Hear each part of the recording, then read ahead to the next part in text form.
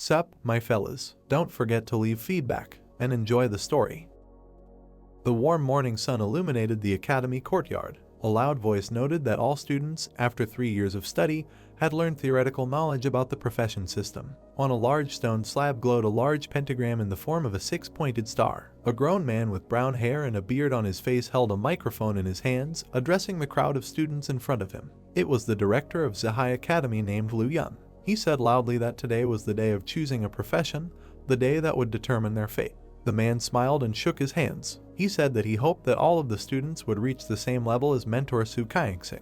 He happily added that he hoped that they would become a real support for the human race. Su Kaingsing is a level 80 magician saint. After his words, all the students noticeably tensed, looking at the huge slab with a glowing pentagram. Looking at him, a tall black-haired guy in a light jacket, with his hands in his pockets, quietly noted that this was a circle of transformation. Lin Moyu, a student at Zihai First Academy. He thought that he would be reborn in this world many years ago, and finally I could get a profession. He recalled a tall building with columns, located deep in the mountains, at the entrance to which a magical blue light shone. Moyu thought that this world was like an RPG game, and there were not only many dungeons with secrets, but also many monsters in the wild. He said that after choosing a profession, people can earn experience by killing monsters, emptying dungeons and secret areas. He noted that this is to raise levels, improve abilities, and increase overall strength. The cities in this world were the same as in modern times, with a large number of high-rise buildings and transport forks. Moyu thought that the countless sages of mankind had conquered the living space for the human race, among them countless hordes of monsters.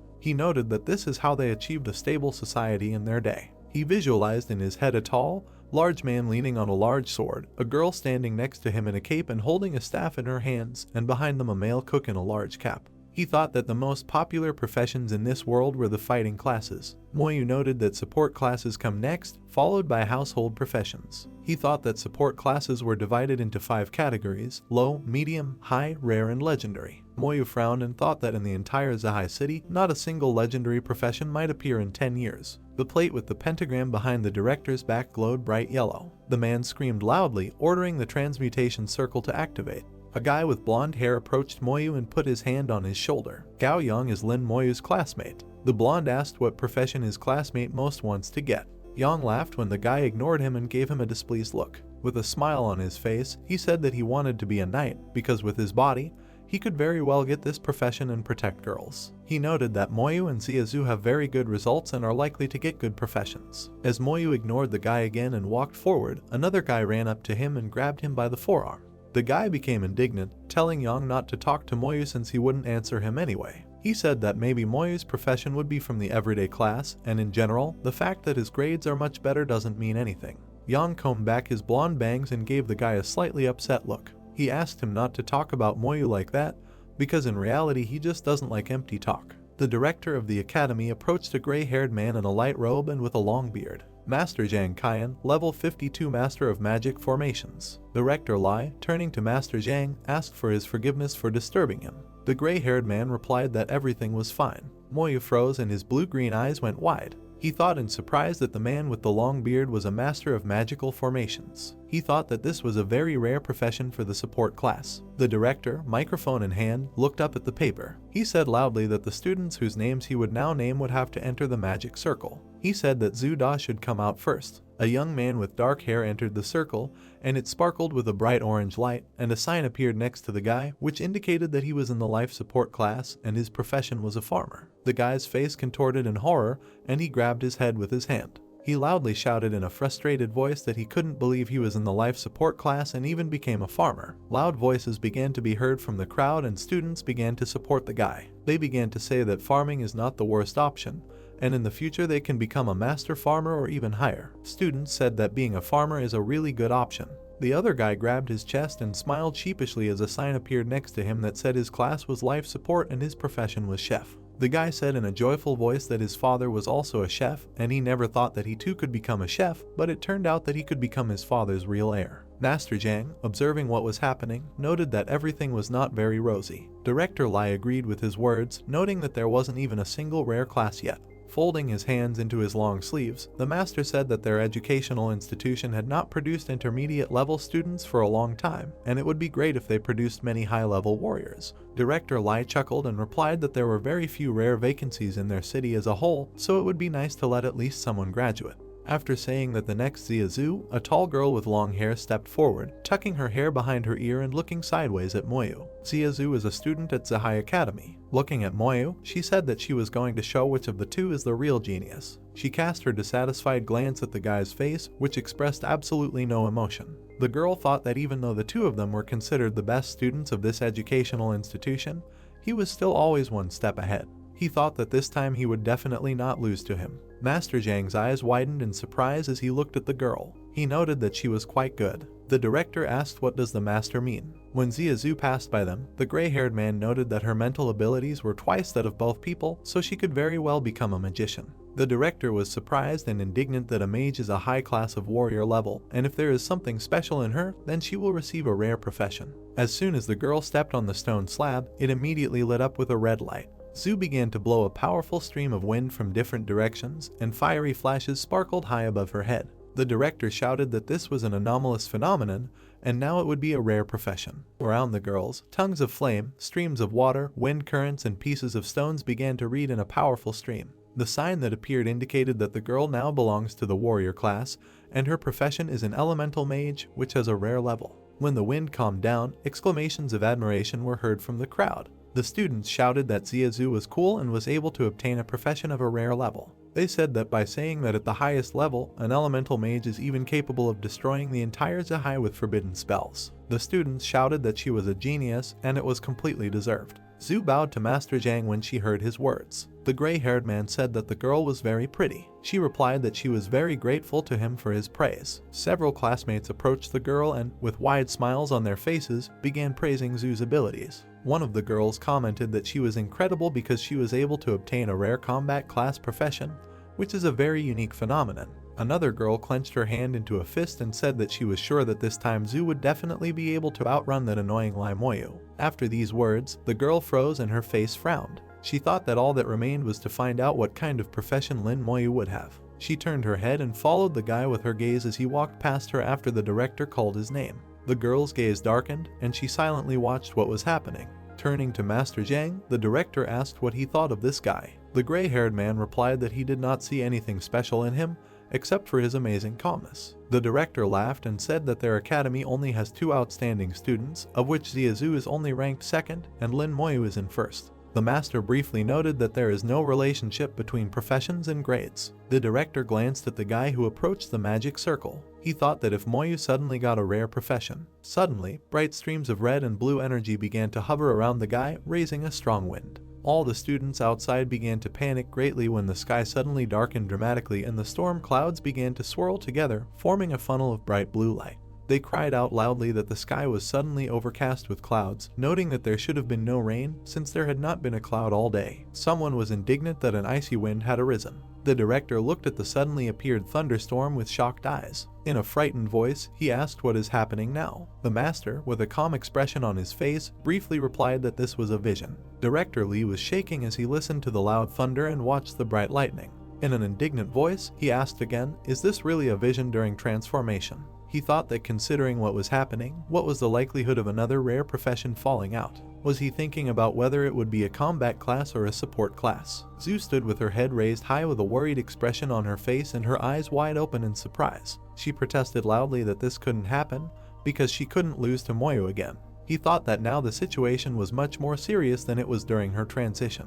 One of the students extended his hand forward, pointing to the sky. He shouted, saying that the clouds were starting to clear. Reflections of blue flame appeared in the dark clouds, and when they sang, many silhouettes with burning eyes were visible. These were the figures of skeleton warriors. One of the students fell to the floor and screamed in fear, pointing his hand to the sky. He shouted that there were clouds full of skeletons up there. The army of the dead descended further and further through the thunderclouds, while the circle of rebirth burned with a bright turquoise pillar of light. Standing under the strong wind, Zhu's face frowned in frustration. She thought that she understood perfectly well that this was all not true, but just an anomalous vision. She thought it looked too realistic anyway and she wouldn't want to fight something like that. In an instant, the vision ended and the storm subsided. Turquoise energy slowly infused into the body of the guy standing in the circle. When he waved his hand, a sign appeared that stated that he belongs to the warrior class, and his profession is necromancer, which is a unique hidden profession. Moyu opened his palm, and a small tongue of turquoise flame lit up in it. He happily thought that he was able to get himself a unique hidden profession. He thought excitedly that this meant that he was now the only necromancer in the world. He imagined how, with the help of his magic, he could embrace the entire planet. Moyu thought that until he died, there would be no other person with the same profession. He happily thought that such a problem was not only better than the rare one, it was even superior to the legendary one. Some students enthusiastically noted that Lin Moyu was amazing, because he had a hidden profession, and a unique one at that. However, not everyone shared this joy. Some began to angrily say that he was just lucky, and perhaps the magic circle was completely mistaken. Dissatisfied students said that a hidden profession is not necessarily strong, because there are many examples when a hidden profession was of no use. Someone supported from the word, saying that hidden professions are simply less common. One of the students told another that since Moyu is a necromancer, he will constantly have to deal with the dead, and that vision was very creepy, to which one guy replied that the dead are a good option for Moyu, since he always gets wet anyway. Moyu stood silently, listening to all the attacks in his direction. He thought that the unique hidden profession was much more than he could have imagined. When he stepped off the stone slabs, Master Zhang called him and asked him to wait. Moyu stopped and bowed his head to the old man. He asked how he could help the master. The man raised his hand and said that he had never seen such professions before, and then asked the guy to demonstrate his skill. Moyu replied that he would be happy to do so. Information appeared on the sign. Name, Lin Moyu. Profession, necromancer. Level 1, strength 10, agility 10, intelligence 20, constitution 10, equipment none, summon 0 divided by 10. Summon skeleton warrior. Summon a skeleton warrior of the current level. Soul flame, burn the target's soul. Damage depends on skill level and intelligence. Moyu raised his hand, and bright streams of turquoise magic sparkled around it. He thought that his IQ was higher, which meant that the necromancer profession belonged to magicians. He thought that the skill of summoning skeletons was quite strange in itself. When Moyu said that he was calling a warrior, his intelligence scale fell by 10 points. A large whirlwind, burning in a bright turquoise color, appeared next to the guys, and a couple of moments later a skeleton emerged from it. Steel warrior skeleton, strength 15, dexterity 15, intelligence 15, constitution 15, skill none. The rest of the students jumped back in fear. They cried out loudly that Moyu had summoned the same skeleton as those in the clouds. They screamed that this time he was real. Master Zhang extended his hand forward and a red beam appeared from his fingertips and pierced the skeleton. A sign popped up in front of Moyu, saying that the skeleton warrior was under attack, and if it was not decided within 10 seconds whether the skeleton warrior should fight back, he would do so automatically. Moyu put his hand in front of the skeleton and loudly ordered it not to attack. Observing this, the master noted that his level was very good. The old man stood and looked forward at the gloomy dark-haired guy, behind whom stood a skeleton. He thought indignantly about how a creature summoned by a first-level professional could be equal in strength to him, a level 52 master. He thought that the characteristics of this skeleton are average, and Lin Moyu himself is now at the first level, so at first glance the strength does not stand out much. However, if the guy's skeletons become stronger as the level increases. Zhang waved his hand, and the boy quickly bowed to him. The master said that if he worked hard, he could achieve great heights. Moyu walked back with his skeleton, and the students began to fearfully disperse to the sides, making way for him. As Moyu walked a little closer, Yang raised his hand, looking at the skeleton with an enthusiastic gaze. He asked if he could touch it. He slowly touched his hand to the skeleton warrior. Yang asked if this skeleton was strong, to which Moyu replied that he was definitely stronger than the blonde. Yang replied that he was not entirely sure, since the skeleton looked quite flimsy. The blonde boy jumped up and waved to Moyu when the director called his name, and the dark-haired boy waved his hand and the skeleton began to dissipate. Yang exclaimed that now he will change his profession, and then they will talk. A sign appeared in front of Moyu, on which the number of summons was noted as a 10th skeleton warrior. The guy's eyes widened in surprise. He thought that now he understood everything. He thought that he could summon objects that had already entered his summoning space again without spending intelligence points. He thought that the capacity of the space would increase as the level increased. The guy's gaze frowned a little when he thought about the fact that he would need to raise his level. He thought that during a change of profession, he saw a tall man with a scythe in his hands, who was leaving the battlefield, on which lay a defeated dragon. He thought it was as if he could see a real necromancer. Moyu thought that one day he could also reach a level where he could kill dragons with just one movement. After undergoing the ritual of the magic circle, Yang received the profession of a high-level sword and shield knight belonging to the warrior class. The blonde walked up to Moyu and smiled contentedly, pointing his thumb at himself. He said everything happened exactly as he said, and now he can become a warrior. Yang added that in the future they will fight hand in hand and conquer dungeons, but he will still be one step ahead, so Moyu should mean that he will never defeat him. Moyu exhaled and quietly said that the guy had now turned everything upside down. In a satisfied voice, Yang asked if the dark-haired guy was now ready to talk with him. He added that all this time he understood that he was silent on purpose. Director Lai took the microphone in his gray hands. He loudly said that no matter what profession each student was assigned to, their academy would provide them with advanced training. He happily noted that the change of profession was over. The man added that tomorrow there will be an event for beginners in their city, and he hopes that they will all prepare well. He said that they should try to get decent scores in the upcoming exam to get into their dream university. While Moyu and Yang were slowly leaving the academy courtyard, a girl ran up to him and called out loudly. At this moment, Moyu was thinking that the monsters at such events range from level 1 to 8, there are not very many of them, and the difficulty is not that great. He thought it was much safer than encountering them in the wild. Zhu loudly shouted at Moyu to stop. When the two guys turned to the girl, she stopped and screamed indignantly, throwing up her hands. Zhu stated that she wants to fight Moyu tomorrow, and in the final exam they will find out which of the two is stronger. The guy chuckled thoughtfully and turned his back to her again, continuing to walk further, but the girl did not calm down. She protested that he would give her a normal answer, and then added that she would no longer give in to him. Zhu thought that even though he was ahead of her today, she still refused to accept it as a defeat. Lin Moyu house. The guy stood leaning his hand on the cabinet, holding a framed photograph. The photograph showed him himself, only younger, and behind him stood an old woman with a smile on her face and a girl with long dark hair. Mentally turning to his grandmother, Moyu thought that today he finally changed his profession and got a hidden specialty. The guy mentally turned to his sister, saying that she only had to wait a little longer until he was accepted into the academy. There was a loud sound at the front door of his house. When he opened the door, he saw Director Lai standing in front of him, holding a bag in his hands. The guy asked what he was doing here. The man told him that he had decided that Moyu should be the first to receive the necessities. He recalled a tall, dark-haired girl in oriental clothing and with 2 blades in her hands. The director recalled how last year Moyu's elder sister, Lin Mohan, received an invitation from Xiajing Academy. The director looked at the boy with his gaze. He thought that he promised Mohan to take care of her brother, because without this she did not agree to accept the invitation, and he must keep this promise. Moyu picked up the bag and thanked the director. As he left, the man smiled and told him to get a good night's sleep before going to the dungeon tomorrow. Late at night that same day, Moyu shuddered in fear when a screen appeared in front of him, on which it was written that the system was now loading. He asked indignantly, "What is happening now?" An inscription appeared on the tablet that said that the awakening of the necromancer profession had been discovered, and due to the fact that the profession met the requirements, the binding of the talent system began. Moyu's eyes widened in surprise as he continued to read the text. The inscription on the screen said that ability extraction had begun, skills and transformations had been found. The system congratulates him on awakening the unique god-level talent, comprehensive enhancement, also congratulates him on receiving the passive skill, level transfer. Moyu waved his hands in surprise as he read the information on the screen. The information stated that a passive skill was obtained, damage transfer comprehensive enhancement. All skills and characteristics are increased by 5 times. Damage transfer, all damage received by the mage will be transferred to the summoned creatures. Moyu cried out in surprise that he had been given a talent and a passive skill, and even a divine level one. He waved his hand, summoning a skeleton warrior, and a magical whirlpool appeared in the room, from which a skeleton appeared with a sword and shield in his hands. Moyu was deducted 10 intelligence points, after which he paid attention to the characteristics of the skeleton. Steel Skeleton Warrior, Strength 75, Agility 75, Intelligence 75, Constitution 75, Skill none.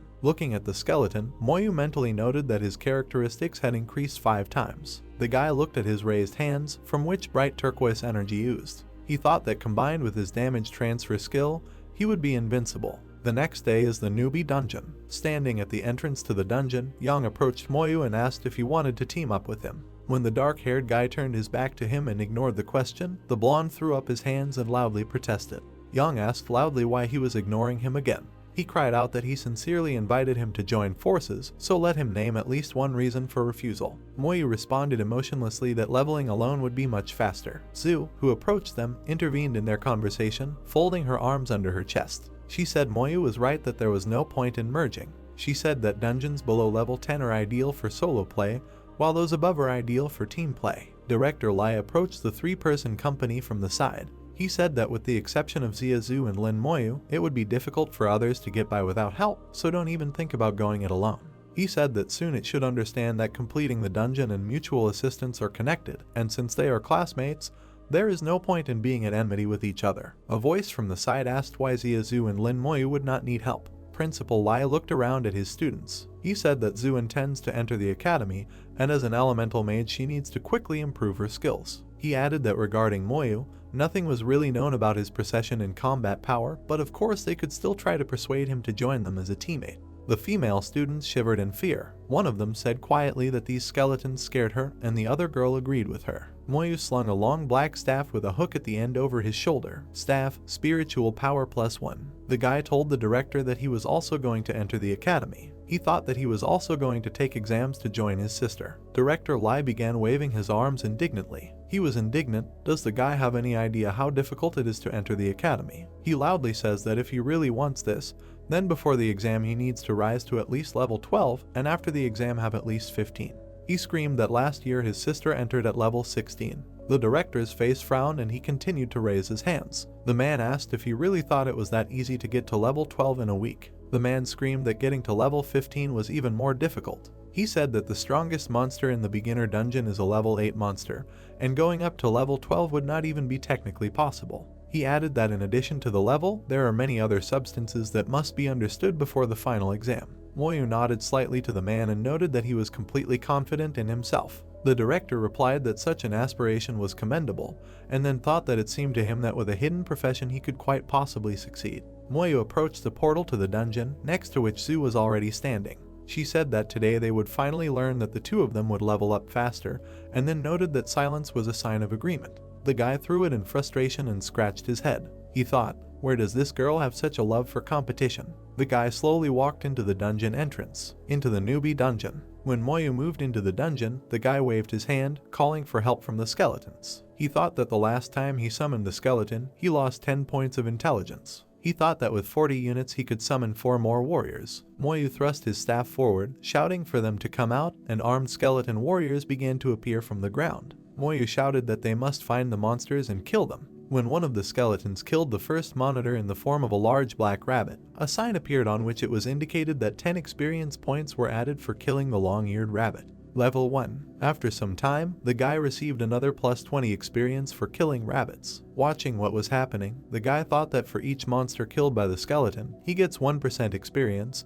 and if he kills 100 monsters, he can increase the level by 1 unit. He thought it was quite effective. He thought that in just a couple of minutes he had already collected 10% of the experience. Moyu thought that he had about half an hour left before his promotion. Magical energy began to ooze around Moyu, developing his clothes and hair, and the guy's characteristics changed. Name, Lin Moyu. Profession, Necromancer. Level 2, Strength 20, Agility 12, Intelligence 40, Constitution 20, Equipment none. Summon 6/10, Skeleton Warrior. Talent, All-Round Enhancement. Passive Skill, Damage Transfer. Active Skill, Soul Flame. Summon Skeleton Warrior. The guy waved his hand, and 2 more skeletons rose from the ground. Moyu said that he should try to summon level 2 skeleton warriors. Steel Skeleton Warrior. Strength 125, Agility 125, Intelligence 125, Constitution 125, Skill none. Moyu mentally noted that the stats had increased again.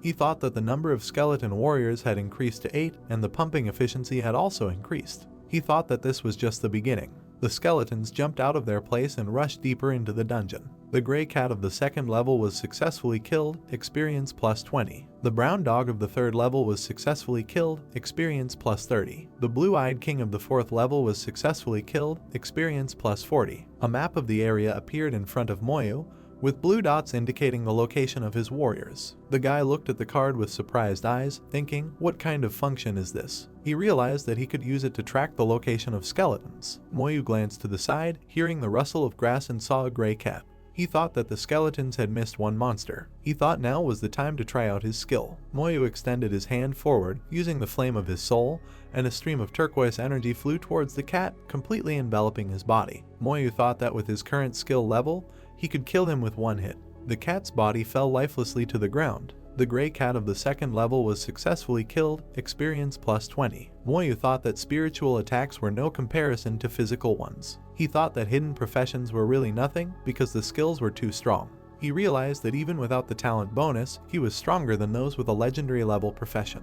A beam of light rose from the guy's body, passing through him like a small electric charge. He brought up that he would get another promotion. Name: Lin Moyu, profession: Necromancer, level 3. Moyu smiled contentedly. Moyu continued to use the Summon Skeleton Warrior skill and summoned 3 skeleton warriors in a row, bringing the number of skeleton warriors in the dungeon to 10. 10 skeleton warriors rushed through the dungeon. The blue-eyed mouse king of the 4th level was successfully killed, experience plus 40. Level 5 blue wolf successfully killed, experience plus 50. Level 5 blue wolf successfully killed, experience plus 50. Level 6 black panther successfully killed, experience plus 60. Moyu, holding staffs in his hands, slowly moved around the dungeon.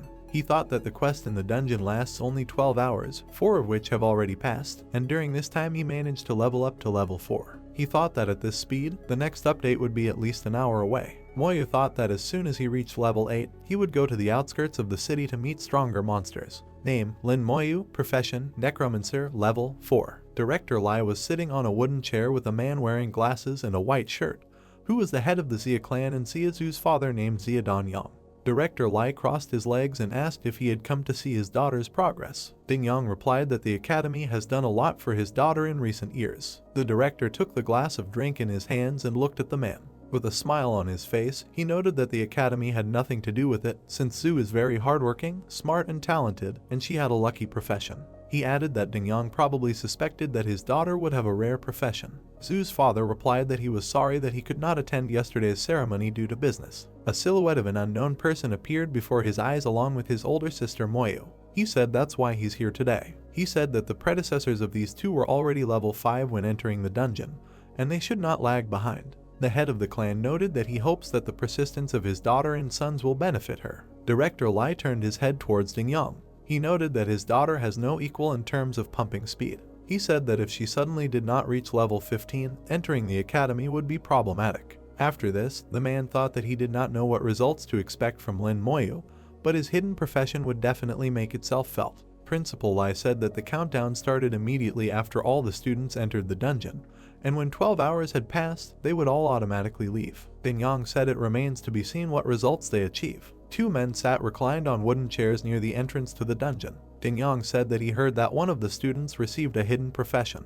The director replied that it was, and then added that Lin Moyu received the profession of a necromancer, which is a profession of spiritual magician that he had not encountered before. He said that he also has an older sister named Lin Mohan, and if his daughter enters the academy, it would be nice if his sister became her supervisor. The 7th level brown bear was successfully killed, experience plus 70. Moyu quickly moved through the dungeon, keeping several skeleton warriors next to him. The guy thought that the maximum distance the skeleton could move away from him was 500 meters, and at this radius he could fight quite comfortably. Any monster that appeared along the way was instantly killed by the skeleton warriors. The 7th level brown bear was successfully killed, experience plus 70. Level 6 black panther successfully killed, experience plus 60. The 7th level brown bear was successfully killed, experience plus 70. Moyu thought that almost 7 hours had already passed and he still had not met a level 8 monster. He thought that besides, he did not know how strong he was. After some time, the terrain of the dungeon changed and they reached the forest. As soon as Moyu entered the forest, a tree branch suddenly darted towards him.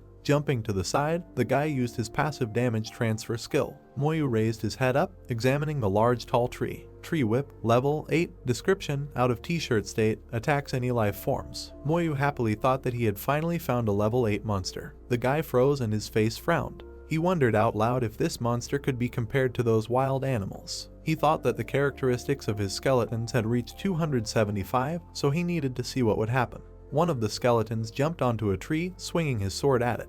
Without causing any damage to the monster, the skeleton jumped back, and the tree swung its branch at him. Watching this, Moyu loudly protested, why didn't the attack cause any damage? The guy waved his hand, directing all the forces of his skeletons towards the tree, and they rushed forward in a crowd. Moyu reasoned that in order to kill this monster, he would need more skeletons, which meant that his leveling speed would slow down. Level 8 whip tree successfully killed, experience plus 160. The guy smiled maliciously, narrowing his eyes. He said he had seen hundreds of similar trees recently. He happily noted that this was a real jackpot. The skeleton warriors immediately rushed deep into the forest. The blades in their hands crashed into tree pillars. The guy's experience immediately flew in, and one by one signs began to appear stating that the 8th level whip tree had been successfully killed, experience plus 160. Suddenly, the dungeon entrance emitted a bright light, and everyone looked at the dungeon entrance at the same time. There were loud voices saying that someone was really coming out. People were asking if something had happened because the time had not yet run out. Director Lai thought that this couldn't happen since the exit from the dungeon was guarded by level 8 monsters. When Moyu came out of the light, the director loudly asked how he was able to get out.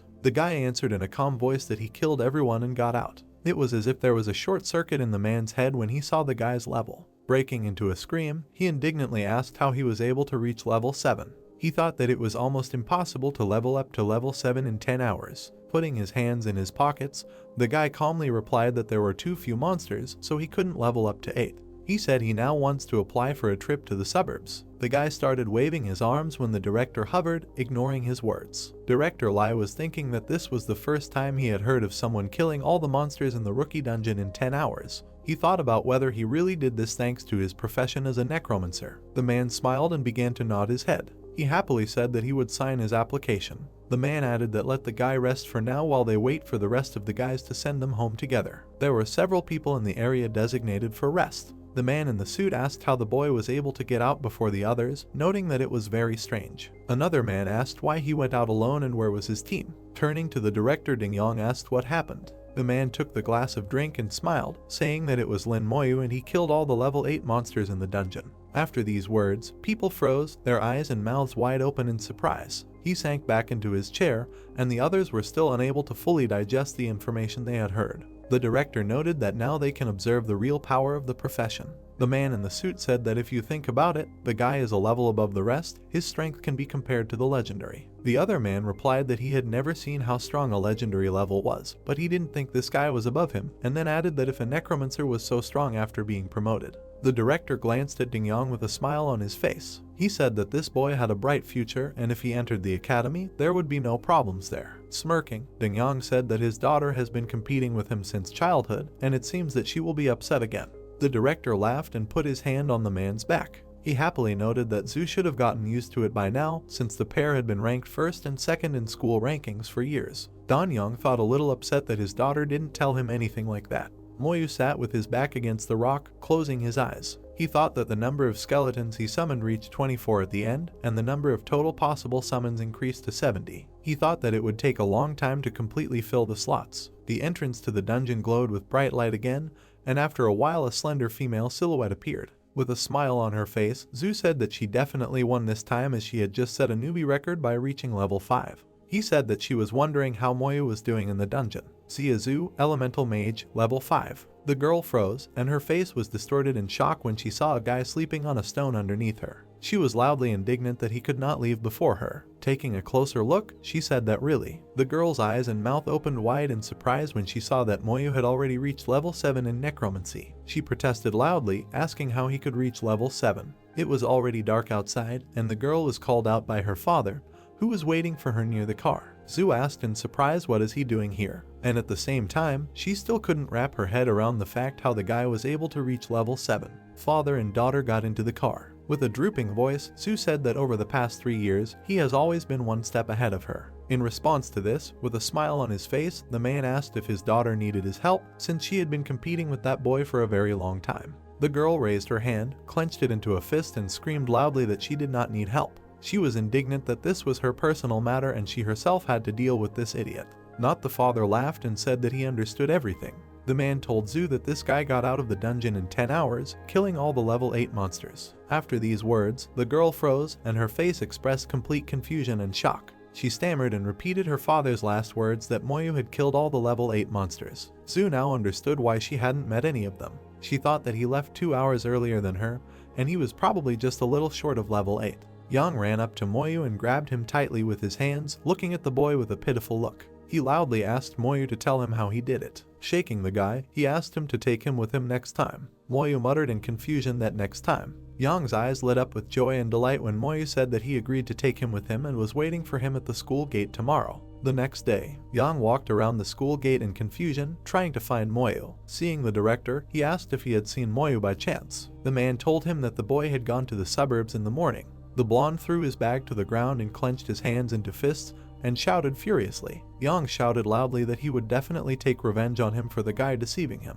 The director calmly told the guy to calm down since he definitely wouldn't be able to defeat him. Imperial Exchange Shanxia. Moyu placed his palm on the magical red crystal and a notification appeared. Verified in person, authentication was successful. A citizen of the Lin Moyu Empire is allowed to cross the border. Contribution 0, permission level 1. The guy muttered that now he would see if there was a task for him at the stock exchange. He read the information on the sign about tasks related to collecting materials. Unlimited grass processing price 50 gold coins. Piece unlimited wolf fur processing price 20 gold coins. Piece unlimited animal processing price 30 gold coins. Piece. A task appeared on the screen. Raid a level 14 dungeon and get the crystal core. The boss of the dungeon is the Goblin King. Note, only bosses above the nightmare level drop. Reward 10,000 gold coins. Moyu thought this task was quite interesting. He thought the difficulty matched the reward. On normal difficulty, you can get caught in a dungeon just by not flying opponents. He mused that dungeon difficulty was divided into normal, nightmare, and hellish. Nightmarish difficulty. He thought that the nightmare one was several times more difficult than the normal one,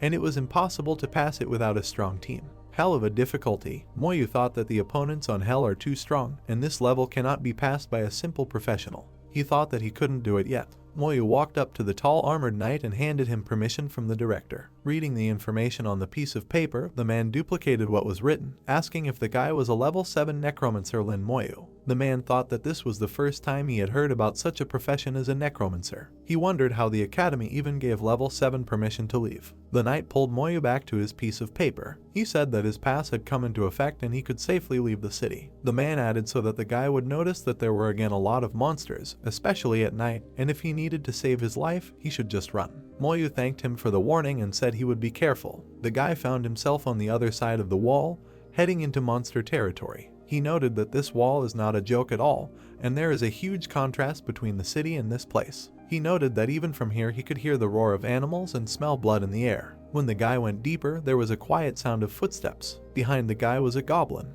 Moyu turned around and summoned the skeleton warrior, covering him to kill the enemy. The goblin rushed towards the guy, waving his club. Goblin Patrol Member, level 10, Strength 120, Dexterity 50, Intelligence 50, Constitution 120, Skill none. Moyu thought that for a goblin, a level 10 skeleton with a strength rating of 375 should be enough. Steel Skeleton Warrior, level 7, Strength 375, Agility 375, Intelligence 375, Constitution 375, Skill none. The goblin attacked the skeleton, hitting him with his club, but he didn't even move. A moment later, the skeleton warrior raised his sword and slashed at the frightened goblin. The goblin patrol ran towards the guy with a loud cry, swinging their weapons. Moyu calmly moved through the monster territory, hands in his pockets, while his skeletons began to fight. Watching this, he thought that this is the power of level 10 monsters. He thought that here he could reach level 15 before the exam. Level 10 goblin patrol member killed, experience plus 300.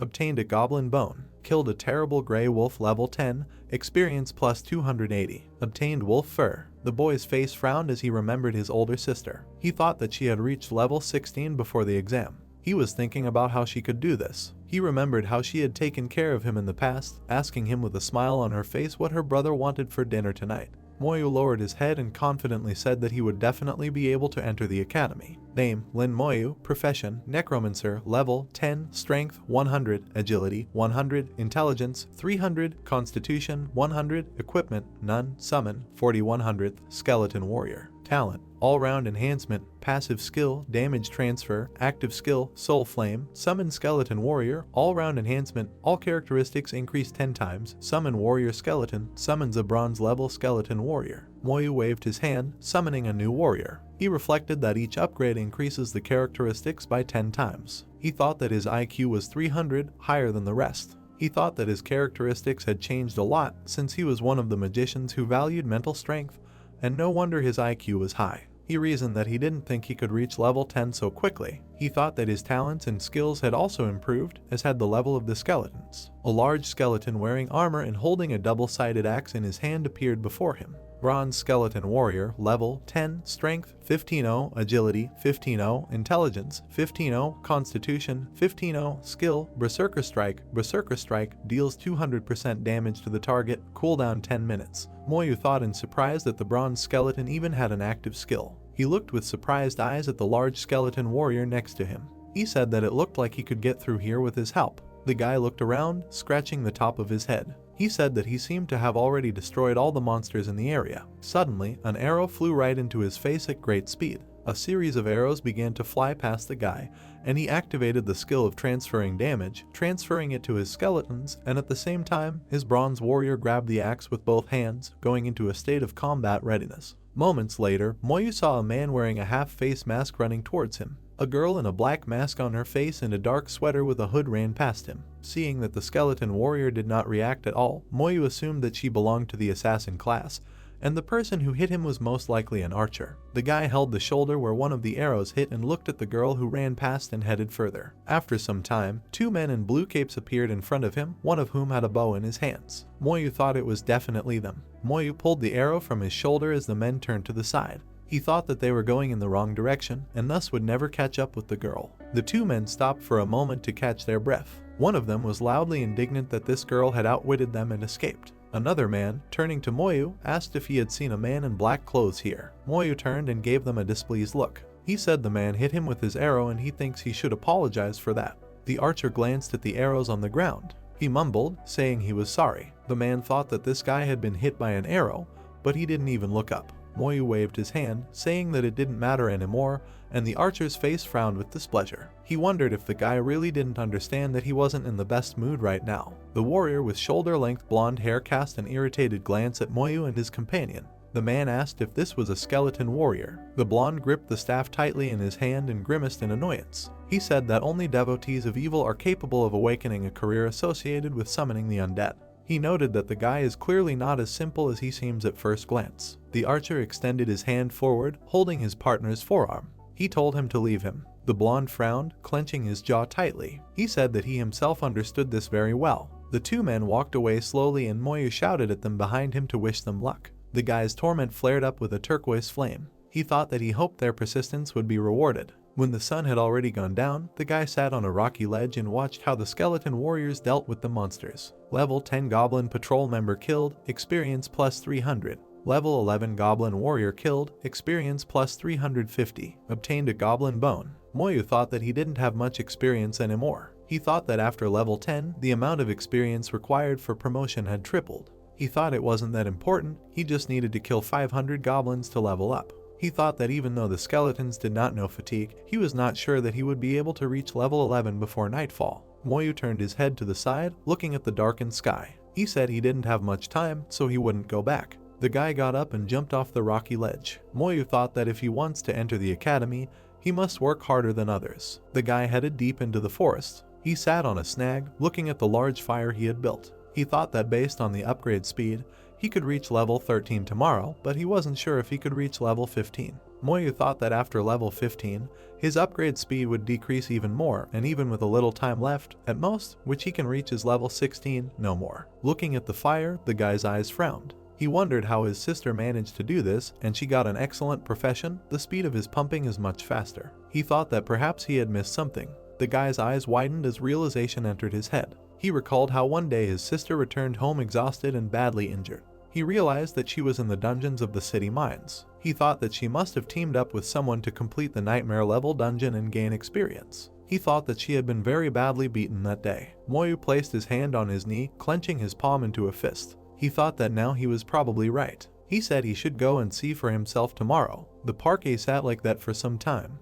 The skeleton warrior became alert when he heard the sounds of footsteps nearby, after which a man appeared. Moyu opened his eyes and glanced to the side. He wondered if someone had also come at night to level up. He thought that not many people come here, especially at night, and perhaps the person was simply lost. The assassin girl he had seen earlier approached him. The girl, taking off her hood, showing long white hair gathered in a ponytail, asked if he had anything edible. Moyu was sitting on a log in the lotus position. Looking at her, he thought, is this really the same girl? The guy handed her fried potatoes, and the girl, smiling, gratefully accepted it.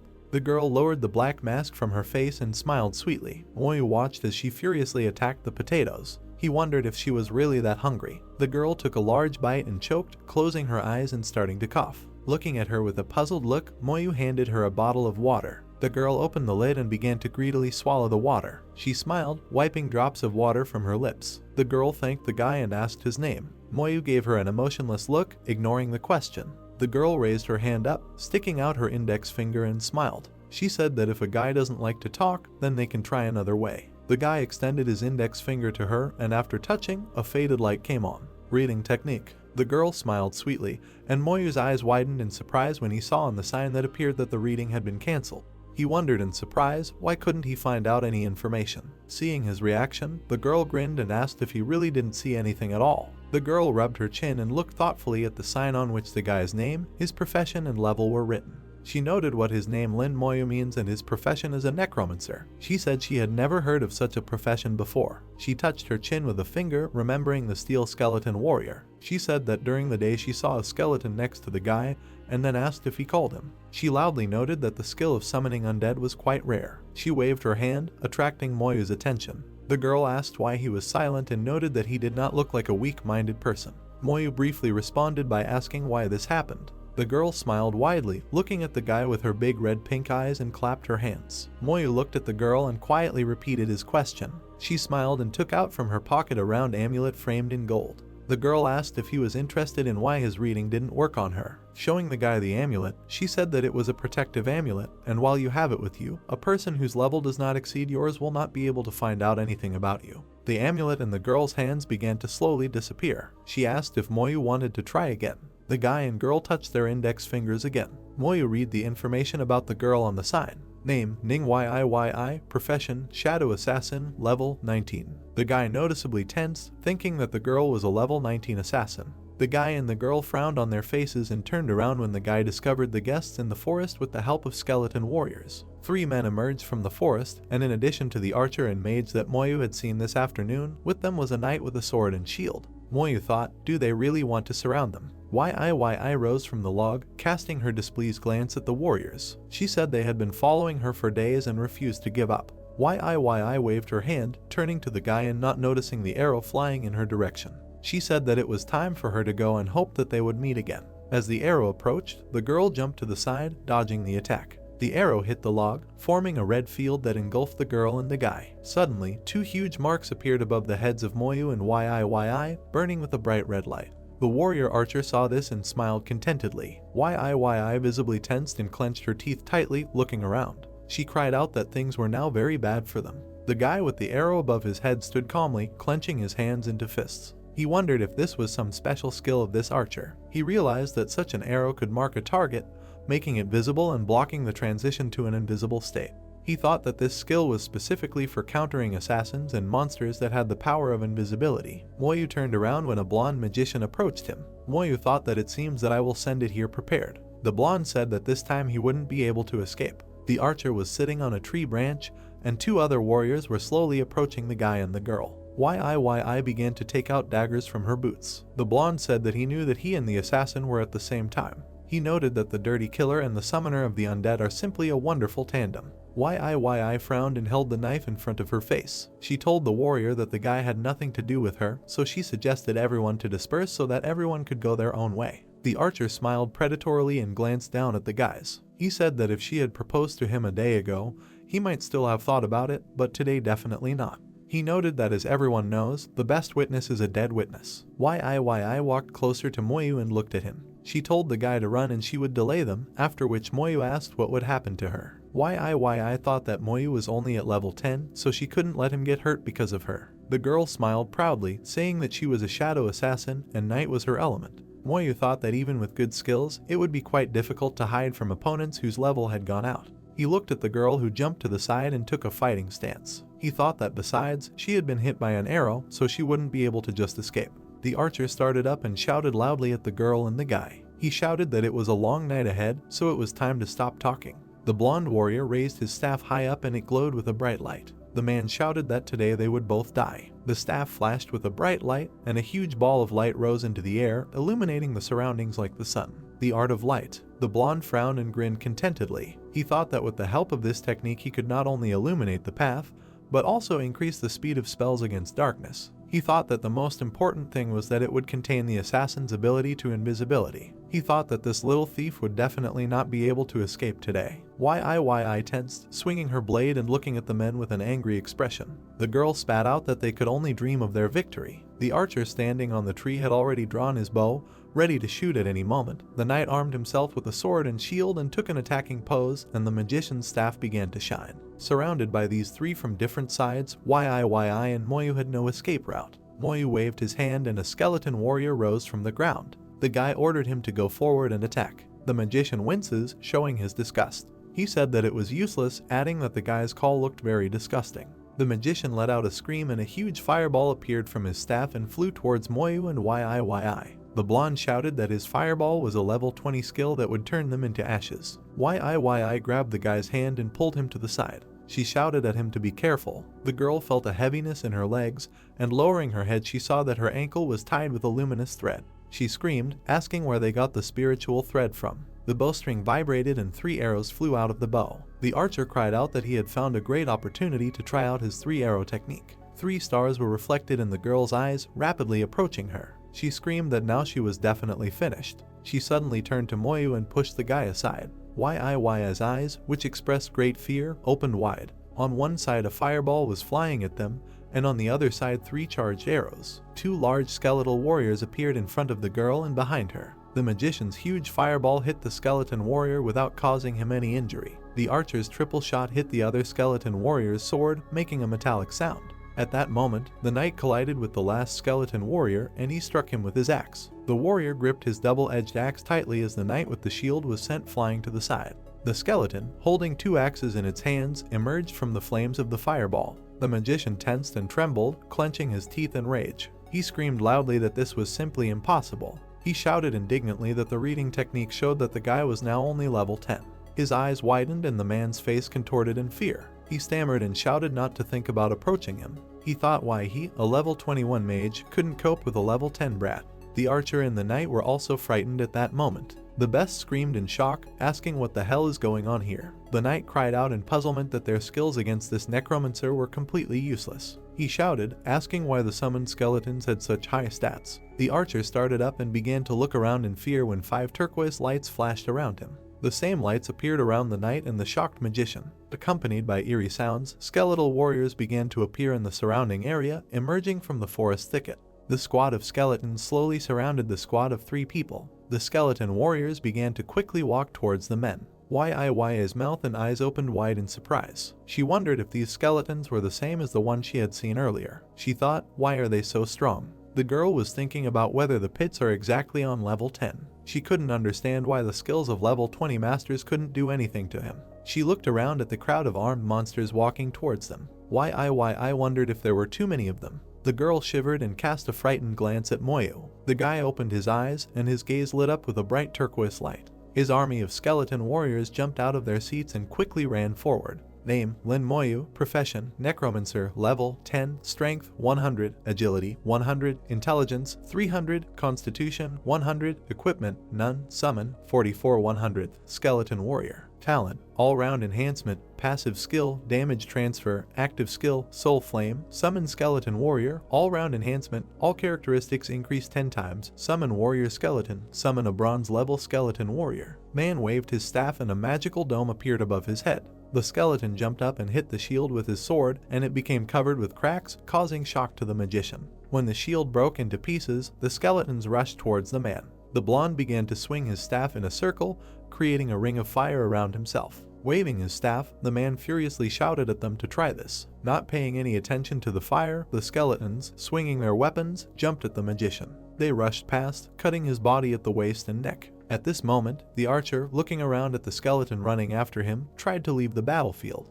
When he saw his partner being beheaded, he thought that only a few seconds had passed. He thought that his agility rating was only 1000 and he would not be able to fight the skeleton. Skeleton Warrior Agility 15-0. The man jumped on tree branches, but the skeletons were breathing down his back. He thought that he had nowhere to run now. The knight charged his shield, and a light dome appeared around him, which the skeletons could not penetrate with their blows. Moyu looked at this with surprised eyes. He asked why the man hadn't used his magic dome before. Moyu watched as the skeletons wandered around the man and struck unsuccessfully at the shield. The guy thought that this was one of the main skills of a warrior, and the defense was activated for a short time at its maximum peak. He thought that a level 20 warrior could use this skill and hold his own against a level 40 mage. He thought that a warrior with such protection and a warrior without it were two different people. The knight screamed loudly, realizing that he was already at the limit, and his face was distorted with horror. He thought about why these skeletons are so creepy. He thought that if he had known that everything would turn out this way, he would not have come here for the stupid scroll, since it was not worth it. Moyu extended his hand forward and his palm lit up with a bloody light. He ordered the skeleton to use the skill, blocking the knight and preventing him from escaping. He thought that he couldn't let him leave here alive. The silhouette of a skeleton holding a large sword glowed red. Skill Crazy Strike. Hit damage to the target is 200%, strength 15-0. The warrior struck the shield with his sword, and the knight's face was distorted in horror. He shouted, fearfully asking where he got the skill from. After the impact, the man's shield began to dissipate. The knight thought that his defense could withstand an attack for a minute, and his strength was running out. Seeing a crowd of skeletons glowing with red light, he realized that he was finished. The man let out a cry of despair as skeletal warriors surrounded him from all sides. At this moment, a stern image of a sister appeared in Moyu's face. He remembered her saying that he had to remember that he had to survive, and he couldn't afford to be soft. Yi looked around in fear, and then threw her hand at Moyu, who had been standing in front of her all this time. She asked in a trembling voice, were all these warriors really dead? The girl thought that Moyu never even moved. The guy watched as the skeleton slowly moved towards him. He thought that after death, all the things of the deceased now came to him, and he needed to see what was there. Bronze Staff, Intelligence plus 20, plus 5% Strength to Mage Skills, available after level 18. Bronze Bow, Agility plus 20, plus 5 Strength to Mage Skills, available after level 18. Bronze Shield, Constitution plus 20, plus 5% Strength to Mage Skills, available after level 18. Bronze Sword, Strength plus 10, Constitution plus 10, plus 5% Strength to Mage Skills, available after level 18. The girl and the guy looked at the equipment lying on the floor. Yi said thoughtfully that such equipment usually drops after a battle with orcs. She said this level 20 dungeon is located outside the city, and those two knights often went there. Moyu waved his hand and a portable bank appeared next to him, sucking in all the objects. He thought that this equipment was useless to him, but he could sell it for a small amount. After collecting the equipment, Moyu was left with a small scroll in his hands. He thought that this scroll was worth 10,000 gold coins and was very valuable. He thought about what was best for him to do with it, sell it or use it himself. Yi smiled and asked if he had such a scroll before or not. She said that if he used it, he could improve his skills or even get a new one. Basic Skill Scroll, you can get a skill below level 20 or increase the ones you have already learned. Pointing to the guy, Yi asked, isn't the guy thinking of selling him? She noted that, in any case, it was not as expensive as scrolls of higher quality. Moyu thought that the girl seemed to be from a rich family, since 10,000 gold coins was a small amount of money for her. He asked Yi how to use this scroll. The girl smiled and leaned forward, looking at the scroll. She said it was very simple and all he had to do was hold the scroll in his hands and say the word to use. Moyu clenched the scroll and spoke the word. However, nothing happened after that. The girl closed her eyes and put a satisfied smile on her face. She happily said that he said the word too quietly and needed to say it louder for it to work. Yi stood and looked at the guy with the hope that he would fall for it and the scent would scream. Glancing at the girl, Moyu did not believe her words and thought that the scroll needed to be controlled using spiritual power. The guy concentrated and used spiritual influence on the scroll, and it lit up with a bright light. Yi patted herself on the head in frustration. She asked the guy in confusion, how did he know what to do? The scroll burst into flames and burned in the guy's palm. Acquired skill, Corpse Explosion. Corpse Explosion. By exploding a corpse, you can inflict damage to enemies equal to 10% of the attack power within a radius of 1 meter from the corpse. Moyu thought that this new skill gained from the scroll was quite good. Imagining the dead body of the monster, he thought that a corpse in the eyes of a necromancer is life. He imagined the corpse exploding after using the skill. He thought that the skill might not seem that strong at first. He thought that after strengthening, the radius could increase to 10 meters. A picture appeared in his head of many corpses exploding one by one, covering a large area. He thought that this way, thanks to the skill, he would be able to blow up his enemies one by one. Moyu thought this was an incredible skill. Moyu stood with his eyes closed, accepting the skill, and Yi leaned forward, looking at him with a joyful look. In a sweet voice she asked whether he succeeded or not. The guy thought that thanks to his profession, all skills would certainly be related to spiritual power. Moyu turned to the girl and said that he had succeeded. Yi laughed and asked why the guy is always silent if he has such a pleasant voice. Moyu glanced at the girl's satisfied face, examining it.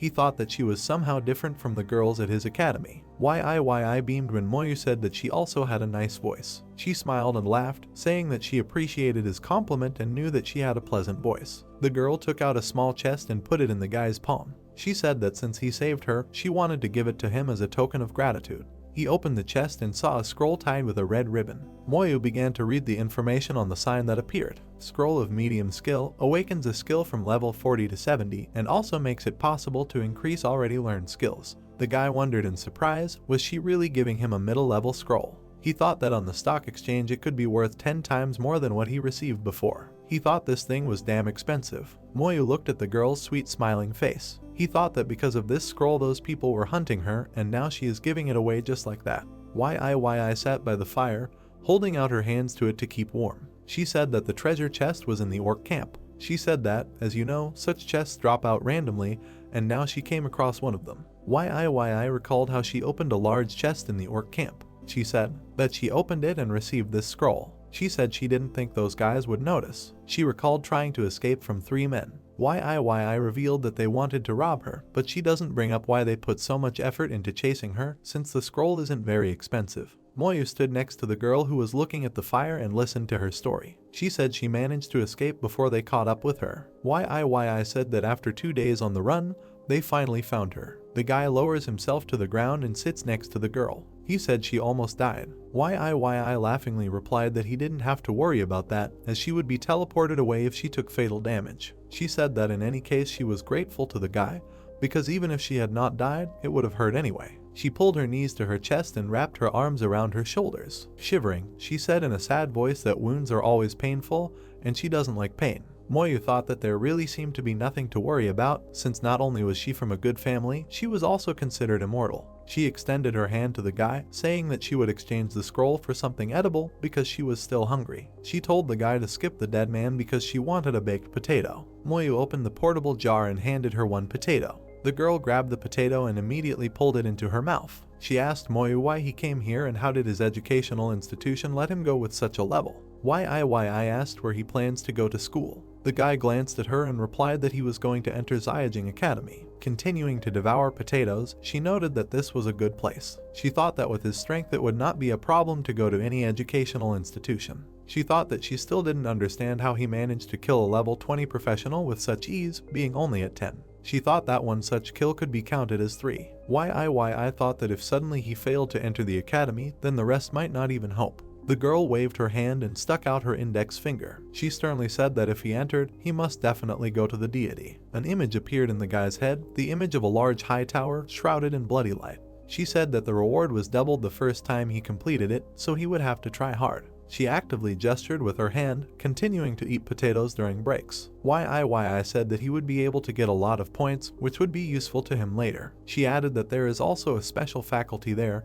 and he is sure that Moyu will definitely be able to get there. After some time, YIYI fell asleep on the ground, leaning her head on a log, and Moyu, looking at her with a caring look, covered the girl with the jacket he took with him. He closed his eyes and began to meditate, as meditation helps restore spiritual energy. The next morning, the shitty YIYI rubbed her eyes with her hand and pulled the other one towards Moyu. In a sleepy voice, she said that she wanted to eat and asked if the guy still had some potatoes left. Moyu began to serve her the potatoes, and the girl stacked them on her legs, continuing to extend her hand forward. She said dissatisfiedly that this was not enough and she needed more. She was indignant that the guy should be more generous and not greedy. The guy spread his hands to the side, saying in a sad voice that this was all he had. YIYI smiled while holding about 10 potatoes in her hands and said that this time she would pretend that she believed him. She rose from the ground, stepped aside, and turned to face the guy. She smiled and said that it was time for her to go since she still had time to increase her level. He added that Moyu should hurry up in order to quickly catch up with his level. Without giving the guy his jacket, she ran deep into the forest. Finally, the girl screamed that otherwise she would do it. When she disappeared from Moyu's sight, he rose from the ground and walked over to the 3 corpses of men lying nearby. He said that now was the time to try out the corpse explosion skill he had learned yesterday. Moyu waved his hand, and a blood-red sphere appeared around his palm, after which, with a loud roar, the 2 corpses of the magicians began to explode in turn. After the explosions, at some distance from the corpses, a shock wave was heard across the ground. When the corpses were burned, deep holes were formed at the site of recent explosions. Moyu noted that after strengthening the talent, The explosion range has increased significantly. He noted that this skill is ideal for destroying corpses and covering tracks. He said he thought he could achieve a barely larger explosion. Moyu turned around and walked towards the mines, and behind him the remains of corpses continued to explode. He thought now was the time to go and explore the dungeon. The guy was moving through the forest thickets, and behind him was a skeletal warrior. Moyu thought that after the level of skeletons increases from steel to bronze, he will need 70 points of spiritual energy in order to summon one, and he only has 300 units now. He noted out loud that he had summoned 4 more during his meditation last night. Summon 48 100th Skeleton Warrior. She said that he had nothing to worry about because sooner or later he would call on every single one of them anyway. Moyu came out of the forest and saw a large crater in front of him, on the other side of which there was an entrance to the dungeon. He asked if this was the entrance to the mines. As he approached, he noticed more and more people, who were mostly divided into small groups. One group of people cried out that they needed a healer for normal difficulty to join their troop of 3. At the same time, there was a cry that the team needed a knight for normal difficulty, but they already had a magician and a healer. Then there was a cry that the elite team of warriors, which already had warriors, mages, and assassins, needed a healer for nightmare difficulty. As Moyu drew closer, the warriors looked in surprise at the skeleton warrior who walked behind him. When he approached the entrance, a sign flashed in front of his face with a choice of difficulty level. The levels of this dungeon were divided into normal and nightmare. Moyu thought that despite the fact that there is no hellish difficulty, even on normal there are monsters that are many times stronger than those that he had previously destroyed outside. He thought that the monsters on the nightmare would be even stronger, and it would be barely more difficult to kill them. Moyu thought that, as a rule, for a normal difficulty level you need a shield and a team of 3 people, and for a nightmare level at least 5, where there will be 2 knights, 2 supports, and 1 healer. A man approached Moyu and extended his index finger towards him, activating the detection technique. He asked if the guy was a summoner. The skeletal warrior, with a flashing look, blocked the man's path, and he jumped in place from fright. This technique does not work on carriers of a protective amulet. The warriors began to approach Moyu and surrounded him from all sides. The man asked if the guy would like to join their team, since they were just 1 person short. The girl said that they just need a summoner so the guy can join them. Another man said that they are a team of elite warriors who play at a terrible level, and all the loot will be divided in half. Moyu thought that it was good that YI gave him the amulet, since it saved him from a lot of problems. He turned to the people, casting a sideways glance at them. He thanked for the offer, but said that he was not interested. Moyu thought and rubbed his chin with his hand. A sign popped up on the screen saying that he needed to confirm his choice of nightmare difficulty. Moyu pressed the confirm button and a purple light appeared around him. Moyu teleported into the dungeon and people around began to fuss. They started exclaiming that he went there alone. They were indignant. Is he really going to go through this dungeon alone? The man screamed that this guy thought too highly of himself. They asked each other if anyone had learned anything about his level or technique. They lined up in a circle at the entrance to the dungeon. The man replied that he could not find out any information about the guy. People said we should wait and see how it all ends. Someone said that maybe this guy just seems like a weakling, but in reality he is not so simple. Inside the dungeon, Moyu, along with the skeleton warrior, stood at the starting position, covered with a protective dome, and a goblin walked outside the ready-made one. The guy noted that he smelled a very strong smell of blood. He said that apparently the monsters couldn't detect him as long as he was within that circle. He pointed his hand at the goblin, reading information about him. Goblin Miner, level 14, strength 800, agility 400, intelligence 200, constitution 1000, skill, stun attack. Moyu thought that as befits an elite monster, this goblin's stats were several times higher than ordinary monsters. He thought that the strength and physique were incredibly high, and he was sure that his attacks were no joke. Moyu waved his hands, summoning about 10 skeleton warriors. He thought that level 14 warriors had a constitution stat in the range of 300 to 400, absolutely inferior to these elite monsters. He thought that ordinary professionals without a team could not complete a dungeon of such complexity. Moyu left the dome and his warriors followed him. He thought that in terms of spiritual power, they were clearly inferior to his skeletons. He said it was time to start walking. Several warriors attacked the goblin, destroying it with a couple of blows. A sign popped up saying that the level 14 goblin guard had been killed, experience plus 420. Moyu was very surprised by the points he received. He thought that 420 experience was 10 times more than what he usually got from monsters of the same level outside the dungeon. He thought that it turned out that killing a monster here was equivalent to killing 10 of the same kind outside. When another goblin appeared in front of him, the guy put out his hand, ordering the skeletons to move forward. He thought that it would take 1 minute 2 seconds to kill a monster, so he could level up pretty quickly. Moyu opened the dungeon map and examined it. He ordered the warriors to inspect every corner and not miss a single monster. Goblin Guard level 14 killed, experience plus 42-0. Received 5 bones. Goblin Guard level 14 killed, experience plus 42-0. Received first 6 pieces. The guy froze and his body lit up with a golden light as his level mark reached 11. He waved his hand, summoning more skeletons from the ground. He excitedly said that in just 5 minutes he was able to level up to level 11. He said that after the enhancement, his spiritual power was completely restored, so he could summon more warriors from him. Name: Lin Moyu. Profession: Necromancer. Level 11. Strength 120. Agility 120. Intelligence 4100th. Constitution 120. Equipment none. Summon 56 100th. Skeleton Warrior. Talent: All-round enhancement. Passive skill: Damage transfer. Active skill: Soul Flame. Summon Skeleton Warrior. Corpse Explosion. Damage transfer: damage received is transferred to skeleton warriors. Soul Flame: burns the target's soul. Summon Skeleton Warrior. Summons a bronze level skeleton warrior. Corpse Explosion: by exploding a corpse, you can deal damage equal to 10% of the corpse's HP to enemies within a 1 meter radius. Moyu rubbed his chin with his hand thoughtfully. He noted that after level 10, the characteristics began to increase more. He said that it used to add 10 points, but now it adds 20. He said that his spiritual power has increased by 100 points. The guy noted that as the level increases, all of his characteristics will increase faster and faster. The bronze skeleton warriors also flashed with golden light,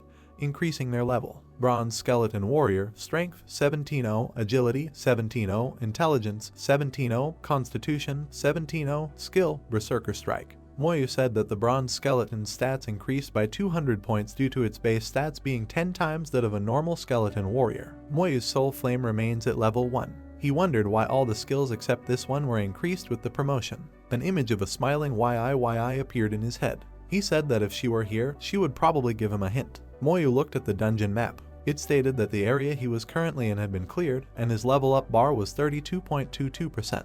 Menagerie screams began to come from the room and echo through the huge tunnel. Moyu's face frowned and he asked, "What is this?" A huge white wolf with red eyes appeared in front of Moyu, letting out a loud roar. The wolf bared his teeth at the guy, revealing his huge fangs. Moyu said that he was scared to imagine what the characteristics of a stronger boss would be. Looking at the wolf, he said that even though his characteristics were higher than those of the skeleton warriors, but unfortunately, he was all alone here. When the wolf took a step forward, the guy waved his hand, directing the skeletons towards the beast. Moyu shouted that they should launch an attack. As the skeletons began to approach, the wolf roared loudly, using his deafening roar skill, and the shockwave stopped the normal skeletons. Moyu thought that with their physique stats, they were barely able to withstand the wolf's skill. The bronze level skeletons rushed at the wolf, and then ordered Moyu to use her berserker strike skill on him. The skeleton team began slashing at the wolf with their swords. Looking at this, Moyu said that the larger the enemy's size, the more convenient it is for his army of skeletons to fight him.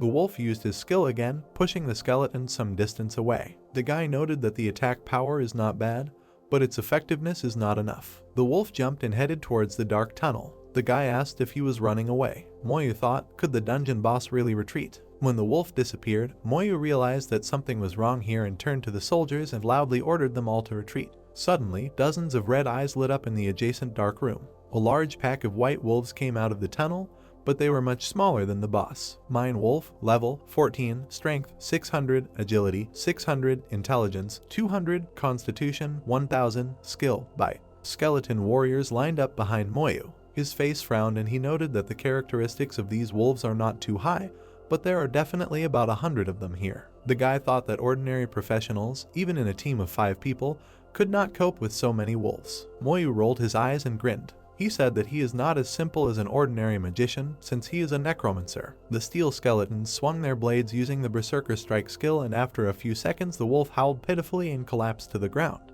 Level 14 Mine Wolf killed, experience plus 28-0. Received, fur 3 pieces. Moyu grinned and his palm glowed red.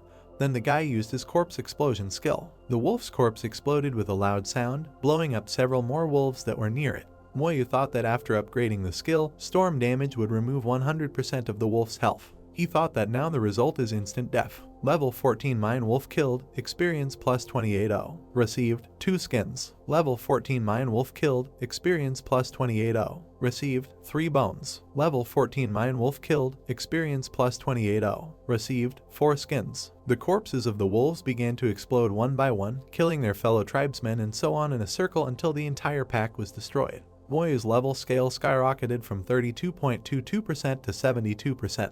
At this moment, with a loud roar, the Wolf King appeared from the room again. Looking at him, Moyu said that he treats everyone the same, so now it's this beast's turn.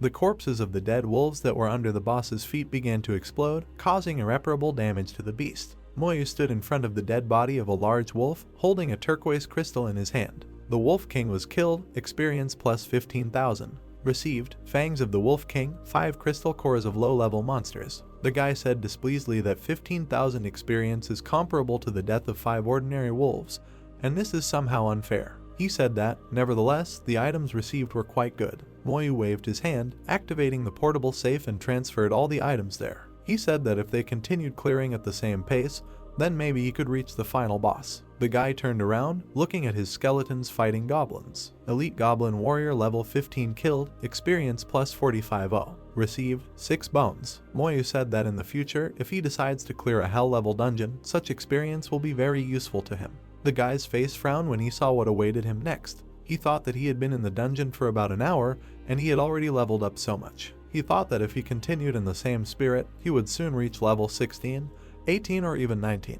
Moyu saw a huge goblin in front of him, sleeping on the ground with his arm under his head and snoring loudly. The guy looked at the goblin's characteristics. Goblin King, level 16, strength 3000, agility 15,000, intelligence 15,000, constitution 3000, skill, fire breath, swing, concussion. Moyu, mentally addressing his sister, said that they would see each other soon. He added that he thought he could reach level 12 by defeating this monster. The guy said that now is the time to wake up the big guy. The goblin opened his red eyes, and an army of skeleton warriors was reflected in them. Moyu thought that, of course, the characteristics of the final boss were much better than those of his skeletons. The goblin started and jumped out of his seat. He swung his huge sword and hit Moyu, but he activated the transfer of damage in time, transferring it to the 2 nearby skeleton warriors. The skeleton's skull cracked sharply. The skeleton's body immediately crumbled into small pieces. Moyu's summon count has dropped to 54/56. The guy watched as 2 of his soldiers fell in battle, and then activated a berserker strike on the rest of the skeletons. Moyu noted with displeasure that he lost 2 skeletons at once. The guy's remaining army ran towards the goblin. Concentrating, the guy thought that he understood everything.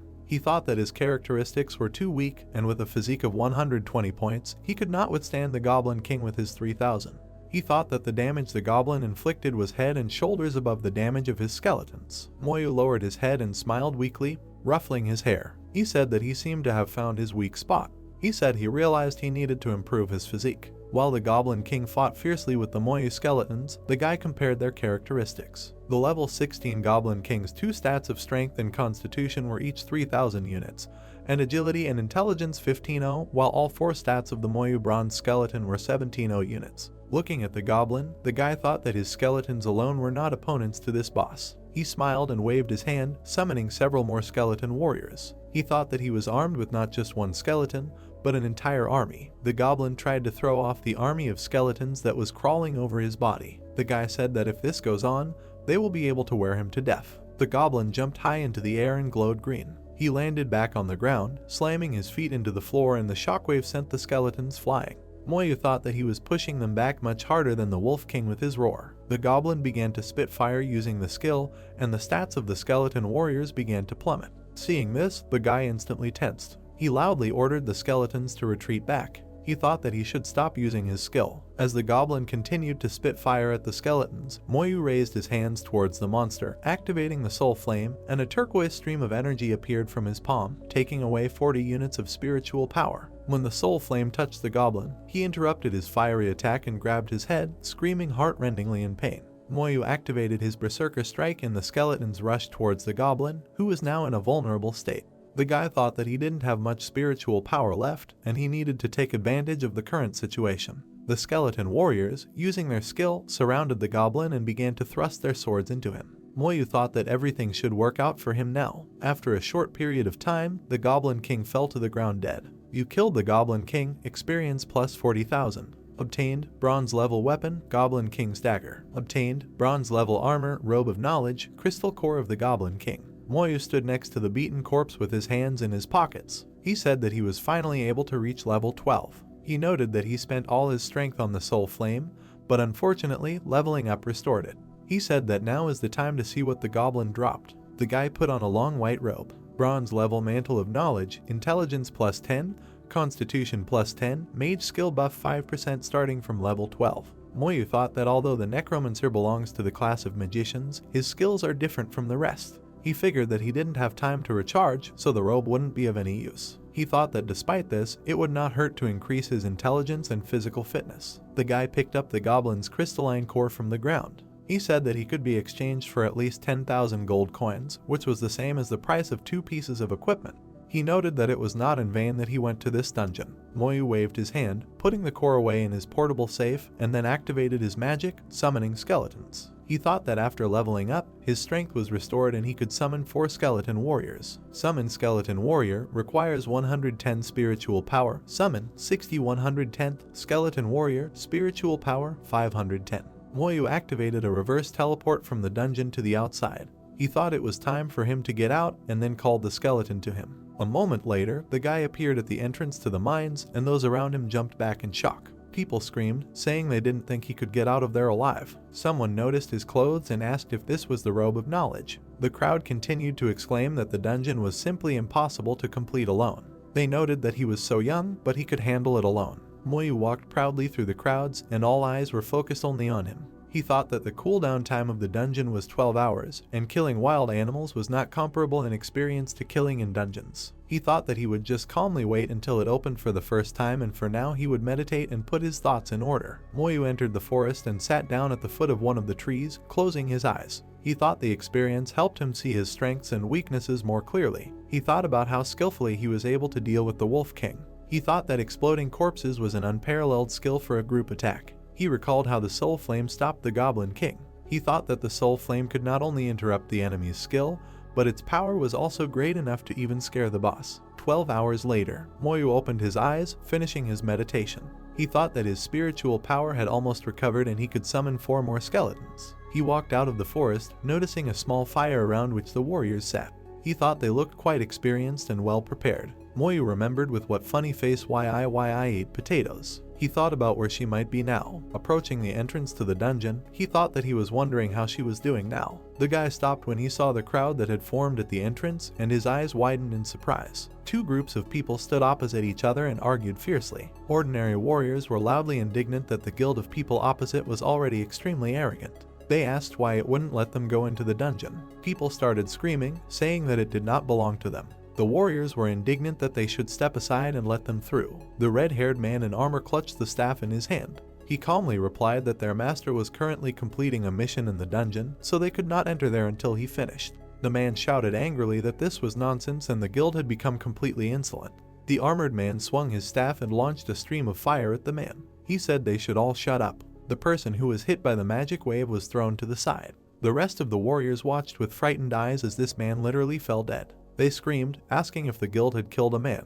The red-haired man straightened up, and 2 more figures in the same armor appeared behind him. The man said that if they want to take revenge on the guild, then I can test myself at any time. The woman added that they see death every day, so they should have stopped being surprised. Moyu addressed the man standing next to him, who jumped aside in surprise when he saw him. Moyu asked him what was going on here now. At that moment, the man thought, could this be the same guy who soloed the dungeon at a terrible level? The man gave the guy a frightened look, and cold sweat began to flow down his forehead. He said that the guild needed a very valuable resource, like the Goblin King's crystal. He added that this crystal is found only in dungeons of a nightmare level, and the chance of its expression is 1 in 100. The man said that today is the day since the last drop, and therefore they decided to take it completely. He said that the vice president of the guild was on a mission in the dungeon and they weren't letting anyone in there. The man said that this task was posted on the notice board, but so far no one has been able to complete it. Moyu rubbed his chin as he remembered seeing this task before passing through the wall, the reward for which was 10,000 gold coins. The man grinned and said that he was nonsense, since such a core costs at least 30,000, but they offer only 10,000. Moyu remembered how he held that same core, having received it after defeating the Goblin King. He thought it was a very terrible coincidence. Moyu looked at the man, asking why this core was needed. He answered him that from the crystal core of the Goblin King, the alchemist could make the ring of the Goblin King. He added that the ring gives plus 10 units to all things and improves all skills by 1 level, and can also only be used from level 15 and is called a strong artifact for players below level 40. It was a silver ring with an orange-red stone in the middle. Goblin King's ring, all stats plus 10, all skills increased by 1 level, minimum level to use the item, 15. As the man continued to talk in surprise, Moyu folded his hands, looking at him with a surprised look. He thought that the characteristics of this ring were quite strong, and for a beginner, it was a real treasure. Waving his hands, the man said that there are rumors that the vice president of the guild wants to enter Xiajing Academy, so owning this thing is mandatory for him.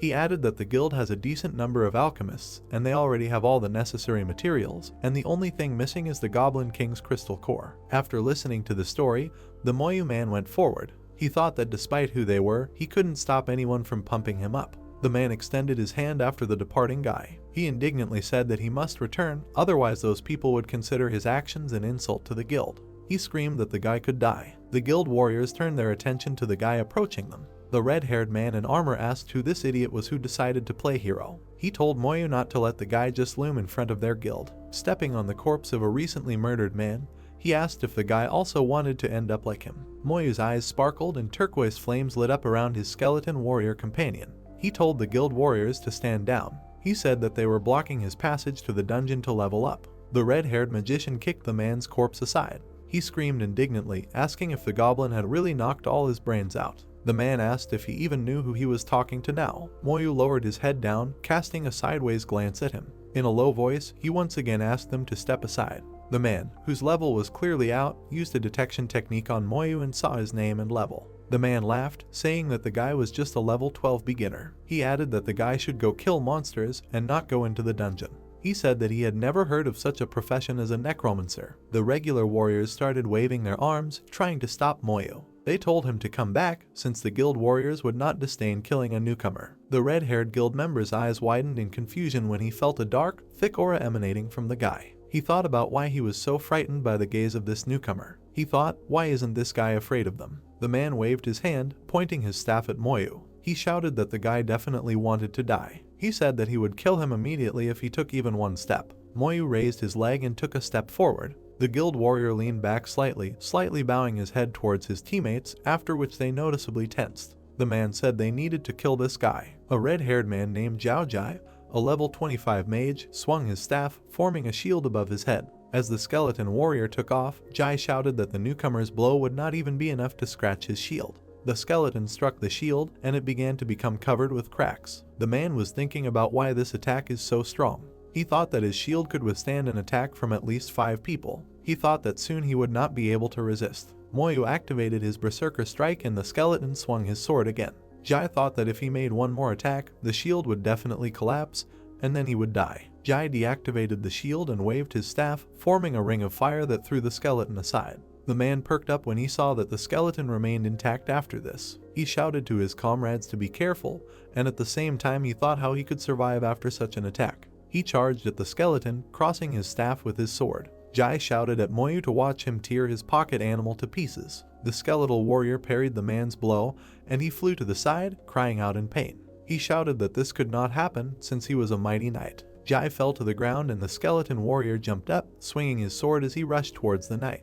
He shouted loudly to his teammates, telling them to kill the summoner first. He screamed that if they killed him, his skeleton would automatically disappear. The woman and man raised their bows and each sent 3 arrows at Moyu at the same time. Smirking, they loudly said that the guy had doomed himself to a painful death. When 6 arrows were fired at the same time, the ordinary warriors began shouting at Moyu to jump aside and run away from here. The guy waved his hand, summoning 2 more skeleton warriors and ordered them to act. The skeletons stood opposite the caster and blocked him from the arrows with their bodies and weapons. The faces of the woman and man archers were distorted in shock. They thought about how this could even be possible. Then the 2 skeleton warriors rushed towards the archers, and Jai rose from the ground and retreated back. He screamed, saying that the summoner has many such skeletons. He ran up to his team member and hid behind a warrior with a shield. With a frown on his face, he shouted that they must kill each of them. Jai waved his staff, chanting the Dance of Fire Snake spell, and a huge snake of flames quickly headed towards Moyu. The warrior observers cried out in fear that this was a rare skill available to magicians only starting at level 20. The man shouted that not even all experienced magicians managed to master it.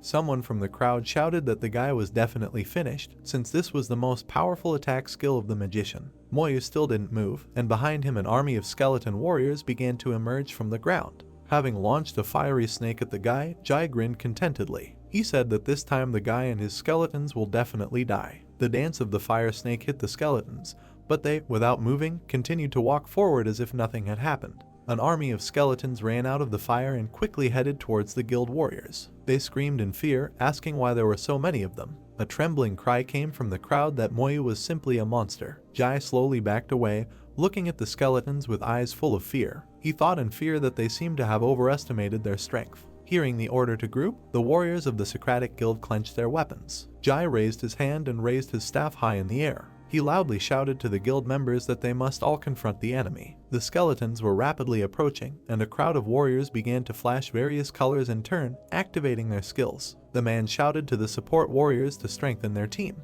Jai furrowed his eyebrows and grinned at one corner of his lips, watching as the supports used their skills to influence the others to improve. He thought that the guild was made up of experienced fighters and they worked very well together. He thought that the Dynasty Guild was invincible. Moyu turned around and looked at the warriors standing behind him, trembling in fear. He told them to move a little further away. The guy waved his hand, saying the activation of the soul flame, and his palm lit up in a turquoise color, after which Moyu aimed his attack at one archer of the guild. The man trembled and grabbed his head when the flame of the soul touched his body, and at that moment the girl healer from the guild waved her staff, directing a healing ray at her comrade. Jai smiled and said that the girl reacted very quickly, as expected from a Dynasty Guild member. However, after a moment, the girl covered her mouth with her hand, looking at the lifelessly falling body of the man.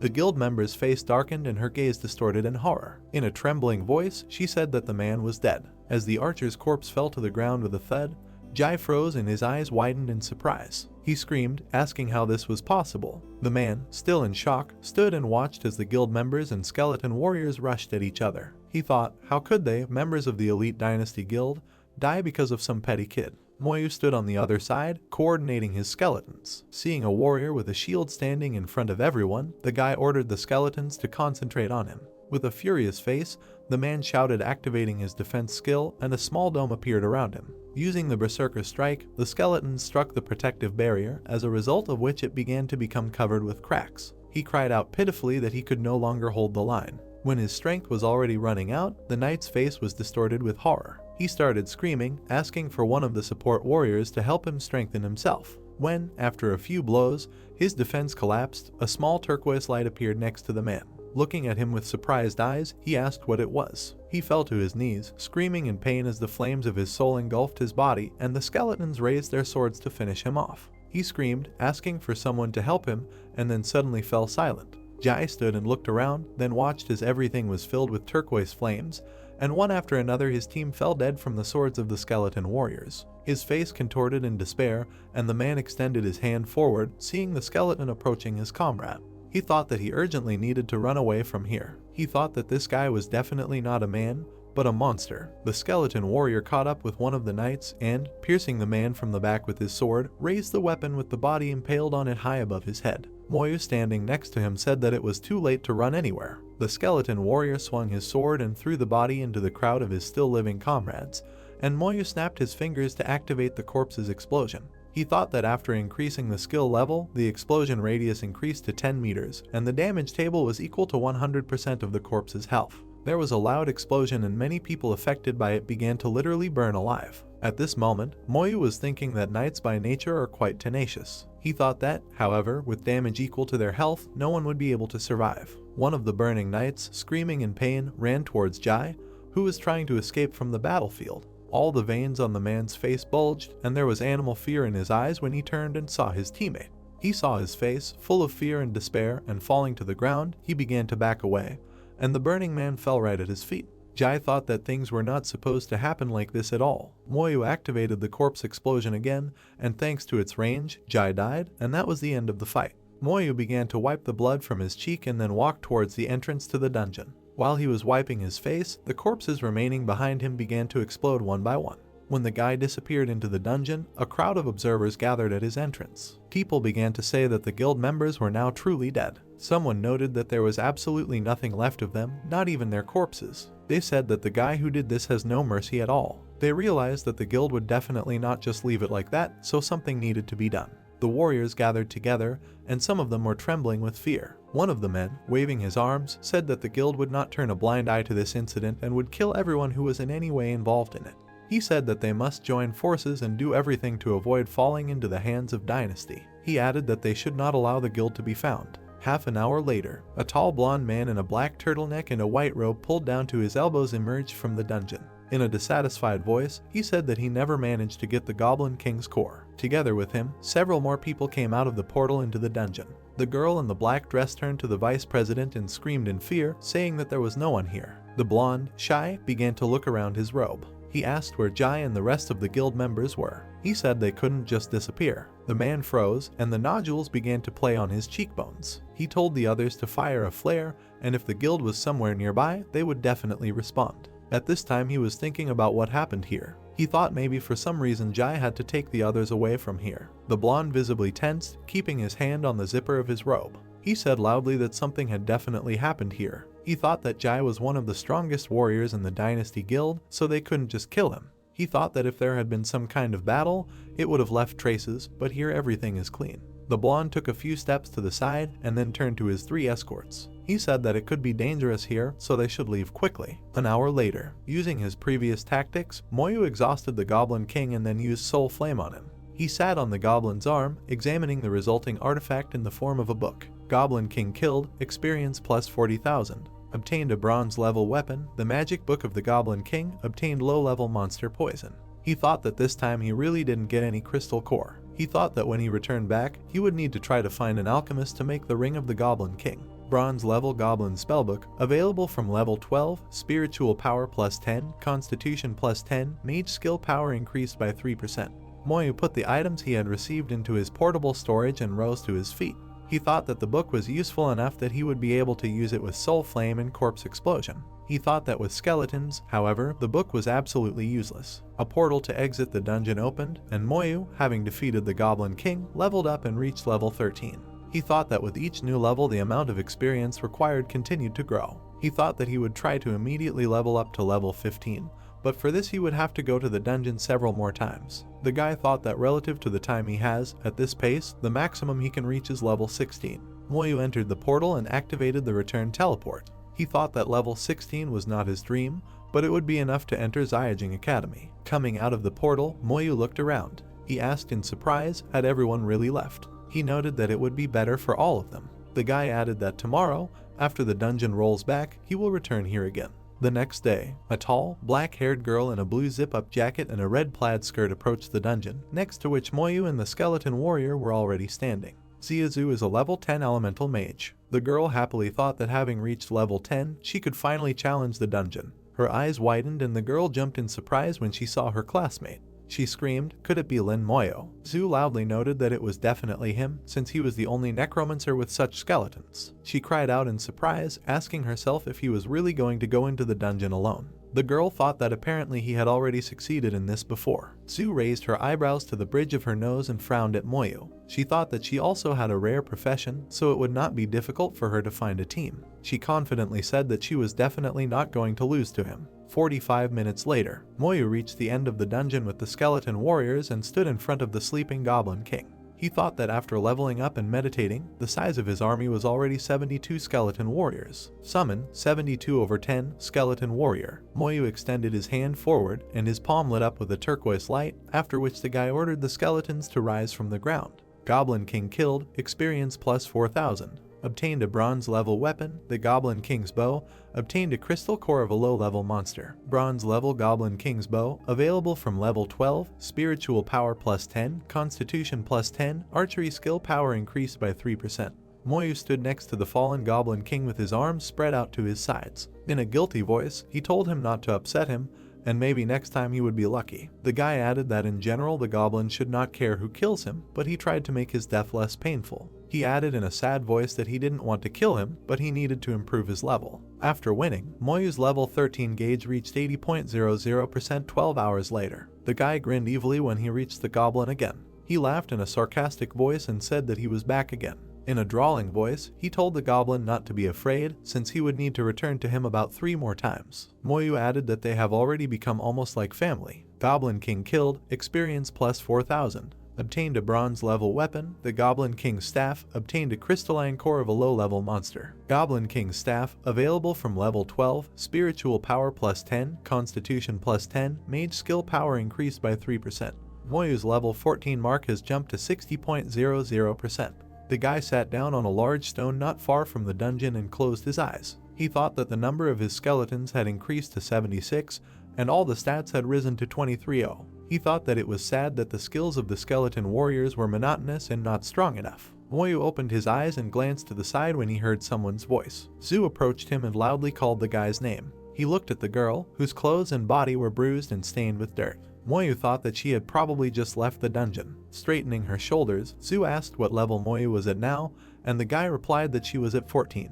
The girl's eyes widened in surprise, and she backed away slightly. She screamed in surprise, asking how this was possible. She loudly asked how he managed to get to level 14. Zhu thought about how she had just cleared a normal level dungeon with her team and was so exhausted that she could barely make it to level 11. Zhu is a level 11 elemental mage. Moyu sat and silently listened to the girl's indignation. With her mouth wide open, she screamed that even if he was able to complete the dungeon alone, it was impossible to increase levels so quickly. At this moment, Zhu thought that at the very beginning, the difference between them was only 2 levels. She was thinking about why, in this case, she is at level 11, and he is already at level 14. The girl turned around and confidently walked towards the dungeon. Without turning around, she shouted loudly that she would not admit defeat. Moyu began to wonder out loud, didn't she just come out of the dungeon and was now looking for a team? Moyu asked himself, does she really have no cooldown in dungeons? An hour later, Zhu, whose appearance was even more shabby than last time, walked past Moyu, glancing at him. She turned around and walked towards the dungeon again. Frowning her face, she loudly shouted that she was a level 11 elemental mage and was looking for a team. She thought that one passage was not enough for her,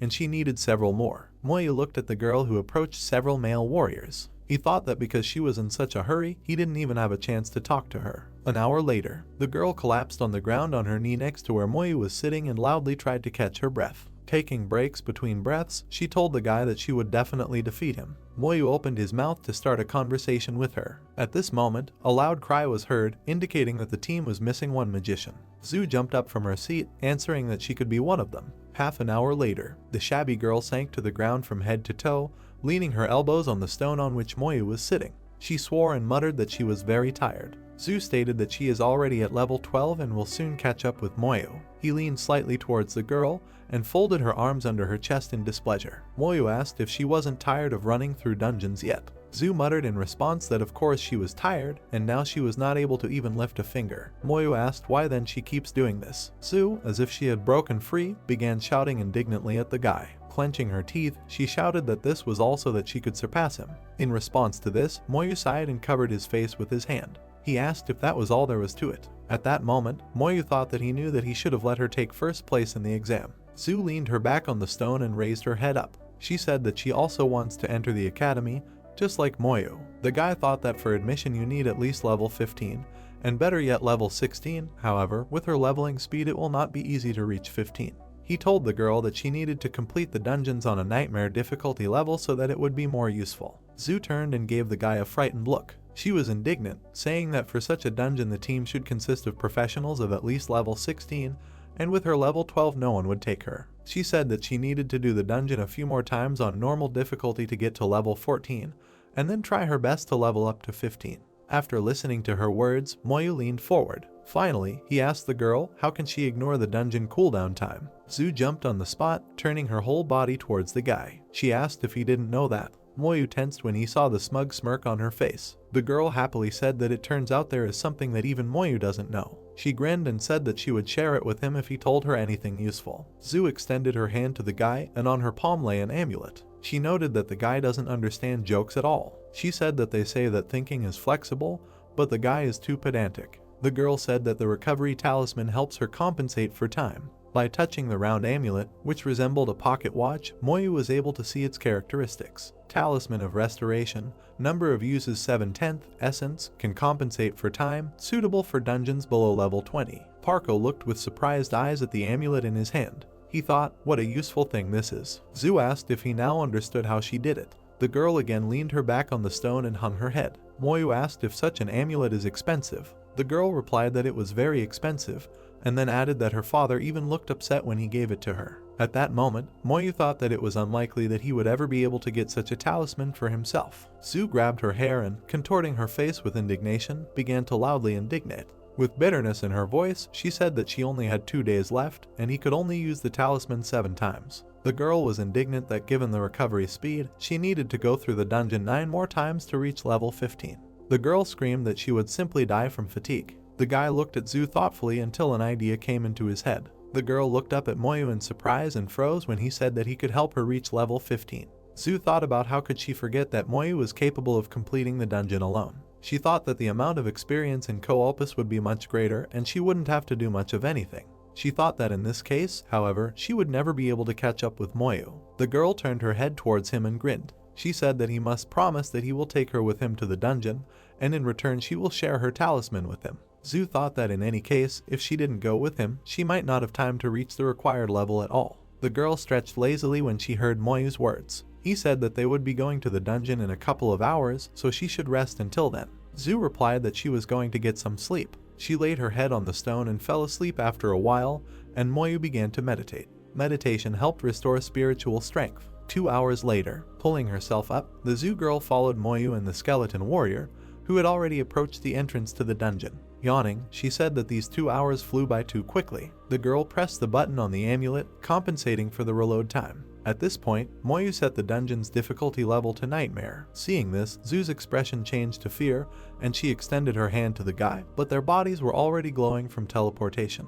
In a frightened voice, she asked why he chose the Nightmare level. When the teleporter moved from under the protective barrier at the beginning of the dungeon, the girl looked around and saw the characteristics of a goblin passing by. She screamed loudly, saying that such high characteristics of a goblin definitely could not be at a normal level. She asked in fear if Moyu was the only one who made a mistake with his choice. The guy confidently stepped outside the barrier, and Zu ran after him. He told the girl not to go far and stay close, to which Zu loudly shouted that they would simply die here. She hid behind the guy, pressing her hand to her chest and looking around with frightened eyes. She thought that if she tried to somehow escape now, she would definitely die. Moyu walked some distance forward and turned around, where the skeleton had already rushed off towards the monsters. The guy asked if Zu was really scared, to which the girl shouted indignantly that this was not true at all. However, the skeletons rushed past, and the goblins gave chase. Zu loudly asked why Moyu didn't attack them. She wondered if monsters with such high stats couldn't harm his skeletons. The guy took off and ran after the goblins, and Zu, following his example, ran after him. She thought that she couldn't understand what exactly Moyu was going to do now. After running for some distance, Zu froze and her eyes widened in fear. They reached the hall where the Wolf King was, and the skeletons attacked the goblins. Seeing him, Zu thought that this wolf here is many times larger than at the normal difficulty level. Moyu waved his hand, and the goblin's body exploded and flew up. His palm became covered in a red sphere, and several more corpse explosions were heard. Frowning, he thought that trying to fight like before was a waste of time. He thought that blowing up the corpse would instantly kill the other monsters and save them a lot of time. Zu froze in place when she saw how quickly her level bar began to increase. A window popped up twice saying that a level 14 goblin had been killed, experience plus 2100. She was surprised to think that her experience had increased by 30% literally in an instant.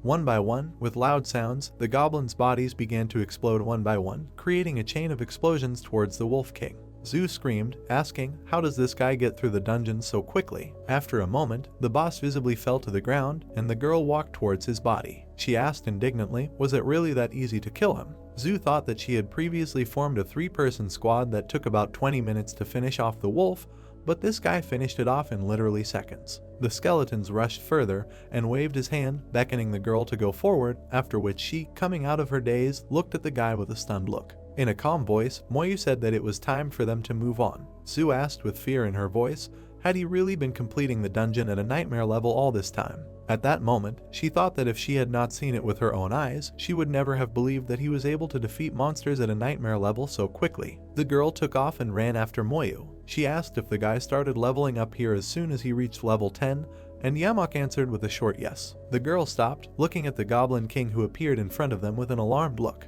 She noted that about 10 minutes had passed since they entered the dungeon, and they had already reached the final boss. She said that earlier the team and they walked here for more than an hour. The skeleton warriors quickly killed the small goblins that were at the feet of the king, and by blowing up their corpses, Moyu killed the main boss of the dungeon. Watching this, Zhu thought, is he really so strong that he was able to defeat the Goblin King in literally a matter of seconds? The guy's body lit up with a golden light, indicating that the level had increased to 15, and the Zhu scale also moved forward, however, it did not reach the end. She screamed indignantly, noting that the guy had leveled up again and now their gap was wider. She looked sadly at her level 12 mark, which was now 70%. The girl thought that now the difference between them was too great. Zhu sank to the ground to collect the items she had received. Killing the Goblin King, experience plus 25,000. Obtained, bronze level weapon, Goblin King's sword, obtained, low level monster crystal core. She noted with a little sadness in her voice that, unfortunately, it was not the staff that fell out again.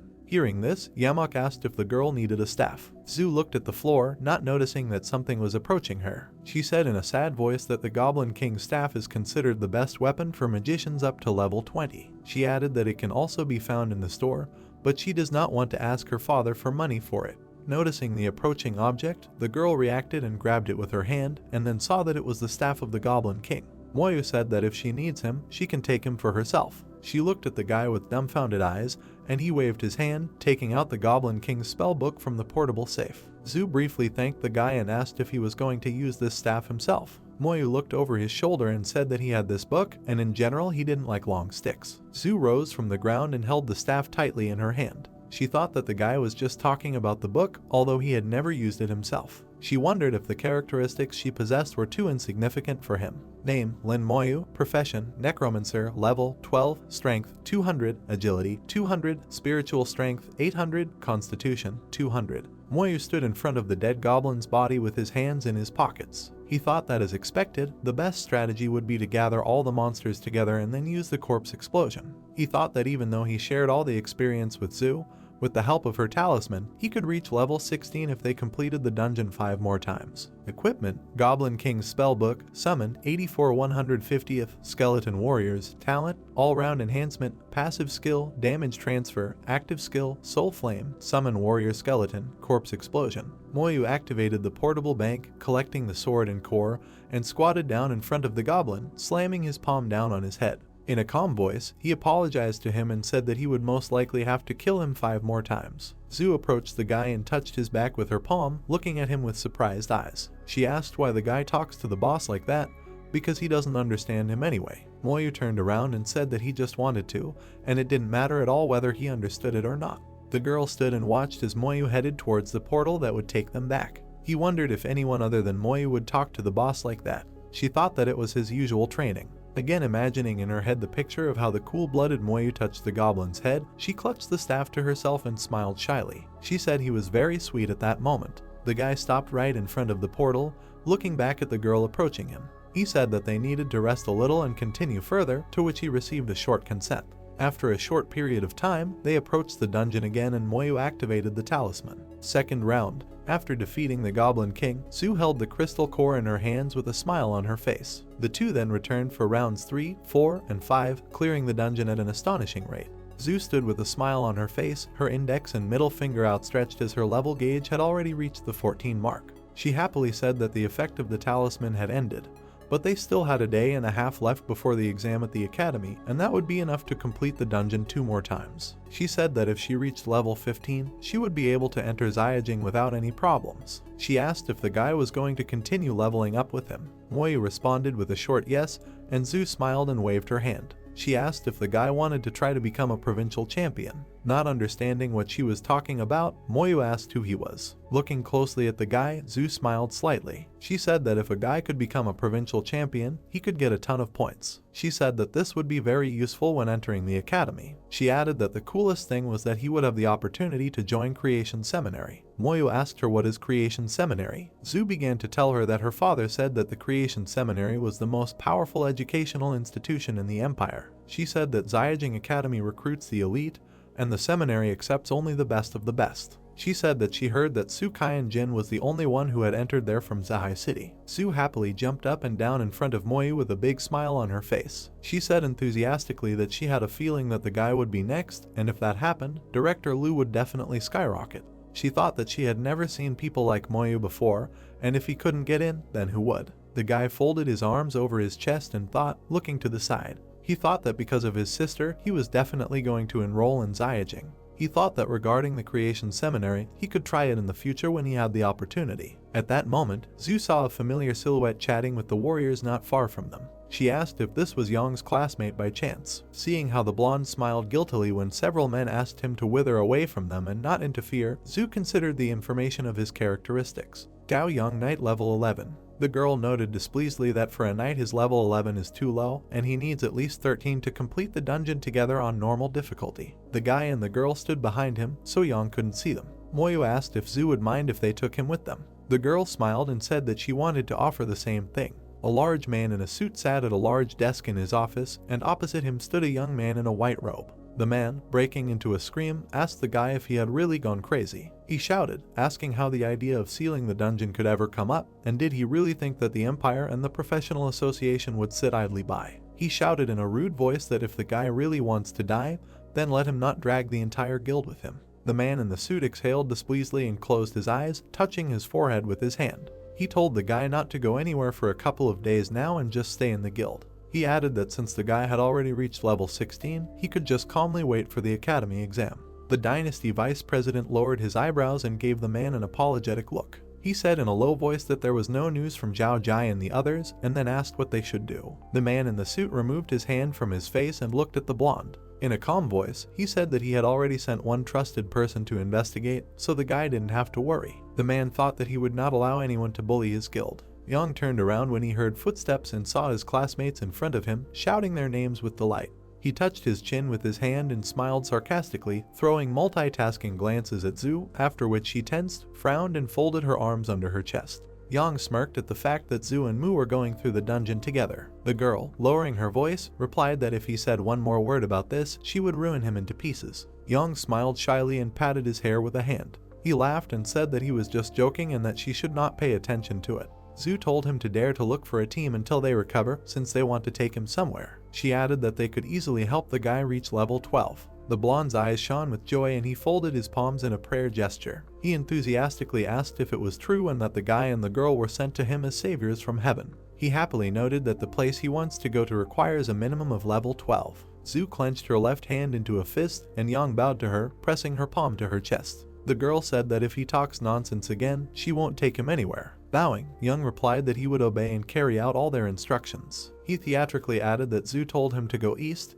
then he would listen to her, and if she told him to pretend to be dead, then he would never move. Yang straightened up and made a serious face when the girl tensed her hand, which lit up with a bright flame, and clenched her teeth tightly in dissatisfaction. She irritably told the blonde to finally shut up. Yang answered in a serious voice that he did not dare disobey the order, and then asked how long he needed to remain silent. Zhu threw her hand at the blonde and unclenched her hand, and bright flames began to play at the tips of her fingers. She said that he would have to remain silent for 10 hours. Yang stepped aside a little and saluted the guy and girl with 2 fingers. He said that in that case, for now he would go and deal with the monsters. In a joyful voice, he wished Mu good luck and said that he believed in him, and then added that he was sure that sooner or later Zhu would be his. At that moment, the black-haired girl's flame flared up with a large bright flash. She launched a large fireball at Yang, who ran away screaming loudly. Zhu, in whose palm the flame was still playing, looked after him with a dissatisfied face, and Mu next to her did not express any emotions. In an irritated voice, the girl was outraged that this guy still couldn't keep his mouth shut, to which Mo replied that he thought he was funny. 10 hours later, the 3 of them stood outside the dungeon,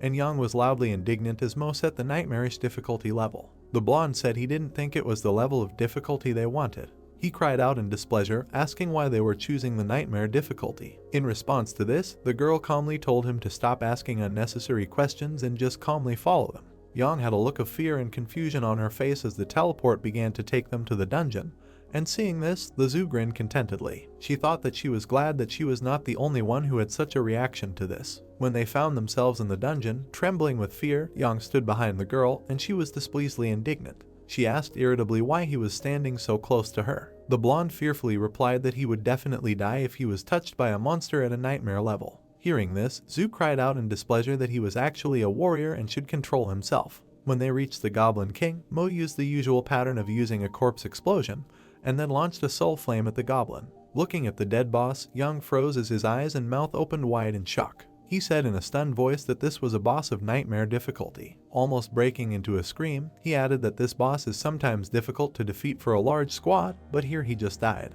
Observing his reaction, Zhu replied that there was nothing surprising here at all. Yang knelt down and grabbed Mo's leg. He asked in a pitiful voice that he would continue to take him with him to the dungeons in the future. Leaning towards the guy, Zhu displeasedly asked if he could at least sometimes not be a weakling and behave like a knight.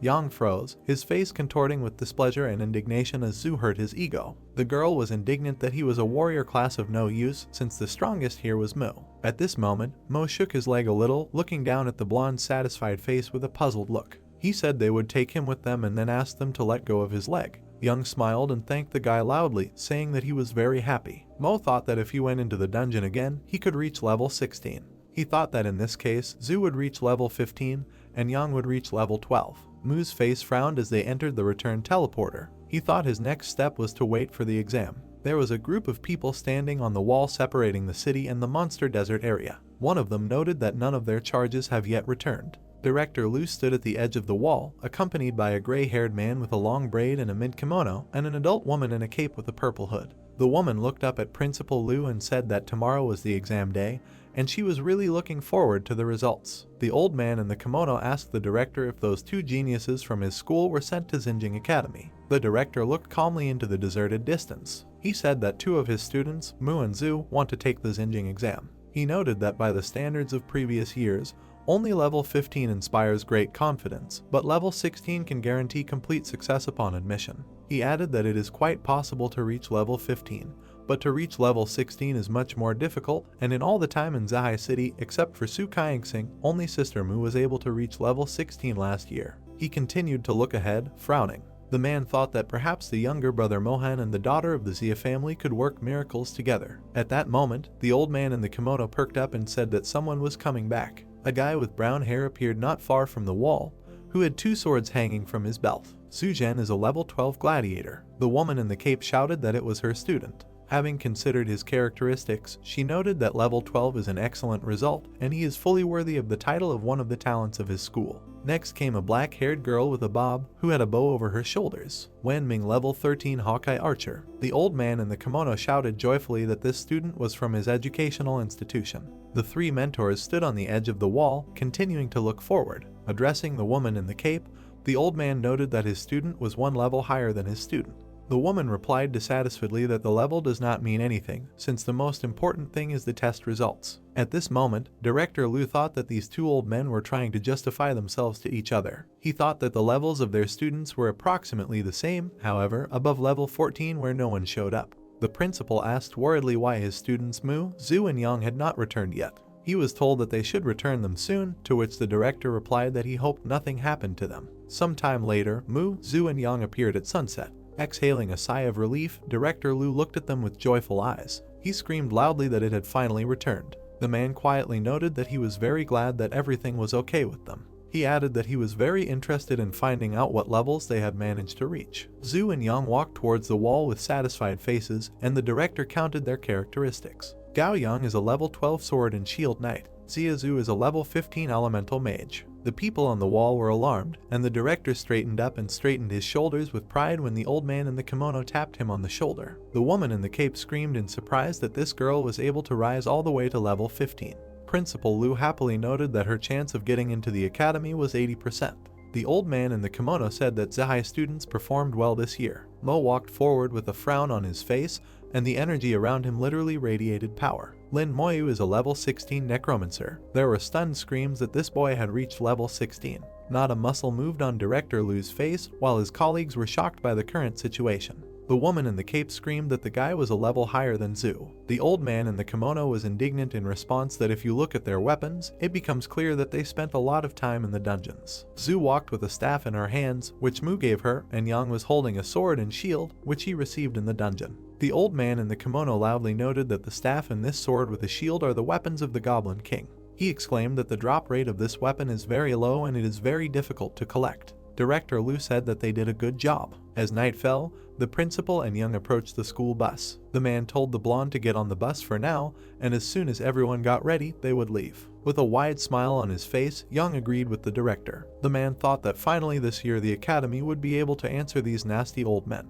Mo recalled how the principal told them recently to take good rest as they would be leaving for an exam tomorrow morning. Mo sat on the bus, resting his face on his fist and looking out the window. He thought that now, having reached level 16, he was sure that he would enter Zyajing. He thought about how he could now compete for provincial hero status and become an elite, and then try to get into the creation seminary. In the next morning, with a satisfied smile, Mu arrived at the appointed place. He thought that he had slept well, so he was full of strength and energy. He thought that he already had 100 skeletons in his arsenal, the characteristics of which had reached 25 units. Name: Lin Mu. Profession: Necromancer. Level: 16. Strength: 220. Agility: 220. Intelligence: 900. Constitution: 220. He thought that now he literally feels at the top. Equipment: Goblin King's Spellbook, Robe, Summon, 160th, Skeleton Warrior, Talent, All-Round Enhancement, Passive Skill, Damage Transfer, Active Skill, Soul Flame, Warrior Summon Skeleton, Corpse Explosion.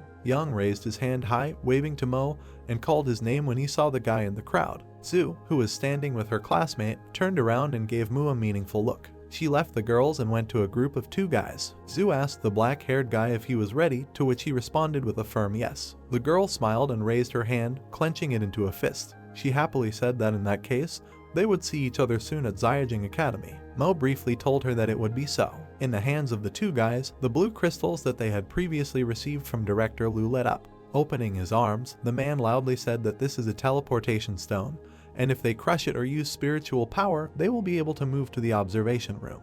The man added in a loud voice that he wanted to remind you that during the exam, everyone must first ensure their own safety and take care of their own lives. He gave the order to get ready and said they were starting. Jingning Provincial Test Center. After some time, Mo found himself on a round platform. Looking around, he thought that it seemed to him that the number of candidates was more than 10,000 people. Test Tower. With a loud sound, the stone gate began to slowly open, and a majestic voice rang out throughout the area. The voice said that the challenge tower is open. The gate opened and the entrance to the tower lit up with a bright yellow light. A year ago he said that he asks all candidates to listen carefully to the exam rules. He said that it was forbidden to talk or ask any questions, and the winners would be immediately disqualified. One young guy turned to his friend. He asked why you can't ask questions. Another guy responded by asking what to do if you don't understand something. Suddenly, the 2 young people lit up with a bright light and began to teleport back. The voice sternly said that she was disqualified due to violation of the rules. Seeing this, the frightened Yang pressed his hand to his mouth. Looking at him, Mo thought that he quickly figured out what needed to be done. The sky was filled with black colors, and several dark figures stood at the top of the tower. The voice said loudly that the test tower is organizing different exam scenarios for different professions. The voice said that the combat classes would have combat trials with various monsters. He said that support classes will be given other different situations. The voice added that after passing the basic exam, each profession will have the right to choose a difficulty level,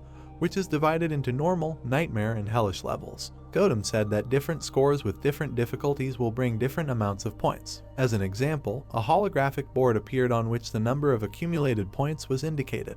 The voice said the scores are test results that can be used in higher education.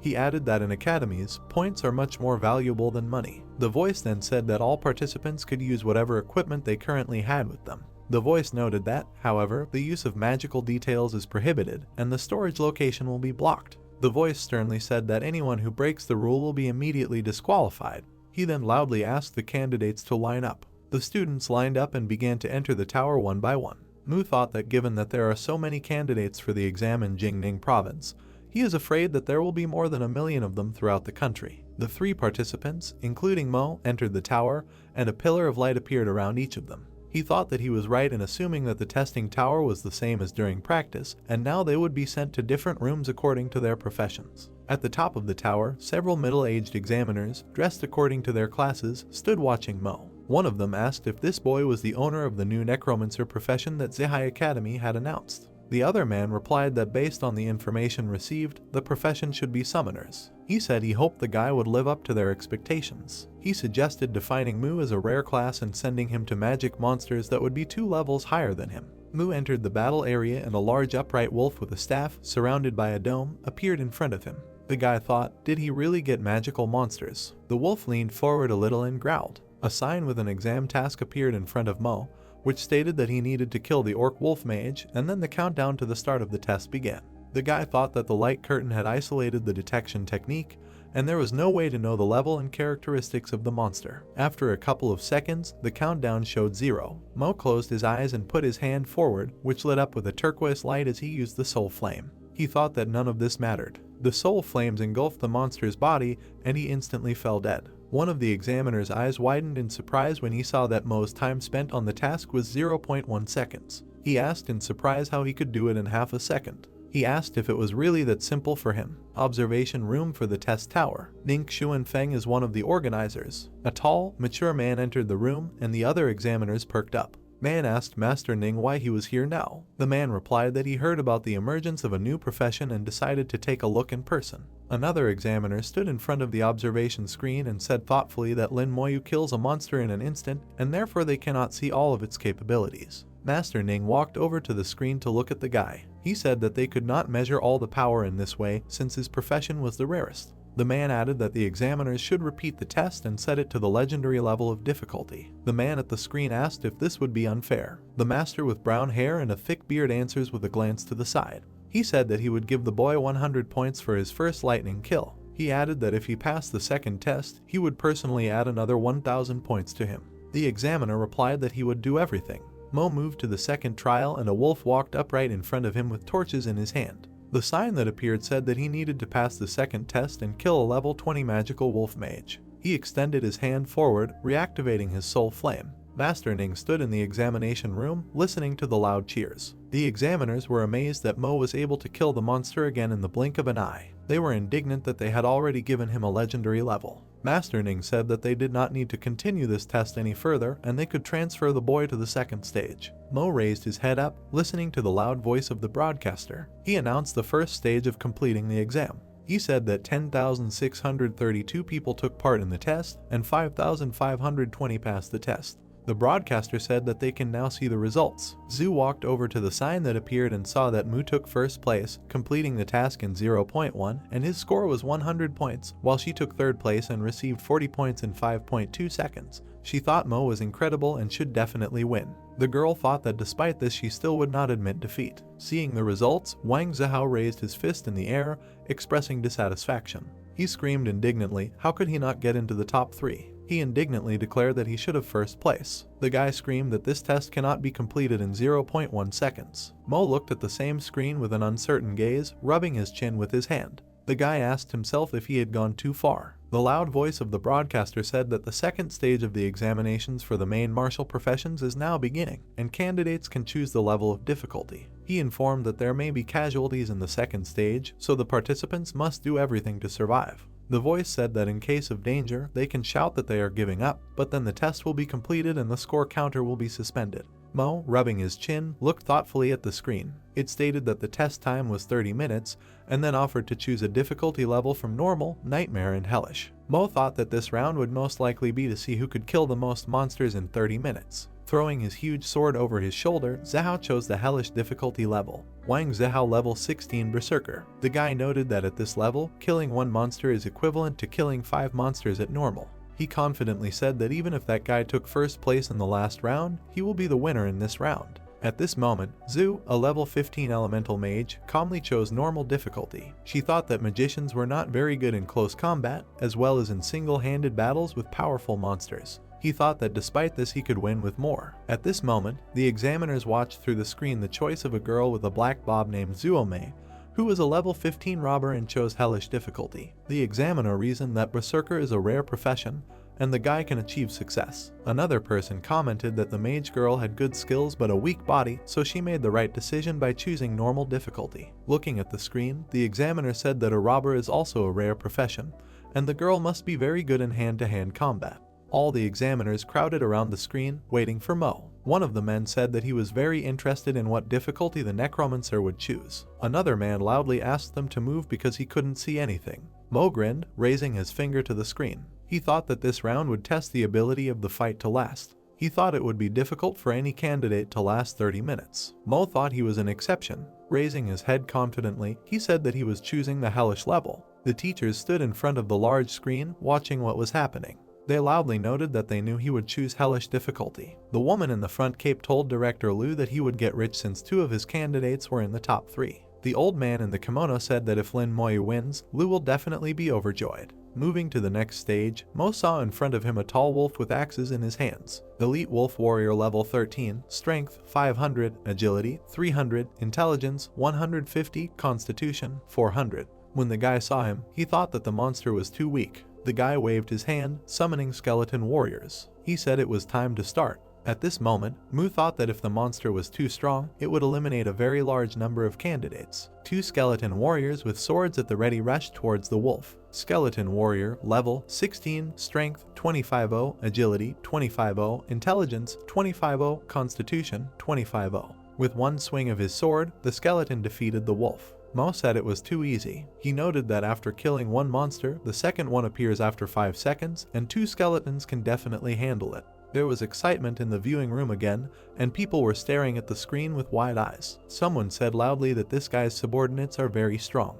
Master Ning said with admiration that it was more powerful than any summoning class it had ever seen. The examiner noted in surprise that the guy could even summon 2 subordinates at the same time. Master Ning added that this new profession is much stronger than he imagined. Zihao, with burning eyes and a crazy smile on his face, said loudly that it was time to start. Observers noted that this candidate gives his all, but does not think at all about his endurance. At this time, Zhu confidently launched flames at the monster. The examiners noted that Xia Zhu is 1 step ahead of this guy. Mo sat down on the floor and leaned his back against the wall, and then began to eat the sweet potatoes. The observer was indignant. How can he do this during an exam? Another person screamed that he urgently wanted to see it. The examiners were annoyed that Mo found the exam too easy. Master Ning smiled and rubbed his chin. He noted that this guy is very interesting. The disheveled Zihao sat on the floor when the time ran out and tried to catch his breath. He was glad that it was finally over. The blonde happily noted that he was able to kill more than 50 monsters at the hellish level. He was sure that this time he took first place. The broadcaster's voice announced the end of the second round. He said that 5,220 candidates took part, of which 2,780 were injured and surrendered voluntarily. Zihao rose from the floor, and terrible excitement was visible in his yellow eyes. In an ominous voice, he said that he could urgently see the leaderboard. The broadcaster said that the remaining 2,440 candidates can opt out or move on to the next stage. The blonde perked up, looking at the leaderboard with shocked eyes. Lin Moyu total score 1605, Zuo Mei total score 470, Xia Zhu total score 270, Wang Zhao total score 265. The guy shouted that this simply cannot be. He indignantly asked how this Mu could do this. The blonde began to loudly argue that the frequency of monsters appearing is once every 5 seconds, that is, 12 monsters can appear in a minute. He added that each monster has 5 points, and in 30 minutes the limit is 18 points. A hint of fear appeared in the guy's shocked gaze. He indignantly asked how this guy was able to kill 301 monsters. Director Liu waved his hand and asked him to calm down after hearing the praise. The old man in the kimono enthusiastically said that his student was simply incredible.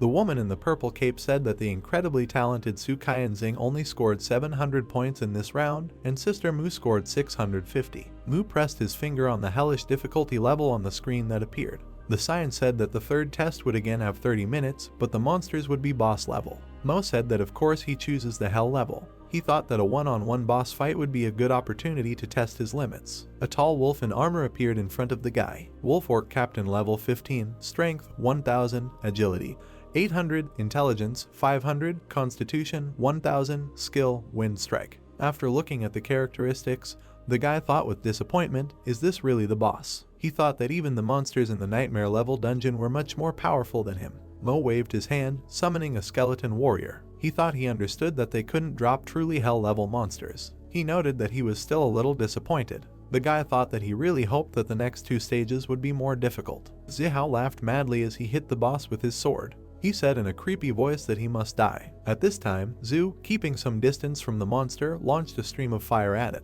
Mei, in turn, squatted, waiting for the boss. The skeleton warrior dealt a berserker blow to the boss, and he collapsed dead on the floor. The examiner was again alarmed that the guy again passed the test in 1 blow. They were surprised that his skeletons had their own skills. They were outraged that Moyu was going too far again. Master Ning looked thoughtfully at the screen while the other men around him created a commotion. They said with astonishment in their voices that they were sure that they had not yet seen his true strength. Another man said to wait until the 5th round and see if he becomes the provincial champion. They told him that even in the 5th round they would hardly be able to see his real power. Mo's eyes were surprised and he looked at the leaderboard. Lin Moyu total score 2105, Zuomei total score 970, Ziazu total score 770, Wang Zhao total score 765. 670th place Gao Yang total score 302. The guy thought that Yang was also able to earn a good amount of points. The broadcaster announced the imminent start of the 4th stage. He said that the difficulty at each stage continues to increase,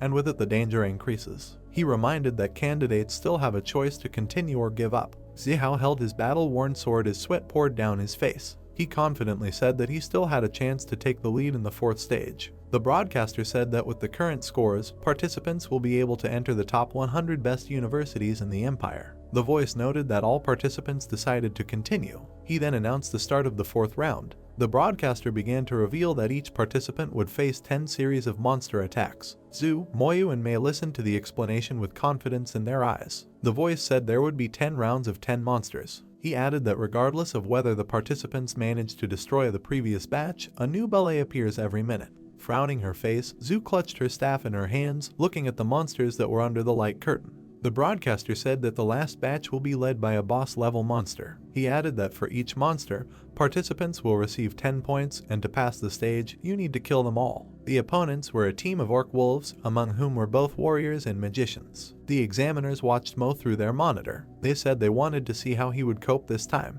One of the men noted that the best way to deal with the summoner was to kill him. They wondered if Mo would panic now. Master Ning smiled contentedly, rubbing his chin. He said that he was sure that the guy would also pass this round without difficulty. Mo's hand burst into turquoise flames and skeletal warriors began to emerge from the ground. In a low voice he told them to stretch their bones. 3 skeletons should be more than enough, the hero thinks, looking at his opponents, who are wolves armed with swords. He uses the Soul Flame spell. Powerful jets of bluish energy rush towards the monsters. This appears to produce the desired result. The elders watching the battle comment on what they see. That kid actually has 3 summons. Why didn't that brat summon them out from the beginning? Why did he wait till now? That kid, how sly of him. Yeah, I mean, the stronger you are, the merrier. The hero yawns. This exam is just too easy, he thinks. It can't even be compared to the first time I entered the West Sea dungeons. There's nothing surprising at all. The observers before whom we see control panels and monitors generally express the same point of view. How boring, I'm done watching him already. There's nothing interesting going on with that kid, might as well watch someone else instead.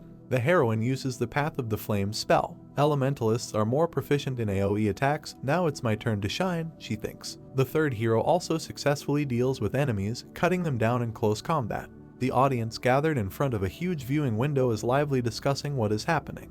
This is too frightening. There are so many monsters, how are they going to kill all of them in time? Thank God I gave up. Isn't Lin Moyu a bit too strong? His skeletons were able to kill all the monsters the moment they spawn. Lin Moyu is my older brother, says Gao Yang, who was able to survive until the 6th wave of monsters. He turns to a couple of guys standing next to him and offers to tell them the story of how he soloed a dungeon on a nightmare difficulty level. How is this even possible? One of the young men asks the other. Before us are 5 participants of the event. There are only 5 people left, someone asks. That is Feng Zhu, another remark sounds from the side. He is finally showing what he is made of. The named character uses Saint Swordsman level 15. The host says that he comes from a family of swordsmen, the renowned Feng family. He is very familiar with the rules of the exams, knowing that the last 2 rounds are the key to earning the most points. I see, so he has been waiting for this moment, someone says. Look, he enters a berserker state, another line sounds. Feng Zhu shouts, an alert appears, Berserk lasts for 5 minutes, strength and physique stats increase by 500%, while agility will drop by 200%. Once the Berserk state is over, the user will be in a weakened state for 30 minutes. Feng Zhu hits the opponent. Lin Moyu thinks, finally the last wave. We see a warrior wearing huge shoulder pads. The 4th round of the exams has ended, he says. There are a total of 5 examinees that passed.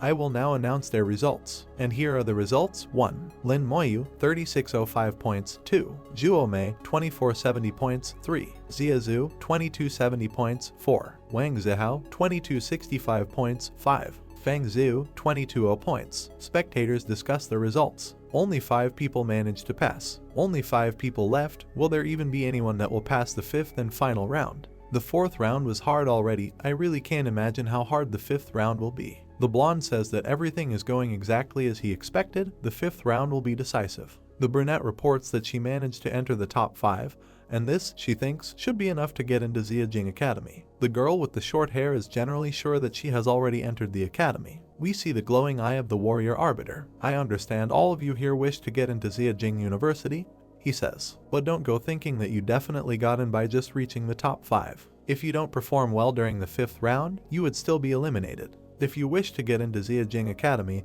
you would need to do your best and earn the most points possible. Finally, Lin Moyu listens to the warrior's words. Listen here, the rules of the 5th round are as follows. The brunette also listens. All of you will be teleported to a special dimension respectively, the expedition dimension. Before us are monsters with lightning flashing above them. The warrior continues to explain the rules. Within the expedition dimension there will be all kinds of monsters. Even the first wave of monsters would contain hundreds of them. There are also elite level monsters. The more you kill the monsters, the stronger they will get, becoming much stronger and faster. All of you would need to brace yourself, and keep in mind the changes with the points allocation. Monsters glow with red eyes, as 5 stages are divided in this expedition dimension, where point allocation would differ during each stage, and only you will be able to see how the points are allocated. Not even the examiners would know about it. Once you enter the dimension, the examiners will only be able to see the changes of your points. Before us are islands floating in the air with magic circles. As such, continues the warrior, if you have any ace up your sleeve, now is the time to use it. May all of you have the best of luck. Information window, first stage, monster level, 15 points per kill, 50, second stage, monster level, 16 points per kill, 100, third stage, monster level, 17 points per kill, 200, fourth stage, monster level, 18 points per kill, 400, fifth stage, monster level, 19 points per kill, 800. A young man in a long cloak stands on a rock and looks at the islands. I can sense that this place is filled with killing intent. It seems like a war has happened here before, says he. We see a huge horned monster with lightning flashing above it. Is this so that we will be accustomed to the feeling of being on the battlefield? Asks the young guy. Lizards with green eyes are preparing to pounce on their enemies. We are informed that these are level 15 lizardmen warriors. The hero tries to understand why he sees only their level. Where is the information about attributes and skills? Lin Moyu looks up. It seems that they've called the help of their companions, he thinks. A hand with a sword strikes a lizard. What? Why didn't he die immediately? Lin Moyu wonders. These monsters seem to be very tough. There is a red impact mark in front of Lin Moyu. If one blow is not enough, the hero thinks 2 should be enough. Lin Moyu holds a red sphere in his hands and uses the corpse explosion spell. Lin Moyu began, asks one of the elders. 2 observers are watching what is happening. On the screen behind them the hero's number of points is displayed, 4105. He has already scored 500 points, asks one of the elders. He killed 10 monsters in a few seconds. Lin Moyu with a red sphere in his hand stands over the corpse of a killed monster. Since you've called for the help of your companions, says he, all I need to do is wait for them to send themselves over here. In front of us is a trail from a lizard. The corpse has disappeared, the hero thinks. He's only been here for 10 seconds. Black and green clouds are visible near Lin Moyu. It seems we will have to change our plans, says the hero. Monsters run towards him past the bases of the islands. The 9 of you will corner all the remaining monsters to one place, says Lin Moyu. We see a deep bleeding wound on the monster. The hero holds a red sphere in his hands. Now that all of you are at one spot, it looks like he's going to use corpse explosion again. The hero stands on a rock. Traces of explosions are visible on the ground below him. Lin Moyu is reported to have scored 8605 points. People around are discussing this achievement. What did Lin Moyu do? Damn it, we can't even see anything. His points just suddenly went up by a couple of thousands. Did he kill the entire wave of monsters? An old man in armor looks ahead in amazement. What did that kid do, thinks he? And what is this necromancer class supposed to be? What is his true limit? Lin Moyu looks at the field with smoke rising above it. And why should I wait more than a minute for new monsters to appear?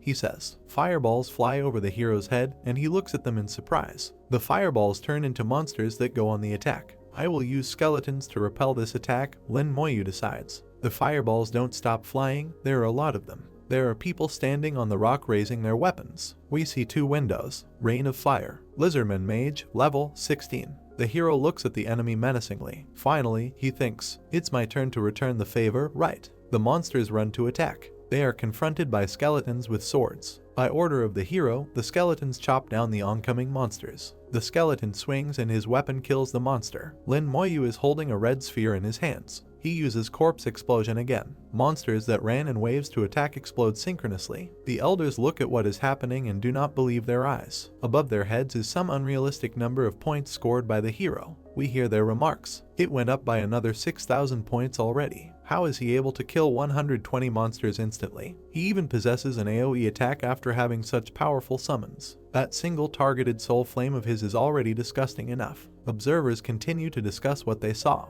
Maybe his class even surpasses those of the legendary class, asks one of them. It might actually be on par with them, the second one answers. It's still too early to say that. He is only dealing with low-ranking monsters at the moment. Let's see how he is going to deal with all the high-ranking monsters later. The gloomy battlefield is littered with many protruding swords. The hero says that the smell of death is becoming much stronger. Maybe this indicates the approach of a second wave. Groups of monsters are visible on the stone islands. There are at least 40 parties of beastmen that are spread out around me, Lin Moyu thinks. An alert appears, Wolf Beast Archer, level 16. We see wolves with swords, around which a green glow spreads. This, according to the corresponding window, is Wolf Beast Warriors, level 16. The hero thinks that not only the level of monsters has increased, but also their number. This means that representatives of other classes will find it difficult to cope with the second wave, and even if they manage to cope, it will take a very long time. For him, these enemies pose neither a threat nor a difficulty. The elders and the warrior who announce the rules of the test continue to discuss what is happening.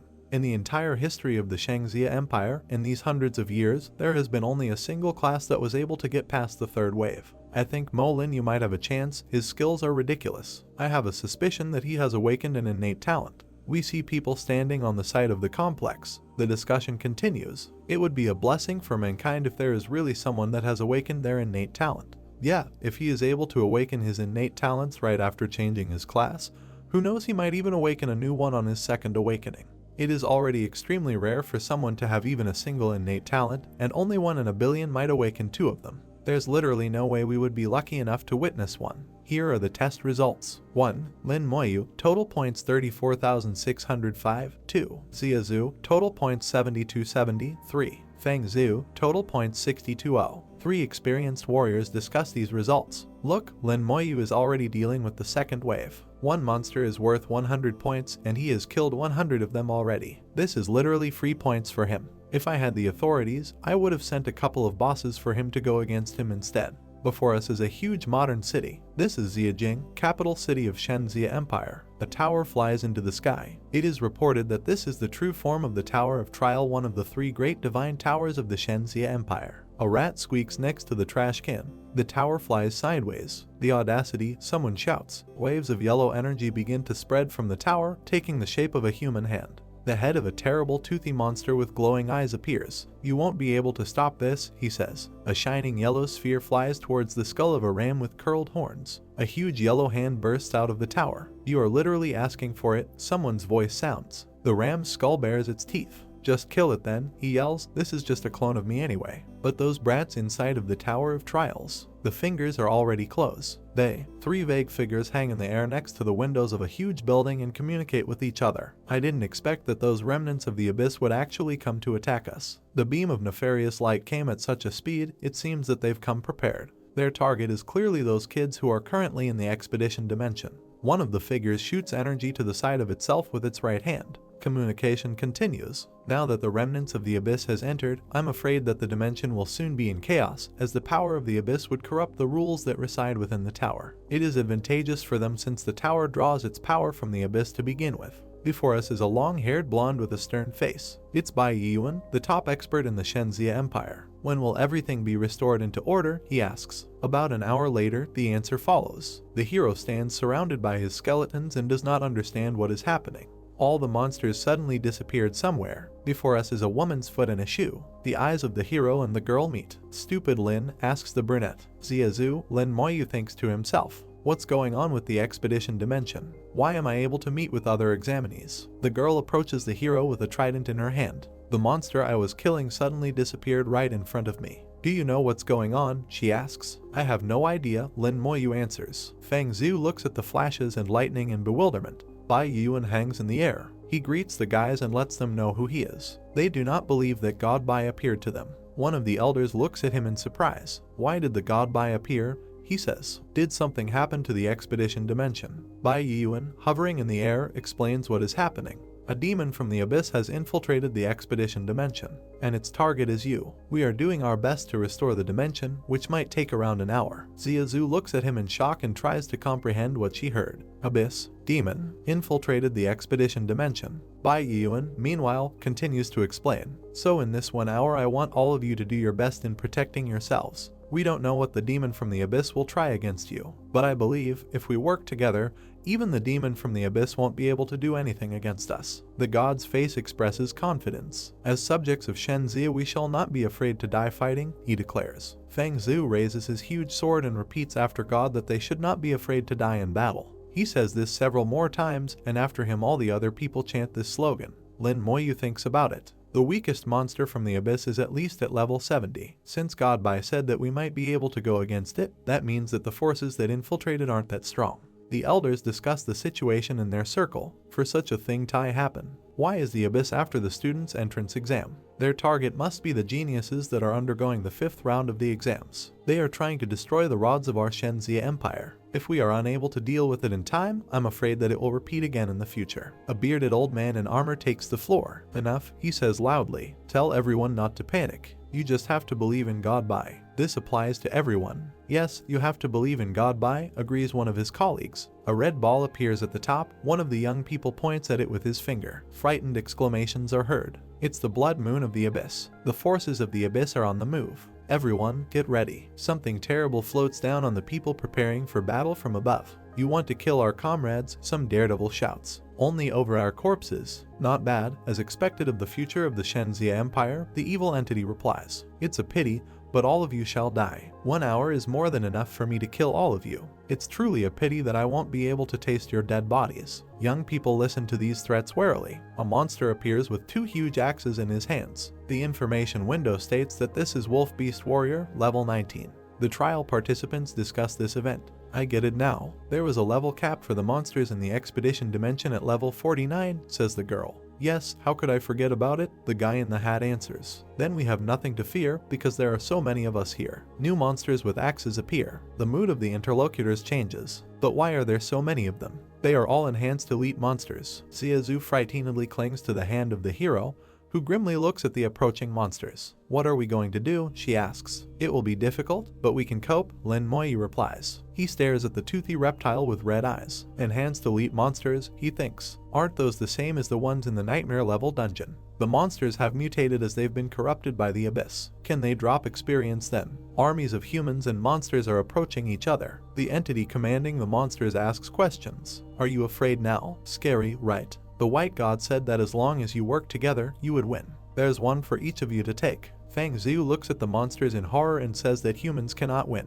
He can't even lift his sword out of fear. But we also see young people who are ready to fight back. Lin Moyu, with his hands in his pockets, slowly walks towards the monsters. Ziazu is worried. Stupid Lin, what are you doing? She shouts. Come back. There's over 100 level 19 enhanced elite monsters over there. The hero moves away from her in the direction of the monsters and tells the girl to step back. She doesn't agree. Ziazu with a staff in his hand looks at the hero with displeasure. He is not going to react to her refusal and thinks that even if she follows him, this will not affect him in any way. The other fighters ask each other what this guy is going to do and if he really wants to go out on the monsters alone. The hero goes to the enemy. In front of him are his skeletons. An alert appears. Lin Moyu, level 16 necromancer. People around you comment on what they see. Necromancer, what kind of profession is that? Are those skeletons his summoned creatures? A new profession. Another type of summoner. What do we do? Do we fight with him too? The hero turns around and sees that Ziazu and many others are following him. Young people have very determined expressions on their faces. We do not cover from battle nor fear death, someone says. An army of people is moving towards the monsters. The evil entity laughs. Someone has finally decided to die, she says.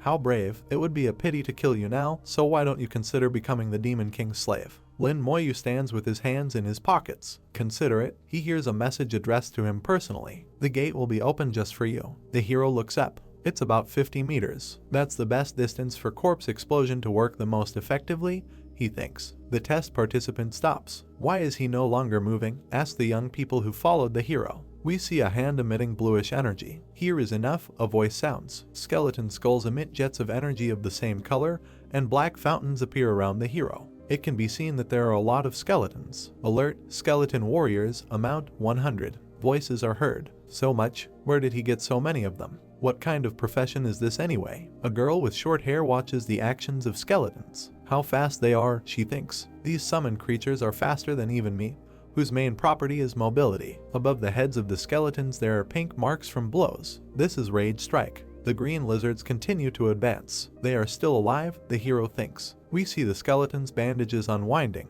Status window, Rage Strike, 1995 2500.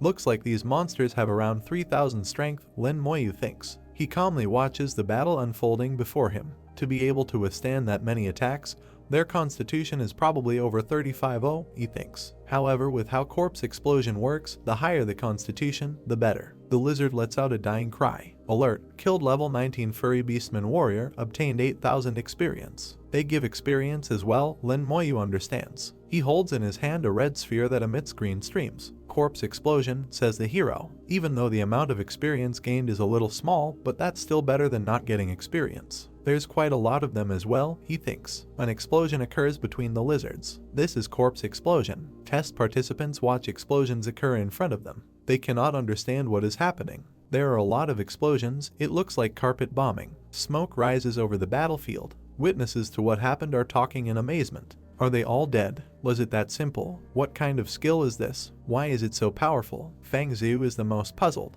How is he so strong? He says. Why didn't I awaken this profession? This isn't fair. Other young people also note how powerful the profession of a necromancer is and rejoice at their salvation. The hero rises above his army of skeletons. Impossible, exclaims his infernal opponent. This is impossible. You made me angry. I will kill you, drink your blood and eat your flesh. A new wave of monsters appears from the direction of the red moon. The lizards approach the people, some of whom take flight. Let's see how you cope with this, shouts the evil creature from the abyss. You will all die. Lin Moyu looks up at the moon and sees an entity with the head of a ram. So here you are, the hero says calmly. Skeletons engage in battle with lizards. The hero takes off in the direction of the red moon. You're crazy, says the ram-headed demon. He bares his sharp teeth and asks what the hero is going to do. He holds his red sphere and looks carefully at the enemy. Corpse explosion, pronounced by Lin Moyu. Explosions occur and blue jets of energy appear in the air. We are told that this is Soul Blaze. Someone screams in pain. There are death threats. Lin Moyu looks at someone in surprise and wonders why he is still alive. Here we have another reminder of Soul Blaze. The ram's head emits a blue glow and lightning flashes around it. The creature from the abyss screams in pain. What kind of skill is this? It asks. How is it able to burn my soul? What is your profession? This can't be. There's no way someone like you can exist in this world. A foot in a boot falls to the ground with a distinct sound. A ram's head inside a red moon rests in a pool of blood. The hellish creature appears to be dead. This is the price for the invasion, says Lin Moyu, walking past the training islands. 3 figures float in the air next to the flying tower. They see what is happening inside and do not believe their eyes. The gray-haired old man notes with amazement that the power of the abyss is weakening. Before us are 2 glowing eyes of some evil entity. All the people in the tower are dead, she asks. The old man extends his hand. No, I can still feel the energy of many of the people there, he says. Only the aura of the abyss weakens. The demon king must be injured. Bai Yuan and the old man are talking. Say that earlier, I was worried to death, says the first. Next time don't just release your aura without thinking. Okay, the second one answers. Bai Yuan looks up thoughtfully. However, the abyss demon uses the power of the abyss to disrupt the rules of the battle space, he says. Even we can't enter, so who is able to hurt it, asks the old man. Can it be those candidates who are level 15 and 16, suggests Bai Yuan. The ram-headed demon king inside the red moon appears to come to life. He attacks people with jets of red energy. Voices are heard. I'll kill you. Kill him. A confused guy and a green lizard with red eyes look somewhere up together. Lin Moyu thoughtfully analyzes what is happening. Corpse explosion leveled up, he thinks. After the blessing, the radius of corpse explosion will be 20 meters and deal 150% damage. Before us is an information window.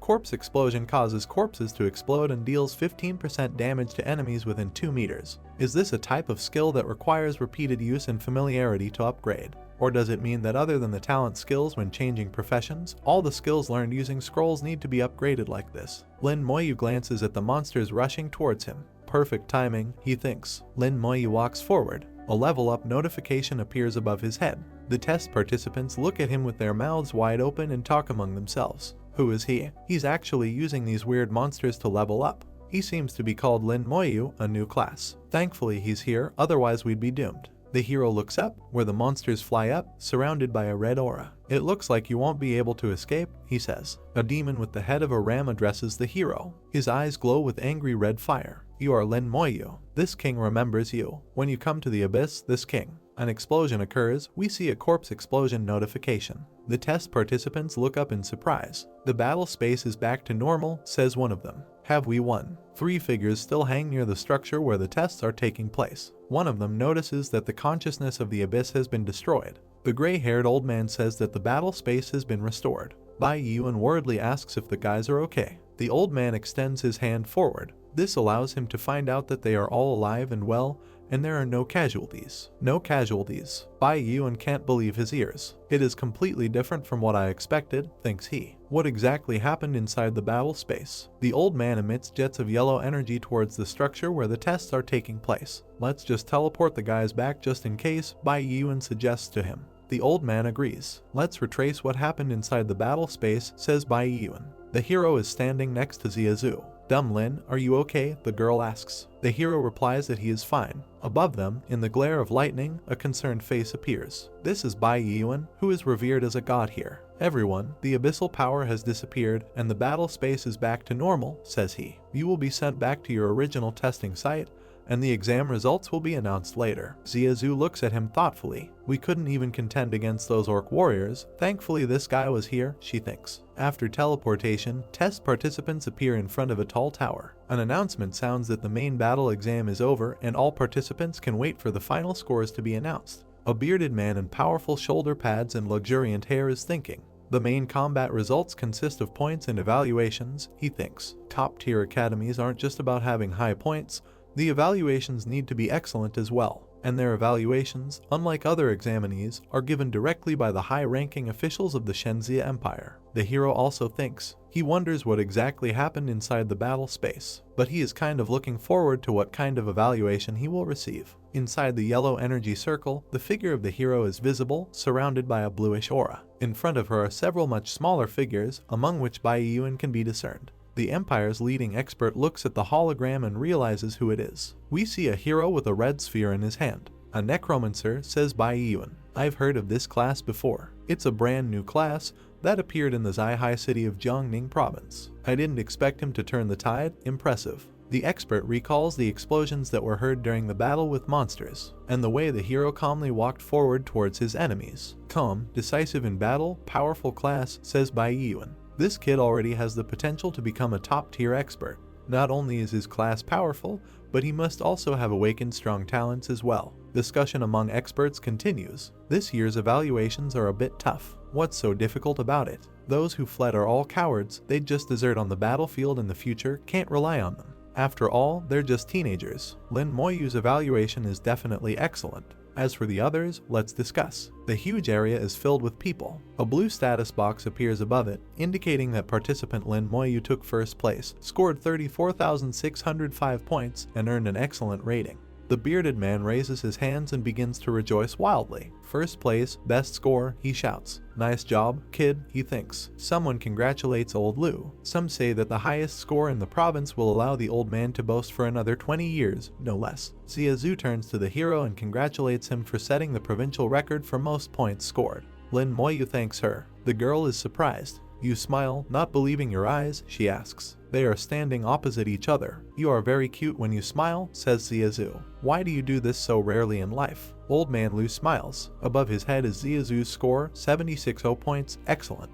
Colleagues standing behind the men are jealous. He also got second place. Here are the results of other participants. 3. Feng Zhu, .670, evaluation, excellent, 4. Zhuomei, .6325, evaluation, excellent, 5. Wang Zihao, .630, evaluation, poor. Wang Zihao is incredibly angry. "My evaluation is poor. Why? Once this evaluation comes out, forget about Ziyajing Academy. Even the top 20 higher tier academies of the Empire won't accept me." The guy just roars with rage. "I don't accept it. Why? Why give me a poor evaluation without evidence? This isn't fair." A circle of blue energy appears around the guy. An announcement is made that Wang Zihao has violated the rules of the examination area. "Exception? No," the young man shouts loudly. We see several shadowy figures on a high wall. An announcement sounds. For combat class professions, this year's top scorer in Jiangning province is Lin Moyu. Gao Yang jumps for joy surrounded by other jubilant young people. See, he shouts, Lin Moyu is our leader, record holder for our province. Young people look at the tower. Silence sounds from there. An imperial order has arrived.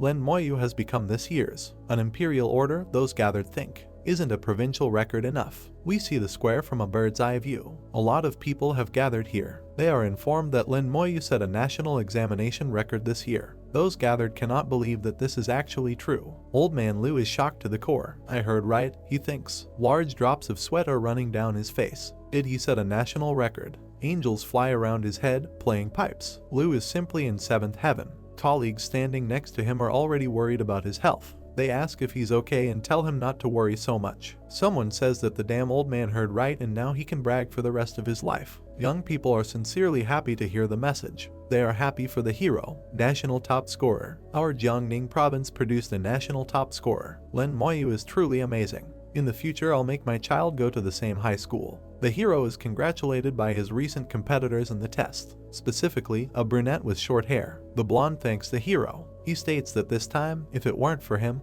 it would have been very difficult for everyone. Lin Moyu shakes his hand. The young people agree to meet at Ziyajing Academy, and the blonde promises to treat the hero to a good lunch. Ziazu crosses the fingers of two different hands, smiling. Okay, says Lin Moyu, and that means he accepted the offer for lunch. This guy doesn't talk much, says the blonde. I've been his classmate for 3 years, and we haven't exchanged more than 10 sentences altogether. The hero looks at the guy. 26 sentences, he says. The brunette and the blonde giggle, trying not to show how funny this phrase looks. Ziazu clutches his head in shame for the hero. Lin Moyu house. The hero picks up a frame with a portrait. Sister, I will soon study at Ziyajing Academy, he says. Grandma, I became a national record holder. There is a knock on the door, and the hero turns to it. The hero opens the door and sees old man Lu on his threshold, with another person standing next to him. Principal Lu, why are you here? Asks Lin Moyu. The eyes of the old man's companion glow with an eerie light. Lin Moyu looks at him. Such a terrifying aura,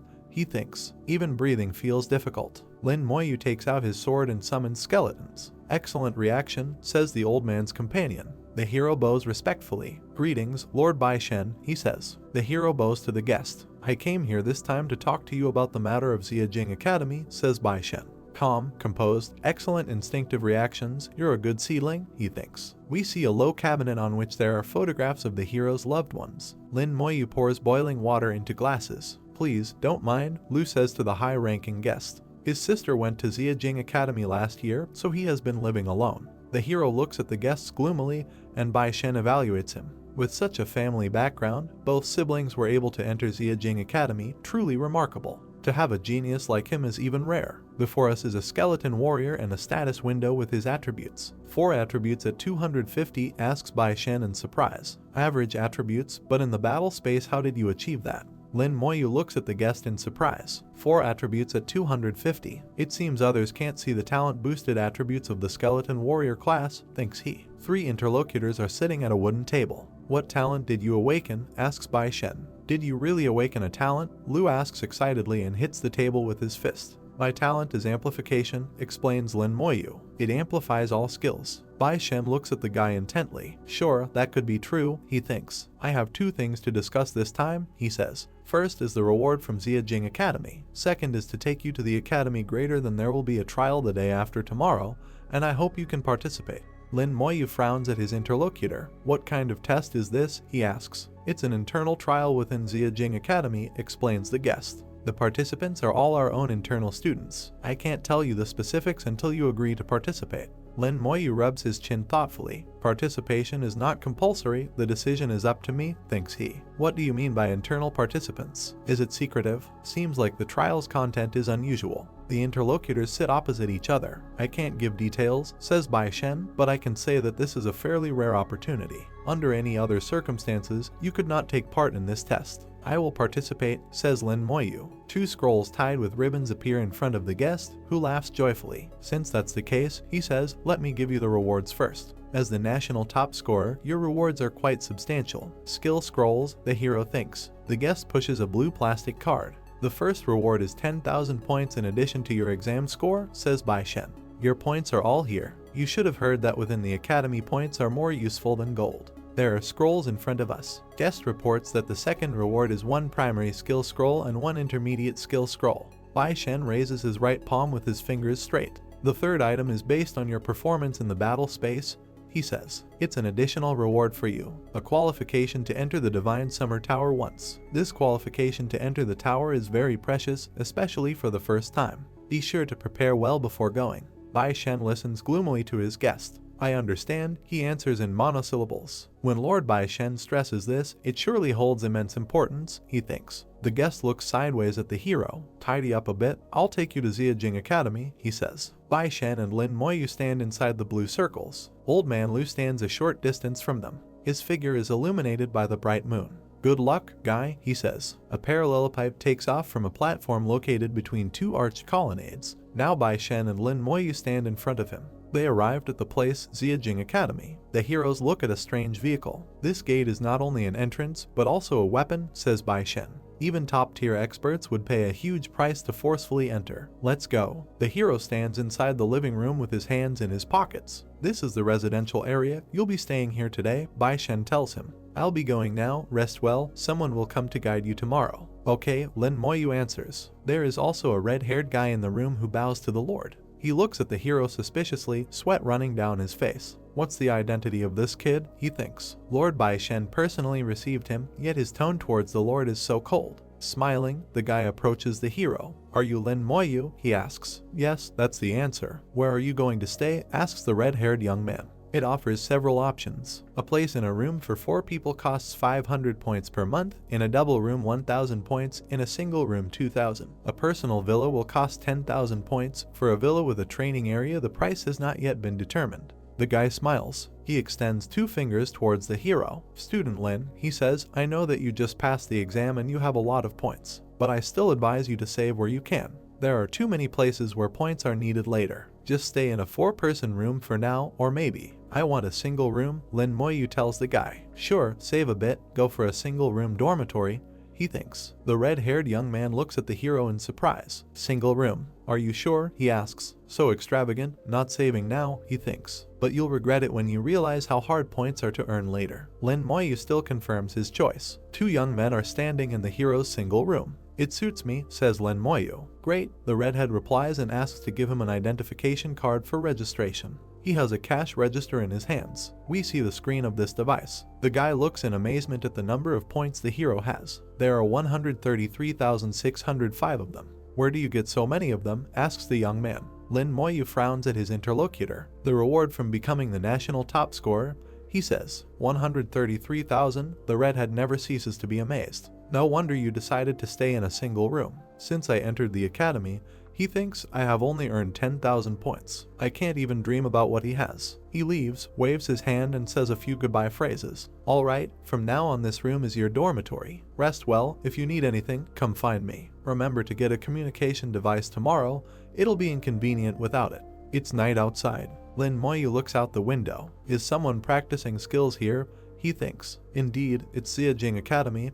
Everyone is working hard. In this kind of atmosphere, leveling up will definitely be much faster than before. The next day, Lin Moyu sits cross-legged on the sofa. The doorbell rings and the meditation ends. Opening the door, the hero sees a pretty blonde. Hey, what's wrong with you? She asks. Don't recognize me? I find out, Lin Moyu replies dispassionately. The girl pulls him somewhere. Come on, I'll take you to breakfast and then show you around Xiajing Academy, she says. In front of us is the cafeteria of Xiajing Academy. There are, frankly speaking, not many people here. The hero swipes the card across the terminal. How are you paying with points? The girl asks. You can use coins here. Places that accept coins definitely won't use points. The girl scratches her head in bewilderment when she hears that the hero only has glasses and no coins. If not, just say I have a lot of coins, she says. It's so difficult to earn points, you can't spend them left and right. In front of us is a payment terminal window. Luckily, it only costs 5 points, the girl says, but then turns her attention to the balance of her date's card. Her eyes become round in surprise. Wait a minute, where did you get so many points? Lin Moyu looks at her in surprise. The girl puts her finger in front of her to emphasize the importance of her words. Remember, she says, where you can use coins, never use glasses. Glasses should be used sparingly even if you have a lot of them. Okay, Lin Moyu answers her. Here, this is for you, he says. The blonde looks at the resulting red crystal with admiration. So beautiful, she exclaims. Is this the core crystal of the Goblin King? The hero answers in the affirmative. The true value of the artifact dawns on her, and she bombards the hero with many questions. Do you know its value? This is the core 5th tier Goblin King ring. It's a boss accessory, you know. If used for trading, the price would be at least 1 million coins. And you're really giving it to me. Lin Moyu confirms that he is indeed giving her the crystal, and genuine delight appears on the girl's face. Such a valuable item, the hero thinks. It appears the Dynasty Guild is truly exploiting. Thanks, I won't be polite then, says the girl. She gives the hero a tour of the academy, and he obediently follows her. Now the guy and girl are in the academic affairs office. Alright, says the blonde, your enrollment procedures have been completed. Why can't I find any information about my sister, Lin Mohan, asks the hero. We see a card with this name. It's empty, blank information. The blonde is surprised. It's possible she's on a special confidential mission from the academy, so the information can't be retrieved. It's also possible she joined some more specialized college, like the Divine Creation College. Your sister might have joined some specific college. A pretty blonde looks back at the hero. Okay, stop worrying, nothing will happen, she says. Lin Moyu thanks her. Okay, let's move on to the main question, the girl suggests. I brought you here today to familiarize you with the academy, but I also have a task on hand. A girl and a guy enter a spacious classroom. The blonde waves her hand and calls her sister Taodao. I brought the national record holder, she shouts joyfully. A girl with a long black braid shakes the hero's hand. Hello, my name is Jiang Taodao, level 23, Elf Knight class, she says. Lin Moyu, level 17, Necromancer, the hero answers. A guy who sits with his legs crossed under him beats the floor with a staff. Only level 17, he asks. Are you kidding me? Even if you're bringing someone, you can't just bring anyone along, right? The blonde makes a remark to a guy sitting in a strange position with a rod. Wang Zhen, what do you mean by saying that? She asks. Be careful with your words, Moyu is the top scholar in the country. He smiles. Behind him are 3 more members of his squad. Compared to our Dragon Dive team, being the top scholar in the country is nothing, he replies. The young man jumps up and stands directly opposite the hero, looking into his eyes. Your name is Lin Moyu, right? He asks. I know you were recommended by Master Bai Shen himself, but don't think you can do whatever you want just because you have a connection with him. Lang Zhen looks at the hero menacingly. In our Dragon Dive team it's all about strength, he declares. Taking you along for this trial is fine, but please, keep your mouth shut. Try not to make any noise and don't hold us back. Otherwise I will be the first to get rid of you. Judging by the determined pose of the guy holding his staff in his hands, it's clear that he's not joking. Even Miss Xia from the Xia family isn't that arrogant as this guy, thinks Lang Zhen. You're stupid, yes, the hero asks gloomily. He becomes furious, an evil fire lights up in his eyes. What did you say? He asks the hero. Jiang Taodao decisively intervenes in the brewing conflict. Lang Zhen, you dare try to attack him? She asks. Stop it immediately. He looks angrily at the hero and says that he will not do anything just out of respect for the girl. Jiang Taodao approaches the hero and looks at him with his palms folded in front of his face. We set off tomorrow at 9 o'clock, meet up here, she says. I can only tell you the details of the trial tomorrow. I see, thank you, Lin Moyu answers. The blonde, who has been silent until now, offers to go and buy some things to prepare for the event. She takes the hero away, and Jiang Taodao turns to Ling Zhen with irritation. I know you hold grudges, she says, but you can't bring personal grievances into the trial. Moreover, he was recommended by Master Bai Shen. I know my limits, the guy answers. I just want to see what kind of person this newcomer is. The one who's taken my younger brother's place. The dispute continues. He is the top scholar in the country, says Jiang Taodao. Although that doesn't mean much to us, to achieve such a title he must have something extraordinary about him. Moreover, his profession is a unique one that's newly introduced. If we're going to bring someone along, they'd better be useful, Ling Zhen answers her. Every year there are a few new professions that emerge, but most of them turn out to be trash. This necromancer is probably the same. The blonde leads the hero somewhere, lightly pushing him in the back with her hand. Don't mess with this guy, he's crazy, she advises. Let's go. We'll buy some healing potions, mana potions, and communicators. The hero and the girl stand in front of a table on which there is a weapon. I need 10 bottles of red and blue potions each and a communicator, the blonde says. Please, help me sell these items, says the hero. The identification process is displayed on the communicator that was purchased for the hero. From now on I can pester you whenever I want, says the blonde, smiling. She raises her hand and shows the hero a similar device. Let's start by adding each other as friends, she says. Okay, Lin Moyu answers and carries out this procedure. A signal sounds indicating that the action has been completed. The blonde, standing at the door of the hero's room, says goodbye to him until tomorrow when they are supposed to meet for the test. We'll meet, the hero answers. Lin Mo-yu sits on the bed and holds a scroll in his hand. It is reported that this is beginner skill scroll. I need to prepare for the upcoming test, says the hero. Use, he says clearly. The scroll burns in his hand. Ready. A notification appears. Acquired skill, Slow Curse. Slow Curse curses enemies within a 5-meter range, reducing their speed by 5% for a duration of 1 minute. Lin Mo-yu reflects on what this means for him in fighting monsters. After being amplified by my talent, the range will be increased to 50 meters and the slowing effect will reach 50%.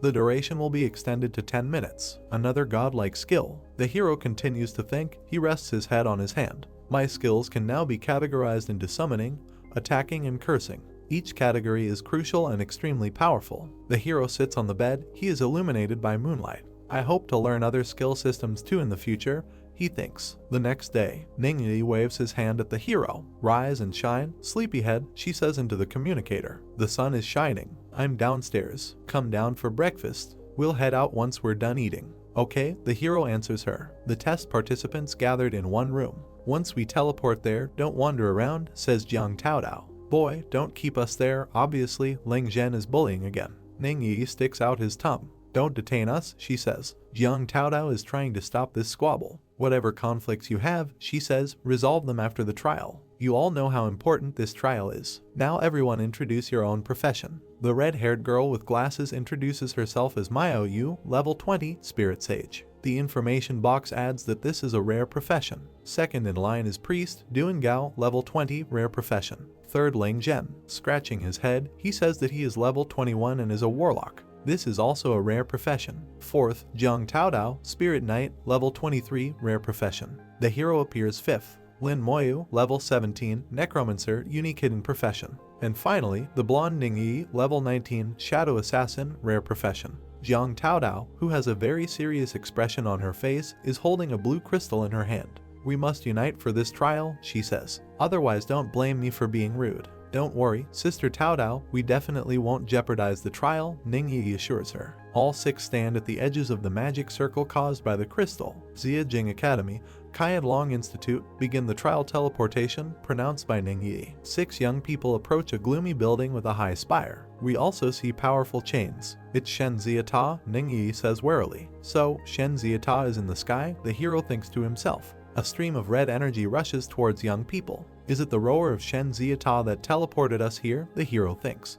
Before us is Mermaid Island, which is located inside a blue energy sphere. Lin Mo-yu and Jiang Taodao are already on its surface, and in front of them we see a huge green crystal. It's a mission stone, says the girl. We all have to touch it, and then we will be told the purpose of the mission. The hero touches the crystal and sees an information window. Trial mission. Head to the Mermaid Tier's instance, defeat the final boss, and obtain the Mermaid's Tier. 1. The teams entering the island can have a maximum of 6 members with the highest average level being 20. 2. The Mermaid's Tier will only drop in the Nightmare difficulty instance. 3. Only 3 Mermaid's Tiers will drop. That means only the first 3 teams to clear the instance will be able to obtain the Mermaid's Tier, the hero thinks. Before us is a local landscape with a high mountain from which a stream of water flows in a blue lake. The Mermaid Tier's instance is located at the center of Mermaid Island. In the end, it's just clearing an instance, the hero thinks. Could it be that the Mermaid's Tier has some special properties? Before us are Jiang Taodao and Ningyi. I didn't expect the trial mission this time to be on Mermaid Island, says the first of them. Sister Taodao, says the second, you've been on many trial missions and have a lot of experience. Please share with us. Jiang Taodao rubs his chin thoughtfully. The Mermaid's Tier can be used to forge a very special type of equipment, she says. It's extremely important. The location of Mermaid Island is not within the territory of our Shenzia Empire, and only 3 Mermaid's Tiers drop each year. So every year not only teams from our Shenzia Empire but also teams from other countries come to Mermaid Island. We see crowds of armed men arriving on the island. Our Qianlong Academy has a total of 10 teams, and we are Team 2, the girl continues her story. That means we have to compete not just with our classmates from Qianlong Academy, but also with professional teams from other countries. Ningyi is clearly worried. What if we end up facing teams from other countries? What do we do then? She asks. Such things have happened before, Taodao reports, but at most they just guarded the entrance to the instance to prevent entry. A tear rolls down the girl's cheek. But don't let your guard down. There have been instances where people died. If a real conflict arises, do whatever you have to do. Your life is the most important thing. The hero looks at the cute blonde and tries to calm her down. Don't worry, he says, we won't face such a situation. The 6 members of the Academy squad are ready to do what they came here to do, getting ready to enter Mermaid Island. Yuan Gao, buff us. The priest carries out the order, and the young people receive increases in strength, mobility, and protection. Their mana increases. The hero looks thoughtfully at his hand. All 4-dimensional attributes have increased by 30%, skill power has increased by 20%, lasting for 1 hour. He thinks, this prophet is indeed a powerful support class. It's just a pity. Compared to my talents, the amplification effect of the priest is too weak. Mo Yu snaps his fingers, summoning a skeleton. That's right, he thinks. What would happen if the priest buff is applied to the skeleton warrior? The squad comrades are clearly frightened by the skeleton summoned by the hero. Someone screams in fear, someone calms their friend, saying that this is just a cute little skeleton. The hero thoughtfully asks the priest to apply the buff to the skeleton. He is very surprised, but agrees to do it. Yuan Gao casts a spell, but realizes that it doesn't work. It's probably because my talents are too strong, the hero thinks. Yuan Gao's blessing skills are directly overridden by my talents. Lang Zhen does not miss the chance to tease the hero, can't even apply a buff. This summon is as useless as its master, he says. Mo Yu stands next to his skeleton with a frown. Lang Zhen becomes enraged, his rod glowing with red energy. What? Do you want to fight? He asks. Cao Dao is once again becoming between young people. If you want to fight, do it after it's all over. First, pass the test, she shouts. A stream of blue energy flows from the skeleton's eyes. Damn it, thinks Lang Zhen. Why do I feel like I'm going to die when I see his summoned creature? My body feels so cold, it's stiffening up. Young people run deep into the island. They had just been informed that the test had begun. Before us are Cao Dao and Miao Yu. Our target is the mermaid dungeon, says the commander. Move quickly, avoid fighting random monsters if possible. The red-haired girl shouts that she understands. A monster emerges from the water with golden fins visible on its body. There are circles on the water, apparently the monster dived. But the very next second a terrible creature rises from the water and hangs over Cao Dao. A description of the monster appears. Merman soldier, level 19, strength 300, agility 150, spiritual energy 200, physique 320, skills none. The monster attacks Cao Dao, but he receives a fiery response from Ning Yi. It looks like the monster's throat has just been cut. An alert appears. Killed level 19 Merman soldier, gained 15-0 experience. Team leader Jiang Cao Dao obtains 1 fish scale. New monsters are moving towards the academy squad. Young people look at them and discuss what is happening. Level 21 monsters are already appearing. At this pace, it will take another 3 hours to reach the center of the island, says Cao Dao. We are moving too slowly, we can't afford to clear out monsters anymore. Miao Yu, you take control, let's rush through. Okay, the red-haired girl answers. She casts wind binding, summoning a bluish whirlwind, and yells for her allies to hurry while she controls the battlefield. 20 minutes later, there are still a lot of monsters in front of young people. We are still behind schedule, Cao Dao states. The commander is clearly unhappy, as is Miao Yu standing behind her. If we rush straight through, are we confident we can make it? Asks the commander. There are too many, I can't fend them all, Miao Yu answers. Besides, the monsters are level 22, higher than my level. My skills might fail. We see that the entire road to the mountain is filled with armed monsters, which are something between snakes, lizards, and fish. If we charge straight through, we'll likely get surrounded and be in danger, thinks Cao Dao. But if we clear our way, it'll take at least another hour and we'll be completely left behind.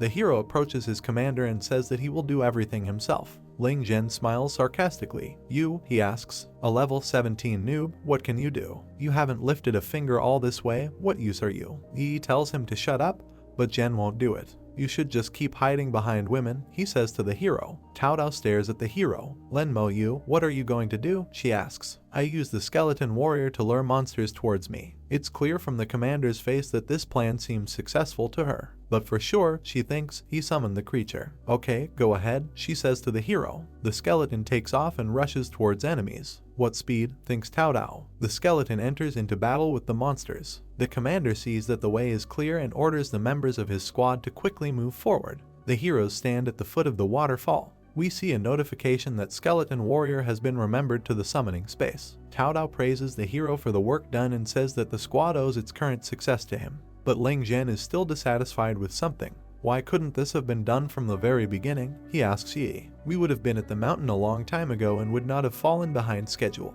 The girl demands that he stop talking nonsense. If you're so great, do something yourself, she says. The envious man does not calm down and approaches Lin Mo Yu. You rely on the summoned being, he says, but you're wasting your place in the squad. The hero turns to him angrily. I will remain silent, but for the last time, he warns. Miao Yu notices something. "Run," she shouts to her comrades. A whole wave of monsters hits the squad. Cao Dao, with a look of pure horror on her face, orders everyone to retreat. Before us is a character with a ponytail hairstyle. "It's people from country Y," shouts Cao Dao. That's their country's unique profession, a Shikigami summoner. From nowhere, the enemy makes sweeping movements with his arms, leaving red marks in the air. As a result, monsters with the bodies of people and the heads of horses and bulls appear in front of the squad. That's the Shikigami skill of Shikigami summoner, said to be able to summon gods, reports Cao Dao. "Why are they doing this?" Myo asks with fear in her eyes. "They want to prevent us from reaching the mountain," the detachment commander answers. "Before us is a muscular monster emitting jets of energy and the same summoner that summoned this monster. You all just stay here," the last one shouts. "If you can't hold on, use the quest stone to teleport away. This time the mermaid dungeon belongs to our great Y country." He laughs loudly. Representatives of other groups are outraged to the core. They are loudly discussing what just happened.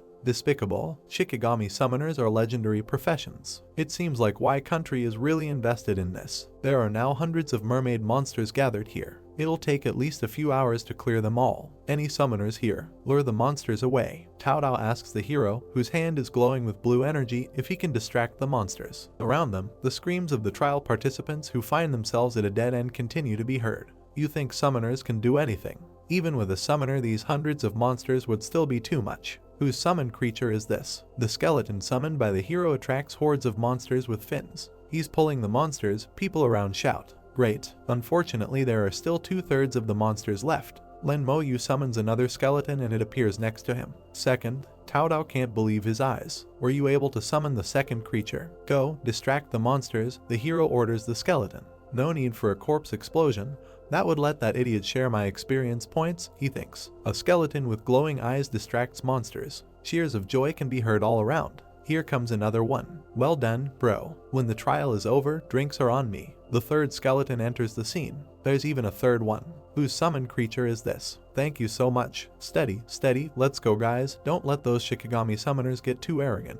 Ling Zhen, who is very unhappy with the hero's success, turns away. Other trial participants praise Lin Moyu. They promise to take the dungeon with them the next time they go there. Shikigami summoner can't believe his eyes as he looks at the people approaching him. What's happening, he thinks. How did they get up here? With so many monsters, it should at least hold them off for a few hours. He gives orders to the archers, who are standing on a hill a little further from him. "Archers, get in position. They somehow dealt with the mermaid monsters. We must stop them." The archers fire a volley. People at whom arrows are flying see danger. Someone shouts that they are being attacked by archers from country Y. Arrows fly dangerously close to people. "Mages, put up the shields," someone shouts. Ning Yi stands next to the hero, smiling. "The clash has begun," she says. "With you and your skeleton warriors here, I'm not afraid this time." After the first clash, the test participants rest near their tents and discuss the state of affairs. "This is bad. Our team is too disorganized. We need to regroup. We could really use a powerful mage." "Exactly. We lost quite a few people at the foot of the mountain.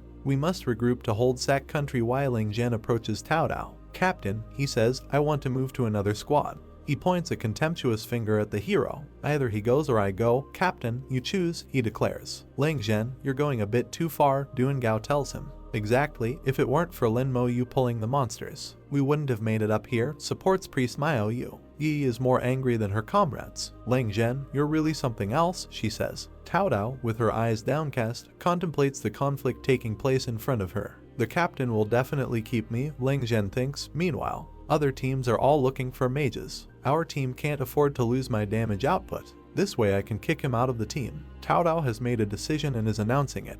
"If that's the case, Ling Zhen, you're off the team." Ling Zhen's face is horrified. Not believing his ears, he looks at Cao Dao. "What?" he asks in amazement. "You want me to leave the team? If I leave the team, you won't be able to pass the trial." "Are you saying you don't are very powerful?" says Yi. "Alright then, I hope their attacks are strong enough. I will do my best to block the monsters," Cao Dao replies. Myo Yu laughs cheerfully. "Myo Yu, heal me accordingly and I'll leave the crowd control to you as well," she hears. "Don't worry, sister," Myo Yu answers. "I'll give you my blessings." An alert appears. Killed level 21 elite merfolk warrior, experience plus 10,000, obtained fish scales 10. There is no limit to the surprise of the test participants. "What's going on?" Myo Yu screams in amazement. Why am I getting experience points now? Duengao asks. We see the corpse of a monster, next to which stands a dark figure with a sword on his shoulder. An information window appears. Elite Merfolk Warrior Enhanced. Level 21, Strength 2000, Agility 12-0, Spirit 800, Physique 22-0, Skills, Shriek. One-shot kill, thinks Tao Dao. She looks after the hero, who calmly moves forward behind the skeletons walking in front of him.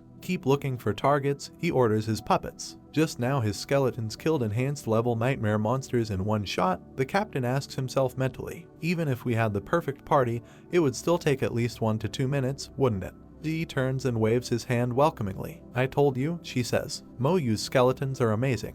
Everyone, hurry along, orders Tao Dao. At this moment, Duengao begins to become indignant. Wait, he says. We're still trying to make sense of this situation, he says. But the commander is not going to stop. No point trying to understand the situation now, just hurry up and follow, she orders. The skeletons continue to fight the monsters. We see a notification that the hero is using the Rage Strike spell. Tao Dao never ceases to amaze. This is the first time I feel so relaxed while clearing a dungeon, she thinks. Usually I would be at the front watching the moves of enemies and protecting my teammates. But this time it looks like I don't even need to attract aggro from the monsters. Duengao and Maoyu are not very happy about what is happening. It seems that we are not really needed here, says the first one. We have nothing to do here, the girl confirms his thought. The squad comes out onto a cliff hanging over a water stream. A huge rock goes up, with no end in sight. This is a dead end, the captain thinks. There don't seem to be many monsters in this dungeon. He notices something. Look, down there, she screams in alarm. Looks like it's the boss. We see a huge white snake. An information window appears. Merfolk Queen's Serpent. Level 23, Strength 36-0, Agility 55-0, Spirit 3000, Physique 5000, Skills, Lash, Death Strangle, Venom. Its attributes are even higher than the Goblin King, the hero thinks. My skeleton's attributes are currently at 27-0. Tao Dao looks very worried. I'll aggro the monster, she says. There is no need for this, Lin Mo Yu answers her. His skeletons with glowing eyes rush to attack the enemy. Before us is the lower jaw of a white snake and several rings of its body. We see the alert, Lash. The snake, being chased by skeletons, flies up. The squad members standing on the island look at her thoughtfully. She is too active. What will she do? Asks Tao Dao. The hero extends his palm towards the head of the white snake, inside of which a pink energy sphere is visible. Don't worry, he says. A notification appears when you use the slow curse spell. Binding magical chains appear on the reptile's body. She slowed down, the captain screams. The skeletons catch up with the snake and climb onto it. Is that a curse type skill? Tao Dao asks the hero. Yes, he answers briefly. Tao Dao and Lin Mo Yu watch the battle between the snake and the skeletons. He has powerful summons and even a curse type skill, the girl thinks. What else can a necromancer do? A powerful pink stream gushes from the snake's huge mouth. It turns out that this is a poison designed to destroy the attacking skeletons. My skeletons are undead, so venom won't have much effect on them, the hero thinks. High in the sky, a powerful white beam appears, which hits perpendicularly down and pierces the head of a huge white snake along the way. Tao Dao, his eyes bulging in surprise, looks at this stunning picture. Is it really all over so quickly? She thinks. An information window appears. Killed level 23 Merfolk Queen's Serpent, experience plus 50,000. Obtained silver grade armor, serpent skin armor, obtained intermediate level monster core. Yi, smiling, approaches his disgruntled comrades. Stop daydreaming, she says. We need to keep moving. But just now out of the blue I gained anything a lot of experience points, even though I haven't done. Duengao shares his thoughts. Tao Dao turns to them. Keep moving. People, we have to keep up with Lin Mo Yu, she says. Since the name mentioned earlier was the Mermaid Queen's pet snake, it's sure to stir things up. A squad led by a hero walks through a tunnel. Yi covers his nose in disgust. It reeks of fishy smell all over this place, she complains. At the end of the tunnel there is a magnificent structure with a dome and spire. In front are concentrated many monsters, resembling snakes, lizards, and fish at the same time. These monsters are armed with terrifying tridents. The captain begins to count their number. After some time, she tells Yi standing nearby that she counted 60 patrol units in total, that is, 180 monsters in total. And they are all enhanced elite monsters, she adds. Lin Mo Yu doesn't seem afraid. The more monsters, the better for me, he thinks. Without wasting any more time, he moves forward to deal with them. Tao Dao calls out to him, trying to stop him. Although his skeletons are very strong, it isn't too dangerous to just rush out like that, she thinks. Before us is a purple monster with a fin crest on its head. We see an information window. Mermaid Elite Soldier. Strength 22-0, Agility 14-0, Spirit 1000, Constitution 24-0, Skill Dizziness Sweep. Skeletons summoned by the hero engage in battle with monsters. We see 2 notifications: Stun Strike, Rage Strike. Yi looks at what is happening in fear and says that new troops of monsters are arriving. The hero, holding a pink energy sphere, glances at the girl and asks her to close her ears. She doesn't really understand why this needs to be done. Be that as it may, the beauty covers her head with her hands. We see a lot of notifications about destroying enemy elite soldiers and getting 12,000 experience points for each. The squad members, including Tao Dao, shout in confusion as they try to understand what is happening. The flow of notifications is growing.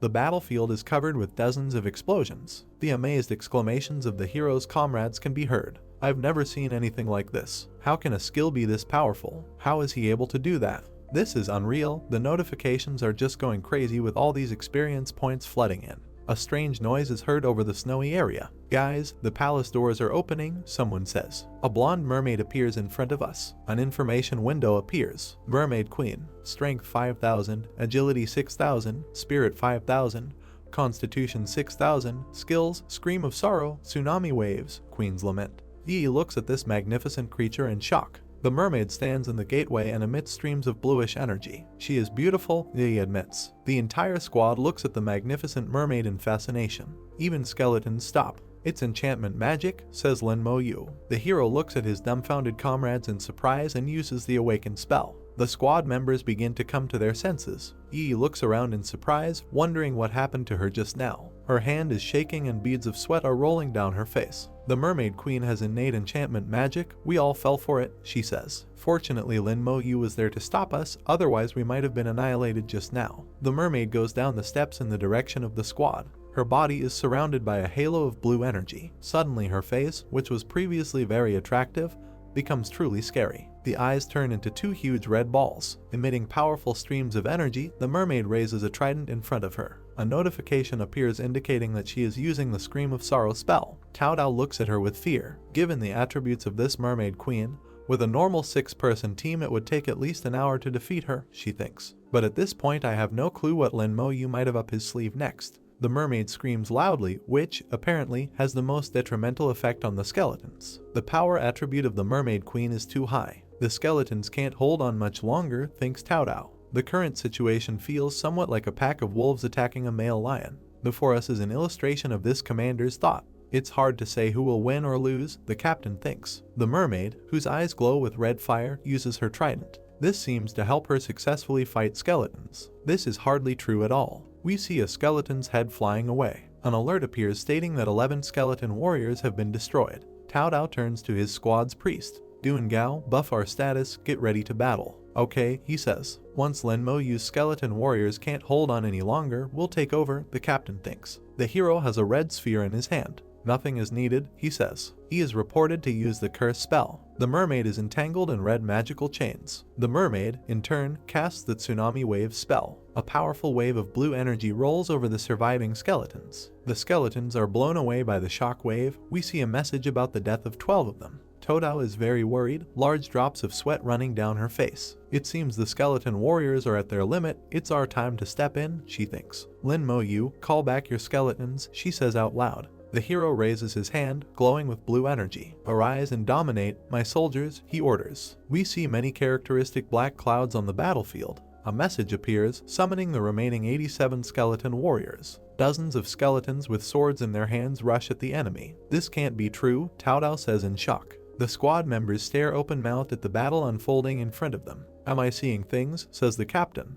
Their numbers are overwhelming. He had so many summons, but he never called them all out before, says Miao Yu. This is terrifying, says Duan Gao. No wonder Yi always trusted him so much. Yi, meanwhile, is also shocked. As expected, he has become stronger again, she thinks. And the rate at which he is getting stronger is far beyond my imagination. Skeletons attack the mermaid from all sides. Deep wounds appear on her body. The mermaid, with her arms at her sides and her tail raised high, uses her last argument, the Queen's Lament spell. The hero and Miao Yu look at her. I can't do it, my level is too low to counter the boss's skill, says the girl. Everything is fine, Lin Mo Yu replies. My spiritual energy is high enough, so I won't be affected by the boss's psychic skills, he thinks. And me skeleton warriors, they are void of emotions, devoid of fear, and insensible to pain. The mermaid, cut by many blows, dies. Bloody tears flow from her eyes. The status window appears. Slayed Mermaid Queen, experience plus 80,000. Obtain silver grade weapon, Mermaid Queen's longsword.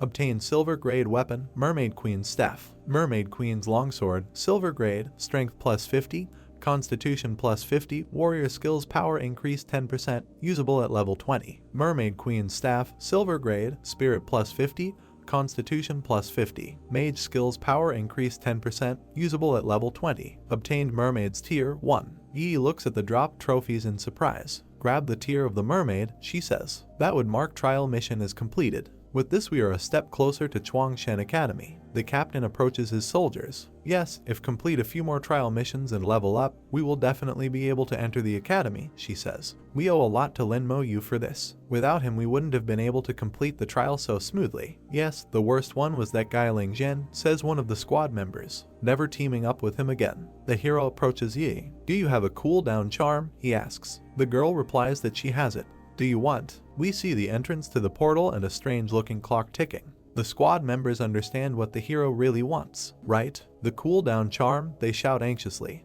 The two girls looked at Moyu and his company, who were standing in the distance. One of them asks her friend if they left. The other one tells her that it would be too fast, because only half an hour has passed. They continued to look forward with a malicious smile. The girl with loose locks grins that Tao's squad probably realized that they couldn't hide, so they left. Her friend with a white headband talks about how these skeletons can be used as human shields. Three people looked ahead with frightened looks. The guy in the raincoat tells his brother that it shouldn't matter to them if something doesn't work out, because the main thing for them is to stay alive. Another guy in armor agrees with him and says that he needs to return quickly. Zhen holds his head and smiles sarcastically. He says that they have a chance and they shouldn't leave. Gritting her teeth, the black-haired girl, surrounded by her comrades, raised her shield. Jiang said that they need to be careful, because otherwise they will be in trouble. Ning, wearing a black mask, reassured her captain that they had Moyu. Ning touched her chin and smiled, standing with her back to her captain. Jiang asks his sister to stick to their plan. Ning agrees. We started talking about the recovery talisman. Silhouettes of people appeared, emitting a bright blue light. Someone from the side asks about their entry. It turns out that a person with a blue aura, such a difficult personality, has a restoration talisman, which is a high-level thing.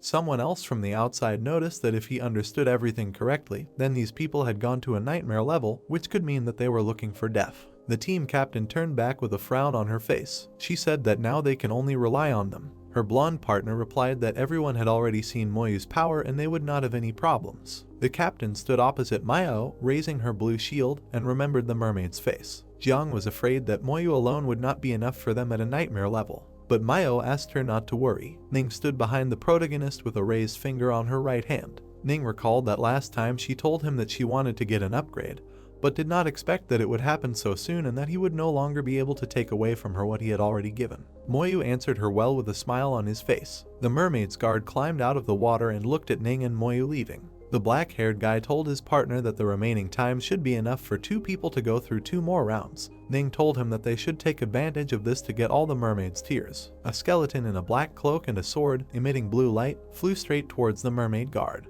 Ning said that the night was long and they needed to sort things out quickly. Moyu reassured her that his skeletons would be difficult to kill, so they had enough time. The main character and Ning, who was sitting on one knee, were surrounded by skeletons in cloaks, and above them hung a bunch of notifications with a task. Kill an elite level 21 mermaid and the reward for this is 25,000 experience. Suddenly, a huge snake with red eyes and an open mouth stared at Ning and Moyu. System notification: kill a level 23 mermaid pet. Silver level reward, snakeskin armor. Reward, crystal monster core. Moyu raised his right hand and was about to use his magic. He planned to deal with the snake this time in 5 minutes, although last time it took him about half an hour. Ning looked with admiration at Moyu, who stood with his back to her. She was surprised that everything went much easier than she thought. In response, he said that they needed to go to the mermaid's palace. On the way, they came across a fight between that skeleton in a black cloak and a sword. The skeleton's evil gaze was directed directly towards the sword he was swinging.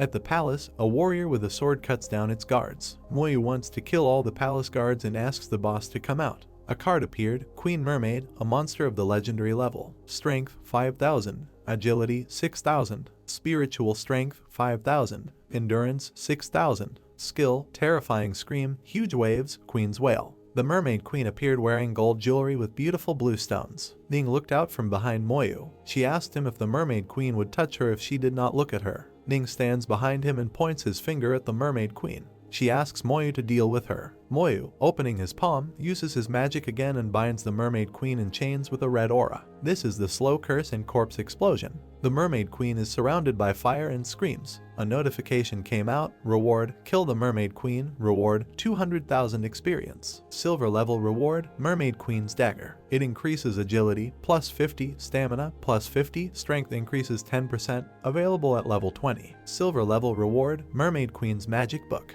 It increases spiritual power, plus 100, mage skill power increased by 10%, available at level 20. Reward: tears of a mermaid. Ning put her hand on her neck and raised her head, seeing that her level had increased. Ning stands in front of Moyu and enthusiastically raises his hand above his head in honor of his upgrade. She said that they need to take the test again and they need to collect all the mermaid's tears. Moyu answers well. He grins at the joyful Ning, who makes a finger sign that everything is fine. He thinks in his head that during their long period of acquaintance she has only risen one level, and he has the feeling that she does not like to improve at all. A crowd of people looked at Moyu and Ning as they arrived. They talked disapprovingly about how those two were just wasting the power of the talisman and they probably didn't even kill one monster in such a short period of time.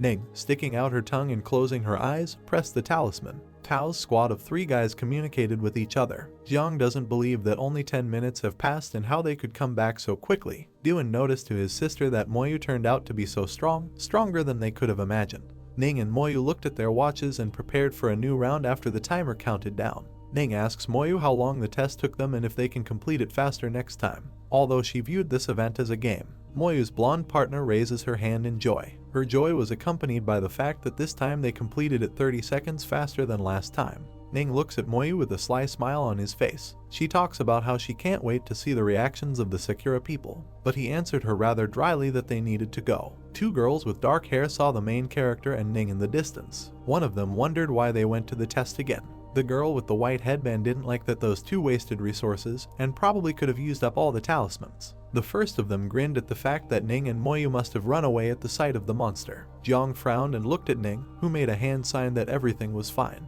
The squad captain asked her partner if they had received everything. Ning told her sister that she needn't worry. In front of the squad, standing on the edge of the mountain, there was a huge blue portal. They saw that the portal was disappearing and did not understand why this was happening. The portal, spinning in a spiral, began to disappear. Someone wanted to know why this happens. One of the guys connected the reason for his disappearance with the fact that as soon as the participants received 3 mermaid tears, the portal would disappear. Some of them wondered if they hadn't been in the dungeon 3 times, and it must have been them. Mayu looked at his 2 partners Ning and Jiang. He told them that the test was over and they needed to go. They answered yes. At this moment, the Shikigami summoner looks at them with an angry look. He said that they should not be allowed to leave as they needed to take away the mermaid's tears. Tao's squad stood opposite someone else's squad. Another squad appeared, clearly nervous and heatedly discussing something. The blonde-haired knight asked his comrades if Tao's team could have gotten all the tears. The white-haired knight couldn't believe that the portal had closed. The girl knight told her comrades that they could not let other teams take these tears. 2 knights in armor from someone else's squad took out their swords, showing the seriousness of their intentions. The Shikigami summoner with a tail on his head was still looking angrily at Moyu, thinking about something. A minotaur-like monster appears out of nowhere. Gritting her teeth, the squad captain looked at what was happening in horror. Moyu uses his magical powers again and sends his soul flame spell towards the monster. A monster that looks like a minotaur, raising its head, burns from Mew's magic. The summoner's angry grin spoke for itself. He wished death on his opponent. The summoner held a card glowing yellow between his fingers. He summoned the monster Shikigami. It was a huge gray snake with a large axe. The summoner shouted at him for the monster to act. With a swing of his axe, he repelled the enemy's attack. He joked that she could only tickle him. Moyu stood motionless and looked straight with a cold gaze. 2 skeletons in black cloaks fly towards Shikigami with swords. The card came out, critical hit. Strength 27-0. Shikigami received fatal damage and did not understand how it happened. The main character stood with his hand raised and looked in surprise. He didn't think the monster was so weak. The crowd behind him also did not understand how Shikigami died in an instant.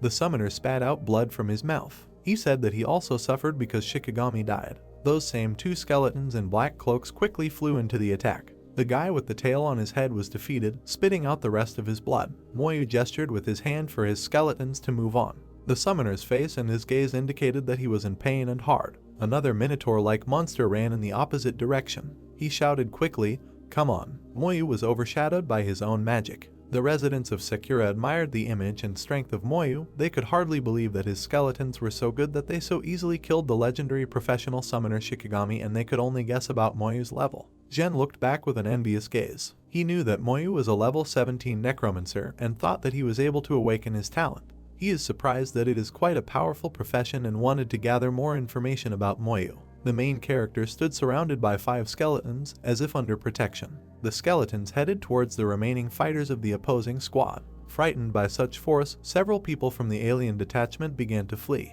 They refused to fight against the skeletons. They all rushed to run away from such a formidable power of Moyu. One of them shouted that he was not going to die either. The second asked what they should do because all the Shikigami summoners were defeated. Another said to run faster. 3 fighters from the Tau squad laughed after the fleeing people. Duan threw his hands behind his head and grinned at the fleeing crowd because they were shitting themselves from fear. The knight with dark hair covered his forehead and then laughed at the fact that it was a shame because they were scared by a couple of skeletons. However, the knight with red hair noticed that these were nightmare-level skeletons. Moyu stood in the distance, blocking the rays of light. People didn't understand where this guy came from. Some kind of ruthless person, taciturn, just a role model. They admired him for killing Shikigami in a second. Zine, who left the team, looked with an embittered look at how the other guys expressed gratitude to our hero. He thought that if he had not left the team, he might have already passed the test. Baring his teeth, he looked at Moyu with his boring gaze. He was going to deal with it because he believed it wasn't his fault. Jiang, holding the talisman in her hand, said that the test was over. Near the chains engulfed in a red aura, they teleported.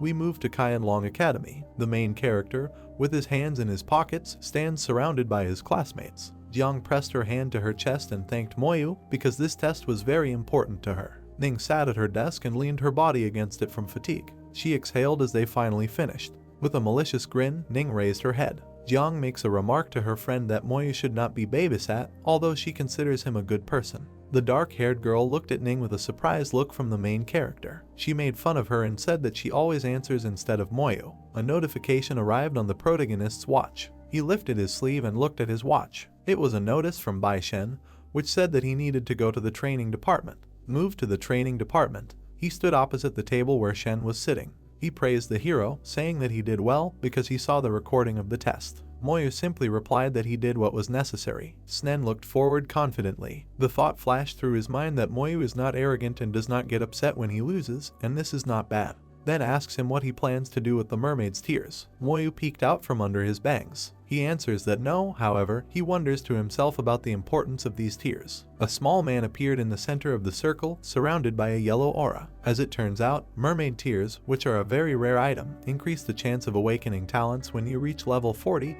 Even if the level is low, they are still very important. Moyu this time did not expect that Sakura Country would calculate the time and place of the island, because this could lead to failure of the test. Shen, with white hair straightened on his head, sat at the table and raised his hand. He noticed that our hero still managed to get the mermaid's tears, and so he asked Moyu if he had any wishes as a reward that he could fulfill. The hero looked with an even gaze. He remembered that he could not find information about his sister, and so now was the chance to take advantage of this opportunity. Rays of light penetrated the window. Moyu asked Shen if he can find one person. Holding his chin, Shen sat in his chair. He replied that his sister entered Chuangshen Seminary earlier this year, so they do not have this information, since it is impossible to find even a shred of information about students from Chuangshen Seminary. It was clear from Moyu's look that he was confused, since his sister had fulfilled her dream of enrolling there, although Ning and Zhu were also planning to enroll there at the first opportunity. Without changing his expression, he remembered his sister and never expected that his sister would go there first, because she had entered the school last year and wondered if she had entered Chuangshen Seminary in less than 6 months. Shen folded his hands and closed his eyes. He replied that his sister entered Chuangshen Academy according to the rules and therefore he could not disclose information about her, but if he still had questions and wanted to see his sister, then he needed to enroll there himself. Moyu looked at Shen, who was checking something on his watch. Shen replied that Moyu had already been informed of the conditions for admission to Chuangshen Academy. Frowning slightly, Shen showed his finger. He said that he should have told him about his sister, but that would not count as a reward and he still had another try to get the reward he deserved. Moyu stood in front of the table and placed his hand on his stomach. He asked Shen for a cooling talisman, since it is a very rare and useful thing that he really needs because it cannot be bought. Shen, who was sitting at his desk, threw up his grin and raised his hand. He replied that he thought that our hero would want this thing because it is not so easy to buy. However, he will be able to give it on the condition that he passes another test. Moyu reluctantly agreed, realizing that with this talisman he would be able to increase his level faster and be able to enter this seminary faster. Shen held a blue talisman in his hand.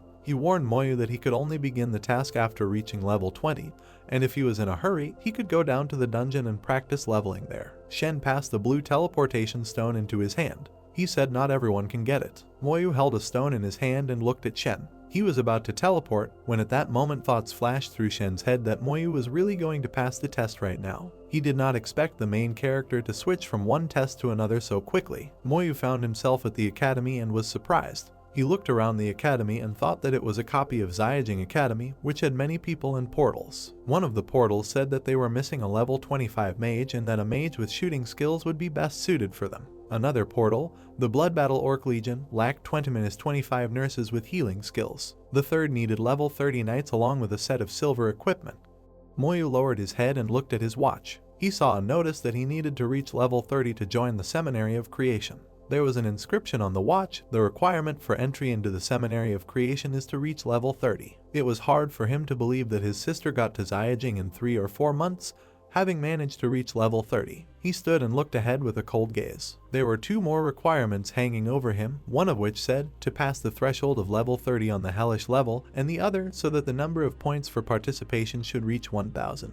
Moyu thought about how he could fulfill the remaining requirements alone, because the level of difficulty was hellish, definitely more difficult than nightmare. Suddenly, a little fair-haired girl approaches Moyu from behind. She asks him if it is him. She raised her head, pressed one hand to her chest, and lowered the other to her leg. She asked him if this was his first time in the dungeon. They stood together near the portal. She introduced herself as Shu and said that she could tell him everything about this place. He thought that this way she wanted to earn points. They looked at each other and Shu showed her finger. Moyu asked her how many points she wanted for her services. She replied that 100 points would be enough. A notification appeared on his watch that 100 points had been transferred. Smiling sincerely, she thanked this stranger. Raising her hand, Shu looked at Moyu and began to tell him something. She said that in the dungeon hall there are 2 spaces with levels 20, 18 spaces with levels between 20 and 30, and 20 scenes with levels between 30 and 40. Images of different colored spaces appear, and it is said that there are 2 more large dungeons that could accommodate more than 40 people, and another 52 spaces with levels from 40 to 70, and as it turned out, there were 95 spaces in total.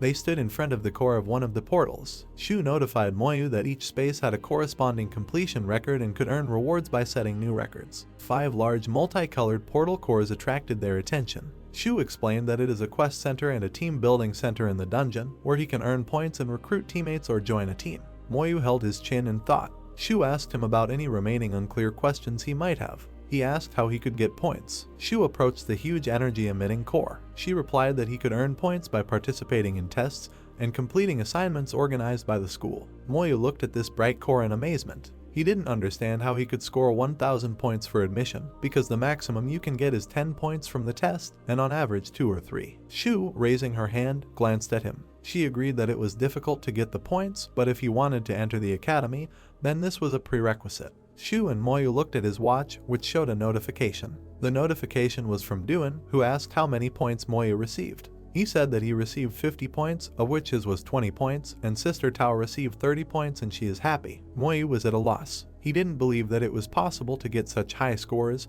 because Duan's level was also not that high. Shu raised both hands and looked at Moyu with a surprised look. He thanked her for the explanation. She asked him if he wanted to find a team. He touched his hand to the magical core of one of the portals. He continued to hold his hand near the core of space and a picture appeared, a mutated forest, a dungeon of level 17. Requirements for entry, level 15-19. Entrance to the dungeon costs 10 points. Eliminating cooldown costs 40 points. He planned to beat the previous records and receive his reward. He penetrated the blue aura while still holding his hand near the core and chose the nightmare level. The 3 people also stood in bewilderment. They discussed his low level, calling him a small fry, because he had not even reached level 20. Most likely, he received 50 points rather than 50 points. The knight with red hair thought about why he was going into the mutated forest, because he must have been the older brother. Moyu stood at the entrance of a space among large tree trunks with a pink aura called mutated forest. He thought about how much better he would be after this test. 2 notifications with a task appear. The first of them said, kill a mutated bear of level 17, receiving 6,000 experience and 5 animal skins for this. The second said, kill a level 18 mutated bear, receiving 7,000 experience and 4 skins in 2.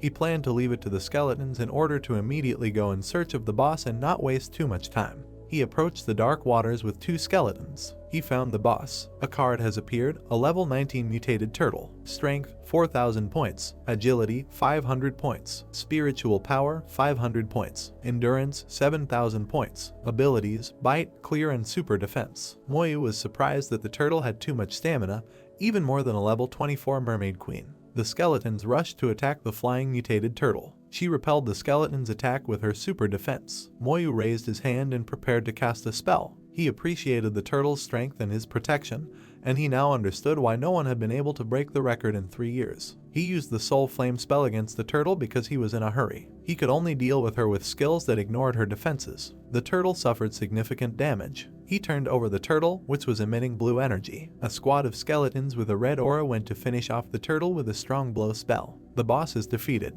A card appeared, the mutated turtle was killed, 15,000 experience was gained. Obtain bronze level weapons, turtle glove, turtle boxing gloves, and also strength plus 20, constitution plus 20, boxer skill power increased by 6%. Then receive bronze level armor, heavy turtle armor, constitution plus 30, ability power increased by 6%, also obtained a low level monster crystal core. Moyu attracted armor with this core. His experience increased by about 35% and now he will be able to reach level 18, but he did not yet know about the reward for the record. The ringing of bells. This was the signal that someone had set a new record in passing the test, although, according to eyewitnesses, the powerful team did not pass it. Above the quest center, in front of which a crowd of people had gathered, there was a notice that a new record had been set at 35 minutes and it was set by the level 17 necromancer Moyu. It was hard for the crowd of people to believe that just one person could do this, especially a level 17 person, who was also 2 times faster than the previous record. His foot had already appeared at the exit from space. He stood in front of the exit and looked at his watch.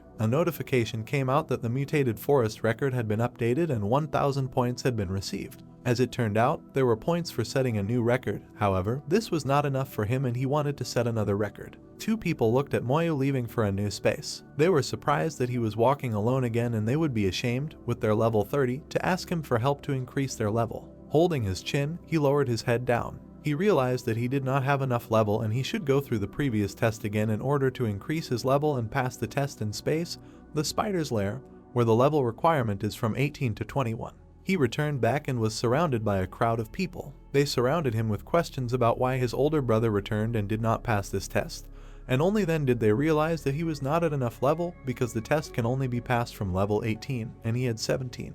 30 minutes passed. He came out of the mutated forest. He coped with it again with great success, having received a level upgrade to 18. Only this time, he probably coped with it even faster, and he was going to set a new record in the spider's lair. Indeed, he did it even faster and a new notification popped up with a new record. Moyu was heading to the spider's lair. People discussed his success and did not understand where such a strong player came from, who broke the previous, 3-year-old, team record of 5 people as many as 2 times. He looked at the previous recording of the test with a smirk. He was also aiming to break the record of the previous team, which had not changed for 3 years. Looking down, the main character raised his hand. He chose the nightmare level with the idea that he really needed the points. He passed through the portal and found himself among large and high mountains. He was surprised that it was so dark in this spider's lair. His hand was surrounded by blue flames. He raised his hand and summoned the skeletons to explore the path. He watched in horror the map where the skeletons' routes were marked. Cards appeared with a task, kill a level 20 scarlet spider, receiving 9,000 experience and 5 spider silk for this.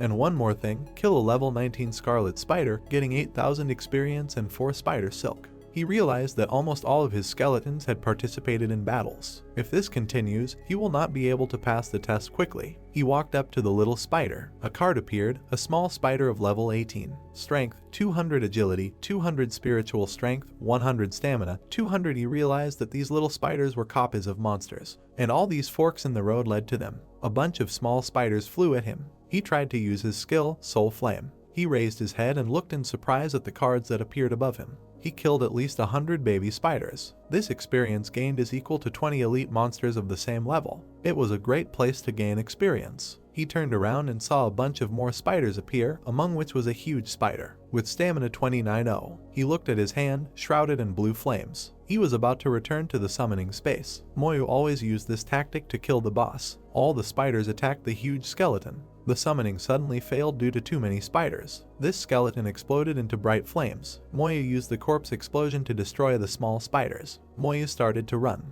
He knew this was a good place to gain experience, so he didn't want to waste his time. He calculated that there were 108 caves in total, and he needed to divide the skeletons into 10 pieces in order for everything to go smoothly. 10 minutes later, he found a huge spider. It was a boss, level 21 Spider King. Strength 5000, Agility 35-0, Spiritual Strength 500, Endurance 4000. Abilities: Grid, Acid Liquid, Vortex. He was glad that he had finally found a boss. Moyu lowered his head and smiled wickedly, about to cast a spell. He said it was his turn to win this time. It looks like the spider has now finished its game. Shu looked at what was happening with fear, as did the other two guys behind her. She asked if he could clear the spider's lair alone. The guy with his arms crossed replied that the spider's lair was a great place to gain experience and materials, so it wouldn't be that easy to clear it alone. The other guy looked back and said that it had already been an hour and the previous record was 1 hour and 12 minutes, so he didn't think Moyu would be able to break the record. Moyu looked at his watch. It turned out that after passing the test, experience increased by 80%.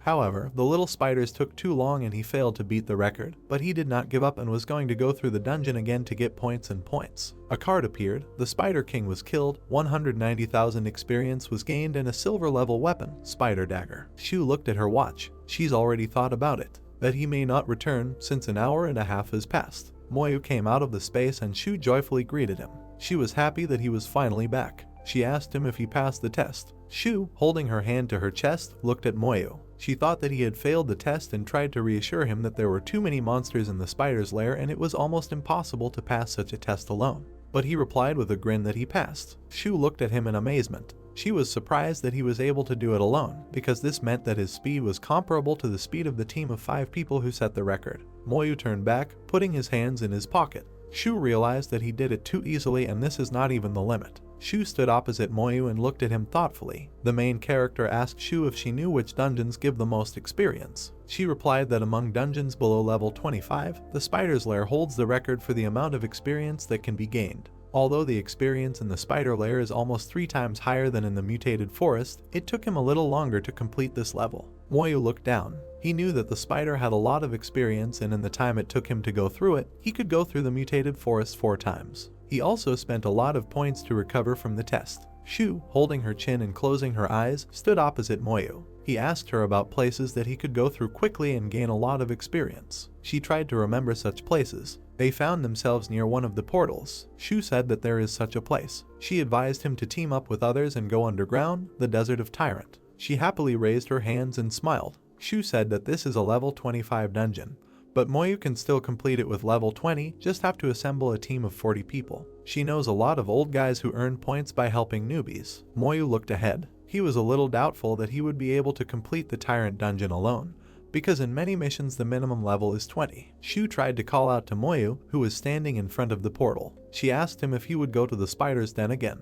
The main character wanted to break the record and reach level 20 as soon as possible. He found himself again among a heap of spiders. I wanted to take away all their experience. A group of people watched the footage of the Spider's Lair challenge on Moyu's big screen. One of them noticed to the others that Moyu was caught by surprise by the spider. Bai told them that although he had already communicated with the main character, he was still in shock watching his battle. Meng, holding his gray beard with his hand, was surprised that one person defeated the mermaid and received all 3 tiers of the mermaid.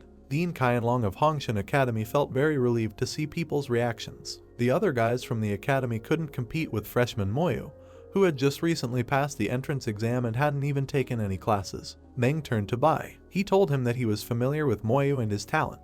Bai, raising his hand, replied that it was a talent that improved itself. After all, this is his secret and personal life. Bai stood next to Meng, drinking something from a mug. The white-haired elder noted that, judging by the test, Moyu is very good. Bai told him that Moyu had a promising future because his sister was also talented. Moyu stood opposite his sister in their memories. Sister Moyu enjoyed the elder's favor and constantly improved. All those whom this elder raised turned out to be real geniuses. He was far-sighted. The elder had to like Moyu. The dean of the academy and Meng stood next to each other with his arms crossed. The elder said that they most likely had 2 stars. Hongshin said that this is possible in the future. The protagonist's skeleton squad was heading towards the spiders. One of the academy's leaders noted that they could even cope with 1,000 enemies alone. Moyu crossed his arms and looked ahead with an even gaze. He did not kill all the spiders, and therefore he gained less experience, but the time was significantly reduced, and he will definitely break the record now. A crowd of people standing in the hall of the palace heard the ringing of bells. They realized that someone had broken the record again. After all, it was Moyu who passed the test again because he is a talented professional. 2 guys from the crowd turned to Zhen, who had his head down. He said he was just lucky, it wasn't talent. The white-haired guy didn't understand why Zhen put it that way. Zhen, with a malicious grin, made a hand sign that this was bad with his thumb down. He tried to tease Moyu about the fact that he was an ordinary student who had recently passed the entrance exam. Supposedly, he was lucky as he had a good relationship with Shen and received good treasures from him. After all, without them he would hardly have been able to pass the tests on his own. Zhen stood surrounded by Shu and a guy with black hair and armor. Shu asked Zhen what was wrong with ordinary students and why they couldn't set a record. The armored guy pointed his finger at Zhen and said that he knew him from Qianlong Academy. He asked why he exalts himself. Someone from the outside asked Zhen what reasons he has for slandering Moyu. Moyu, returning from the test, was holding his head. The record entry has been updated, which was now set with a time of 47 minutes. He received level 19 and 1,000 points. People saw that Moyu had returned. They didn't understand who could slander such a fighter because he broke the record again, especially half an hour faster than the previous one. Moyu stood opposite the frowning Zhen. He asked Zhen why he was here again. However, Zhen asked who Moyu was pretending to be and whether Shen was behind him. After all, he's just a national champion. Moyu looked at Zhen with an evil gaze along with the skeleton. He told him that he had already endured enough. Zhen was also on edge and mirrored Moyu's gaze. He said that he is not afraid of Moyu and who he thinks he is. People became scared, and they hoped that they saw a look that was ready to kill. Moyu turned away from Zhen and looked back with a grin.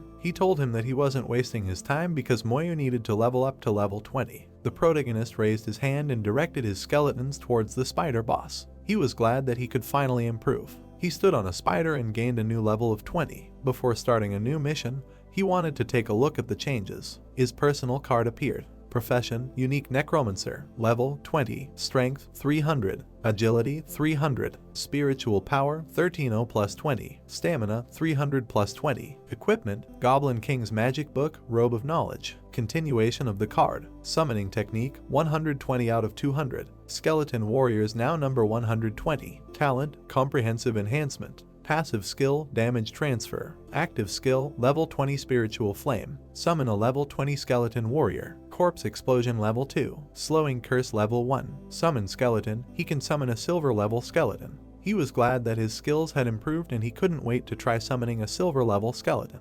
Moyu raised his hand, preparing to use magic. He used up 500 spiritual power points. A Silver level skeleton wearing armor appeared. His card appeared, Silver level Skeleton Warrior. Power 4,000, Agility 4,000, Spiritual Strength 4,000, Endurance 4,000, Skill Level 2 Furious Strike, Level 2 Brutal Strike. Deals damage to the target equal to 300% of its own power. Deceleration time is 10 minutes. His attributes were all improved. His strength is almost comparable to a dungeon boss, and the skills have also improved. 2 white scrolls and a book hovered above the head of the hero, who stood lost in thought. He realized that summoning skeletons would take too much energy from him and, besides, his equipment was outdated and it was time for him to replace it with new ones. In addition, it was possible to sell some equipment and buy scrolls. Moyu came out of the portal and was greeted by people. They noticed that he had leveled up again, and this was an unheard of miracle because in just a day he rose from level 17 to 20. Moreover, he updated the record again. They were surprised that now it took him less than half an hour,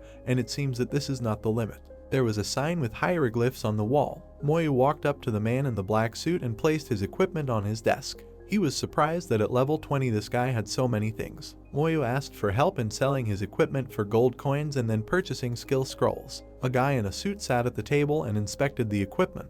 He answered him well and asked if Moyu was confident in selling all these things and whether he really didn't need them. After all, they could well suit him at level 20. The guy with a lost expression grabbed his equipment and clothes. He was asked to find new equipment for Moyu since the usual silver level equipment was not suitable for him.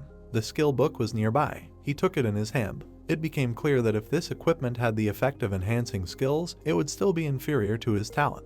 Moyu grabbed the book from the guy in black clothes who was holding the equipment. Moyu clarified that their weapons for gold coins are not cheap. The guy told him that it didn't matter since there was a shopping center nearby and there were good things there. The protagonist asked to show him this place. Moyu and that guy found themselves in a room with new equipment and armor which were under protective glass. The guy holding his equipment told the main character that he would help him sell the equipment, but first he could look for himself. Moyu thanked him. A beautiful gold-plated sword with a print appeared. The sword card came out, spiritual sword, silver level, spiritual power, plus 400, available at level 20 and above. Manufacturer, Zhang Tai. The first set of spiritual 3 items. Price, 3,000 points. He noticed that the sword was from the kit and had spiritual power. Maui, raising his hand, contemplated over the sword. He saw that the equipment here was much better. The price for the complete set was very high. It is estimated at about tens of thousands of points and freshmen cannot afford it.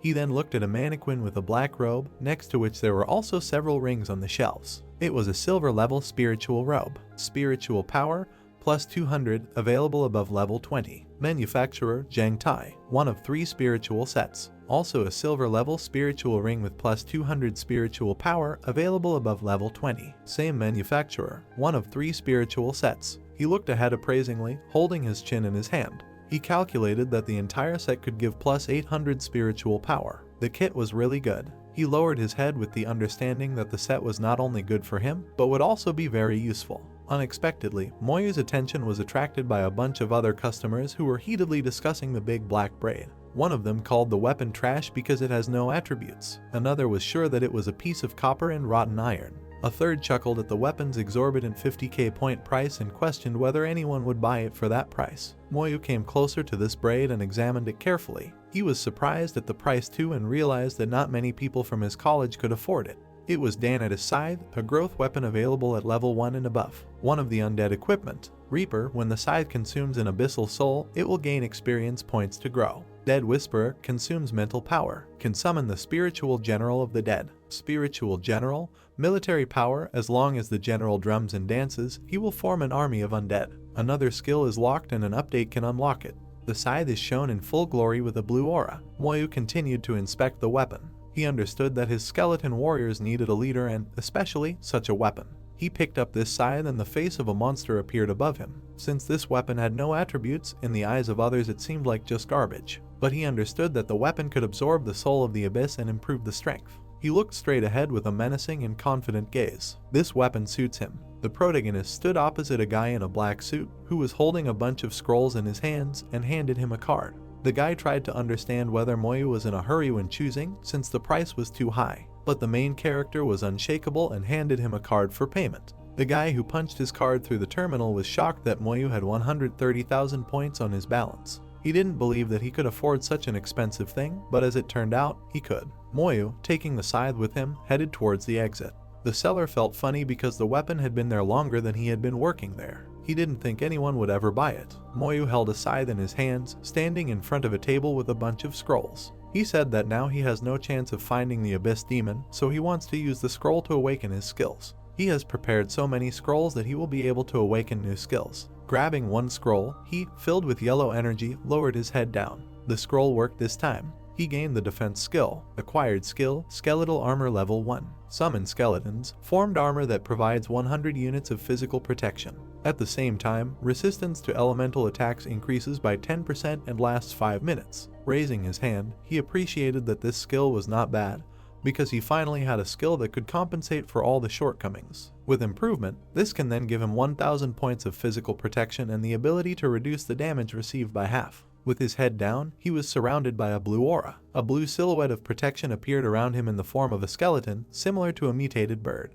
He let go of the scroll from his hand. He looked at his hand and apparently had something in mind. He tried to summon a skeleton magician and he succeeded. A huge skeleton magician in a black robe appeared. It was a black iron level skeleton mage. Strength 100, Dexterity 100, Spiritual Strength 300, Endurance 100. Skill, Explosive Flame that deals damage to the target with the element of fire. The attacking power of the blow depends on mental strength. He compared the skeleton with himself. Only Moyu had the advantage in the form of spiritual power. A pile of skeletons appeared and was surrounded by bright yellow flames. These skeletons had the ability to attack from a distance. Moyu realized that if he becomes stronger and increases his level, then the skeletons will become stronger. The next day, Moyu, lost in thought, lowered his head. His mental strength was restored. It's time for him to go to Master Shen and find out everything about the mission. He returned to Shen's office and stood opposite him. The master asked him what was the matter. Moyu asked him to tell him about the upcoming mission since he had already reached level 20. Shen, opening his eyes, looked at the hero in surprise. He didn't understand how he managed to reach level 20 in just one day. He even became jealous because Moyu had faster speed than he had in his youth. The master held the forms in his hands and leaned against the table, grinning slightly. He noticed that the brother and sister were simply monsters. Regarding the mission, Shen said that he would need to deliver something.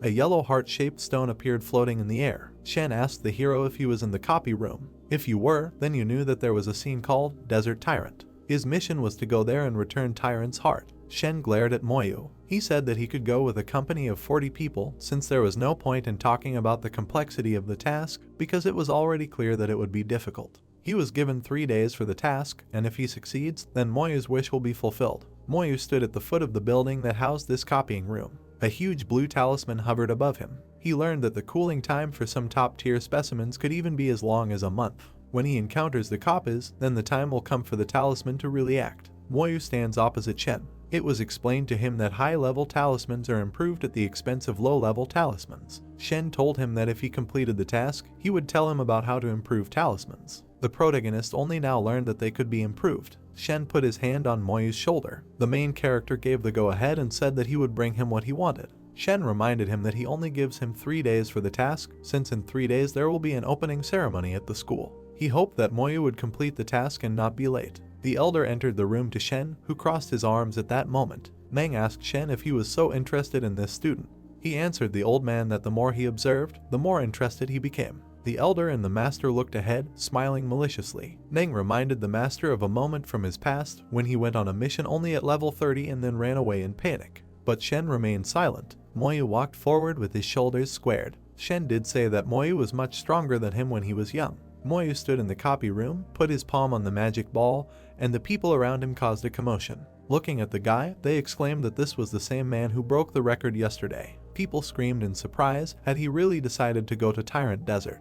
They assumed that he was probably going to break the record again. A sign with the desert location flashed in front of him, which indicated that 40 people from Fei Long Academy completed the Tyrant Desert in 16 hours 45 minutes 18 seconds. After reading, Moyu thought that he didn't know about Fei Long Academy. He guessed that she must be at the same level as Kaian Long Academy. He thought that even with that many people it took 16 hours. Shu Han approached the guy from behind and called out to him, after which Moyu briefly greeted her. The girl looked at Moyu with surprised eyes. She asked if he was considering Tyrant Desert. The girl thought that just yesterday he went through the dungeons many times. Why, in this case, does he not rest at all? She thought he was putting in a lot of effort. The guy glanced at the girl, and after his words she jumped in place. He said he was going to get something called Tyrant's Heart. Shu asked in fear if this is the item that drops after the final boss. Spreading her arms to the side, the blonde began to quickly talk. She said that Tyrant's Heart can be turned into a super powerful piece of jewelry like a boss necklace. She said that this thing drops out once a year, and the last time the Tyrant Heart appeared was 2 years ago. The girl's eyes widened in fear. She loudly asked Moyu if he was going to challenge this location. She was indignant that he does not have his own team, and in general he is now only at level 20. Shu stepped back and covered her mouth with her hand. In a frightened voice, the blonde asked if he was really going to send him there alone. She screamed that in 4 years, no one had yet been able to break the Fei Long Academy record. She took a few more steps back, and armored figures began to appear in the hall. Shu said in a quiet voice that she couldn't believe it. The girl froze, and a tall male figure appeared behind her. The blonde quickly jumped back, allowing a team of people in armor to go forward. She cried out in surprise that these were people from Bailey Academy. She said loudly that they had been preparing to break the Tyrant Desert record for a long time. Walking ahead of the team was a tall, gray-haired man in black armor with gold accents. Shu noted that they had even prepared gold-level equipment. The white-haired man stopped in front of the portal and turned to face his team. He said that Bailey Academy will break Tyrant Desert's record this time. He clenched his teeth and furrowed his brows as he looked at the team. The man said loudly that they were all well prepared, and if something goes wrong. At that moment, Yamak thought, are they really going to go into the desert now too? He thought that in this case he needed to hurry up. Moyu walked up the stairs, making the characteristic sound of footsteps. When the guy approached the portal, it changed the location to the desert, and there was a commotion in the hall again. People started exclaiming loudly that this guy was already entering the desert. They said he was definitely crazy to go through lactation alone. They started asking each other if anyone had tried to go through this location alone before. People said that if the guy could handle this, he would definitely go down in history. The gray-haired man turned over his shoulder and glanced at the departing guy. He asked if there was really a brave soul who decided to go alone. He asked if the newcomer even knew what this place was. The man turned back to his teammates. He said in a loud voice that they should not worry about the suicide bomber since he had chosen such a fate for himself. He loudly ordered everyone to get ready. A copy of the Tyrant Desert location. Sok raised his hand above his head, shielding his eyes from the scorching sun. He thought that since the sun was now directly overhead, he would not be able to use it to determine direction. He thought that since this is a large copy of the location, and the record time is 16 hours, the size of the territory will be impressive. He waved his hand, summoning the skeletons, who immediately took off and ran in different directions. Moyu thought he needed to explore the area. He looked at the interactive map, watching the movements of the skeletons, thoughtfully rubbing his chin with his hand. He thought that 500 points were needed to enter the dungeon, and 2,000 points to improve. He thought that the remaining 80,000 points would not last long. The guy perked up when he saw one of the skeletons on his map light up red. He said he felt something strange. The skeleton jumped back when a huge dry tree appeared from under the ground in front of it. Desert Ghost Tree, level 25, strength 5,000, agility 1,000, spiritual power 2,000, endurance 6,000, skill death coil. With one hand in his pocket, Moyu watched as a crowd of skeletons attacked the tree and began to cut its branches. Moyu thought that this was indeed a difficult situation. He mentally noted that this is the very first monster, and its characteristics are already comparable to the boss of the 24th level of the Mermaid Dungeon. He was glad that he had refined the skeleton warriors to the silver level, otherwise it would have taken him a very long time to deal with the monster. The skeleton jumped up and delivered the final blow, cutting the tree along its trunk. Killed the Desert Ghost Tree, experience plus 300,000. Received, Ghost Tree Branch 5 pieces. The guy thought that the experience gained was also at the boss level. He thought that if each boss drops so many points, then this location is simply holy ground. Holding the scythe in his hand, Moyu waved his other palm and a large skeletal armor appeared above him. He thought that it was better to play it safe once again, since there were many dangers lurking in this location. Moyu and the 3 skeleton warriors set off to explore the desert further. 2 hours later, tall palm trees with green leaves appeared that grew around the lake. Moyu asked if they had found an oasis. The guy's face frowned and he remained standing in place while the skeleton warriors moved on. He suggested that there would be a lot of monsters in such a place. Suddenly, a huge scorpion attacked the skeletons. Giant Oasis Scorpion, level 25, strength 4,000, agility 3,000, spiritual strength 2,000, endurance 6,000, skill poisonous sting. Moyu thought indignantly that this was actually the case. He was glad that he didn't get too close. The skeleton's eyes lit up and his sword became covered in crimson light due to the activation of the Berserker Strike skill. He swung his sword and cut the scorpion's body in half with one blow. Giant Oasis Scorpion killed, experience plus 30,000. Received, 3 sharp stings. Moyu looked around and saw that strange fruits were growing on the palm trees, at the base of which were swarming with scorpions. Moyu thought they looked a lot like fruit. He was surprised that consumables could be found in the location. The guy waved his hand again, calling for several skeletons to rise. He gave orders for them to go and collect these fruits for him. He thought that he needed to divide them into 2 groups, one of which would stop the scorpions, and the other would collect the fruits. After some time, the skeleton knelt down and presented Moyu with a fruit. The guy thought that most likely the scorpions crowded here because of these fruits. He thought he was very interested in what effect it had.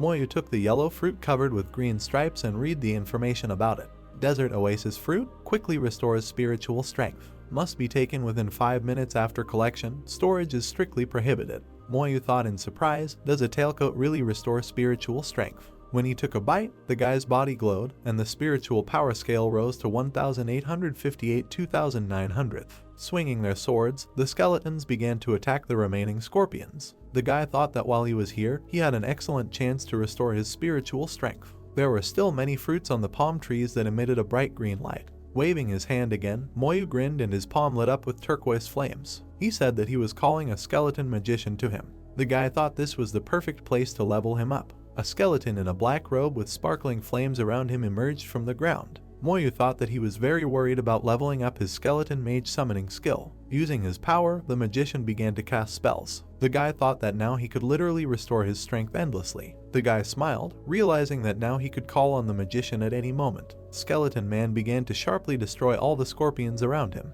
Moyu thought that while he was improving his skills to level 20, the skeleton mage could have time to level up to silver. When the first batch of monsters was finished, the guy waved his hand again, biting off a piece of the oasis fruit. He noted that he could now calmly continue further. 3 hours later, a notification appeared indicating that the skill to summon a skeleton mage had been increased to level 20. Moyu thought happily that it had finally happened. Moyu ordered the magician in a black cape with a staff in his hands to move forward. Silver level skeleton man, level 20, strength 2000, spiritual power 8000, stamina 2000, skill ice storm. Ice elements directly hit the target. Elemental damage and attack power are based on spiritual power. Then 3 more skeleton mages of different elements rose from the ground. Fire skeleton mage, skill fire skeleton mage, skill 5 thunderstrike skeleton mage, skill tornado storm. His skeleton mages. He said that the scorpions must have had fun killing his skeletons. In a low voice, he added that now it was their turn. A dark aura began to appear around the skeleton mages, and the elemental power of each of them began to shine brightly. Flicker, a powerful attack consisting of a wind whirlwind, a fiery ball, a lightning strike, and ice crystals, headed towards the army of scorpions. Some of them began to fall from the electric shock, others were bound into an ice cage. The scorpions continued to appear and rapidly were directed towards the summoner and his creatures. Moyu held the oasis fruit in his hand again, looking at the approaching monsters. He said it was starting to look more like a big dungeon now. The guy waved his hand, calling on his skeletons for reinforcements in the form of magicians and warriors. Smiling, he said that he also has his own army. Number of existing skeleton warriors, 130. Number of existing mage warriors, 70. An army of skeletons, holding swords, stood in front of a crowd of scorpions. Moyu thought, looks like as the monsters are the same grade, I can clear a large dungeon alone. The warriors jumped out of their seats and ran towards the monsters, while the magicians helped them with their abilities. A red sphere formed around Moyu's palm, and with an indifferent voice, he activated the corpse explosion. One by one, the first bodies of the scorpions began to explode, but the skeletons continued their attack on the survivors. A stream of information signs began to appear in front of Moyu, saying that the giant oasis scorpion had been killed, experience plus 300,000, 3 sharp stings had been obtained, and his warriors continued to finish off the rest of the enemy army. After some time, the scorpions were finished off, and thanks to the explosion of the corpses, not a single trace of their presence remained on the oasis. With surprise in his voice, Yamav asked, "Is this all?" The guy looked around with wide eyes. In a sad voice, he said that he barely had any other skills left that he needed to upgrade. He thought it would be great if there were so many monsters everywhere. Moyu left the oasis and went further into the desert. He was thinking about how his skeleton mage had now been upgraded to silver level. He thought that he should hurry up and find the boss of the dungeon, because the longer it took him, the less likely he was to be the first to get Tyrant's heart. A ball of sand formed behind the guy, and he froze when he heard loud sounds. Large insects quickly began to crawl out of the ball of sand, and a scythe instantly appeared in the guy's hand, and he activated the skeletal armor. Moyu cried out in surprise, "Is this really the tide of monsters again?" The guy jumped high up, and doing a somersault he saw a crowd of ants moving quickly along the sand. Level 26 Desert Soldier Ants. Moyu landed on a stone hill, following the direction of the insects with a displeased gaze. He thought, where are they running quickly? The guy watched with stupefaction in his eyes as the ants, having reached the edge of the earth, began to fall into the cliff one by one. After some time, Moyu descended into this cliff and saw in front of him a road leading to a cave. He thought that apparently there was a nest of soldier ants. After a couple of moments, the guy began to be surrounded by a swarm of flying ants. Desert flying ant, level 26, strength 6000, agility 3000, spiritual strength 3000, constitution 7000. Seeing them, Moyu thought that usually such mosquitoes are the bodyguards of the ant queen, which means that the boss is at the end of the cave. One of the flying ants flew close to the guy and tried to hit him, but the skeletal armor blocked the attack. The guy waved his hand, and it lit up with a turquoise light. In a low voice, he said that they would not be able to intimidate him like that. Several skeleton mages rose from the ground and began to use their magic. A small tornado passed through the cave and absorbed several mosquitoes. A couple of moments later, an army of ant soldiers came running to the loud noise. When the tornado ended, 2 information signs popped up in front of the guy saying that a desert flying ant had been killed, experience plus 360,000, 5 flying ant wings were obtained. Moyu stood on a small hill, surrounded on all sides by ants. In one hand he held a scythe, and the other palm flared with turquoise flames. He loudly ordered his soldiers to join the battle. The guy bent down slightly, stepping with one foot almost to the very edge of the hill. He gave a loud order to the skeletons to go in search of the ant queen. The guy grinned, and a red corpse explosion skill candle appeared around his palm. He said that here he and the skeleton magicians alone would be enough. The fire and ice magicians struck the ants with their magical blows, and the walls of the cave shook with explosions. One by one, information signs appeared stating that killing a desert ant soldier, experience plus 300,000, received 4 ant fangs. The guy's eyes widened as many of the skeleton icons on the interactive map glowed red. He exclaimed that the heart of the nest had finally been found. He said that there was no more time to waste, and the Asians ordered the magicians to go to the boss. Moyu and his soldiers walked out into a large deserted hall, in the center of which was a large cocoon with a queen ant and mosquitoes flying around her. Queen of Desert Ants, level 28, strength 9,000, agility 3,000, spiritual power 8,000, stamina 8,000, skills, summon ant colony, sonic attack, storm, collapse. Ant Queen's bodyguard, level 27, strength 5,000, agility 4,000, spiritual strength 3,000, stamina 7,000, skills, shell reinforcement. Moyu frowned a little, looking at what awaited him ahead. Moments later, he noted that he thought Queen Ant would be labeled boss and then added that it was very boring. Addressing the skeletons, Moyu said that they could go ahead and play with the ants. The queen screamed loudly, using her storm skill, and a powerful wind lifted the sand from the ground. While the skeletons walked forward, the guy covered his face with his hand from the sandstorm. He said dissatisfiedly that such a technique could become a big problem. He thought that fortunately he had the skeleton armor skill. Moyu activated his armor and his skeletons held their weapons ready. The guy gave the order to the magicians to stop the bodyguards so that the warriors would then destroy them. The battlefield was blazing with flames, and the skeleton warriors, raising their swords, rushed at the Ant Queen, but she applied shell compaction and her body was covered with a thick crust. Several electric shocks pierced the bodyguards, after which the skeleton warriors successfully finished them off. A notification about the murder of the Ant Queen's bodyguard appeared twice, experience plus 390,000, 10 ant fangs received. The Ant Queen squealed loudly, using her sonic attack skill and spreading a sound wave across the battlefield. She then used roll up and curled into a cocoon, which after a moment lit up with a yellow light, indicating the use of the ant summoning skill. Moyu's face frowned in irritation as his palm burst into flames again. He muttered dissatisfiedly that the queen had several defense skills, and then noted that he was just wasting unnecessary time now. He ordered the skeletons to rise from the ground. Moyu turned around after hearing a loud stomp and saw an army of ants approaching. He asked in surprise, "Is this really a technique for summoning ants?" Moyu smiled and stroked his hair with his hand. He laughed and said that it was all very ironic. The guy raised his hand forward, which was already ready to use the explosion of corpses, and looked at how the ants filled the space around the Ant Queen. Looking at the insects, he asked if they were afraid of death. The corpses around the Ant Queen began to explode, taking the lives of other insects with them. Desert Ant Queen killed, experience plus 800,000. Obtained, silver level weapon, Ant Queen spear, silver level jewelry, Ant Queen ring, Desert Queen Ant egg. For the birth of a new queen, the owner must hatch the eggs. Moyu held a large egg in his hands, and his level scale increased to 20. He noted that such dungeon details could be exchanged for many gold coins. He happily noted that his experience had increased by 78%. The guy headed towards the exit from the ant cave. He said that this is a great place for leveling up, it's just a pity that there's not enough time. He confidently said that he would return here again to gain experience. The Heart of Tyrant was waiting for him now. 2 hours later, the skeleton warrior slashed his sword at the huge desert worm and then performed a jumping critical attack on it. In the middle of the desert, a huge palace in the Arabic style appeared before the eyes of the yams. The guy suggested that this was most likely the same place. In the palace, a gray lion sat on a huge throne, and his faithful knights sat on their knees in front of him. Lion Tyrant, a world-class leader. Moyu came a little closer and saw an army of soldiers in front of the palace. He thought that he had now exactly found the right place. Having looked closely, he saw humanoid lions on top of the defensive wall and counted their characteristics. Desert Lion Archer, level 29, strength 5,000, agility 65,000, spiritual strength 15,000, constitution 45,000, skill shooting without missing. Moyu thought indignantly that their characteristics were much more powerful than those of the monsters in the ant cave. Then he counted characteristics from the lion that trained at the walls of the palace. Desert Lion Warrior, level 28, strength 65,000, agility 5,000, spiritual strength 2,000, constitution 5,000. A large army of lions trained their skills, holding in weapons in his hands. Moyu thought that they had a good formation,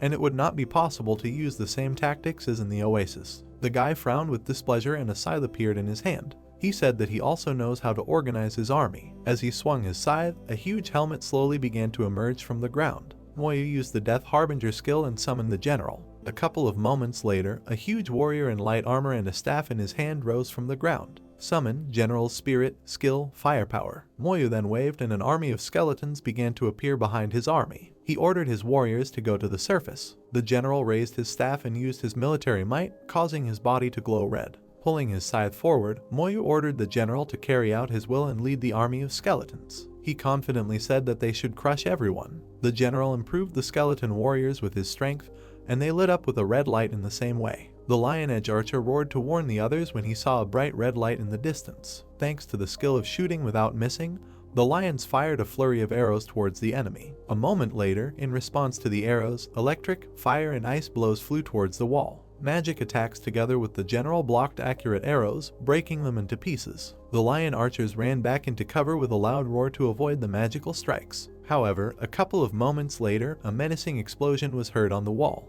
With slight annoyance in his voice, Moyu said that unfortunately their bodies were found inside. He added that because of this, he would not be able to use the corpse explosion on them. The guy waved his scythe and threw it over his shoulder, approaching the foot of the wall. He noted that despite this, fortunately, he has his soldiers. The skeletons engaged in a fierce battle with the lion warriors, and the general swung his staff, activating the enhanced strike skill, and his body glowed red again. The fire and ice skeleton mages directed their power towards the main gate. Moyu loudly ordered that half of the magicians concentrate their forces on destroying the gate. The archers continued to fire a hail of arrows at their opponents, but all the lion warriors had already been defeated, so the skeleton magicians concentrated their power only on the gate. Moyu asked displeasedly why the gate had not been broken for such a long period of time. He lowered his head and thoughtfully rubbed his chin with his hand. He thought it was immediately obvious that this was good territory. He thought that he needed to combine the efforts of all the fighters or use some other method to open the gate and see the final boss. The guy's eyes sparkled and he grinned contentedly, extending his palm forward.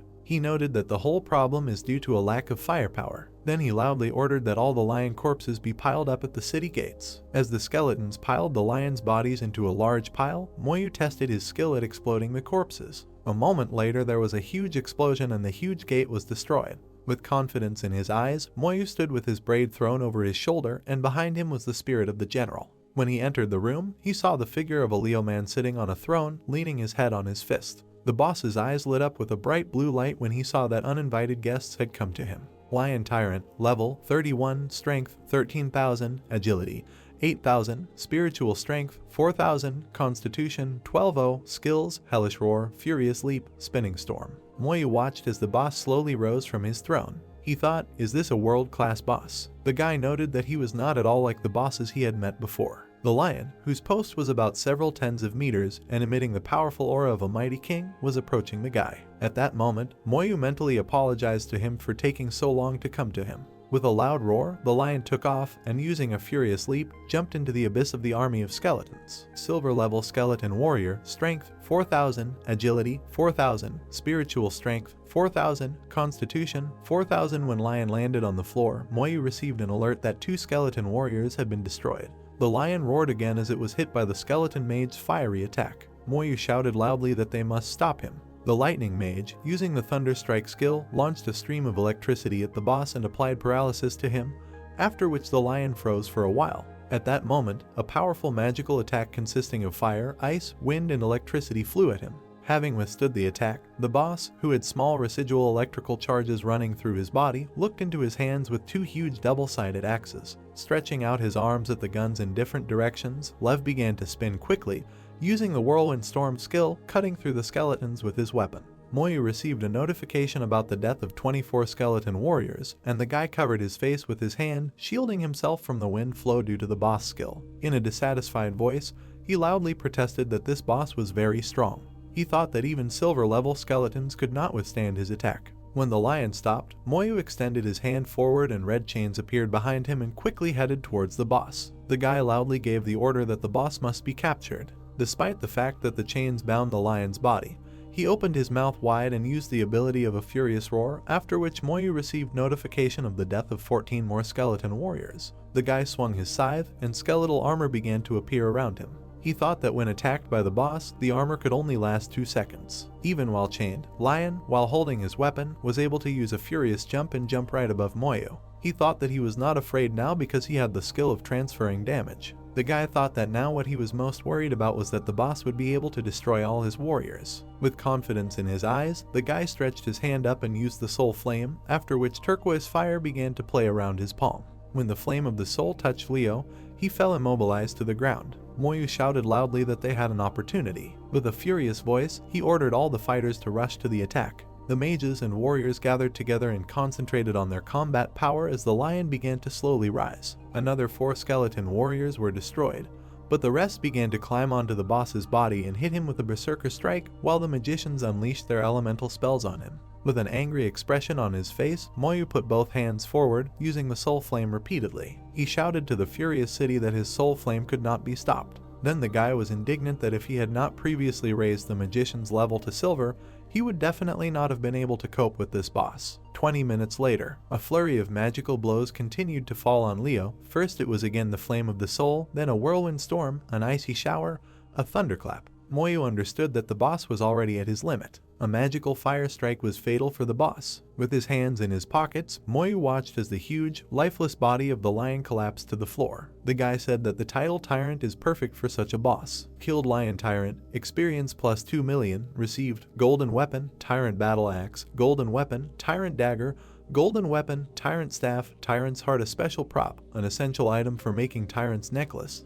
Moyu looked back and saw that his level had increased. He himself was surprised that he reached level 21 so quickly. Holding his head, he grinned. After all, just recently, while fighting with Tyrant, he reached level 20. A card with updated characteristics has appeared. Lin Moyu level 21. Strength 33. Constitution 330. Agility 330. Spiritual power 15. Skills: Summon Skeleton Mage increased to level 21. Raising his right hand, he looked down. He was surprised that the magician's skeleton summoning skill suddenly also increased. He wondered if it could be that, once a skill is learned, they automatically improve as the level increases. He stood casually, his hands in his pocket, and looked ahead. If his theory about the skill is correct, he needs to learn the remaining skills as soon as possible. After all, otherwise, the higher the level, the more difficult it will be to practice. He was about to visit the Tyrant Desert again, and collect location fruits to practice skills. There was a magnificent view of the ceiling of the center. People heard 6 bells ringing and wondered how much time had passed since he heard it.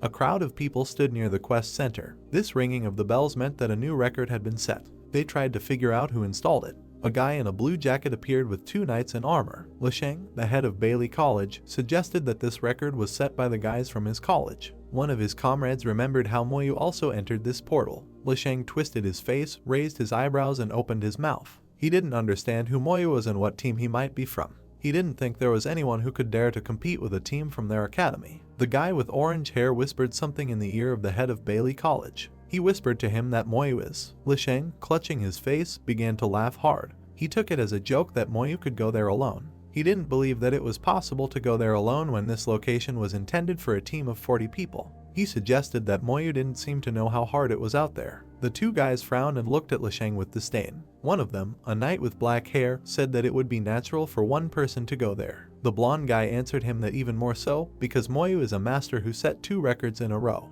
Lisheng lowered his head and smiled sarcastically. He said that there was nothing remarkable about the low-level dungeon's records. Moreover, now he is only at level 20 and he could not pass this dungeon. He believes it was his team that set the new record. The crowd of people looked at the notification above them in amazement. It said that Tyrant's heart fell out. Cooling time, 364 days and 23 hours. They didn't believe that someone could actually pass the test and take Tyrant's heart. After all, Tyrant is extremely strong in battle, and if he is not killed within an hour, then the heart of Tyrant won't fall out. Since the test was indeed very difficult, people did not believe that Moyu could have set this record, so they thought that the record was most likely set by Bailey Academy. Lisheng was already gloating.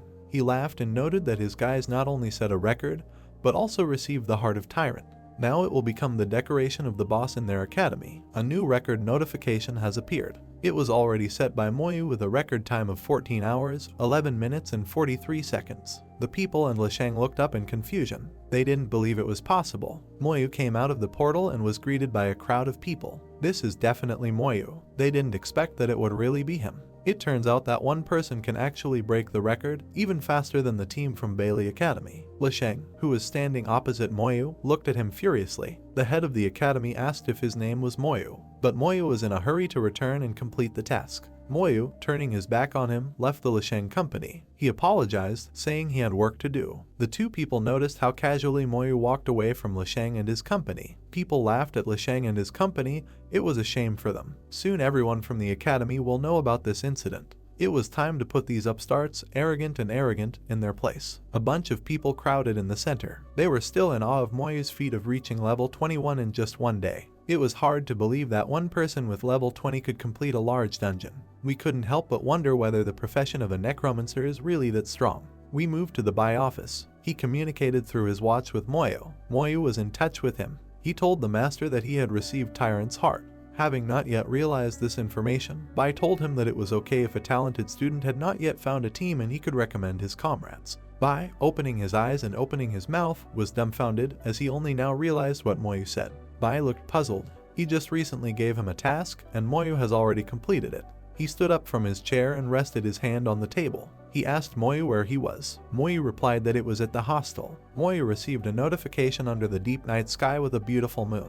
He looked at his watch. He received news that he had set a new record in the Tyrant dungeon, and he can get 5,000 points and 30 contribution points. He was a little upset that this good reward could only be received once. A blue aura appeared around Moyu and he turned around in fear. He screamed what it was. Behind him was Mr. Bai, who put his hand on his shoulder. In addition, the elder also appeared. Moyu, next to Bai, bowed and greeted Master Meng. Divine level Master Meng Anwen. He said he was glad to meet him. Meng asked him to sit down. Bai, who had his hand on Moyu's back, told him that there was no need for formalities, he could relax and communicate as usual. The three of them sat at a table on which a candle burned dimly. Bai asked Moyu to show Tyrant's heart. He took it out and the masters looked at his heart with confusion on their faces. Meng was surprised that Moyu actually managed to get the heart. Bai asked him whether he went alone again this time or not. Bai sat opposite the main character and held Tyrant's heart in his hands. He asked Moyu how long it took him to complete the test. The black-haired guy answered the master that it took a little over 14 hours. The elder and Master Bai looked at each other in surprise. The heart lay near the candle in the center of the table at which all three were sitting.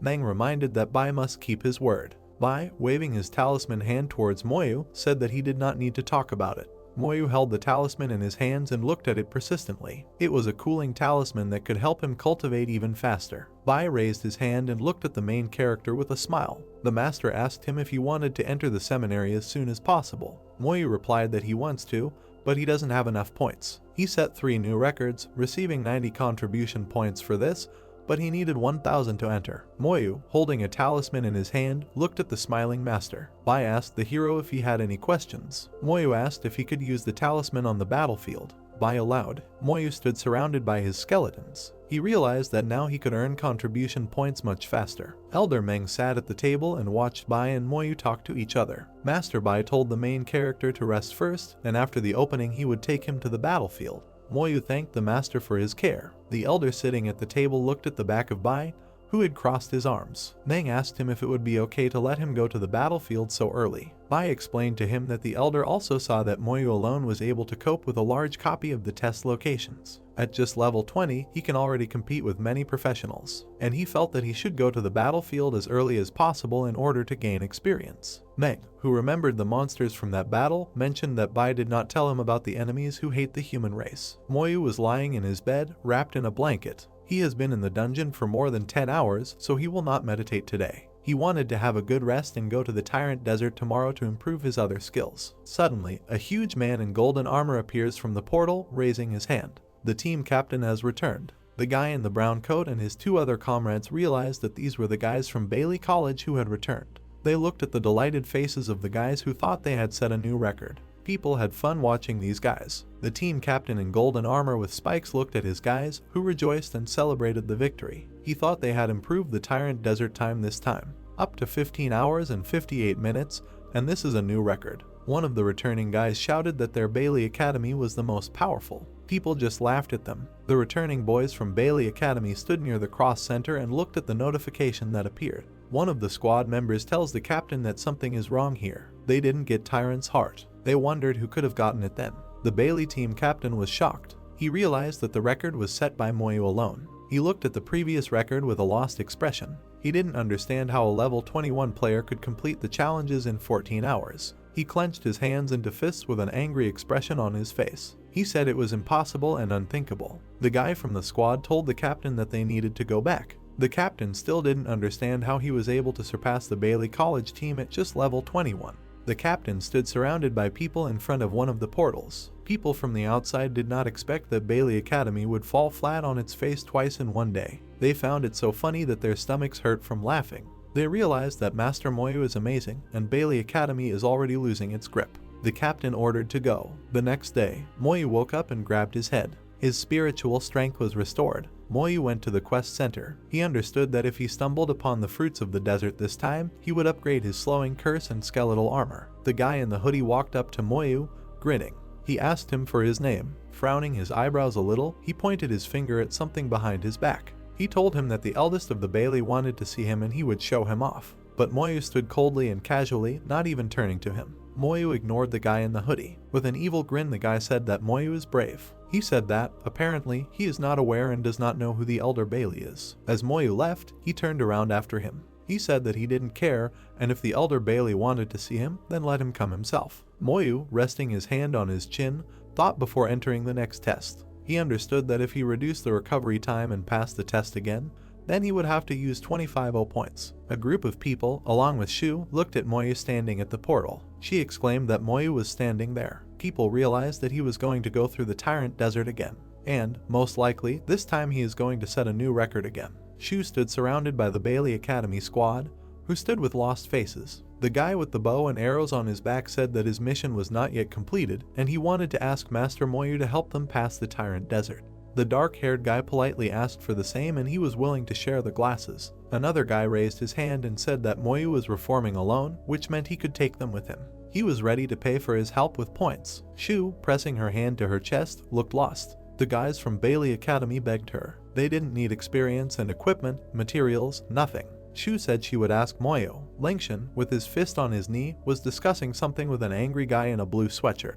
He told the head of the academy that Moyu refused to come and also added that if he needed it, then let him come himself. Lingshan replied that this guy is too arrogant. The guy replied that Moyu had become insolent. Lingshan lowered his head and smiled sarcastically. He wondered since Moyu had traversed the Tyrant Desert alone. Then he considers himself an elite. This is just a low-level dungeon on a large scale. He called the guy in the hoodie an idiot and said that no matter how strong he was, he could still become trash. He said that then they would simply ignore his existence and when fate brought them together again, he would teach Moyu a lesson. Moyu approached the Shu company, surrounded by the guys from Bailey. She said they just want to complete their mission. The Bailey fighter really asked Moyu to help them. The guys wanted him to help clear the dungeon at least once. They really want to go through it. They were willing to pay 1,000 points for his help. He looked at them in amazement. He didn't understand what the task was. Shu raised both her hands and looked at Moyu. She asked if he knew about the mission of the academy. The guy in the black cape said that they had been going through the Tyrant Desert for too long.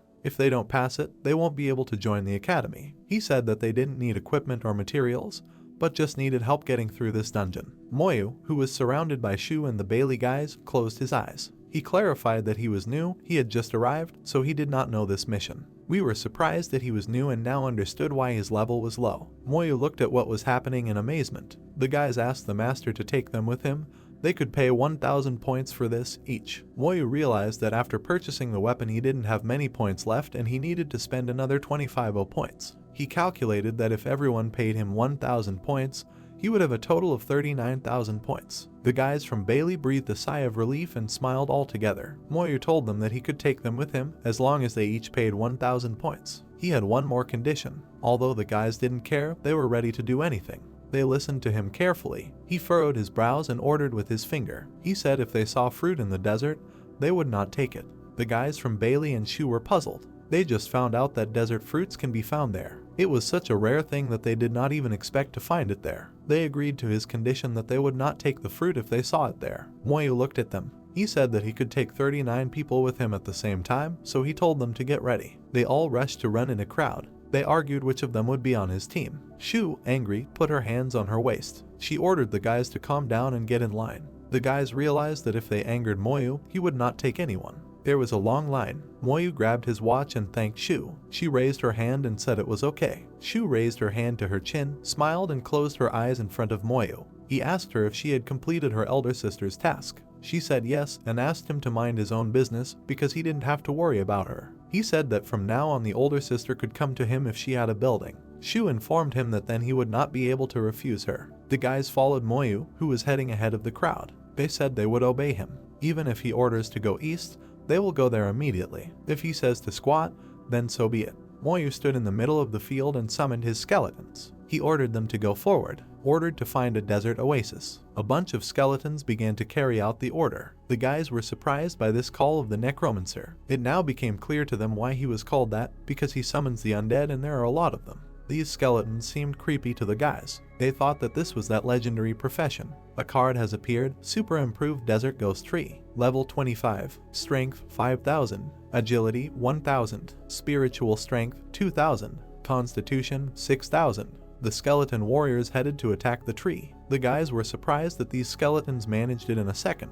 They themselves fought this desert monster with the whole team for 2 hours. They were surprised that the master had such a strong attribute. A card appeared, a silver level military skeleton. Level 21, Strength 450, Agility 450, Spiritual Strength 450, Constitution 450. Killed the ghost tree, gained experience 750. Moyu grabbed his head and became sad. He realized that he took with him 39 people who had too little experience. Luckily for him, he returned 39,000 points so he could place even more orders later and guide people through this dungeon multiple times. In any case, the main thing is to improve your qualifications. Moyu stood surrounded by his skeleton mages, who were being attacked by a whole crowd of monsters. Behind them stood the rest of the guys. They realized that he was going to deal with them himself, despite the fact that there were 100 monsters there. Moyu was going to rely on the skills of the skeleton mages to deal with everyone. A palm tree is burning in the desert. For the first time it seemed to him that he was lucky. After all, he came across the fruits of the desert. Moyu was at the epicenter of events. Behind him stood the skeletons of the magicians. Since there was no fruit this time, he wanted to finish quickly and enter the dungeon again. Moyu raised his hand and was about to use the corpse explosion spell. There was a huge and spectacular explosion. His experience points continued to increase. He killed the monster too quickly. This was the master's explosive ability. He was too strong. After the explosion, Moyu turned back and looked sarcastically at the guys. He said that he only dealt with the closest monsters. He asked them to wait while he dealt with the monsters in the ant cave and would call them later. They told him that they had no questions and he could take his time. Moyu, with his hands in his pocket, set off across the desert. The guys he took with him were confused. They were surprised that he completed this test in just 3 hours. If they had not seen it with their own eyes, they would never have believed it. 20 minutes later, 3 guys looked at each other, one of whom was sitting by a tree. They also wanted to go fight. They saw how easily Moyu completed the task and assumed that the battle might not be so difficult. A guy with dark hair and a green cape went forward. 2 guys followed him. They asked each other which one of them wanted to try. They are professionals and their level is higher than that of the master, so they can also kill the monster. If this were not so, it would be too uninteresting. 2 hours later, the guys took their swords and shields and went to battle. One of them took on 2 monsters. They were preparing for battle and told the healer to get ready. A fierce battle takes place on the field between warriors and scorpions. One of the warriors said that a scorpion was approaching them, which was still a child, and there was no need to panic. Scorpio attacked the warrior. The 2 guys watched as the guy with the shield flew away from the blow. They saw that it was too much of a blow and they hoped that he would heal. The girl looked with an angry look at the guy who was sitting with a shield. The guy, surrounded by a green aura, was about to look for a way out. The girl told him not to worry about bullshit, but to fight. A huge scorpion with a purple aura was approaching them. He only received minor damage. It was as if he had been tickled. They started attacking the scorpion. A blonde guy in black armor stood next to the girl, and they both looked forward furiously. He suggested that the front line of attack retreat. 5 minutes later, the guys completed the task. A level 25 Oasis Scorpion was killed. Experience gained was 750. The 3 of them were sitting on the ground. They found this test difficult. The monsters were kind of strange. They wondered how Master Moyu had faced such monsters all this time. Moyu looked away and looked away. He noticed that these guys were not sitting still. One of the guys was confronted by the scorpion again while the other 2 stood behind. He asked them what they were doing anyway. Another scorpion appeared here. They attracted 2 more monsters. The guys grabbed their swords and looked at what was happening with a terrifying look. They didn't know what to do now. They no longer had any strength left. They thought that they should have listened to Master Moyu, even though they got into trouble themselves. A black skeleton with a red aura and a sword flew to their aid. He delivered a powerful blow. He defeated the scorpion and ran further into the battle. The guys were surprised that it only took the skeleton a second. Now they understood how strong the protagonist's skeletons were. With just one swing, the skeleton defeated the enemy. It was too cool. A girl in a black suit held her chin with roaring eyes. Two other guys stood behind her, one of whom was holding his head, looking confused. Luckily for the girl, she realized that the master had left one skeleton to protect them. The guy in the gray cape noticed that more than 10 minutes had already passed, and for some reason Master Moyu still had not killed a single monster. They thought that he must be luring them. The two guys looked up in amazement. A bunch of notifications popped up above them saying that soldier ants had been killed. Their experience grew rapidly. It was terrifyingly effective. A girl with black hair stood not far from two guys. One of them noticed that Master Moyu had arrived. He heard that there is a super powerful boss in the ant cave, which is the queen, and it is very difficult to defeat her. The other guy heard it too. He knew that the queen had the power of healing, which made her harder to kill. The girl told them that they still underestimated the master's strength. Moyu was still fighting the ants. He used the explosive corpse spell. The guys from his squad looked back. A card appeared that a level 28 ant queen had been killed. Gained experience 2000. They were surprised that the queen was already dead. Another of them commented that it was too fast. Moyu, with an even gait, walked towards his guys. He told them that it was time to go to Castle Tyrant. He had to hurry since his goal was the fruits of the desert. The guys agreed with him. The guys, frowning, watched as Moyu walked alone towards a whole squad of monsters. It really could be called an army. The short-haired girl said that she couldn't imagine that if the master fought alone, then most likely he would be able to increase from level 20 to 30 in half a month. Moyu raised his left hand and used the exploding corpse spell again. The explosion sent fragments and stones flying. The guys looked at what was happening with surprise. One of them said that it was possible for Moyu to attack an entire city. Another guy said that when there is enough data, you can ignore the copy mechanism. Daily Squad waved away the shock wave. It turns out that the Lion Tyrant has appeared. This was a world-class boss and they didn't go that far. They're scared. They were going to move even further because they thought that the master would fight with him for a long time. Moyu raised his head and looked at the huge lion with blue eyes and a braided beard. Lion Tyrant was glad that they had finally met and he was eager to get even with him. Moyu grinned and said that he was in a hurry. Two guys stood behind Moyu and saw how he easily dealt with the tyrant lion. One of the guys thought that the world-class boss was just a toy for the master. They saw that he did it very simply. One guy thought that he could do this too, but they made fun of him, saying that he would have simply wet his pants. This and the guy hiding behind the rock looked up. A card came out that the world boss Lion Tyrant was killed. Level 3 gained experience of 5000. The hidden guy said that he was just joking. Two guys, one of whom was in black armor, looked up and cried with happiness. They were terribly glad that they had finally completed the mission. Mo looked with a cold gaze at his guys, who were rejoicing in victory. They thanked him and said he was amazing. They tried to pass the test for 2 years and finally passed. Mo was about to teleport. Assistant College Principal Bailey in a black suit was spying on Moyu and Shu. He told Lingshan through his watch that Moyu had passed the test. Lingshan ordered his assistant to go get Moyu and see how he copes alone. Moyu thanked Shu for her help and asked her to organize the next batch of volunteers. Moyu stood surrounded by new people Bailey and Shu, who closed her eyes and cupped her hands together. He was surprised that so many people showed up. Shu replied that they had all been trying to complete this mission for a long time. They all heard how well he did, so they came to him for help. These guys lined up at the stairs again. Moyu asked if everyone knew the terms and conditions. They told him not to worry, they wouldn't cause him any trouble. It was really difficult to get into this team. They went to the desert trials again, and this crowd followed the leader. This time, Moyu hoped that he would see the fruits of the desert. Moyu walked up to the palm tree and finally saw the fruits of the desert.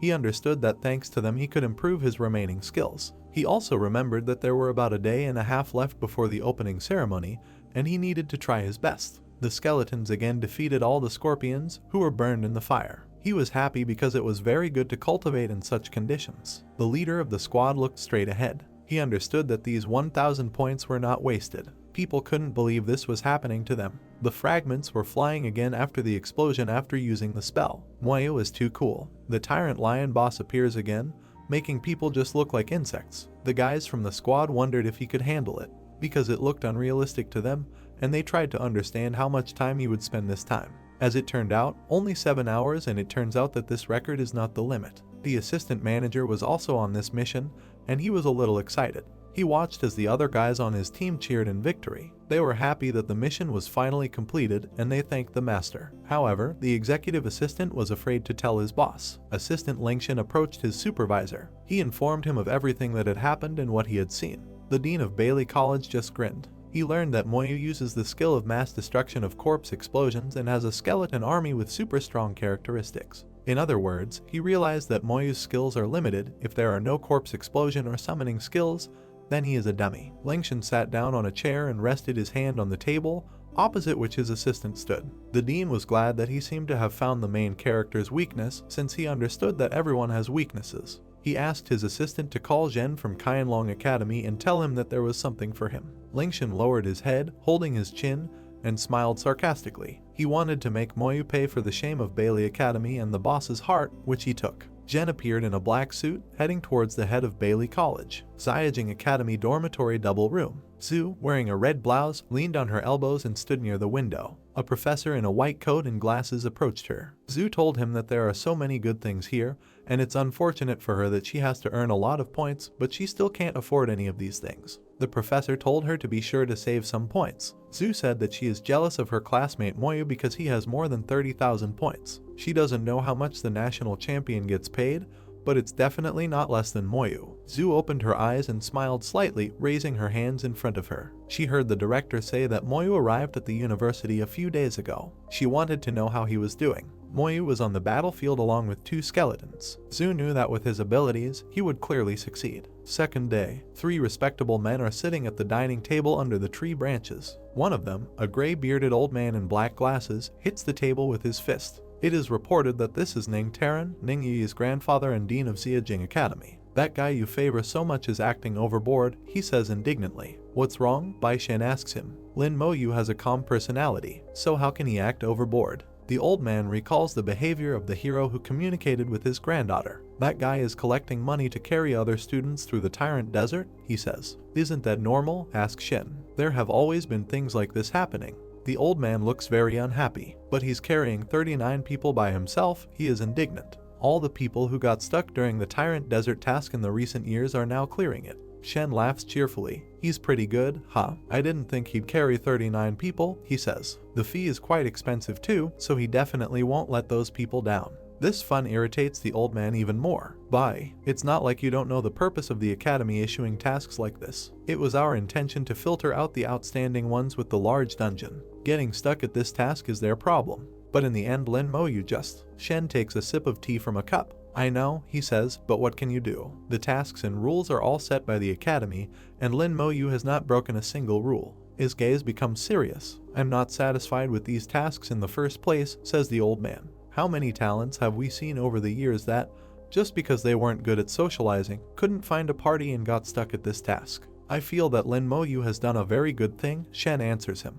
Ning Taran takes a sip from his cup. The academy's system is too old-fashioned, he says. It's about time to change the 100-year-old system. He gets up from his seat. The both of you are the exact same, he exclaims indignantly. His interlocutor laughs again. Your temper is still this bad at your age, he asks. I told you before, if you dare touch Lin Moyu, I will take away the dungeon palace. Ning Taran leaves, leaving 2 of his comrades at the table. His temper is something that won't change, says the long-haired old man, who had not uttered a word before. There's only one person in this whole world who can handle him, says Bai Shen. Before us is an oasis in Tyrant Desert. A notification appears. Skeleton armor, level 21. Summons a skeleton armor and increases defense by 21-0. Cooldown time 5 minutes, can be used on other people. The hero stands thoughtfully among the tropical trees and rubs his chin with his hand. The skeleton armor has finally leveled up, he thinks. With my talent's blessing, my defense is increased by 21-0. I can probably the tyrant's attack head on now. Another notice. Slow curse, level 21. Curses enemies in a 105-meter radius and slows them down by 105%,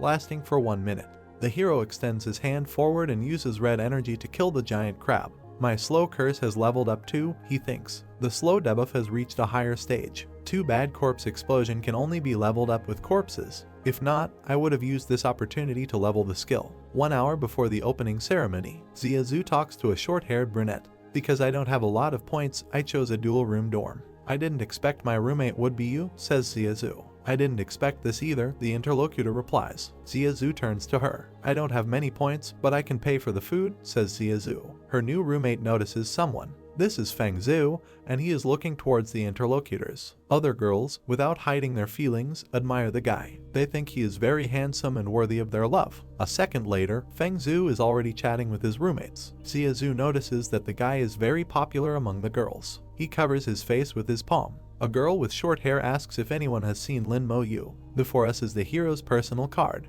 It says here that his name is Lin Mo Yu and he is level 21. Strength 360, Physique 360, Agility 360, Spirit 17-0, Equipment, Dan at a sickle. Active skills, Soul Blaze, Summon Skeleton Warriors, Summon Skeleton Mages, Corpse Explosion, Slow Curse, Skeleton Armor. The hero thoughtfully gets acquainted with this information. Finally, I'm level 22, he thinks. As expected, once I level my skills to the max, they will now level up at the same time according to my max level. The hero teleports. He looks thoughtfully at the information window. After carrying the dungeon so many times, I have about 350,000 points now, he thinks. But that's still far from enough. One intermediate grade skill scroll costs 80,000 and I can only buy 4 currently. In order to understand intermediate grade skills, 4 scrolls are definitely not enough. Looks like I need to find a way to earn more points. The communicator on the hero's hand makes a characteristic squeak. But now I have to go to the opening ceremony, Lin Mo Yu thinks. People flock to the majestic academy building. Someone notices that there are only 10 minutes left before the start.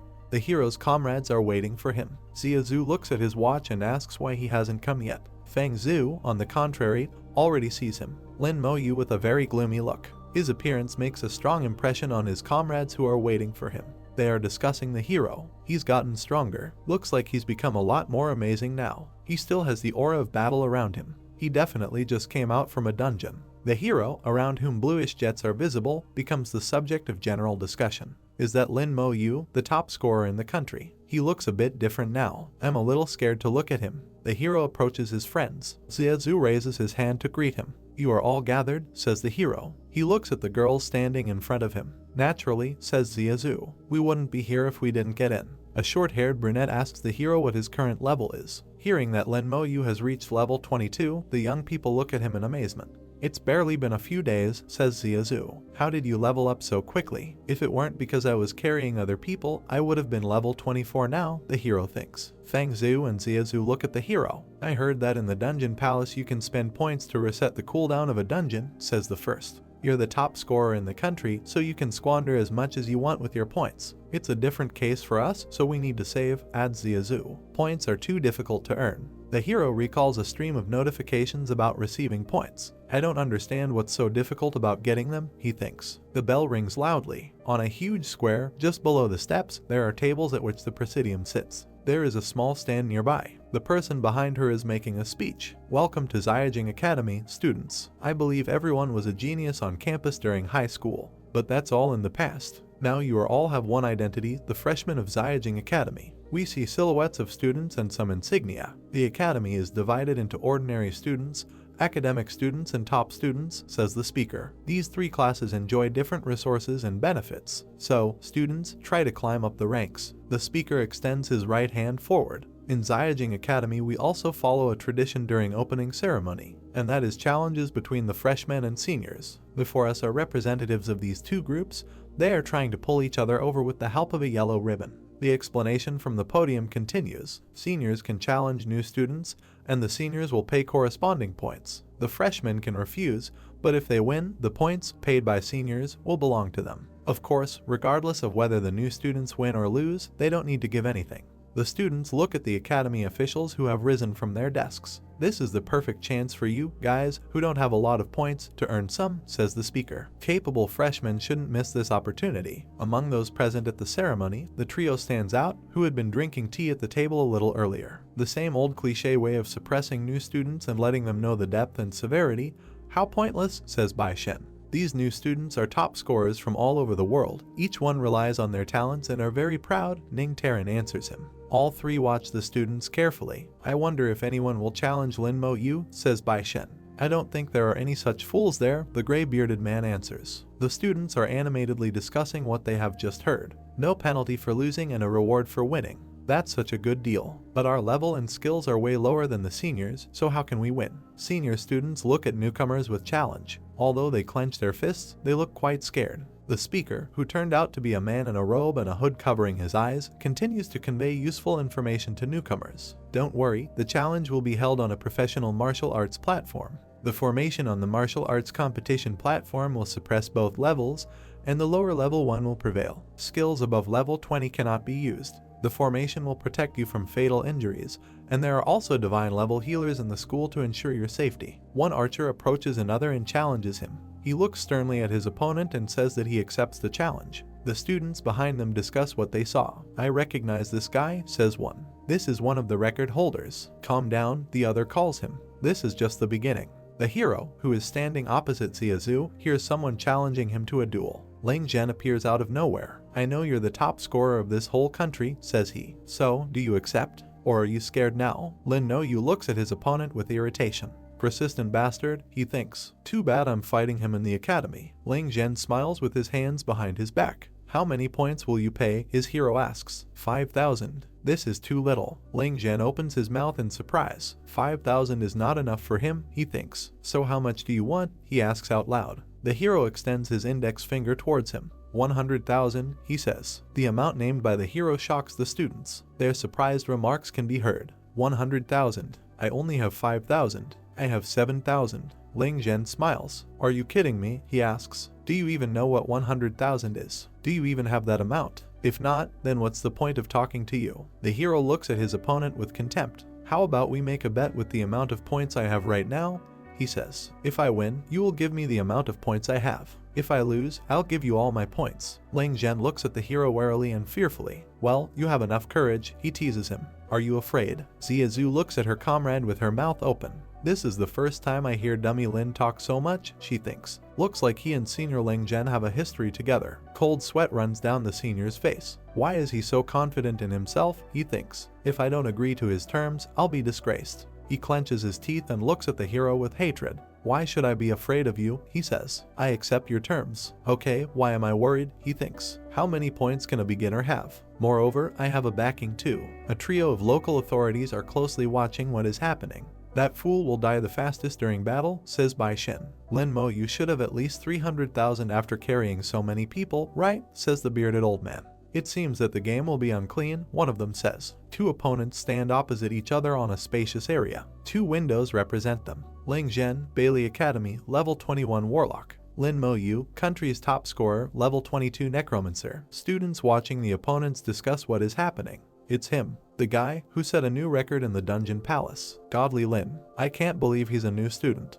I was just carried by him in the Tyrant Desert. He should be earning 40,000 every time he clears that dungeon. That means he must have quite a lot of points on hand now. So, if he wins, this is interesting. Ling Zhen looks at the hero with contempt. What bullshit about being top scorer? In front of me you're just a pile of garbage, he says. Lin Mo Yu stands calmly in place with his hands in his pockets. I'm a level higher than you, he declares. His opponent already holds his staff in his hand. I've had excellent qualifications since I was young, he shouts, and I entered the academy for training. I am a genius that can't be compared to the likes of you, ordinary people. Lin Mo Yu stares at him. Your level is lower than mine, he repeats. Ling Zhen begins to lose his temper. So what if your profession is strong? He shouts angrily. You were just lucky. On the battlefield, battle experience is more important. The hero, looking into the eyes of the enemy, repeats his phrase for the third time. Ling Zhen explodes. He can no longer tolerate this hero's behavior. Mother, did not your parents teach you to talk properly? He squeals furiously. The hero remembers his relatives, who were just so vilely insulted by the scoundrel standing opposite him, and his eyes light up with mortal hatred. Seeing this look, Ling Zhen is horrified. It's that gaze, he thinks. The same as before in the dungeon palace. He really wants to kill me. Ling Zhen holds his staff in his hands, cold sweat running down his face. Don't you only have the summoning and corpse explosion skill? He asks. If there are no corpses and you can't summon, wouldn't you be useless? In front of us is a hand generating blue energy. The hero calls the skeleton. If it weren't for the academy, you'd already be dead, he says. A phantom skeleton sword hovers over the enemy's head. Ling Zhen takes out a purple crystal and raises it to his eye level. He presses with his fingers and the crystal crumbles into many small pieces. The skeleton, which was just about to strike with its sword, dissolves into thin air. The hero looks at his hand, puzzled. Looks like my skill has been sealed, he thinks. I can't summon any skeletons. Ling Zhen laughs like crazy. Do you see now? He shouts. This is a summon seal talisman, specially made to deal against summoners. He raises his staff. Now that you can't summon and there are no corpses around, you're useless. Lang Zhen shakes his weapon in the air. Tremble with fear, he shouts, I may not be able to kill you today, but you will experience what it's like to burn alive. A notification appears that he is using the Rain of Fire spell. The hero looks at him contemptuously. Arrogant bastard, Lang Zhen thinks, show how long you can hold out. 3 observers discuss what is happening. Lang Zhen is playing dirty, says Ning Terran. He used a Summon Seal talisman, which is specifically designed against summoners. The bearded old man states that that talisman is an intermediate grade item and should not be something he could have obtained. It seems that someone behind him is targeting Lin Mo Yu. Let's watch, he will pay price for it, suggests Bai Shen. Fire rain falls on the hero, but, as evidenced by the alert, he uses the skeleton armor spell. Stupid, Lang Zhen shouts at him. The hero is completely surrounded by a wall of fire. Good thing you've passed level 20, Lang Zhen continues to mock him. If not, I wouldn't be able to use level 20 skills. The scoundrel's face becomes completely insane. Isn't my skill powerful? He yells. How does it feel to be burned alive? The flames slowly subside, and we see a completely calm hero around whom thick jets of blue energy have appeared. Lang Zhen looks at his enemy in shock. That's impossible, he shouts. Why my skill isn't working against him? He slams his staff on the floor and screams for Lin Mo Yu to go to hell. But he, protected by blue jets, is not going to do this. 2 streams of energy are fighting each other. The hero looks contemptuously at the enemy. Are you done? He asks. Your skill is really weak. He extends his hand towards Lang Zhen and casts Soul Blaze. Lang Zhen screams in unbearable pain. Streams of blood flow from his mouth and eyes. A girl doctor appears. She begins to restore the exposed student's health. If it weren't for the protection on the battlefield, he wouldn't have lasted until I got there, she thinks. The students watching the fight cannot believe their eyes. You can hear their exclamations. Is that all? I barely saw anything. I only saw that senior being instantly killed. Isn't that way too fast? That warlock's skill didn't deal damage to Lin Mo Yu at all. The hero approaches the enemy, who is lying on the ground and groaning. The hero calmly looks at the defeated scoundrel. Don't come closer, he demands. You lost? Lin Mo Yu answers him. The defeated man's face is splattered with blood. He is furious. I'll give you as many points as you have, he shouts in a wild voice. The main thing is that I stayed alive, he thinks, and points can always be earned. The judge raises his hand and declares the hero the winner of the duel. Lang Zhen looks over his shoulder at him. According to the agreement between both parties, Lang Zhen needs to pay 358,000 points to Lin Mo Yu, the judge announces. It's scary to look at someone defeated.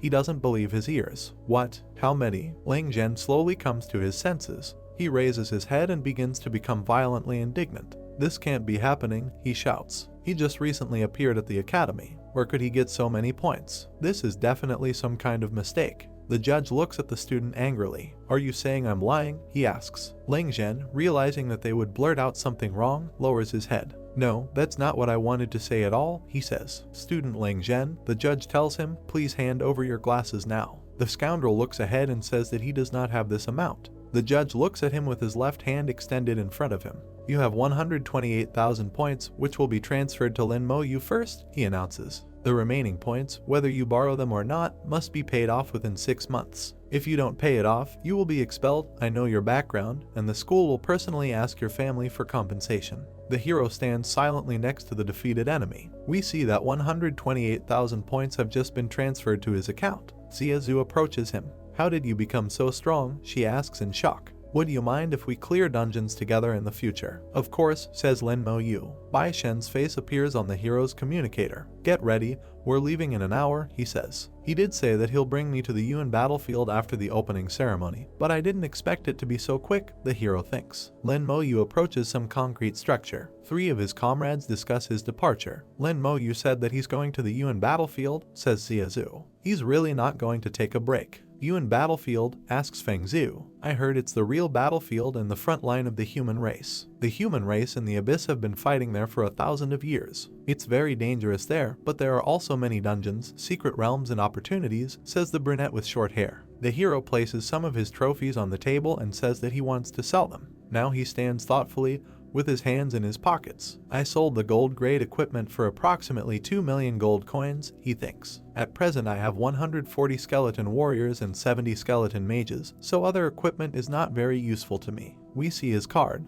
Level 22, Strength 360, Physique 360, Agility 360, Spirit 17-0, Equipment, Thanatos Scythe, Summoning Space, Skeleton Warriors 140, Skeleton Mages 70. Lin Mo Yu and Bai Shen approach the gray-haired bearded old man. Shen asks the old man to take them to Yuan battlefield. He extends his hand, emitting yellow energy, and fulfills the request. The hero looks in shock at the grandiose structure in front of which they find themselves. Shangxia Tower, he thinks. Take it slow, Bai Shen advises him. I know you have 2 chances to enter the tower, but you have to wait until your second evolution before coming here. That way you'll gain more here. Yellow magic circles appear in the air. Let's go, says Shen. We see many spikes, walls, and something very strange that looks like an eye. It is reported that this is Yuan battlefield. The hero looks at what is in front of him and asks in surprise if this is really the object they were trying to get to. He listens to his feelings. That familiar aura is stronger here, he thinks. Together with his older comrade, the hero walks across a gloomy field on which other warriors stand.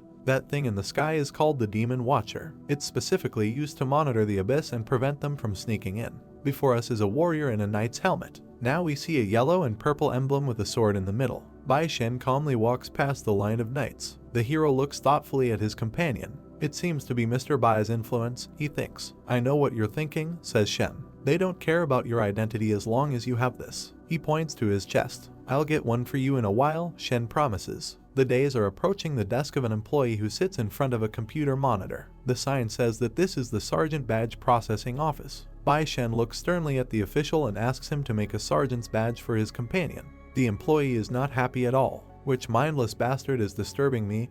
He shouts indignantly, but then he notices that same sword icon. The guy jumps up in fear and, drenched in cold sweat, greets the general, who is standing at his table with the hero. He is shaking all over from nervous tension and begins to work on his computer. Yes, I will do everything right now, he says. Hurry up, we are in a hurry, Bai Shen tells him. The hero places an identification card on the counter. Lin Mo Yu looks thoughtfully into the distance. It's the 5-star Divine General, thinks the guy who designs the badge. Who's the young lady beside him? How did he get the Divine General to personally come here and ask to make a sergeant badge? The hero receives a gold badge from the hands of the general. This is a sergeant badge, he says. Wear it on and don't keep it inside you inventory. It can keep count of how many abyssal monsters you've killed when you're fighting. We see the entire range of these icons. White is the lowest rank of private, followed by the black sergeant, explains Shen, silver captain, gold major, and purple general. Now we have a star and another icon in front of us. The explanation continues. The stars above represent the military achievements made in this rank, and more military achievements, more stars there are. It adopts a 10-star promotion system, so if you exceed 10 stars, you can be promoted 1 level.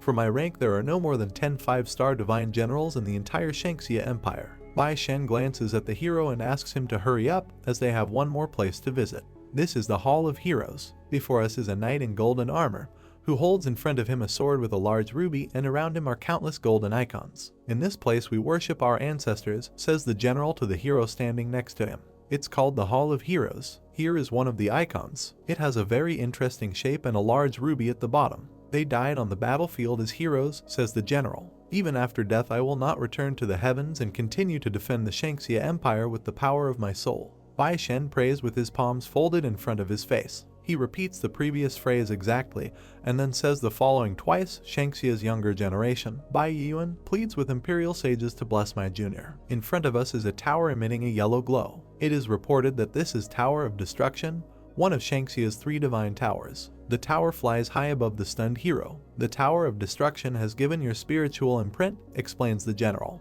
Again a golden purple icon. In this way, even if you die on the Yuan battlefield, we still have a way to resurrect you, says Bai Shen. It can be considered your second life. The hero is amazed. Resurrection, he thinks. Mr. Bai consumed a whole star of merit just to give me a second life. Is this the meaning of bless my junior? Lin Mo Yu, who was incredibly moved, closed his eyes. Thank you, he says. The general puts his hand on the guy's shoulder. You're welcome, he replies, smiling. When you arrive at Yuan battlefield, just kill as many enemies as possible. Now I will tell you what you need to know about the place where you are going. In front of us is a huge fortress wall. The war fortress of the Shangxia Empire is called the Eternal Great Wall, reports Shen. There are a total of 9 fortresses, arranged in a row, separated by over 1,000 kilometers, which constitutes the Eternal Great Wall. Under the wall on which the heroes now stand is a bottomless abyss, above which a reddish glow hovers. The fortress we are in right now is the first fortress, and it is also the front line. The general continues his story. Unlike other countries that often need help, our Shangxia Empire has never been breached by abyssal monsters since the completion of the Eternal Great Wall. We see a portal against the backdrop of rocks, in front of which people are fighting a winged monster. There are many dungeon entrances in the Yuan battlefield, but abyssal monsters will prevent humans from entering dungeons or ambush them at the entrance, the general reports. The battle before the dungeon is the most intense and dangerous, so you must be careful. You should buy more teleportation stones that can bring you back to the fortress. That's all I wanted to say, says the general, looking at the hero over his shoulder. We see the edge of a gloomy wall and 2 magic chains. Now everything depends only on you, Bai Shen tells the hero. There is a guard standing next to a thick column. Lin Mo Yu approaches the knights guarding something. Level 22, one of them asks, "Guy, where are your parents?" The second one asks. The weakest monster outside is level 30 and abyssal monsters will appear too. It's too dangerous. Thank you, I'll check, the hero answers calmly. He stands with a badge on his chest and listens to his feelings. The abyss aura is too strong and the visibility of the area is very bad, he thinks. Jets of blue energy appear around his head. This is an attack, Lin Mo Yu thinks. The hero summons his skeletons, but does not quite understand what is happening around him. I can't see him, he asks. Is this some kind of invisible monster? The skeleton strikes, leaving a wide orange trail behind his sword. An information window appears. Battlefield Ghost. Level 30, Strength 6000, Agility 2000, Spirit 2000, Physique 5000, Skill, Physical Immunity. We see traces of impacts in the air. This means this is Battlefield Ghost. The hero understands. The skeleton stands inside a column of blue energy. As expected, physical attacks don't work on him, thinks Lin Mo Yu. The hero thoughtfully raises his palm, glowing with blue energy, to his chest. Since it's immune to physical attacks, I'll try elemental attacks, he says. The tip of the skeleton's spear is enveloped in a blue aura. This type of attack seems to be working. An alert appears. Killed level 30 Battlefield Ghost, experience plus 300,000. Obtained Soul Breath. Soul Breath contains the will of the deceased on the battlefield and can enhance weapons and equipment. The hero looks thoughtfully somewhere to the side. A stream of blue energy rises far up from his hand. Soul Breath, he thinks. A normal monster in the Yuan battlefield can drop an item like this. He peers into the dark space in front of him. The reflections continue. Since there are monsters immune to physical attacks, there might be monsters immune to elemental attacks as well. And if something that's immune to physical and elemental attacks appears, then my skeletons will be useless. I need to be on guard. New monsters appear not far from the hero, and they are met by skeletons. The hero looks around the area, puzzled. After walking about 2 hours, I should be reaching a dungeon soon, he thinks. But he comes across not a dungeon, but people running towards him. Running past him, the warriors advise the hero to run far away as they have stumbled upon monsters of the abyss. Abyss monsters. Lin Mo Yu tries to imagine who they mean, but does not run away, but stands still. However, everything becomes clear almost immediately. We see that people were afraid of terrifying toothy monsters that combine the features of dogs and horses. A window appears describing their characteristics. Abyss Hound. Level 31, Strength 5000, Agility 6000, Spirit 2000, Physique 5000, Skill, Bite. The warriors running past the hero realize that he did not join them. They have chosen a new target, one of them shouts. Those are Abyss Hounds. That young man is surely done for, the second one shouts. Lin Mo Yu notices a hand in the mouth of one of the dogs. Have they already eaten someone, he thinks. The hero looks at these creatures with hatred. He summons both ordinary skeletons and magicians. Dogs like you must die, he says. We see 2 skeletons, apparently belonging to some new species. The corresponding window informs you that this is a silver grade skeleton warrior. Level 22, Strength 5000, Agility 5000, Spirit 5000, Physique 5000, Skill, Rage Strike. Fear appears on the monsters' faces. They stand on their hind legs and seem to beg for mercy. But this does not help. The energy of orange and blue colors falls on them. Skeletons fly to attack. A star appears on the hero's chest badge. An alert pops up. Killed level 31 Abyss Hound.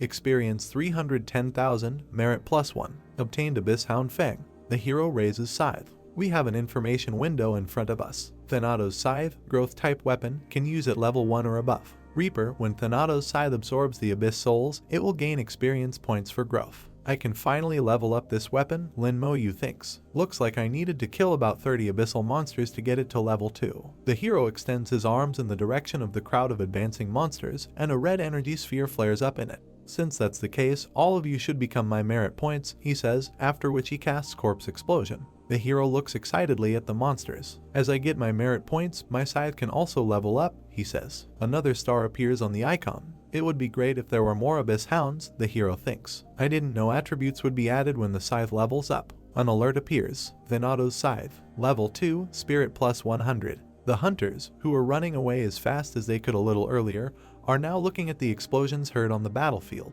They are heatedly discussing what is happening. What kind of skill is that? Is he a high-level professional? I've never seen a profession that can summon undead-type creatures. We're saved. 2 red eyes glow in the dark. The thoughts of their owner are available to us. Why did a group of dogs suddenly die? Did they encounter a high-level professional? Forget it, I'll just send more dogs out. Now we have a huge number of red eyes in front of us. An information window appears. Dragon Frontline Post. Level 26 Dungeon. We see a blue portal, under which numerous groups of people are burning fires in a wide field. Lin Mo Yu walks around the camp, and the hunters sitting around the fires discuss him. So young. He doesn't look anyone older than 20. A white sergeant without a single star, he's a private. 5-star emblem, he is from Shangxia. The 2 warriors decide to approach and talk to the hero. Young man, are you alone? What's your level? Do you want to join our party? We're all from Shangxia, so we can help you out a little. Everything is fine, thank you, Lin Mo Yu tells them. The hero approaches the purple portal. We see the alert. Dragon Frontline Post. Entry requirements, levels 21-31. Normal level, 4 people recommended. Nightmare level, 6 people recommended. Hell level, 12 people recommended. There's finally a hell level difficulty, the hero thinks. I've been clearing nightmare levels previously, so I'll try hell level this time. 2 warriors are trying to stop the hero. Young man, says one of them, we have 1 place in our squad. We don't care what level you are, we will support you. He's still the future of Shangxia, so we can't just let him die like that, the second one thinks. But within a second they notice that Lin Mo Yu has disappeared. Did he come in? Asks one of the warriors. Yes, the second one answers him. This is pure suicide, someone else shouts. A guy with a sly face takes out some kind of device and starts looking for something with its help. Please be quiet, he asks those around him. I want to find something. You, people from Shangxia, all love to talk big and show off. He extends his palm, from the back of which some kind of flat tablet flies forward. Do you have a dungeon detector? Asks a soldier standing nearby, shocked. That's right, the sly one answers. My dungeon detector can detect how many teams there are in each difficulty level within the dungeon and whether there are casualties. A sign with current information appears. Normal difficulty, 1 party, 4 survivors. Nightmare difficulty, 2 parties, 12 survivors. Hell difficulty, 1 party, 1 survivor. The warriors can't believe what they just learned. Cold sweat runs down their faces. Their remarks can be heard. I'm not seeing things, am I? There's only 1 survivor in hell difficulty. Are you kidding me? He went into hell difficulty alone. He just wants to die, doesn't he? The younger generation from Shangxia is so stupid. It's the first time I've seen stupidity at this level. A guy with a sly face raises his index finger. Say, how long do you think that guy can survive inside? He asks, smiling. The Shangxia warriors do not like these words. One of them draws a sword and points it at the owner of the detector. Shut your mouth, he shouts. Are you looking for trouble? He raises his hands up. I was just joking, he insists. Those Shangxia people want their dignity no matter what, he thinks. The hero's compatriot looks angrily at his offender. Keep your mouth clean, someone from country Y dares to provoke Shangxia, he says. Do you want to die so badly? Turning away from the frightened enemy, the hero's compatriot plunges into thought. He must be an extraordinary talent if he's able to come here alone. And he's also so young. He would have been the future of Shangxia. What a drink. In front of us are some beautiful columns located in the lowlands under high rocks. This is reported to be a dragon frontline post. It has a completely different feeling from nightmare difficulty, says the hero. It feels like something has been restricted. He looks up thoughtfully. Inventory cannot be used, which means I can't use items and won't be able to use the teleportation stone to escape. So this is what a hell-level dungeon is. Enemies appear not far from the hero. I'm sure the monsters here will be of monstrous strength, he thinks. Before us are creatures that look like demons with horns, flaming hair, and snake eyes. We see an information window. Dragon Spearman. Level 30. Strength 10,000. Agility 6,000. Spirit 4,000. Physique 10,000. Skill Sweeping Spear. The monsters notice the hero and his skeletons and rush to attack them. Lin Mo Yu prepared to meet them in battle. Focus, he tells himself. So, this is hell difficulty, he thinks. The attributes of just 1 soldier already far surpass those of my skeletons. and even the super enhanced elite monsters in large dungeons. It's about the same as a nightmare dungeon boss. Skeletons summoned by the hero engage in battle with opponents. We have two information windows in front of us. Dragon Spearman, Hell level elite monster, level 30, strength 10,000, agility 6,000, spirit 4,000, physique 10,000, skill sweeping spear. Silver grade skeleton warrior, level 22, strength 5,000, agility 5,000, spirit 5,000, physique 5,000, skill rage strike. Spearmen use the skill indicated on their card, traces of their weapons trace through the air. Skeletons are stunned. That skill has a stun effect, Lin Mo Yu thinks. I can't bring them back into the summoning space after they've been stunned. We see a message that 3 skeleton warriors have been destroyed and bones are flying out. A skeleton mage appears next to the hero. Warriors surround the spearmen, the young man orders. Mages, get ready to fire. The information card tells the characteristics. Silver grade skeleton mage. Strength 22-0, agility 22-0, spirit 88-0, physique 22-0. Skeletons prepare their swords for battle. The hero looks calmly at his enemies. No matter how high your attributes are, it's nothing if you're outnumbered, he says. The place where the dragon spearmen are standing is enveloped in powerful clouds of flame. Several identical messages appear. Defeated level 60 dragon spearmen. Experience plus 600,000. Obtained 1 dragon skin. Another post, skeleton armor. Lin Mo Yu with a badge on his chest looks at his enemies. My skeletons don't have a way to defend against the stun, so I have to be more careful, he thinks. I can't let the dragon spearmen surround my soldiers. A smile appears on his face. From the beginning, all the dungeons I've been to are too easy, says the hero. I've finally found one that requires me to stay on guard. Dragon spearmen look with fear at the hero's approaching squad. How agile, says the hero, looking at one of his skeletons, which quickly rushes in front of the fiends of the abyss. If that's the case, I'll use a few skeletons as bait and group them together before killing them in one shot. Skeletons with swords in their hands approach the dragon spearmen. They are ready to meet the enemy. A sound is heard near the trees. We see that the advancing skeletons are entangled in blue rays, not allowing them to even move. The skeleton looks helplessly in front of him, emitting a blue glow from his eyes. This is wind shackles, Lin Mo Yu understands. That's a mage skill. The hero notices enemy magicians whose hands are surrounded by blue magic discs. The monsters here can actually use simple spells, Lin Mo Yu thinks. Looks like they have some form of intelligence. A message appears about the destruction of 2 skeleton warriors. But the smile does not disappear from the face of the hero, who raises his hand in front of him, glowing with a blue aura. If I only had a few warriors, losing 2 would be very unpleasant, he thinks. Dozens of his charges rush into the attack. Fortunately, I have a lot more of them, Lin Mo Yu thinks. We see a message about the destruction of 5 more skeletons, but the enemy is being attacked by an army for which such losses are not significant. Before us is the face of a demon spearman, distorted with pain. 4 messages that are already familiar to us pop up. Defeated level 60 dragon spearman. Experience plus 600,000. Obtained 1 dragon skin. A new enemy appears before the hero. Blue energy streams spread from his hand. The corresponding die indicates that this is Dragon Mage. Level 31, Strength 5,000, Agility 3,000, Spirit 12,000, Physique 8,000, Skills, Wind Shackles, Fire Rain. The hero frowns at him. He throws his hand forward and casts Soul Blaze. They do have intelligence, thinks Lin Mo Yu. They know they have to attack the skeleton mages first. It's too late though. Enemy mages are shrouded in turquoise fog. 3 identical messages pop up. Killed level 31 dragon mage, experience plus 620,000.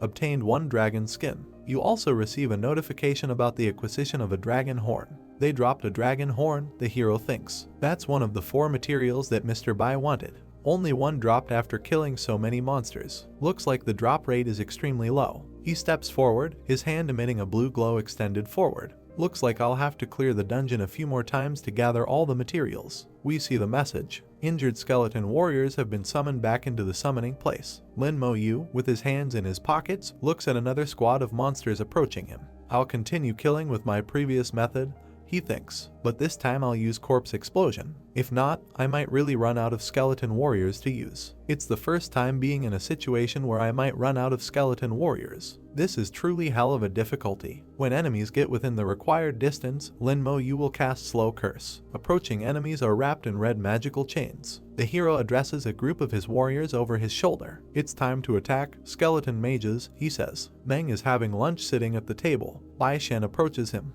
The general bows respectfully. Are you finished? The old man asks, pouring himself some tea. Yes, the general answers. Before us is an icon with a sword and 4 stars. Meng looks at his interlocutor carefully. Looks like you're really serious about him, he says. You even gave him the spiritual imprint in the Hall of Heroes. The 5-star divine general is now a 4-star. Bai Shen raises his left hand to his forehead. It's just merit, he explains. That kid's life is more important. Many geniuses of our human race have already died. If I can make sure that another one doesn't die, I will do what's necessary. The general seems to be speaking sincerely. I've given him a task to collect materials from the dragon race, so he has no choice but to go to the dragon frontline post. That can be a sort of training for him. The interlocutors are both already sitting at the table. The materials you need have a low drop rate for nightmare difficulty, says Meng. That's what I'm aiming for, the general answers. I gave that kid a cooldown talisman, so he only needs to clear it 7 or 8 times. The old man looks sternly at the general. But the dragon frontline post has hell difficulty as well, he notes. That kid wouldn't have chosen that, right? Shen replies hopefully, but his face shows that he is worried. Now we see the interlocutors sitting at the table from above. I forgot about this, the general says honestly, scratching his head. I should have reminded him earlier that the difficulty level of hell and nightmare is completely different.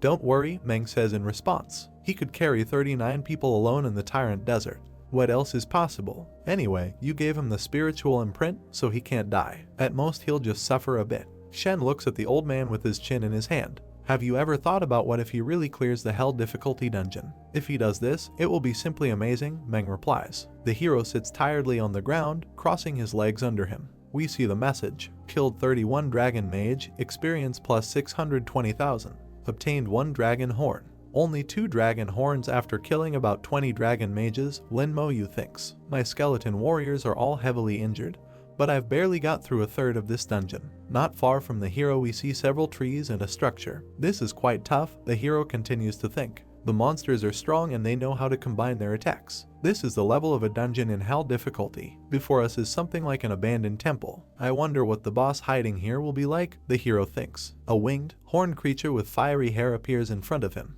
Lin Moyu uses his red sphere. Waves of fire rain down on the enemy. The hero, together with his skeletons, stands at the walls of the temple. We see an information window. Dragon Archer, level 31, strength 8000, agility 10,000, spirit 3000, physique 8000, skills, arrow rain, binding arrow. Archer, they have crowd control skills too, the hero thinks. The dragon mages only drop the horns, so it looks like the remaining materials need to be obtained from different monsters separately. He resolutely extends his index finger in front of him. Warriors, go in. But he doesn't have time to finish. Something out of the ordinary is happening behind him, and Lin Moyu turns his head to understand what it was all about. A message appears about the destruction of the skeleton warrior. What? The hero wonders. Was he killed before he could react? Both he himself and the soldiers of his army are wary. An unknown enemy, shouts Lin Moyu. It's extremely strong and fast. What is it?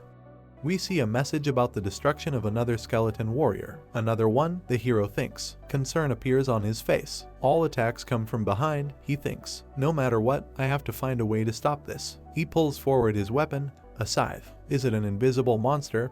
He asks the skeleton magicians. Then use spells that affect a large area. Attack. Ice storm and tornado spells have been reported. Blue energy arrows fly from the squad in different directions. We see the vague outlines of a monster. I see him, Lin Moyu thinks. There is a powerful red flash. The outline of the monster becomes clear. The plaque reports that this is Dragon Assassin. Level 32, strength 10,000, agility 10,000, spirit 2,000, physique 5,000, skills, invisibility, fatal blow. The skeleton, surrounded by a pinkish glow, is ready to fight. Those attributes are so extreme, says the hero who stands next to the 2 skeletons. We see another information window. Silver grade skeleton warrior. Level 32, strength 10,000, agility 10,000, spirit 2,000, physique 5,000, skill, rage strike. Using invisibility with fatal blow, says the hero. No wonder they can kill my warriors in one shot. A smile appears on his face. The invisibility is cancelled if they get attacked. Once revealed, their advantage will disappear. Waves of red energy sweep across the battlefield.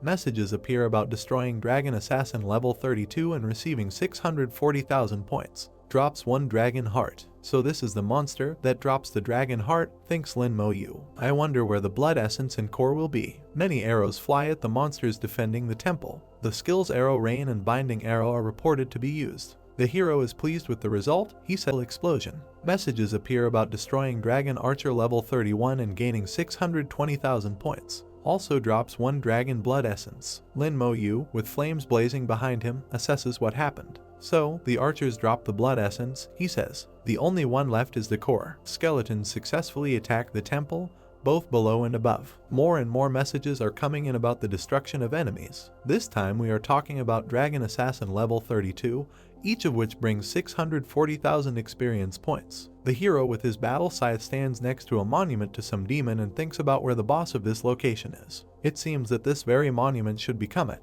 There is an explosion, throwing up large stones. A giant monster with a human torso, huge wings and a powerful tail appears in front of the hero. An alert pops up saying that this is a sentry guardian. Level 33, strength 10,000, agility 10,000, spirit 2,000, physique 5,000, skills, crowd attack, crowd stun, buff resistance. Lin Mo Yu looks at this terrifying monster with alarm. Level 33, he thinks, it's 11 levels higher than my skeletons. Those are terrifying attributes. It's a lot stronger than the Tyrant Desert boss, and it has 2 crowd skills. The hero is running. Roaring loudly, the winged guard releases a powerful wave of yellow energy around him. Covering his face with his hand, Lin Mo Yu casts the slow curse spell. I can't let it move freely with such high agility points, he says. The horned monster is entangled in red magical chains. These shackles get to the monster's throat and begin to choke him. An army of skeletons rushes at the shackled enemy. The guard's figure becomes ghostly. Did I really manage to seriously wound the boss? The hero thinks. We see 2 glowing red eyes. The monster throws up its huge wings,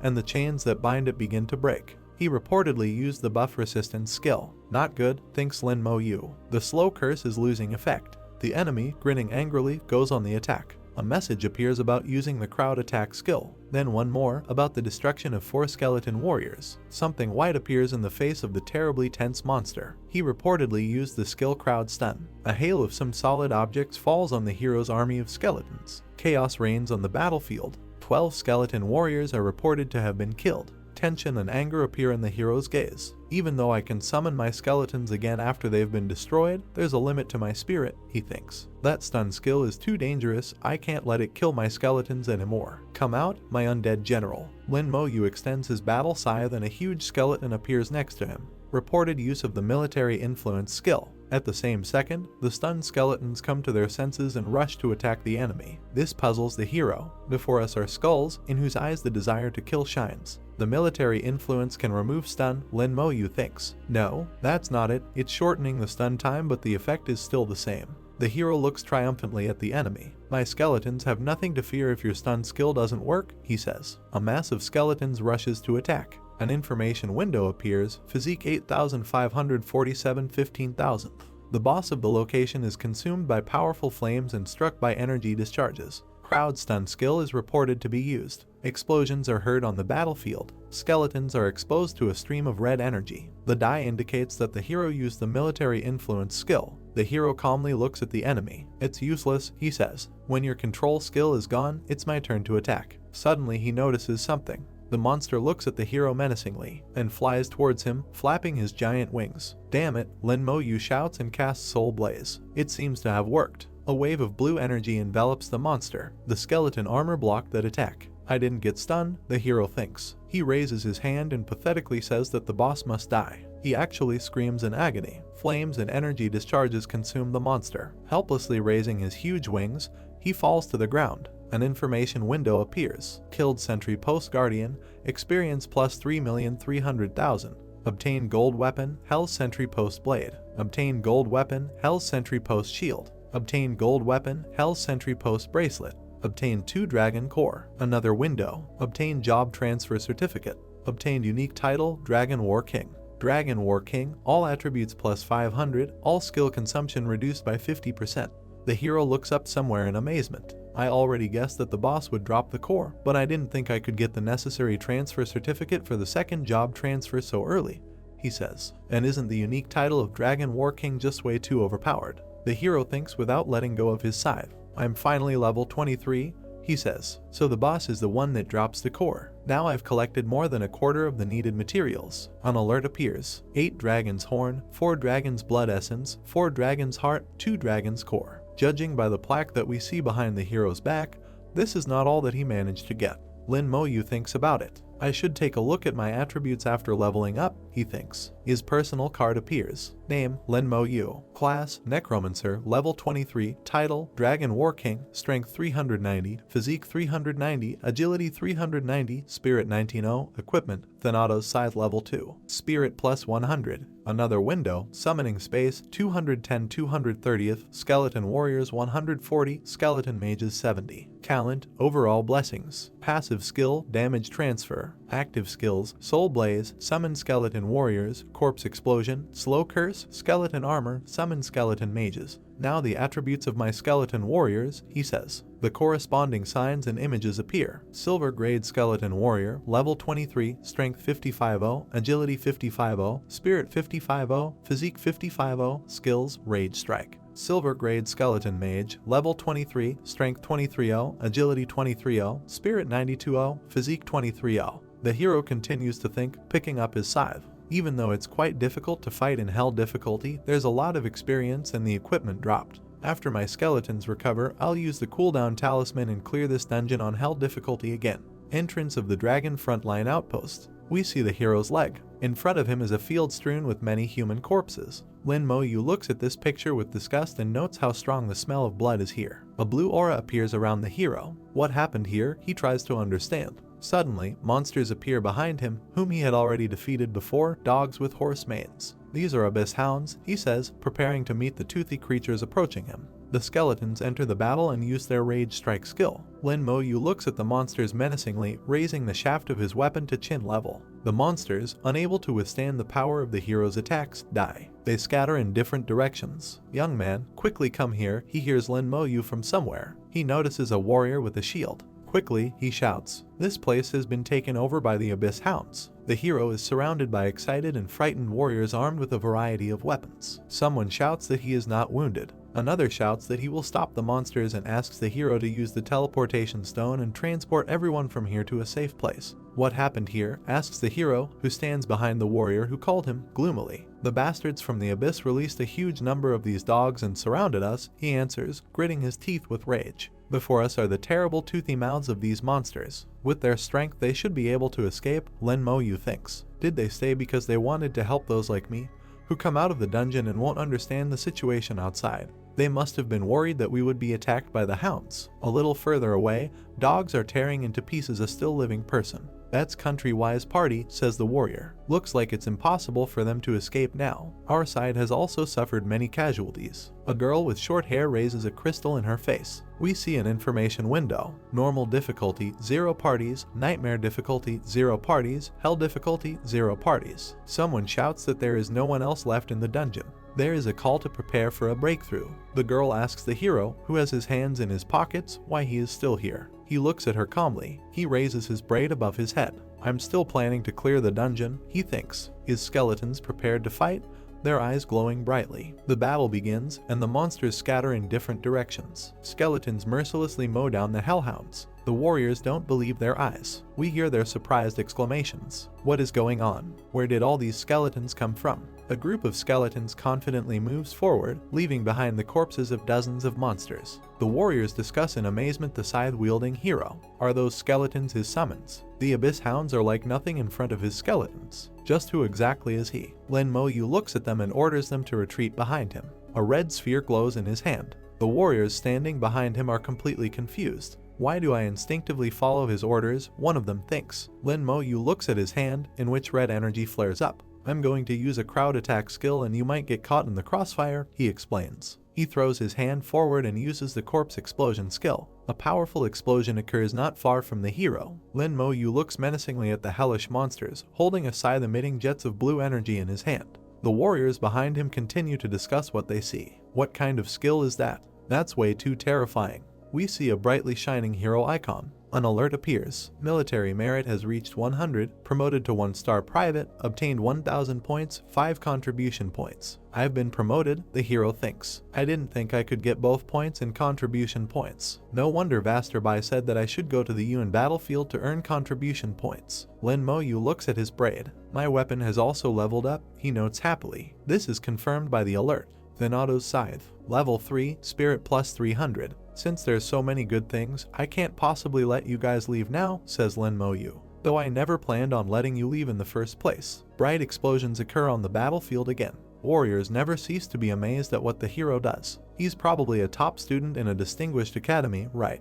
No wonder he was daring enough to solo the dungeon. We see the shock on their faces. Wait, wasn't he the one who entered hell difficulty alone? He actually came back alive. No way, are you saying he actually solo cleared the dragon frontline outpost in hell difficulty? How did he get past the stun skills the monsters had? The hero icon appears again. It already has 2 stars. We see the alert. Military merit has reached 200, promoted to 2-star private, obtained 1000 points, 5 contribution points. Lin Mo-yu holds a scythe in front of him, which has also improved. This confirms the alert. Thanato's scythe, level 4, spirit plus 600. The added spirit attribute is increasing as the Thanatos scythe levels up, the hero thinks. I feel that there's something more to the scythe. If I continue leveling it, would a new skill be unblocked? Lin Mo-yu thoughtfully considers what is happening. It's a pity I could only kill around 200 Abyss Hounds here. If only more of them would appear. The warriors who are next to the hero do not stop talking. Thank God, we're saved. Why did so many Abyss Hounds suddenly appear? Don't tell me the Abyss is going to launch a large-scale attack again.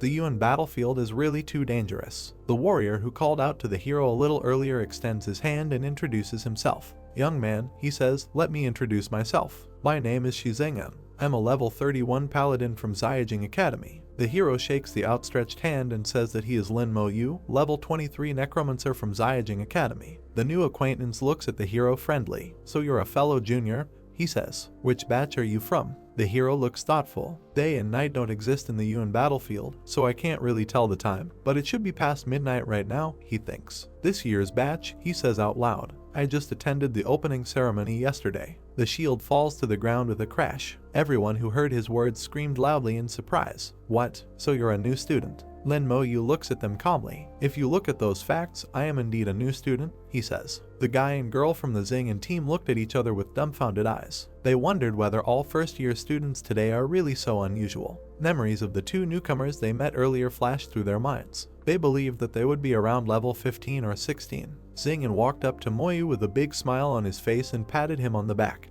He noted that the guy is only a first year and already has such strength, and now he understands why he came to the battlefield alone and lasted for so long at the hellish level. He also exclaimed that he admired him. Mo-yu replied that he was flattered. Mo-yu stared at the man. He said that he saw that their team was not weak and then asked why they didn't go further. A man in a cape approached them with the girl, attracting attention. He waved his hand and said that the fact is that they cannot defeat the monster. He added that once they reached the nightmare difficulty level, they almost failed. Xing asked if he could be blamed since he was only level 29 and his equipment was not the best. He actively waved his hand, addressing his comrade. Xing said that he now needs a shield, and he is sorry that he cannot get it from the exchange, so he will only be able to complete the entire level when he collects the entire set. The man in the cape replied that if a suitable shield appeared at the 32nd level, it would exceed the level of the dungeon. The corners of Xing's lips turned up slightly. He told his friend not to worry and said that he would just buy a gold level shield and use it as he pleased. A man in a cape approached Mo-yu. Throwing up his hands, he asked him if he needed any equipment.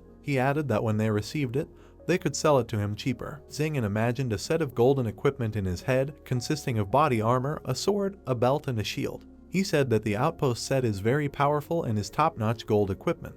The man added that although Mo-yu is only at level 23 now, he will later be able to prepare gold equipment and use it when he reaches level 30. Mo-yu opened his portable storage. Taking out a golden shield from it, he took it into his own hands. The guy asked if this was the shield that the seniors needed. The 2 men were shocked. Outpost shield, gold level armor, all attributes plus 300, resistance to enemy skills increased by 50%, control time reduced by 50%, available from level 30. They exclaimed that this was the outpost shield. Xing in armor approached Mo-yu and his hands began to shake at the sight of the shield. He asked him where he got this shield from. Mo-yu replied that the guard of the outpost fell not long ago. The knight was shocked by such a statement. He asked the guy in surprise, has he really already defeated the boss? Mo-yu confirmed this. The man in the cape and the girl with black hair also stood with their mouths open. The man asked if Mo-yu could have completed the hellish level of difficulty alone. The necromancer turned his gaze to him. He confirmed this again. The guy stood holding a shield in his hand, and many questions flashed through the warriors' heads. They thought, did he really pass alone and how is this possible? Some of them mentally noted that the shield was definitely a subject. Mo-yu then asked Xing to take this shield. When the man took the shield into his hands, everything around him began to sparkle and shine. He cried out that he felt the specialty of this equipment.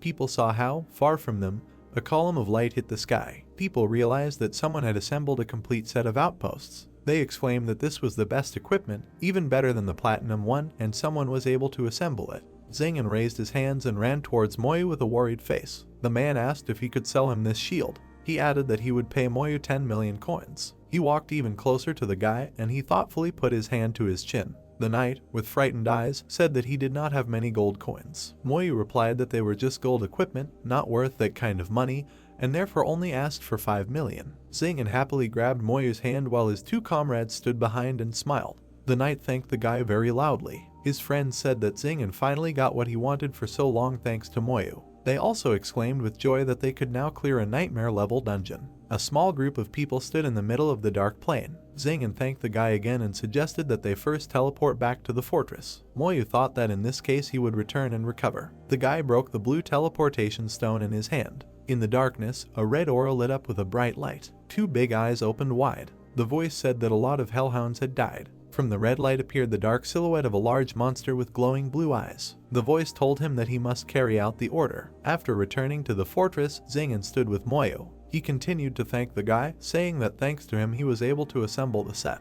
He also happily talked about how he had been waiting for so long for the day when they would complete the dungeon. Not far from them, a knight appeared in the company of YIYI, his short blue hair falling over his shoulders. People around admired the guy, saying that his profession, Knight of Light, is considered one of the legendary. They said that he was the best from his university, and his profession was so powerful that it simply took their breath away. With a soft smile on his face, Moyu looked at YIYI, who was making a corresponding gesture with her hands, trying to refuse something. YIYI suddenly turned around in surprise when she heard a familiar voice. Moyu noted that their meeting was an unexpected coincidence. With a smile on her face, YIYI ran up to the guy. She asked him what he forgot here. Moyu replied that he had a task to complete. The girl suddenly exclaimed that she had come here for the same thing.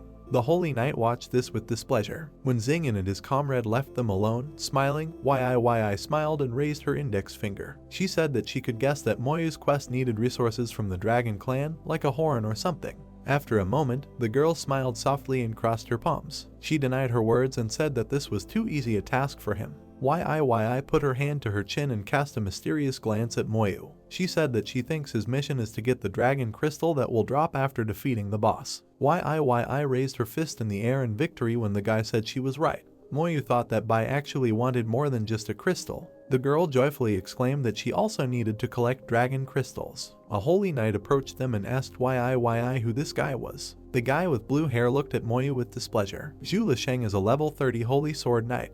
YIYI replied that it was her friend Moyu. Crossing her arms over her chest, YIYI watched as the knight walked over with Moyu and stood in front of him. Lisheng introduced himself by name, profession, and level, and Moyu did the same. When YIYI heard Moyu's level, she turned to him and screamed in surprise. She noted that the guy very quickly reached level 23, while she is now only at 21. Moyu looked at her and said that he could take her with him to complete the dungeon. YIYI happily agreed and followed the guy with a smile on her face. However, Lisheng loudly asked her to wait. YIYI turned around when the guy caught up with her and looked at her with indignation. He asked if she wasn't going to go with him. YIYI apologized and said that she did not have to go to the dungeon with him. She added that, besides, since her friend called her, it would be better for her to go with him. Lisheng's face frowned with displeasure. He started talking about how Moyu is only level 23 and he needs someone else to help him get through the level, and then the knight asked how can Moyu take care of her. YIYI twisted her face and gave him an irritated look. She replied that it was none of his business. She also thanked him for being willing to take her with him, but she didn't need it. Lisheng's eyebrows moved down to the bridge of his nose. He agreed and asked her to take care of herself. He also added that if Moyu couldn't do it, she could come to him at any time. At the same time, he wondered how some guy who was only level 23 even dared to catch his eye. As they walked away, YIYI smiled and pointed her thumb back at Lisheng. She told Moyu not to worry because Lisheng is normal. The Holy Knight began to leave, and the girl glanced at Moyu. She asked about which dungeon they would go to and what level it would be, normal or nightmare. The girl's eyes widened in shock when she heard Moyu's words. He replied that the dungeon would be of a hellish level. YIYI put her hand to her mouth. She asked loudly if she had heard correctly that the dungeon would be a hell level. She thought that Lesheng had promised to help her complete the dungeon on nightmare difficulty. When Moyu confirmed this, YIYI was overjoyed and clasped her hands in front of her face. She exclaimed that this was just great, because she had long wanted to go to the hellish level. Moyu and YIYI stood together and giggled happily. The Holy Sword Knight wondered which dungeon they could survive in if Moyu was only level 23. Lesheng, who was watching them, grinned evilly. He said that he thought she would come running and ask him to go through a copy of the dungeon together. Lin and YIYI stood at the large portal that was the entrance to the dungeon.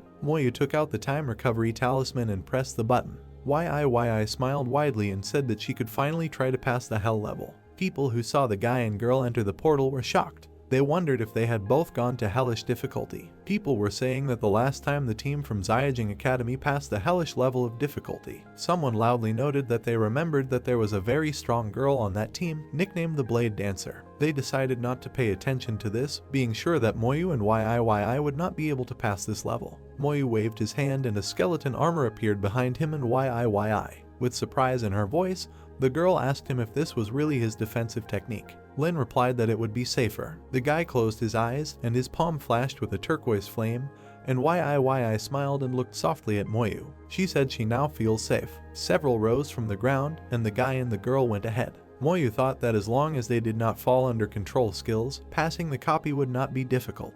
YIYI watched with admiring eyes as Moyu's skeletons dealt with the monsters. There have been several notifications that a level 30 Spearman tribe dragon has been killed, experience plus 300,000, and a dragon skin has been obtained. The girl with a smile on her face said that when she looks at the skeletons, she feels calmer despite the hellish level of difficulty. Moyu replied briefly that it was easy. YIYI stuck out her tongue and showed it to the guy. She said that many are still dying at a nightmare level and added that it is not as easy as Moyu thinks. Seeing the monsters in front of them, the skeleton warriors rushed to attack, and the magicians helped them with their elemental abilities. YIYI watched this with a calm expression. She thought that Moyu had become stronger because now he could even summon skeleton magicians. After some time, a fortress appeared on the horizon, in which the boss of the dungeon was supposed to live. Moyu asked the girl if she needed to get anything else besides the crystal core. YIYI smiled and handed the guy a ring from the crystal core of the Goblin King. She said that the first task was successfully completed and the reward was received. She also added that her second mission is to obtain the Dragon Crystal Core, reach level 25 and become a 1-star private. Moyu looked at the red stone ring that the girl showed him. Ring of the Goblin King, +1 to all skills. He asked if this was it. The girl grabbed the ring with 2 fingers and squinted, looking at Moyu through the hole. She said she made it from the crystal core the guy gave her last time. She said she almost died while completing the first task. Suddenly Moyu grabbed the girl's hand and abruptly pulled her towards him, and a skeletal warrior rushed next to them. He screamed for her to be careful. The skeleton ran towards the translucent dragon monster that appeared on their way. The girl pressed herself close to Moyu and then lightly hugged her. She asked if it was an invisible monster. YIYI moved away from the guy, but he still slightly held her. Moyu replied that this is exactly the case. The girl noted that this is truly a hellish level of difficulty. She added that it just so happened that her professional assassin skill allows her to see invisible objects, and therefore she will help Moyu. The girl waved her hand in front of her eyes, and they lit up with a red light, and a moment later, putting one hand on her belt, the other began to point in the direction. She said loudly that there was one monster there, and 2 more nearby. Thanks to this, Moyu dealt with the monsters with ease. Notifications began to arrive that a dragon from the assassin tribe of level 32 had been killed, experience plus 320,000, and the heart of a dragon had been received. YIYI turned around when she heard Moyu's praise. He noted that while she was here, he could relax a little. YIYI laughed and said that she was not bad. The girl abruptly approached the guy, drawing attention to his military badge. She asked in amazement if Moyu really already had 2 stars. The guy confirmed it and said that he killed a couple of demon dogs. The girl pouted, clenched her hand into a fist, and lightly hit Moyu on the chest. She said that he was too far ahead, so next time he should take her with him. Moyu curtly agreed. They walked further and stopped in front of a large statue. Moyu clenched his teeth tightly and activated his skeletal armor again. He warned YIYI to move away because it was dangerous here. YIYI agreed with him.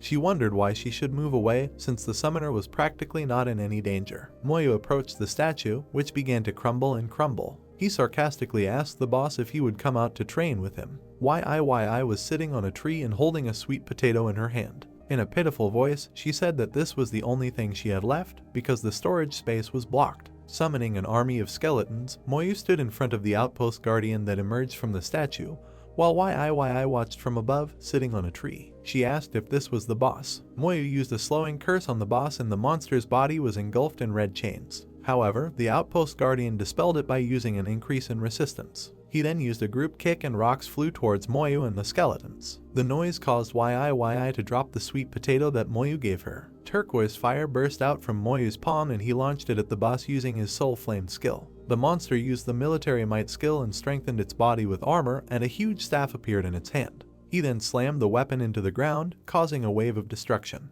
Moyu at the same moment recalled all the skeletons to the summoning site. Yi watched the guy who held the scythe in his hands, protecting himself from the blow. She was surprised that he dealt with the boss very skillfully. She noted that Moyu even called off the skeletons to avoid the boss's explosive skills. She watched as the guy summoned his skeletons again, standing in front of the outpost guardian. Yi thought that Moyu was so strong that he could fight a hell-level boss one-on-one. She decided that even if she told her grandfather, he probably wouldn't believe her. Warriors and magicians combined all their power and attacked the boss. A notification has arrived about the murder of the outpost guardian. Experience plus 1,650,000. Received golden weapon, hellish outpost dagger, golden weapon, hellish outpost shield, golden weapon, hellish outpost bracelet. Received 2 Dragon Clan crystals. A certificate of transfer has been received. Yi was shocked to see that her level had increased. Suddenly she noticed that she had received a transfer certificate. She screamed with joy that she was finally able to do it. Laughing loudly, Yi rushed towards Moyu and hugged him from behind. She shouted joyfully that she had received a transfer certificate. Confused guy asked her if this is not a prerequisite for passing the hellish level. Moving away from the guy, the girl threw him an embarrassed look. Yi said that this is a hellish level and this only happens once. She also said that Moyu is the only one who doesn't take it seriously. The guy looked at the mountainous area that was ahead. He suddenly remembered and said that he had something for the girl. Moyu gave her the Dragon Core and Hell Outpost dagger that he had received earlier, and the girl looked at him with bulging eyes. Infernal Outpost dagger gold level weapon, all attributes plus 500, assassin skills increased by 50%. Dragon Clan core lens is an extremely rare material that can be used to make various props. She asked in surprise if he was really giving it to her. Moyu confirmed this. The guy asked Yi to rest for a while and said that they would continue later. Zing stood with his team in front of the demonic dog army. He said that luckily they had an outpost protective suit, otherwise they would have been in danger. The magician girl noted that there was an abyss demon there and asked what they should do. The knight replied that they should hold out until Moyu returns, because when he comes, the demon dogs will not have a chance. The abyss demon looked down at the party. He said that it was not them because they did not contain his child's breath. The demon pointed with his hand at a group of warriors standing at the dungeon portal. He ordered the demonic dogs to eat every single one of them. The demonic dogs. He noted that this knight pretends to be tough, but in reality he is a weakling. The man in the cape said that he thought that with such a legendary profession, he would be strong. A level 36 abyss demon flew towards the 2 men. When the warriors saw him, cold sweat began to flow down their frightened faces. Zing said that it's bad because the abyss demon is level 36. The man in the cape asked worriedly what they should do now. The knight replied that they could not win, and therefore he remained hopeful that Moyu would appear soon. At that moment, the demon noticed the Knight of Holy Light. The abyss demon said that if you kill this knight, you can earn a lot of money. A moment later, a huge column of light hit the sky. People started shouting that they had sent a distress signal and someone would definitely come to save them. The Knight of Light thought that he could not win, but he did not want to die. The flying monster quickly headed towards Lisheng. When he saw it, he noted that he was a little late. At this moment, Moyu and Yi teleported back. They looked around, trying to understand what was happening. Looking at Moyu, the Abyss Demon exclaimed in annoyance that it was him. The Abyss Demon got angry and swung his scythe. He shouted that it was Lin who killed his child, and therefore he was finished. Moyu and Yi raised their heads up and saw the demon. The guy wondered if this was really the demon of the abyss. At the same moment they shouted to him to be careful. The abyss demon landed on the ground and hit the guy with his scythe, but the skeletal armor prevented him from being injured. Moyu looked at the abyss demon through a cloud of dust. He asked if he hadn't eaten for a long time. The abyss demon continued to attack Moyu, desperately trying to break through his armor. He asked the guy questions about why he couldn't just crush him. Moyu got close to the abyss demon and used spiritual flames on it.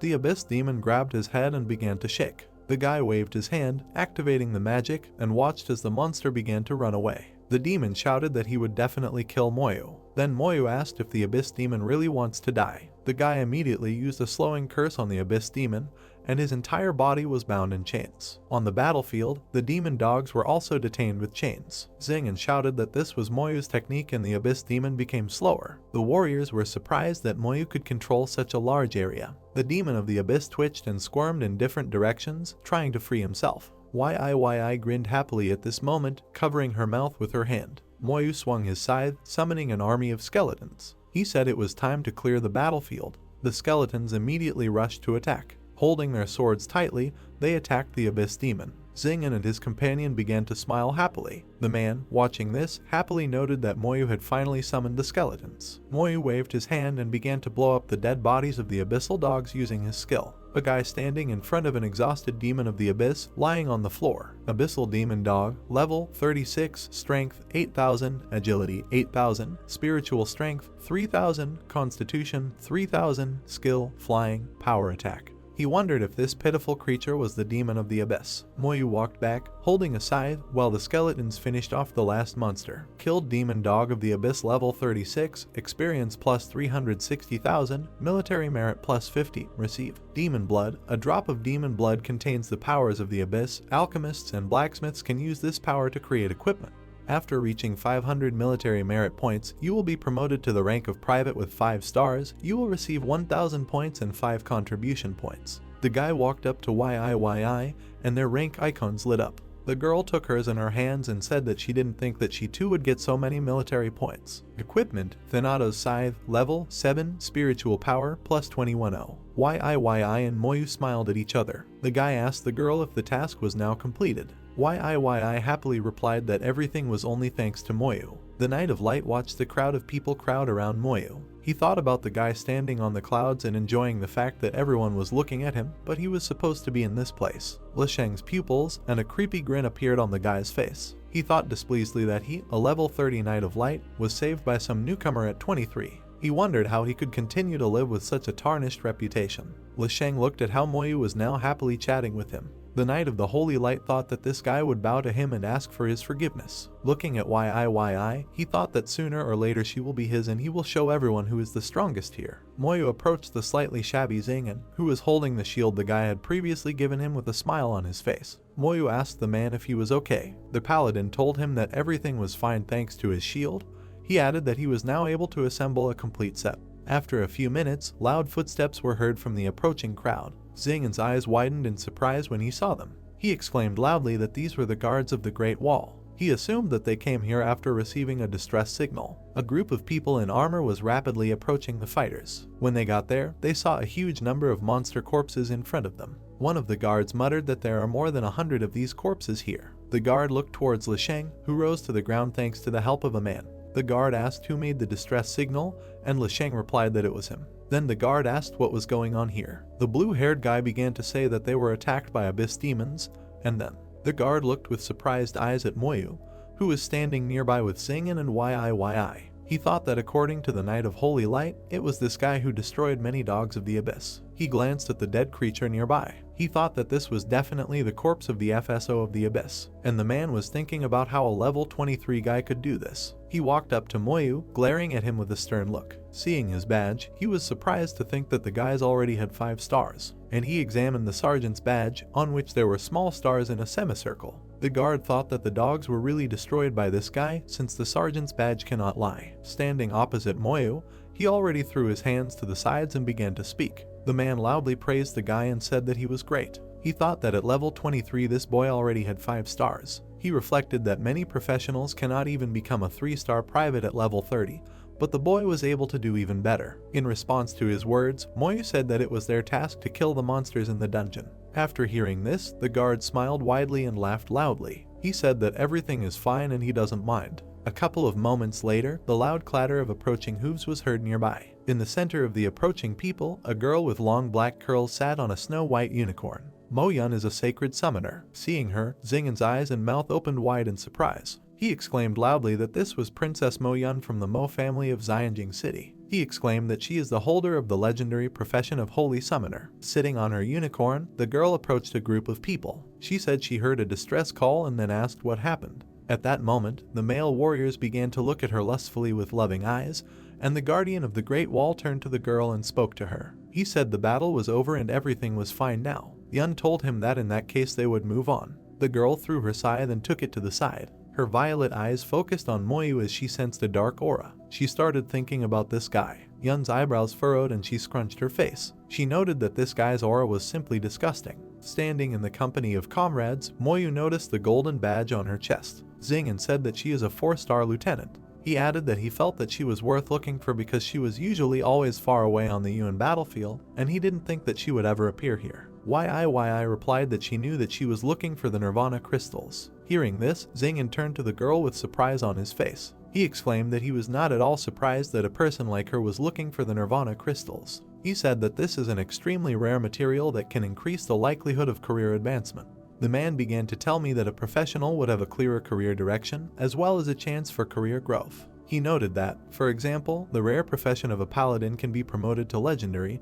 and become a Knight of the Holy Light. Xing noted that the likelihood of finding it is very low, but nevertheless, the Nirvana crystals can significantly increase the likelihood of career growth. The three of them turned to face each other as they listened to Xing's words. He said that far away on the Yuan battlefield there was a level 40 monster called Battlefield Wraith, and by killing him, there was a small chance that the Nirvana crystals might drop out. Yi smiled and said that she also knew that there was a Ghost King on the battlefield, killing whom there was a high probability of getting this crystal. Xing sighed sadly and waved his hand. Paladin said that this boss appears very rarely, and since it is also world class, it will be very difficult to defeat it. He added that upon reaching level 40, in order to advance to the next stage, he will have to look for this crystal. Yi hit Moyu on the back with her hand and smirked. She said it would be quite difficult. Moyu lowered his head and with a thoughtful look he began to reason with Yun. He tried to understand why she, the owner of a legendary profession, would swing her even further. He thought that the second transition to level 40 and the third to level 70 provided an opportunity for career growth.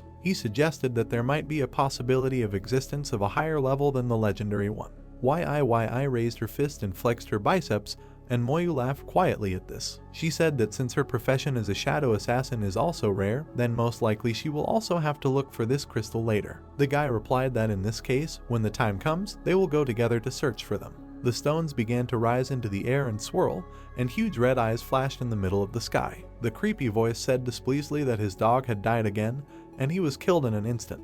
The Demon King's eyes widened even more in displeasure. He noted that even the dog that was sent personally from him was killed. After a moment, his red eyes narrowed. He muttered that these damn people were to blame for everything. He added that the situation was strange, but he wanted to try. Several warriors stood on the hill, seeing how huge pieces of earth rose into the air and swirled in a spiral. They immediately realized that this was the Fire Demon King. They asked in fear what had happened that he lost his composure. The king muttered that someone would definitely take care of it, so there was nothing to be afraid of. Bai sat down at the table with Master Meng and the old man pushed the teapot towards him. He indignantly asked if there was any news. Meng calmly asked if he would like to start drinking tea. Bai lowered his head and smiled guiltily. He said he wanted to get straight to the point. Master Meng replied that he contacted the Hall of Heroes and the Demon Slayer Tower and received news about Moyu. The old man sat at the table while Bai poured boiling water into his mug. He said the guy was fine, and Ontario had a lot of dogs of the abyss and was now a 5-star private. Bai perked up and his eyes widened in surprise, and Meng rubbed his chin thoughtfully. The man asked how Moyu was able to get up so quickly. He exclaimed that only 2 days had passed, and the boy was already a 5-star private.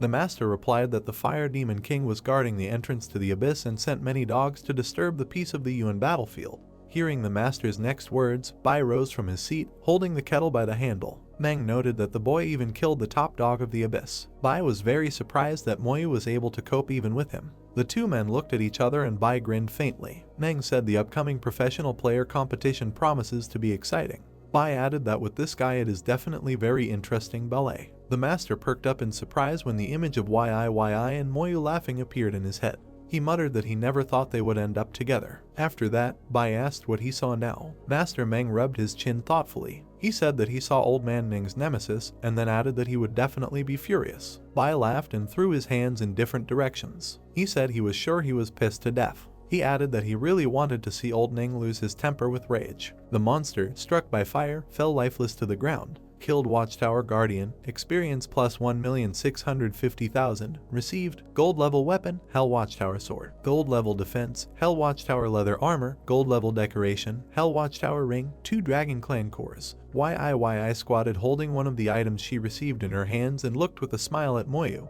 who at that moment had increased the level. The girl loudly noted that the guy's level had increased again. She thought that thanks to him, she now had almost a complete set of sentry equipment. She mentally noted that Moyu's upgrade speed was too high, and almost a month after changing his profession, he was able to reach level 24. Moyu waved his hand and skeletal armor appeared above him and the girl. YIYI asked if he was afraid that he would be attacked outside again. He replied that since this had already happened to him twice, he wanted to play it safe. YIYI rose from the ground and looked towards Moyu with a smile. She laughed and said that it was impossible to wait for an ambush every time, and then added that, in principle, there was nothing wrong with being careful, so she accepted his offer of protection. Moyu replied that if they farmed for some more time, they would be able to collect the entire set of sentry equipment for the girl. After some time, YIYI and Moyu came out of the dungeon, next to which several knights stood. The girl noted in a joyful voice that this time there was no sudden attack. At this moment, the knights shouted loudly about the approach of Shikigami. A large black bull man pulled a wooden carriage behind him.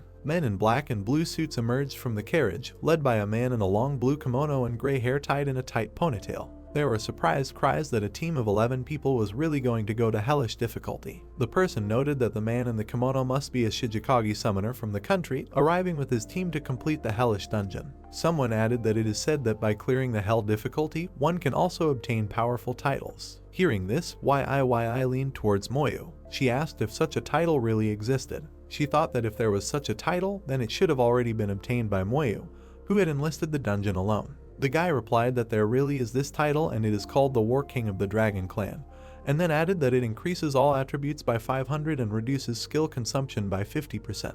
Summoner Shikigami approached YIYI and Moyu, who were staying away. The man noted that they seemed familiar to him. The Shikigami summoner and the necromancer locked eyes in an invisible fight. Recognizing the guy, the man loudly noted that this world is very small. He came closer to the guy and stood opposite him, and they glared at each other with stern glances. Summoner Shikigami introduced himself as a level 30 yin-yang master from Country Y, nicknamed the Hungry Tiger. Moyu introduced himself in response, saying his name and saying that he was a level 24 necromancer from the Shenzia Empire. 2 of the yin-yang masters team burst into their fists after Moyu's words. One of them noted that level 24 is still quite weak. The second added that on the Yuan battlefield with such a level, you need to prepare for inevitable death. At this time, the Hungry Tiger looked at Moyu, who was emitting a dark aura with shocked eyes. He was thinking about how much strength one must have to rise from level 17 to 24 in just a few days. He thought that he had no idea that this guy was cultivating at such a breakneck speed. Master Yin-yang remembered the skeletons that Moyu had summoned.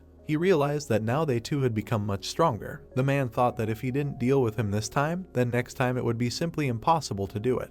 His teammate, seeing Yin-yang's angry expression, walked over and put his hand on the man's shoulder. He whispered that nothing could be done now since they were in the land of the Shenzia people. The man turned around a little and saw many eyes riveted on him. He quietly noted that he understood this perfectly. Master Yin-yang frowned and turned towards Moyu again. He suggested let's meet again in the competition. The Hungry Tiger headed with his team towards the portal to the dungeon, but at the end he stopped and turned around. Addressing Moyu, he said that he hoped that he would not disappoint him. Moyu and YIYI watched the team go into the dungeon, and the girl turned away and hissed displeasedly. She noted that Master Yin-yang was afraid to do anything due to the fact that there were many people around them now. The guy calmly replied that he was not afraid of him, even if they were left alone. YIYI replied that she was still a little confused by competition. The story began that in our world of professions, a worldwide competition is held every 5 years. Battle, support, and tank types have their own competitions, and of course, the most exciting one is definitely the battle types competition.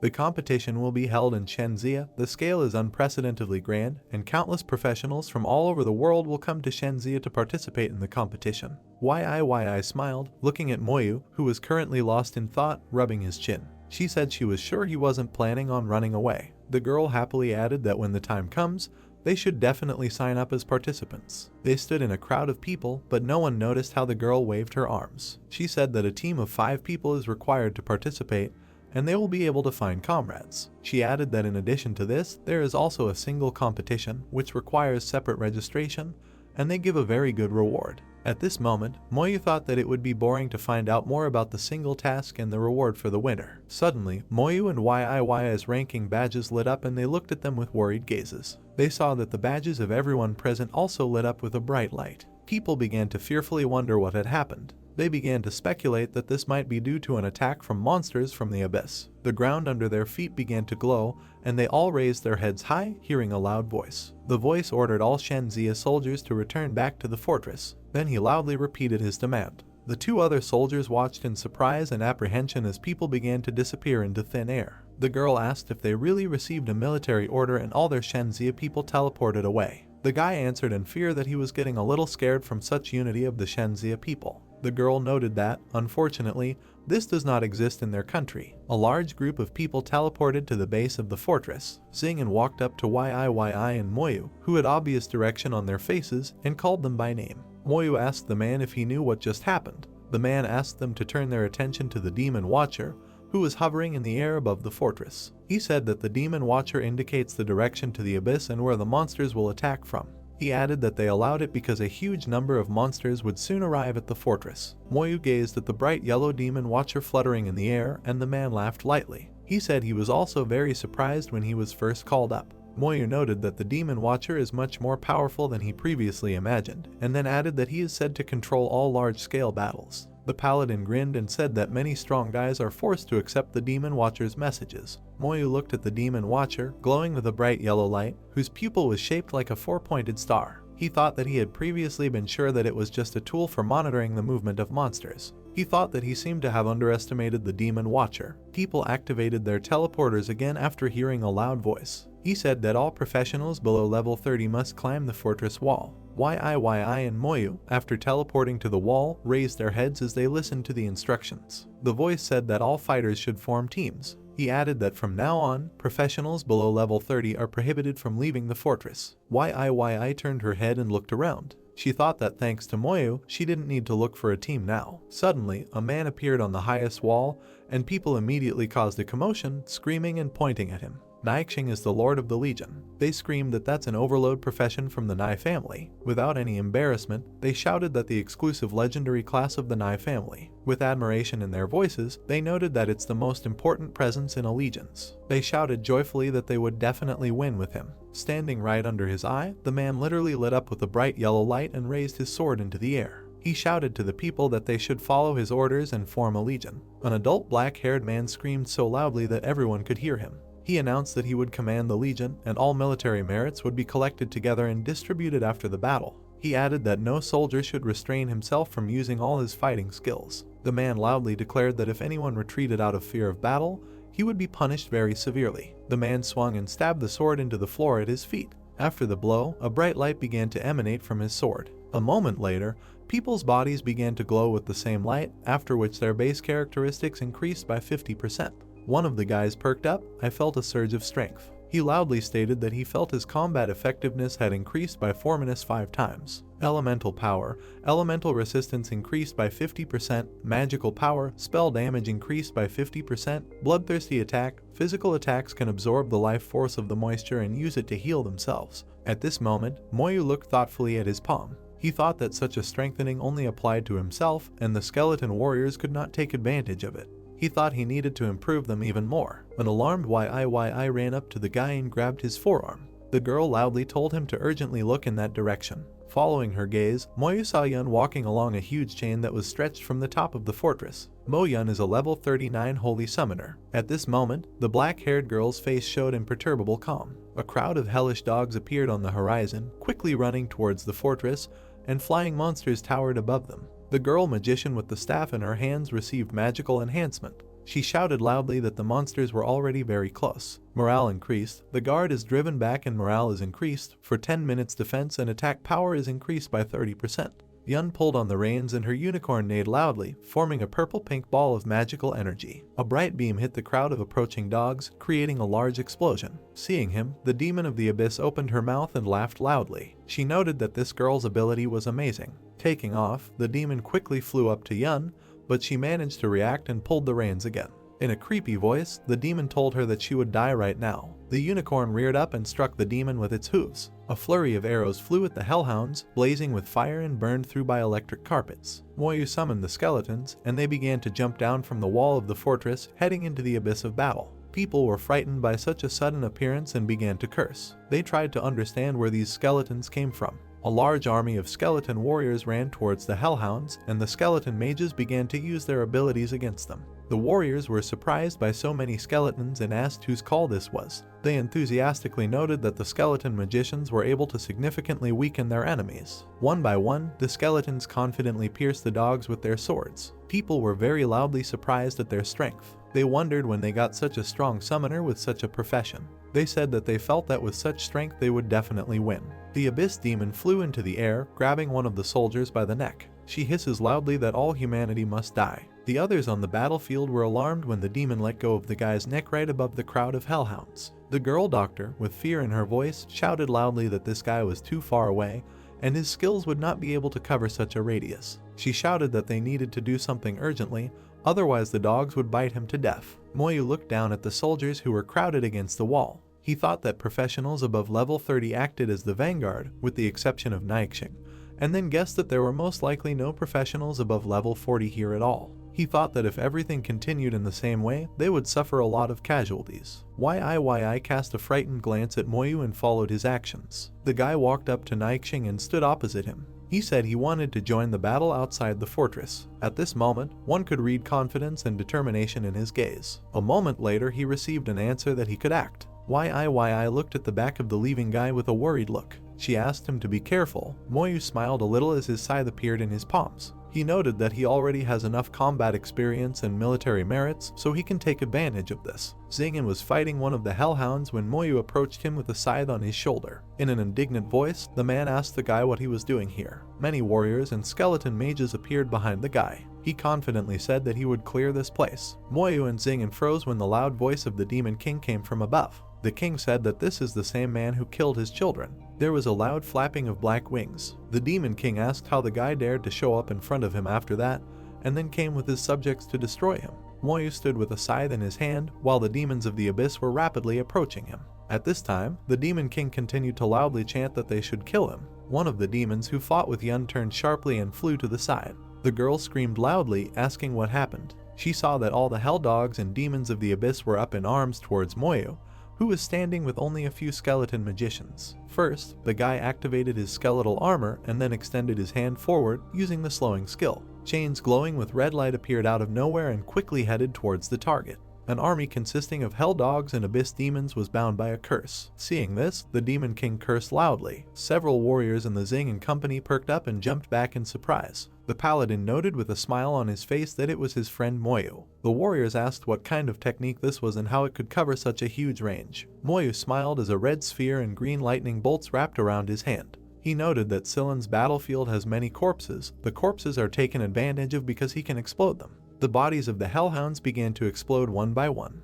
The Demon King swore again in displeasure. Huge explosions began to be heard on the battlefield, enveloping a huge space. The abyss demons began to scream loudly. One of them, looking back, rushed to the side to avoid getting hit. She indignantly asked what was wrong with this man. Moyu's voice rang out. Martav asked where she was going to run. The demon of the abyss froze and her eyes widened in fear. A barrage of huge explosions flashed ahead of her and she was burned alive by the demon. Huge explosions were heard throughout the battlefield, and a flood of notifications began to come in regarding the killing of level 36 abyssal demons. Yun watched from above, shielding her face from the bright flashes. She thought in surprise, is this really the guy's technique? People watched the huge bright flashes in fear, and Xing'an even dropped his sword from his hands. The soldiers screamed in fear that this skill was incredibly scary. The person was asked if this guy is a second-rank professional. He immediately received a loud answer that even a second-rank professional could not clear such a field alone. Xing'an, who was standing in the company of knights, smiled with his hands folded at his waist. The knight behind him noted that with such a fighter, they are all completely useless now. The girl asked in a frightened voice, is the necromancer profession really that powerful? Xing'an grinned and said that to their great happiness, this guy is from Xiajing Academy. With a stern expression on his face, Moyu confidently continued to lead his army. Xiajing noted that since the guy decided to clear this place, He couldn't leave anyone alive. Sitting on her unicorn, Yun closely watched what was happening from above, brushing her hair from her face. She noted with displeasure that the stench came from the skeletons that the guy was summoning. She said that she didn't think he was so strong. Swinging his sword, the skeleton warrior attacked the hellhound. Moyu noted that this monster is the last one. A black curtain appeared around the skeleton warrior, and the space suddenly darkened. The guy asked in surprise what it was. After a couple of moments, his face frowned. He noted that he had lost contact with this skeleton. The sky began to thicken and dark shadows filled the space, after which two red eyes flashed in the darkness. The Demon King hissed that it was he who killed his first two puppies. He said that he remembered Shenzia's Lin Moyu well. In a quiet voice, the Demon King said that he would definitely deal with the guy and kill him. Moyu continued to stand confidently, and not a single muscle moved on his face. He replied that such a thing would only happen in the dreams of the Demon King. The soldiers outside the battlefield became alarmed. The man loudly asked what the guy was going to do, and then added that it was the Abyss Demon King's special teleportation system. He added that if Moyu was going to attack, then they wouldn't be able to do anything with their current levels. Another man with a hurt in his eyes shouted loudly for everyone to quickly look at the skeletons. Skeleton warriors, carrying the corpses of hellhounds in their hands, ran towards the thick black fog. They swung the corpses sharply and began to throw them out into the fog. Once their entire bodies reached the desired area, Moyu used a corpse explosion on them. Moments later, there was a barrage of loud explosions. The Abyss Demon King asked if the guy was looking for his death. In a hissing voice, he said that he didn't have to worry about this since it would definitely kill him. Moyu sighed upon hearing the Demon King's voice. He noted with a little annoyance in his voice that this did not cause him any damage. He turned his back to him and prepared to walk back to the fortress. The guy said that since the teleportation system cannot be blown up, he still has a long way to go. Moyu froze and his eyes widened as he felt the presence of the Abyss Demon King literally behind him. The guy ran forward as the red eyes of the Demon King flared up and began firing magical rays at his skeleton. A couple of moments later, Moyu saw a bright beam that was aimed directly at him. His body jumped to the side as the beam hit directly the magical dome that the skeletal armor created. Moyu's eyes opened wide and his pupils constricted as he realized that the armor was beginning to crack at the seams. He was surprised that the armor only lasted 2 seconds. The guy covered himself with his hands and used damage transfer when the beam hit him directly. The skeletons began to die one by one, and Moyu received a notification that 124 skeleton warriors had been destroyed. The Abyss Demon King sent his deadly ray towards the fortress, but a magical dome formed above it. At this moment, the Demon Watcher glowed with a bright yellow light. He sent a bright beam of light directly into the center of the dark fog, and the Demon King shouted loudly. Finally, he loudly declared that he couldn't just let Lin Moyu go. I ran up to the black-haired guy sitting on the ground and hugged him. In a concerned voice, she asked how he was feeling, but he replied that he was fine. Moyu's gaze darkened and his expression became malicious. He thought that he didn't expect the Demon King to attack through his teleportation system at all. He was disappointed that the skeletal armor only lasted 2 seconds. He thought that he could have died if he had not been able to endure all the damage received. In front of his face were the crazed red eyes of the Abyss Demon King. He thought that he had been careless this time and had paid a heavy price for it. At this moment, Moyu's eyes filled with rage. He thought that the Demon King would definitely pay for this. Naixing, standing on the top of the fortress wall, raised his sword high up, which, together with the Demon Watcher, lit up with a bright yellow light. The man shouted loudly and joyfully that they had won this battle. He shouted that the distribution of military merits would now begin. Naixing opened his mouth wide, looking down at the soldiers arrayed in 2 large squares. He said loudly that in this beaten snail court there were a total of 10,000 demon dogs and 100 top-level dogs, and the military merit for killing the enemy was 20,000 points. He added that the defense's combat merit amounted to 3,000 points. The man shouted loudly that 2,000 points are added for the fact that no one retreated. Naixing summed up that the total battle merit is 25,000 points. The soldiers stood and listened carefully to the words of the leader. Naixing loudly said that a total of 1052 professionals participated in the battle, of which everyone except Lin Moyu and Mo Yun would receive 20 battle merit points. He shouted that Yun gets 500 points. Moyu stood with confidence in his eyes, and not a muscle moved on his face as the man announced the number of combat merit points he had received. Naixing said loudly that Moyu gets 35 points. The rest of the soldiers supported the words of the Legion Lord and said that Moyu fully deserved such military glory and points. Yun grinned when she heard the active rising among the soldiers. They marveled at how many demon dogs he had killed. She stated that without Moyu's help, they definitely would not have won this battle. The girl thought that she was a little jealous of such fame and his number of points. Li Sheng's face darkened, and he stood looking at the floor with eyes full of shock and fear. He wondered why this guy was able to get 35 points while he only had 20. He realized that right now he was not even close to Moyu in any aspect. He thought that for the owner of the legendary profession of the Knight of the Holy Light, this was a huge shame. Moyu and Yun looked with surprised eyes at the scythe in the guy's hands, around which a turquoise haze appeared. The guy thought that Thanatos must have absorbed many abyss spirits this time. He thought that he felt like he was being transformed at this moment. Suddenly, everyone's badges began to glow, and YI took off hers and picked it up. She said loudly that her military rank had been promoted to private. Moyu looked at his badge, seeing that it too began to glow. The number of stars on it increased sharply from 5 to 9. The white background of the emblem has changed to gray. Moyu looked at his badge in surprise, and the knights, noticing this, caused a loud commotion. The guy told everyone to look at the Moyu badge. Another person exclaimed that the guy received a silver badge as a second lieutenant. Moyu smiled in confusion as YI bowed to him, pressing her fist to her chest. She said she was honored to fight side by side with the guy. The girl smiled and affectionately touched Moyu's shoulder. She noted that he is now one of Shenzia's lieutenants. She added that he is most likely the youngest of them. At this moment, the guy thought that he had literally just passed the exam. Naixing went downstairs and walked towards the soldiers. He said to Lin Moyu that the guy was only 18 years old, but he was already able to reach the rank of lieutenant, so he was awarded the title of Shenzia Star. The guy perked up as his badge glowed again and his title appeared above his head. He wondered if he would now barely have one title. Receive the title, Shenzia Star, all attributes plus 300, skill consumption reduced by 20%, damage received reduced by 10%. The Legion Lord jumped in place when he saw the title of Dragon War King above Moyu's head. The man asked in surprise if he really already had a title. With an indifferent face, the guy replied that he had received it recently. He turned to the soldiers when they started making noise again. They loudly asked where Moyu got the title of Dragon Warrior King. Naixing replied that this title can only be obtained by completing the dungeon at the forward outpost of the Dragon Clan on Hellish difficulty. Hearing this, the soldiers began to cheer loudly. They said that it turns out that it is indeed true that you can get such a title on a copy of a Hellish difficulty dungeon. They exclaimed that the guy was even able to complete this dungeon alone. They said that Moyu was the only one who could complete the dungeon and kill 10,000 demon dogs. Yun's eyes widened in surprise when she heard all these facts. She thought that she had also already gone through this dungeon, but she didn't die there. Naixing came close to Moyu and stood opposite him. He asked the guy to tell us about this title, how to get it, and what needs to be recorded in the Empire's database. The necromancer replied that the title is poker after completing a dungeon called Hell's Outpost, and it wildly increases all attributes plus 300 and reduces the consumption of all skills by 50%. The man bent over slightly and smiled broadly, patting the surprised guy on the shoulder. Naixing said that the guy is really amazing, and then added that Shenzia has another talent. He added that he allows the guy to use military facilities in the fortress. The man straightens up, continuing to smile joyfully. He said that the guy would have to spend some combat merit points to use combat objects, so he would save a lot on that. Moyu thought that in order to start using them, he would first need to achieve the rank of 3-star lieutenant.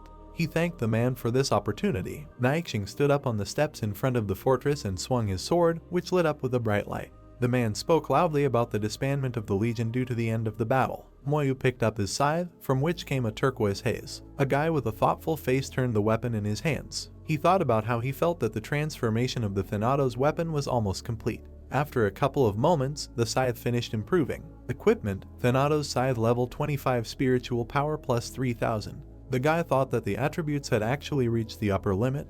He needed to collect the entire set to unlock the attributes. He thought that if such an opportunity arises, he needs to collect more information. Acquired skill: Soul Summoning. Spell: Thanatos Scythe will record the souls of killed bosses, and the user will be able to spend 1000 spiritual power to summon souls to a battle that will last 3 minutes. Moyu thought in surprise that the scythe could even awaken a skill. Holding Thanatos tightly in his hands, Moyu imagined the image of the outpost guardian in his head with a stunned look on his face. He realized that he would now be able to call on the boss to help him in battle, and then thought that he should continue exploring this copy of the dungeon. Moyu and YIYI stood near the fortress with Naixing and several other fighters. The man said that besides their first fortress, the 7th and 8th fortresses were also attacked. He added that all the battles were very brutal, and highly trained professionals had already been sent to the other 2 fortresses to provide assistance. Naixing said that not only Shenzai was affected, but also countries Y, H and M suffered such damage. The man looked around at all the people around him. He said that there are a total of 9 fortresses that block the power of the Abyss, and the fortress is the farthest from the Abyss, so they suffered the least.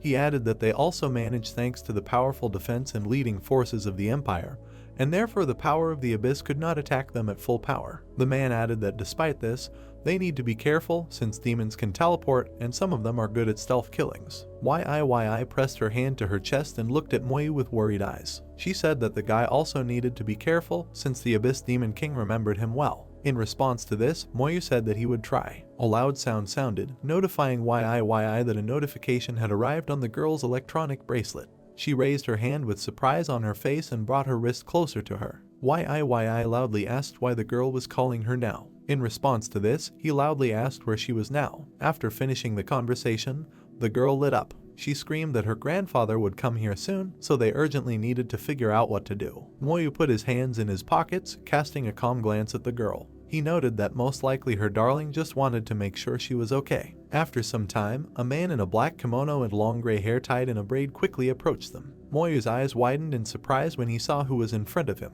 Moyu saw a purple emblem on the chest of a white-haired man wearing black round glasses. He thought it was a 5-star general. He realized that YIY's grandfather was just as big a deal as Bai. The girl smiled sweetly and waved to the old man. YIY's grandfather said he was glad his granddaughter was okay. Seeing Moyu next to her, the man was surprised. He started and screamed loudly, confusing YIYI and Moyu. The old man shouted, asking what Lin Moyu was doing here. The girl loudly asked her grandfather what he was doing, and Moyu asked in confusion how he knew him. In his thoughts, the old man clenched his fist tightly, but in reality he smiled and laughed loudly. He was trying to understand why this guy was next to his granddaughter. He thought that Moyu annoyed him just like Bai. The old man laughed and said that he just wanted to test Moyu's courage. YIYI waved towards her grandfather with a smile on her face, and Moyu, putting his hand to his chest, bowed to the man. The girl said that this is her grandfather, and Moyu most likely knows his name, so she will not introduce. Turning to the old man, she added that this was her friend named Lin Moyu, whom he also knew. After these words, the guy said that he was very glad to meet. He thought that the director of Xiajing Academy himself was standing in front of him now. The director looked at Moyu and then sharply turned his gaze to his granddaughter. He told the guy that he might not be so polite. He told his granddaughter that Bai was so stupid that he even asked her to come to the UN battlefield to complete the mission. YIYI crossed her hand and replied that she was told that he gave her a task. Hearing her words, the old man perked up irritably. He cried out in displeasure that this Bai also made the decision himself and did not consult him. He loudly noted that Bai took advantage of the fact that he had been busy all these days. The old man raised his hands, addressing the girl, after which she stuck out her tongue at him and pressed herself against Moyu. The man asked his granddaughter to come back together since she still has a lot to do at the academy. YIYI replied that her grandfather himself taught her to complete things, and then added that she had a task that she must complete. The old man directed his displeased gaze at Moyu, and the girl threw the guy behind him. She loudly declared that he should not dare threaten him. She screamed that she wanted to level up on the UN battlefield. The old man sighed irritably and waved his hand. He said that in this case he would send several people to help her. In response, the girl said that Moyu could help her alone. The old man was indignant that this was some kind of nonsense, and she did not care about her safety at all. The girl smiled widely and showed her grandfather the dagger that Moyu had recently given her. She said admiringly that he needed to look at it. The man looked at the dagger, which can be obtained by going through the Hell Outpost dungeon. He asked in surprise, were they really able to pass the hellish level? YIYI replied that in fact Moyu completed the dungeon, and she herself did nothing there at all. The old man looked at Moyu, around whom a gloomy energy had thickened, and saw that the guy had the title of King of the Dragon War. The guy said that the director doesn't have to worry because he will take care of his granddaughter. The man thought, could this boy really get the title of Dragon War King? He mentally noted that he knew that this guy had cleared the dungeon at the academy single-handedly, but he didn't think that Moyu would be able to pass the hell level. He thought that he should find out more about him from Bai. YIYI stood next to Moyu and joyfully raised her hand up. The two of them stood in front of Grandpa Ning. She told Grandpa to go first. They will be back when the competition starts in a few days. Grandfather understood that if there was a call here, then he had nothing to worry about. If something is wrong, he will come back and ask the two of them. Moyu looked ahead sarcastically. He didn't expect that the director and archenemy of Xiajing Academy was actually Ning. Moyu teleported to the officer's rest house and was next to a large blue screen. It was an officer's rest home. It restores health and eliminates fatigue. Training ground for officer skills, accelerates the recovery of mental strength and increases the speed of learning skills. Officer teleportation system, multiple designated locations, exchange of military merits. Use military merit to purchase relevant materials. He had the feeling that these were military installations. He pointed his finger at the screen. He wanted to look at the military merit exchange. Silhouettes of computers with tables began to appear around him. 3 objects appeared on the big screen. One of them is the Curse Potion. It increases curse resistance for 50 war merits per bottle, which lasts for 30 minutes. Another item is a talisman for leaving the dungeon. Thanks to it, you can instantly exit any dungeon. 100 war merits per piece for a hellish dungeon level. The third item is a restoration potion. Once used, it can heal injuries and restore 500 mental power points. Time 1 minute 100 military merits per bottle. His gaze fell on the talisman for exiting the dungeon. Just in case, he was going to buy 2 talismans since it was a good thing. Moyu lowered his head and looked at his hand in which he held the talisman. He noticed that the functions of these military merits are similar to the glasses behind Zyajing Academy, but he understood that if he used too much military merit, it would fall off, so it was better to save a little. He walked up to Yiyi and handed her the talisman. She thanked him. Sister Yun walked straight towards them with a confident and even gait. Her beautiful hair covered one eye. She said that Yiyi could take the talisman. Yiyi looked at the girl with a very sweet look. She asked Yun what she wanted in return. Moyu stood in the distance and watched as Sister Yun handed the stones into Yiyi's hands. Yiyi looked at the stones in her hands and asked what they were. Summoner Yun said it was a teleportation stone. In her hands were 2 beautiful blue stones. These teleportation stones can teleport to any location you choose. Sister Yun turned to Moyu, who was standing behind her. She said that she was looking for the Ghost King on the battlefield recently, and if she could find him, then she would like them to help her. Moyu remembered that this is the Ghost King whose victory drops a Nirvana crystal. Sister Yun, leaving, turned around and looked at Yiyi, who was still happy about her gift. She told Yiyi that defeating the Ghost King always drops a Nirvana crystal from Yiyi to 6, and she only needs 1. She said that she would give Yiyi as much as she could as it would also benefit her. Yiyi smiled and said no problem. She held these stones in her hands and looked at Moyu, who looked back at her. She clarified that she cannot defeat the Ghost King, and she believes that her sister wants to choose him as her assistant.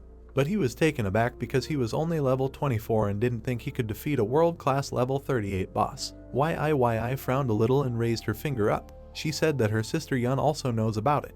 And even more so, until then, they might be able to level up before they face a world-class boss. Yiyi and Moyu stood opposite each other and held the talismans in their hands. The necromancer said that his talisman can be used 8 more times. His girlfriend said she was her lucky charm 9 times. Beautiful orange sky. Moyu suggested that they rest for a day and then go to the dungeon the next day. Yiyi agreed. Blonde beauty Yiyi looked to the side. Someone from the outside appreciated her beauty. The 3 guys behind Yiyi and Moyu watched as the 2 of them left. The blonde, one of the 3 guys there, said that the guy next to this beauty is a real killer. The dark-haired boy told him to shut up. Yiyi, hiding her mouth from those around her, turned towards Moyu. She said those people were looking at him. She noticed that everyone remembered his yesterday's outing on the battlefield. The 2 of them almost reached the portal. He invited her to ignore the crowd and continue on her way. She agreed. The level 25 necromancer looked down. A card appeared. The number of skeletons and attributes have been increased, and the effectiveness of skeletons has also been significantly increased.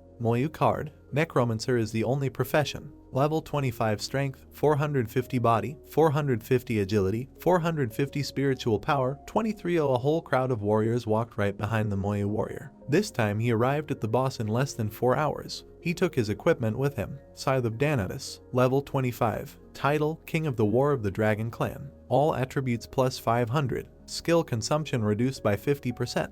The number of summons is 240 out of 250. Skeleton warriors in the amount of 150. Skeleton magician in the amount of 90. With a wave of his scythe, he sent his skeletons to attack. He wanted to test his skills on the boss. He swung his scythe above his head. This was the call of the soul of the deceased. The soul of the deceased boss was drawn directly to the scythe with a blue aura. He was going to do it. Yiyi held a dagger in her hand with surprise on her face. She received another dagger from the infernal outpost. Moyu stood opposite Yiyi with his scythe. She asked him to give her this dagger. She was going to find a use for it. He gave her the go-ahead and said that her skills were useful to him too. Yiyi pressed her hand to her chest, closed her eyes and smiled. They were shrouded in the silhouette of a blue skeleton. They continued to walk forward and a whole crowd of warriors in fiery armor appeared in front of them, led by a long-haired fair guy in a white cloak. Moyu didn't understand what happened again. The guy in the white cloak put his hand in front of Yiyi. He asked not to block her path for his majesty. This fair-haired guy looked forward in surprise and drops of sweat flowed down his face. He didn't understand why he couldn't push them away. He again put his hand directly in front of Ning's face. It turns out that he wanted to remove them from the red carpet laid out for his highness. The hand he raised was in a black glove. The guy with red hair and a white cloak fell as soon as the sword stuck into the ground in front of him. The skeleton looked at him furiously. Ning and Moyu looked at what was happening in surprise. I noticed that these must be people from the ancient Holy Sea sect. Moyu said that he is also aware. The strength of the people from the Holy Sea sect is comparable to the strength of the Holy Sea. A white carriage appears with a beautiful crown decoration on it. A voice was heard inside the carriage saying to stop. 4 horsemen in white cloaks, sitting on enchanted horses, pressed their hands to their chests. The foot of a man in white armor steps onto the red carpet. A tall guy with blonde hair and beautiful armor got out of the carriage. It was an unusual piece of gold equipment, and it was crafted by a blacksmith. Entire jewelry is processed by alchemists. He was wearing a handmade suit. It may not be as good as the Hellwatch suit, but it's much better than the Nightmare tier. I looked at this guy with contempt. The blonde man with long hair was also a little shocked. The ruler in beautiful armor waved his hand to his subject, and he bowed. He told the servant not to be so rude and walked away. The servant obeyed him. A new guy in armor and blue eyes looked at them and put his hand on his chest, bending over a little. He asked the guys for forgiveness for the rudeness of his subordinate.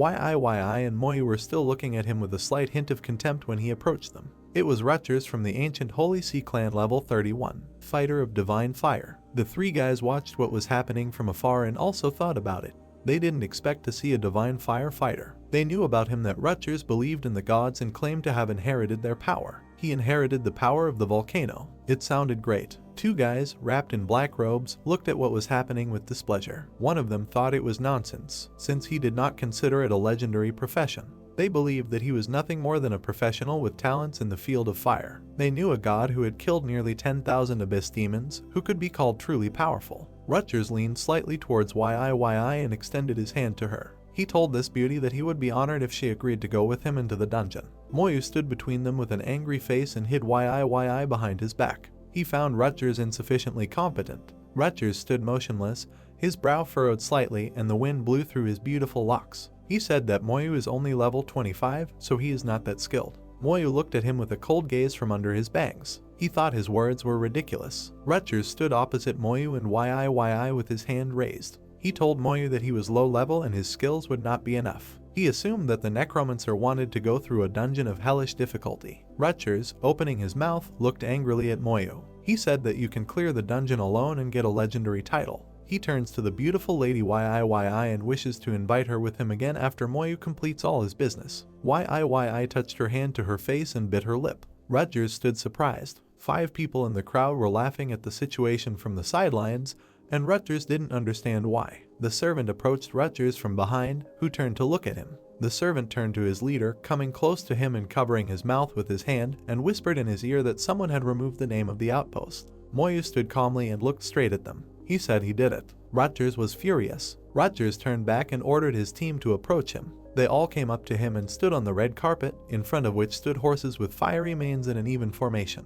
Straightening his chest and shoulders, he looked around. The divine firefighter was asked if he was confident in what he was doing. He said that this area belongs to Shanxias. Most of the people here are professionals from Shanxias. If something happens, it will be bad. Turning back, he smiled wickedly. Rutgers said if they did it in secret, everything would be fine. Moyu stood face to face with Moyu realized that even if everyone knew Rutgers, everyone would think that this happened in the dungeon. Looked at Moyu, who turned back, with a smile on her face. He told her not to pay attention to people and suggested that she continue. She agreed. The 2 of them walked along the red carpet straight to the portal. Rutgers held a red stone in his hand, lowered his eyes, looking at them maliciously. It was a tracking scroll. Thanks to it, you can track someone in the dungeon. A crowd of people followed the example of Moyu and and also approached the portal. They were surprised that Moyu wanted to do it alone again without his team. Besides, he had just used a scroll, a replica of the Dragon Clan's forward outpost. Moyu and stood together and were surprised that a crowd of people from Shanxias followed them into the portal. Rutgers, holding the scroll in his hand, said that Moyu most likely did not expect him to come for him. He brought the scroll emitting a yellow aura to his face and smiled maliciously. He said that then he had no other choice and would have to kill Moyu. He believed that he would not have received this title any other way. He had a teleportation seal scroll in his hands. YIYI looked at the talisman in her hand with beads of sweat on her face. She said that it was with the teleportation seal scroll that her talisman did not work. Black shadows stood behind the firefighter, who spread his arms to the sides in gloating. He joked that it looked unfortunate and they should be afraid of him. Rutgers said Moyu will now pay the price for angering him. Holding his hand in the air and keeping his grin on his face, he walked towards the perplexed YIYI. He told her not to worry as he wouldn't just kill her. He said he would make a wonderful toy out of it. Moyu's gaze, which disagreed with Rutgers' statements, should have been seen. Rutgers frowned and bared his teeth. He asked Moyu why he found it funny. Raising Danatus's scythe, Moyu directed his gaze at the enemy and said, since the divine firefighter used the teleportation seal scroll, he would not be able to leave, but neither would Rutgers. 3 guys in white coats, led by Rutgers, stood in defensive positions. A crowd of skeletons was approaching them. They asked what the hell. Moyu threw his braid behind his back and stood surrounded by his skeletons. He suggested that Rutgers get to know itself and its enemy, and then maybe he will go through 100 battles. He assumed that Rutgers didn't even know his profession and skills, and it seemed like he was a self-killer. Rutgers grinned and looked on with disdain. He thought that just a few pathetic skeletons could not kill him.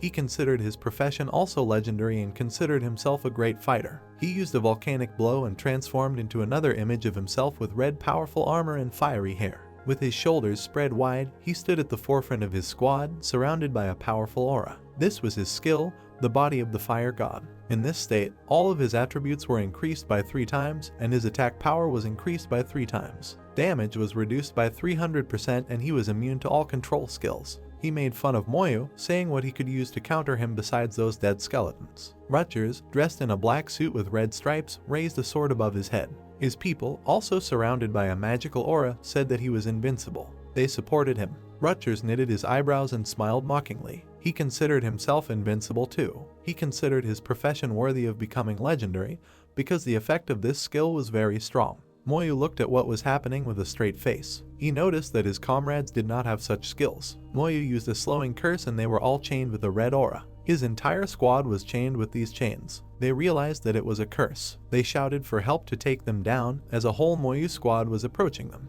Rutgers, with an angry expression on his face, charged at the skeleton and slashed at it with his sword. He did not understand how this was possible and why the strength of the skeletons was so high. The skeleton, which repelled the enemy's attack, attacked him and pierced his armor. Rutgers was knocked back by the blow that the skeleton dealt. Moyu guys in white capes, who saw what was happening, whispered among themselves. They thought this was the end for them and they were here at Rutgers. Rutgers looked confused. A large crowd of skeletons was advancing towards his men. They screamed for help. Moyu, lowering his head slightly, looked forward ironically. He noted that it would be much easier if Rutgers were alone. Rutgers furrowed his brow with displeasure. He began to express towards Moyu that he would definitely kill him. Moyu took out his scythe again and slightly tilted his body to the side. He joked sarcastically, saying that it was a coincidence that he had no place to test his skills, and he was just about to try them out at Rutgers. It was spiritualism.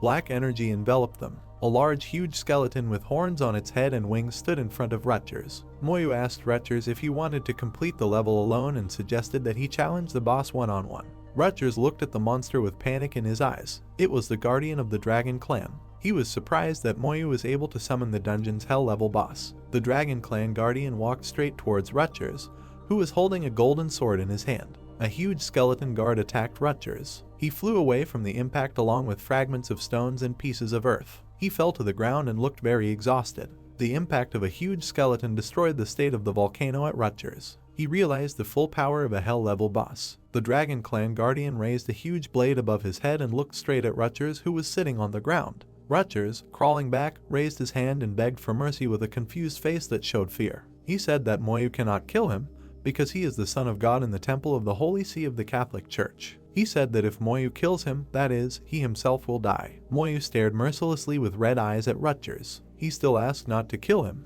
A huge skeleton with wings and a sword finished off the exhausted Rutgers. YIYI stood right in front of the remains of the Rutgers armor and held his sleeve in her hand. She said about Rutgers that guys like him never take other people's lives seriously. She didn't think Rutgers would beg for mercy before dying. YIYI was still holding his armlet in her hand and looking at Moyu. She asked him if he was afraid of the people from the Throne Village, which was Rutgers. He replied no. YIYI smiled slightly and looked at him with a good-natured look. She smirked slightly and said that no matter what happens, she will always be with him. The two of them set off along a narrow stone road with large cobblestones.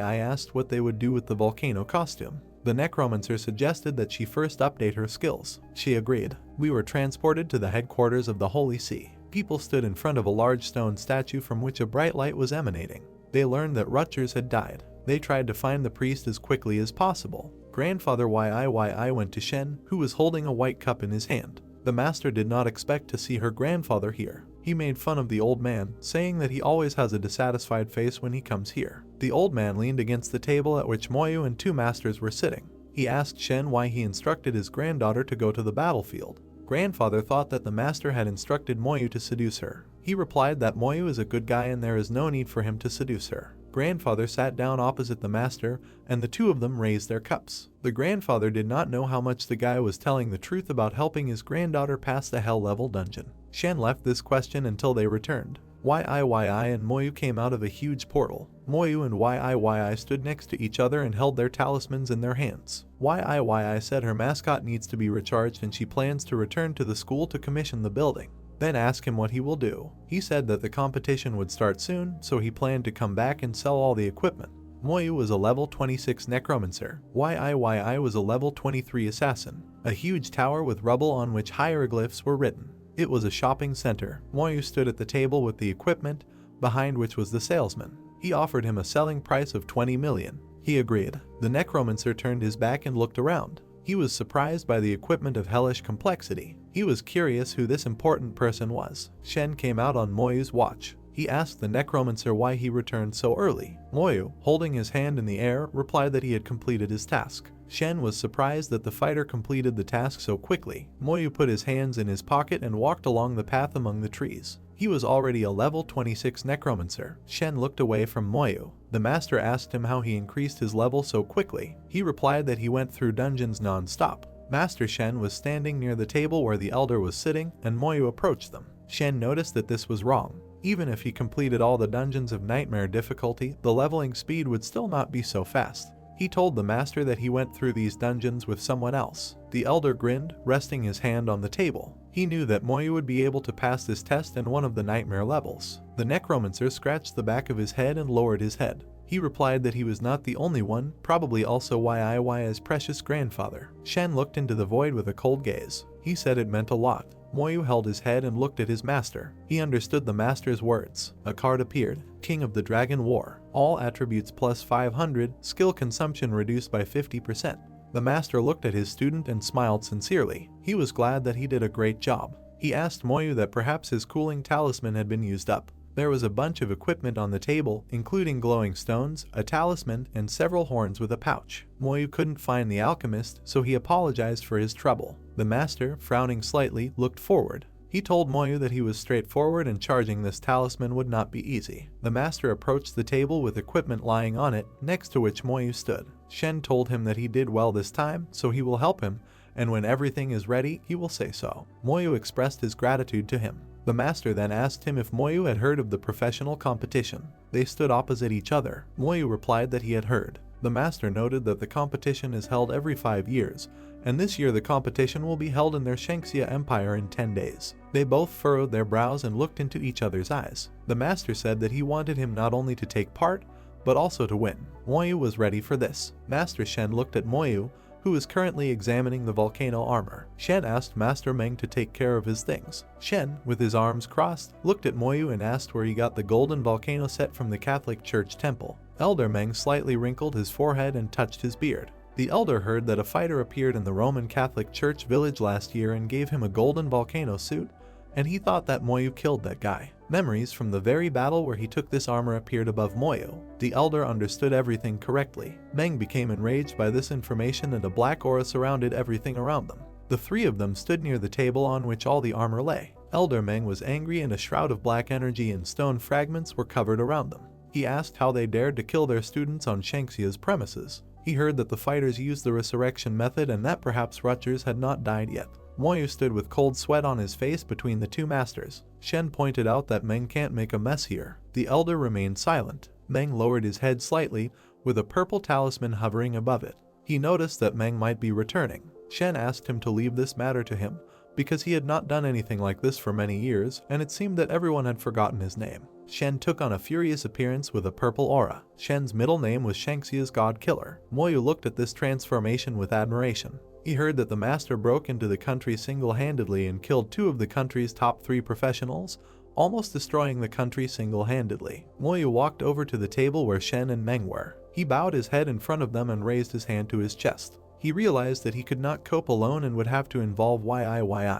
Shen, pressing his hand on the table, told Meng to take care of the tyrant's talisman and necklace. Meng responded well. He clarified, if this guy from the church dares to do something to the old man's granddaughter, then they will suffer. The guy in the white coat turned back into the bright light. This was the Holy See. In his eyes was the reflection of a huge fireball. This large fireball was hovering right above the city. Residents of the city were perplexed, not knowing what it was. They were scared because they thought it was a spell from a god-level magician. Someone thought that this was the coming of the god of fire. One of the city residents in a white cloak pointed his finger at a large fireball and clarified that there were people there. There really were 2 shadows. The residents thought it was a level 3 professional enemy. They wanted to call the head. The old man and Shen stood next to each other back to back and looked at what was happening. They shouted at Gubat that he did not belong here and to get out. Grandfather Ning crossed his arms and stood like a wall with fire blazing around him. It was all over, as the Holy See would end everything. Someone was looking for the Pope. The fireball was still hovering over the city. An enraged Pope of the Holy See of Lips appeared in a beautiful headdress with yellow stripes. He asked who was looking for him. He was looking for someone who decided to break into their city and disturb his peace, which was tantamount to death. With an astonished look on his face, he met Terran in front of him, who stood in a confident pose. It turns out that Grandpa Ning was a god-level professional from the Shangxia's empire. The Pope's face looked confused. He didn't expect to meet people from Shangxia's empire here. Shen lowered his head slightly and looked at the Pope. He did not understand how these people appeared here. He thought they had come together to destroy the Catholic Church. He folded his arms to his chest and obligingly stood in front of the 2 professionals. He said he was willing to listen to them if they had something to say. If his people had somehow offended the people of Shangxia's, then he could apologize to them on behalf of the Holy See. Residents of the city raised their heads and were surprised at what was happening. They did not think that this old man would bow to the people who came. It seemed to them that now would come the end of their ancient Catholic Church. An old man with a beard and glasses looked with a menacing gaze. He asked for a guy named Rutgers. The 4 people floating in the air were dressed in white. One of them asked the other to call the guy. The Pope stood sweating, his forehead wrinkled. He dared to ask why they didn't like the guy they came for. He explained to them that Rutgers came from 2 temples of water and fire. He is the son of God of the Fire Temple. They need to try to save his life. Terran and Shen smirked slightly at this statement. They both said that the guy didn't hurt them. The Pope, wearing his headdress, looked up and saw that the 2 masters were furious. Terran said Rutgers hurt his precious granddaughter. Shen added that in his precious disciple. The Pope stepped back a little, clearly frightened by this information. He realized that they were finished, because this was even worse than if he had offended them themselves. He realized that they were going to kill him. People in white robes were leading an exhausted blonde guy by the hand. Rutgers looked up and recognized the people who were looking for him. He realized that it was the god of fire. Rutgers' body flew into the air and he began to be drawn towards the large fireball. The Pope led Rutgers by the hand to Shen and Terran. He introduced the guy to them and said that he had just been resurrected and was very weak. Terran became enraged again, which could be seen in the pink aura around him. He used psychological pressure. Terran was aware that Rutgers was using a tracking scroll to track down Moyu, a student from Xiajing Academy. He was also aware of what Rutgers said about his granddaughter, calling her just a toy. Rutgers was greatly frightened, realizing that Terran was aware of what happened between them. He became furious on the spot and began to rage, waving his arms in different directions. He called Moyu a scoundrel for daring to kill him. He was going to kill him sooner or later at the first opportunity. He was going to take the title from him along with Ning. He wanted her to be his toy and he would do whatever he wanted with her. The Pope's face twisted with fear. Apparently, he did not expect that Rutgers would dare to speak out like that. He raised his hand and turned to Shen with fear. Shen stood next to the old man Terran, who crossed his arms. Terran asked if he could be resurrected after death. Was he recognized by the Holy See? He wanted to see if he could cope without the statue. Terran directed the flames towards the city and its inhabitants. Residents tried to save the man. The ruler of the city turned his back on the center of events and began to run. He told everyone to run faster. The ball's fiery rays pierced the body of Rutgers, who spread his arms to the sides. He noticed that they would not be able to kill him and he would be able to rise again. His body fell into the very heat of the fire. A large fireball fell directly on the city and the inhabitants who were in it. They tried to escape. This ball nevertheless reached the ground and dealt him a crushing blow. The Pope flew into the air and watched above the clouds of acrid smoke. Terran said that next time he will destroy the Holy Throne. An old man in the same white cape as the Pope's turned to his master. The ruler said, since they are still alive, then everything is in order, because the people from Shanxias did not kill them, and this is already alms. He remembered Country H and how many people died in it. The people of the destroyed city stood and looked at the rubble and chaos that was happening in their city after the attack. They realized that if it weren't for Rutgers, they wouldn't be in such trouble. The statue was destroyed and the vitality of the church was seriously damaged. They were afraid that they would now have to hide somewhere for a while. As long as they are alive, misfortune will haunt them. Terran and Shen teleported back home. The two of them sat at the table with the elder. Shen noticed that old man Ning had become different and thought that it was because of his strong love for his granddaughter. The old man disputed this point, saying that Shen was exactly the same in the past because he also killed all the people from the Holy Throne. Shen, sitting opposite the elder, closed his eyes and also held a cup in his hands. Master Shen said that with age, virtue accumulates inside and you want to kill less. The culprit is killed, no matter whether the others are killed or not. Elder Meng asked him if he was thinking of going further and killing the monsters of the abyss. The elder and old man Terran looked at Shen, who raised his hand. The elder threw him a talisman with a full charge. Shen was surprised that the talisman charged so quickly. Professor Meng helped him charge the talisman he was already holding in his hand. The three of them were sitting at a table in a location surrounded by tall green trees. The elder asked if he couldn't have given the talisman right away. The old man, clutching his head, said that he had forgotten. After a couple of days, 100th professional competition, Moyu lowered his head and grabbed the watch on his hand. He realized that registration for the competition had begun. Multicolored images appeared in which there were silhouettes of people. He learned that the competition was divided into 3 competitions. It was a team competition, a single competition, and a challenge competition. Moyu sat there, puzzled.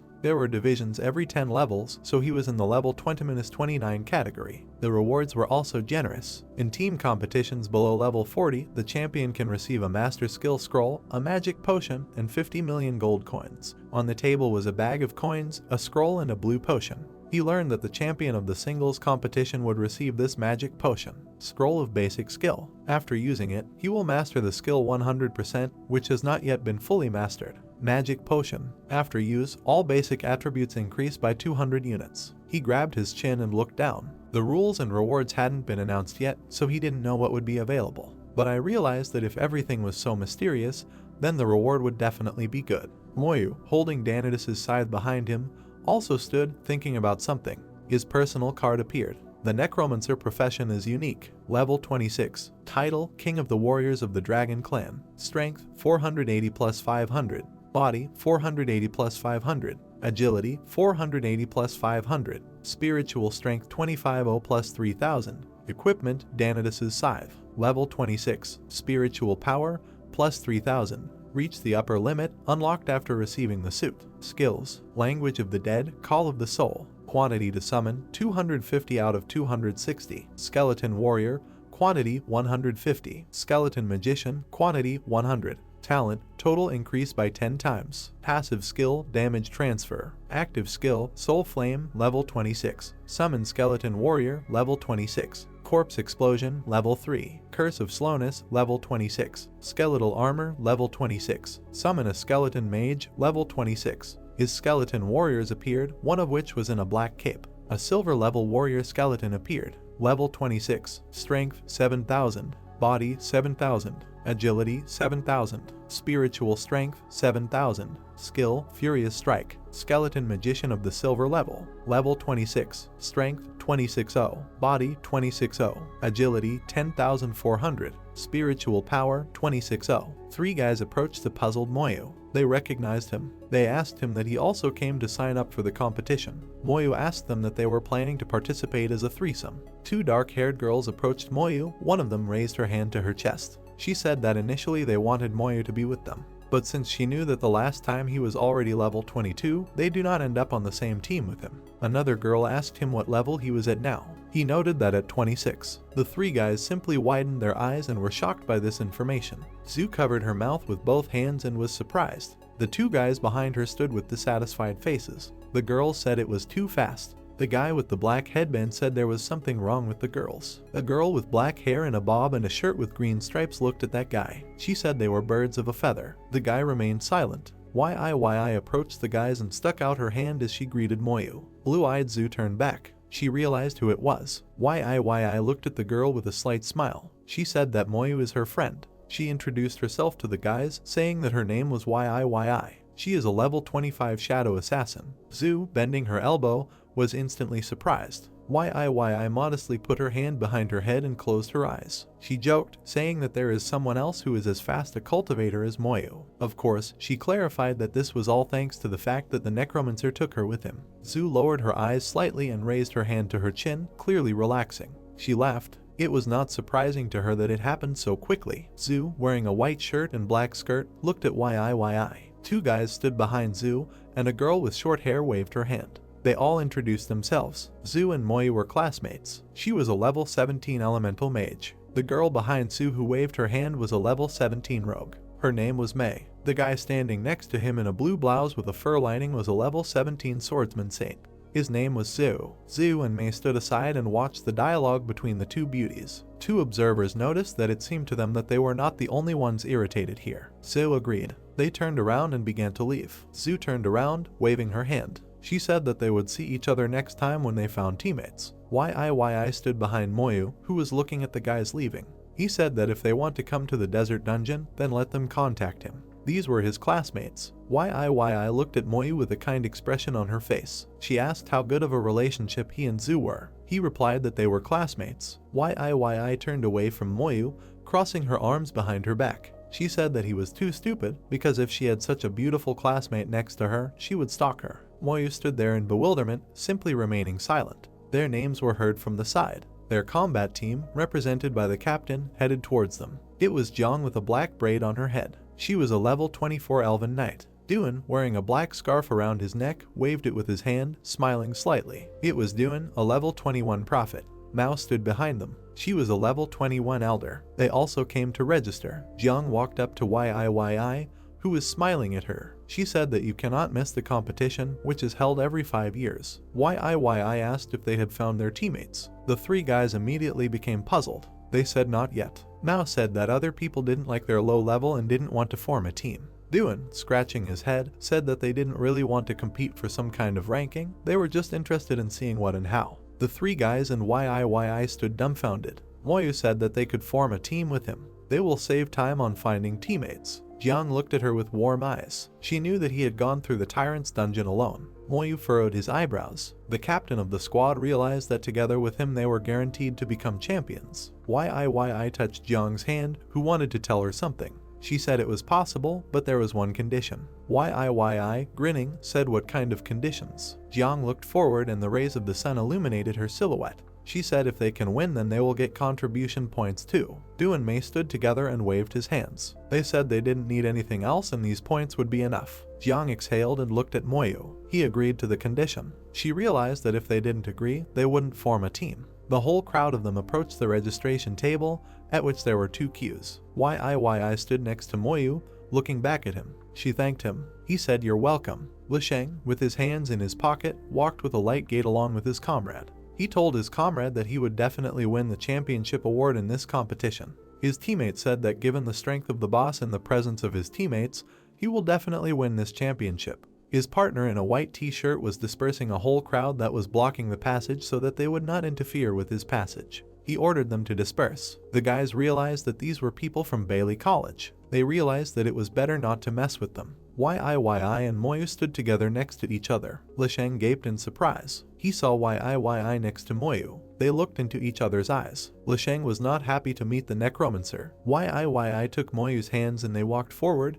but Lisheng blocked their way. He ordered them to stop. YIYI frowned on her face. She didn't expect to see those annoying guys from Bailey. Lisheng, clenching his hands into fists, also frowned. He asked her why she was with this guy. Lisheng became very angry when he saw her holding his hand. YIYI looked at him with a dissatisfied look. She said he shouldn't care who she's with. The dean of Bailey's college became very tense and began to shout, pointing his finger to the side. He said that this couldn't help but worry him. This concerns him, because she is his fiancée. YIYI was now angry after hearing his words. She also pointed her finger at him. She told him to shut up. She asked him if he was sick or not. If he came to propose marriage, then she rejects him. Now he does not dare to call her his bride again. Even though their families are friends, she will not argue with him further. No one had seen such an angry Yi for a long time. She said that he lies too much and forgets what is true and what is a lie. She twirled her finger at his temple and said that he should find a doctor so that he could straighten his brains out and so that he would not go crazy. She warned him, saying that if he dared to talk nonsense again, she would tell Grandpa and he would deal with him.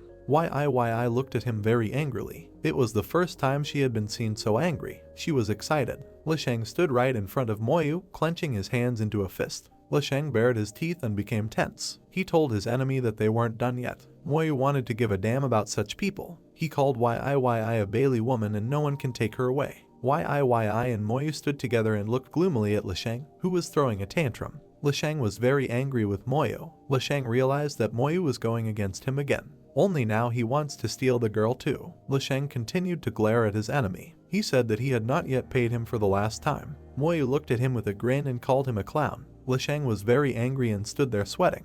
He said that sooner or later he would kill him. Yi and Jiang, standing surrounded by their boys, took up their daggers in their hands, pointing towards Lisheng. Yi said that if he wants to die, then let him say it. Moyu looked at Lisheng unkindly and raised his hand, about to cast a spell. He realized that if he didn't kill him, then most likely Lisheng would pursue Yi again. Lisheng heard this and immediately opened his mouth in fear. He asked who he was going to kill. Above the frightened Lisheng, Shen's silhouette appeared in the air. It really was him. He looked down, crossing his arms. He asked Moyu if he was really going to kill him. The young people, prepared for battle, look up. Some with joy, some with surprise, some with fear. Bai Shen appears there. The general's gaze is terrible. Bai Lisheng, I'm asking you a question. Who did you say you wanted to kill? He asks in a menacing voice. Bai Lisheng sits down on the ground in horror and puts his hand out in front of him, as if trying to defend himself. Lord Bai, I didn't say anything like that. Really, he justifies himself in a pathetic voice. The general is angry. Get lost, he orders. If this happens again, I will personally present your head to Bai Lihao. The young man does not force you to repeat it twice and quickly runs away. The general falls to the ground.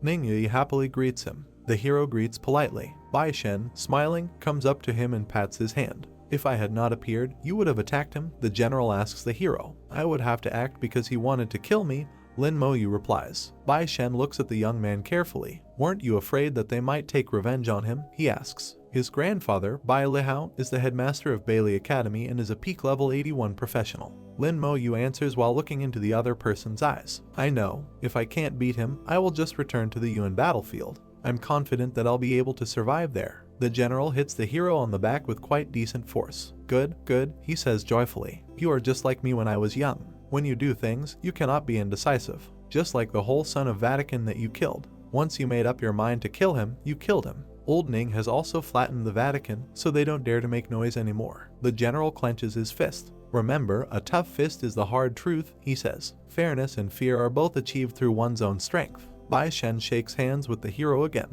I have already given you the method to raise your level, he says. Once you gather enough materials, I will send someone to help you. Okay, the hero answers. I have also given you a new task. Go and finish it quickly, the general says finally. As he leaves, he praises the hero's comrades. They smile happily. After the general leaves, the young people talk among themselves. It seems you both will be very busy in the near future, says Tao. The tournament will be held in Danhong City this year, so let's meet up again there. Lady agrees. Yi then addresses the hero. What task did my grandfather give you? She asks. Kill abyss demons at the 3rd fortress and increase my rank to at least a 2-star lieutenant, answers Lin Moyu. The girl smiles. It's that simple, she asks. Not only that, says the hero. There will be an elemental dungeon outside the 3rd fortress. Lord Bai asked me to retrieve elemental crystals from the elemental dungeon. Yi folded her arms across her chest. I remember the place outside the 3rd fortress is also known as the Elemental Plain, she says. We see a powerful explosion. A large-scale battle once took place there, the girl recalls. Before us is an episode of this massacre. Nearly 100 elemental mages in their 3rd job casted over 1,000 forbidden spells there, says Yi. In front of us is a huge funnel, inside of which the lights are burning out under the evening sky. That land became elementalized and subsequently many elemental creatures were born.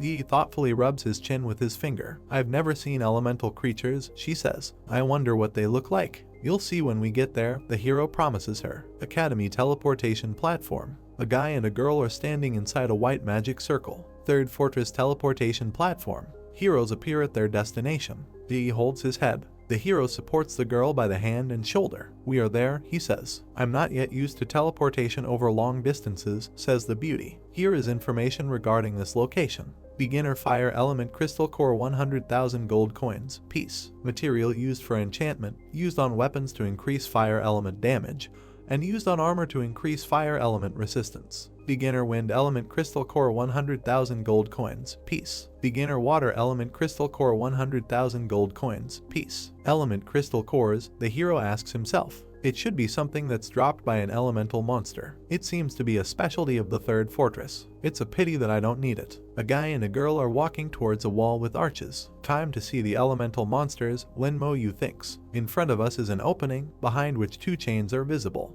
The guard guarding this border turns to the hero. "Boy, you'll die if you go there like that," he says. "It's too dangerous for both of you to go there. The weakest monster on these plains is level 33, and you are only level 26. Don't commit suicide, please." Another guard comes out from around the corner. He asks what's going on here. The soldier reports that the 2 want to go to the plains. The captain looks angrily at the young people. "One of you is level 26, and the other is level 25. Are you suicidal? Where are your guards? What's happened? Why were you sent here?" Behind the opening you can see a mountainous area where something is burning. It turns out that this is a level 33 fire element spirit. The captain, a drop of sweat running down his cheek, looks at the hero in shock. He has already managed to summon his skeletons, who are ready to attack the enemy. A moment later they are no longer at the entrance to the plain. How fast they are, the captain thinks. These skeletons have extremely high stats. It is reported that the skeletons, who had already approached the flaming enemy, used the Rage Strike skill. A fiery cloud grows in the place where the monster was just now. A message pops up, "Killed level 33 fire element spirit, experience plus 165,000. The captain can't believe his eyes. "They killed him with one blow?" he asks. A level 26 skeleton killed a level 33 fire element spirit in one hit, he thinks. The captain glances sideways at the hero and notices the lieutenant's badge on him. Lin Mo Yu calmly looks into the distance. "What a young lieutenant," the captain thinks. "I received this title when I was 38. Yi, smiling, asks the old warrior if they can now go to the plains. "Go," the captain says in amazement. 2 young people walk along a desert plain. "They are too cautious," says Lin Mo Yu. However, it is precisely professionals like them, who are diligent and responsible, that make Shanxia so peaceful, the girl answers him. "Yes, I understand why they are like that," says the hero. Something unimaginable begins to happen to the beauty's luxurious hair. She tries to fix them but gets electrocuted. "What kind of place is this?" she asks in bewilderment. "Don't laugh," she asks the hero, looking reproachfully at him with huge eyes. "Is it possible to laugh at this?" A blue and white energy vortex appears above her head. What explodes, strange traces become visible in the air. The heroes are wary of what is causing all these strange disturbances. A wind elemental spirit, thinks Lin Mo Yu. The enemy takes on visible shape. The information plate tells you its characteristics. Wind elemental spirit, level 34, strength 4000, agility 4000, spirit 7000, physique 550, skills, wind ball, storm, wind blade, unique characteristics, wind element immunity. The hero's hand glows with blue energy. He looks at the skeletons standing next to him. "Are you bullying my skeleton warriors because they can't fly?" he ironically asks his enemy. The airborne monster attacks the skeletons summoned by the hero, but as a result of the retaliatory strike, he twists into something shapeless, after which all that remains is a fiery whirlwind. The hero comments in surprise on what he just saw. "The elemental spirit doesn't have a corpse. Then I won't be able to use corpse explosion on them." Something happens that scares the girl standing next to the hero. "Mo Yu," she says, "is it just me, or is the earth really shaking?" "It's not just you," he answers, "the elements are becoming disorderly." It becomes clear what causes these fluctuations. A lot of people are running towards the heroes, apparently trying to escape from something. The soldiers run up and one of them shouts loudly for the young people to run away wherever they look, because if they remain in place, they will inevitably die. The view from above suggests that many different elemental spirits are chasing people. Yi looks at the oncoming wave of monsters in shock. "Did they poke into the lair of the elemental spirits?" she asks her companion. He seems calm. The element dungeon randomly appears, and when it happens, there is an element riot which instantly spawns a large number of elemental spirits, he says. "What a coincidence. I was worried about not being able to find the element dungeon." Fleeing warriors continue to encourage young people to flee. What are you waiting for? Are you waiting to die? Can't you see the elemental spirits behind us? Don't worry about those two lunatics, let's run away quickly. Finally one of them screams. The hero summons his skeletons, which immediately appear in large numbers around him and Yi. Kill, he orders, looking menacingly at the crowds of approaching enemies. Hundreds of skeletons rush towards ethereal monsters. The battle begins. A powerful flash appears in the air above the two fighting armies. We see many reports of wind and fire elemental spirits being destroyed, each giving between 165,000 and 170,000 experience points. Beauty Yi grabs her head. What's going on? She screams. I feel dizzy. Lin Mo Yu watches the battle carefully. My spirit attribute is relatively high, so it doesn't have much impact, he thinks. This call should be from the ruler of the element secret realm, the elemental queen. He throws his hand forward and casts slow curse. Opponents are shrouded in red chains, which makes the job the skeletons are trying to do much easier. The warriors who fled from the battlefield stop and try to catch their breath. We hear what they say. We're finally saved. I thought I was going to die. We're saved. Why aren't the elemental spirits pursuing us? One of them notices something, extends his finger in that direction and shouts to the others to look there. A major battle is unfolding before them, in which the enemy they were trying to escape from seems to be beginning to suffer defeat. The amazement of the warriors knows no bounds. Who are they? How are they so strong? Those summoned skeletons are way too powerful. What kind of profession is that? I can't believe he can summon such strong skeletons. Just think, I called them crazy. Yi continues to hold her head, but she seems to be feeling a little better. The sound finally stopped, she says. My head was about to explode. We see something very similar to the northern lights. The element crystal is something that only the elemental queen drops. Let's go, says the hero. Yi is fascinated by the beauty of the sight before her. How wonderful it is, she says. There's something wrong here, Lin Mo Yu says with suspicion. It feels like there is someone inside. They stand in front of a brightly glowing portal. It's the entrance of the secret realm, the young man tells his companion. Let's go inside. Young people enter the portal, and from a distance this picture actually looks very beautiful. They find themselves in a completely fantastic area in front of a pyramid, into which a doorway glows with blue light. Secret realms are different from dungeons, explains the hero. Secret realms are an independent space and we may encounter other people, be careful. Yi looks around in amazement. This is an ice palace, she exclaims. Scout the area, the hero orders a pair of his skeletons. The girl smiles. She was pleasantly surprised by the order that the hero had just given. Your skeletons have a pathfinding function too. They're so useful. We'll wait until they find the right path before we go, he replies. The heroes walk along a snowy surface. Let's go, says Lin Mo Yu, they found a way out. Hurry up, your skeletons are the best, the girl answers him. Before us is a menacing-looking creature, from which a beam of blue energy rises upward. It sits on an ice throne. A card appears with its description. Water Elemental General. Level 37, Strength 13,000, Agility 0, Spirit 13,000, Physique 16,000, Skills, Ice Pillar, Ice Whirlwind, Sky Flood. Unique characteristic, 50% resistant to physical damage, Ice Element Immunity. The ground is disappearing from under the feet of young people. Its agility is actually 0, asks Yi. I think I know why, the hero answers. It has merged with the Ice Palace, so it can't move at all. He raises his hand, emitting a blue aura, to face level. His skeletons quickly attack the enemy. This causes ice shards to fly in all directions. It's 50% resistant to physical damage, so the damage from my skeletons is greatly reduced, thanks Lin Mo Yu. It's a good thing that I have enough skeletons. We see that young people are standing a short distance from an army of skeletons attacking a chained enemy. He uses his Ice Whirlwind skill. A hail of ice arrows flies at the attackers. The hero looks at what is happening with alarm. He orders his warriors to return to the place of call. Young people take cover on a rock as ice shells fly past them. Lin Mo Yu peeks out from behind a rock. His amazement knows no bounds. I can't believe it, he says. Before us is the terrible appearance of an ice monster. So, that's how it is, the hero thinks. No wonder its agility is 0. That's the price to obtain a regenerative ability. Lin Mo Yu picks up his battle scythe. However, isn't that useless as long as the damage exceeds the recovery speed, he says. Come out, says the hero, raising his weapon above his head.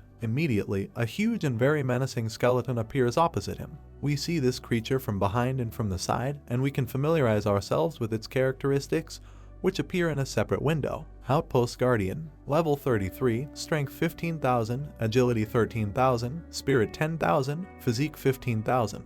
The hero looks menacingly at the ice enemy. It's undoubtedly a hell difficulty dungeon boss. The level 33 attributes are even higher than the level 37 Water Elemental General. Lin Mo Yu holds his battle scythe with both hands at chest level. My soldiers, he says, come out and help. Outpost Guardian, surrounded by a blue aura, slowly moves towards a formidable enemy. The enemy uses the Ice Whirlwind skill against the giant skeleton approaching him.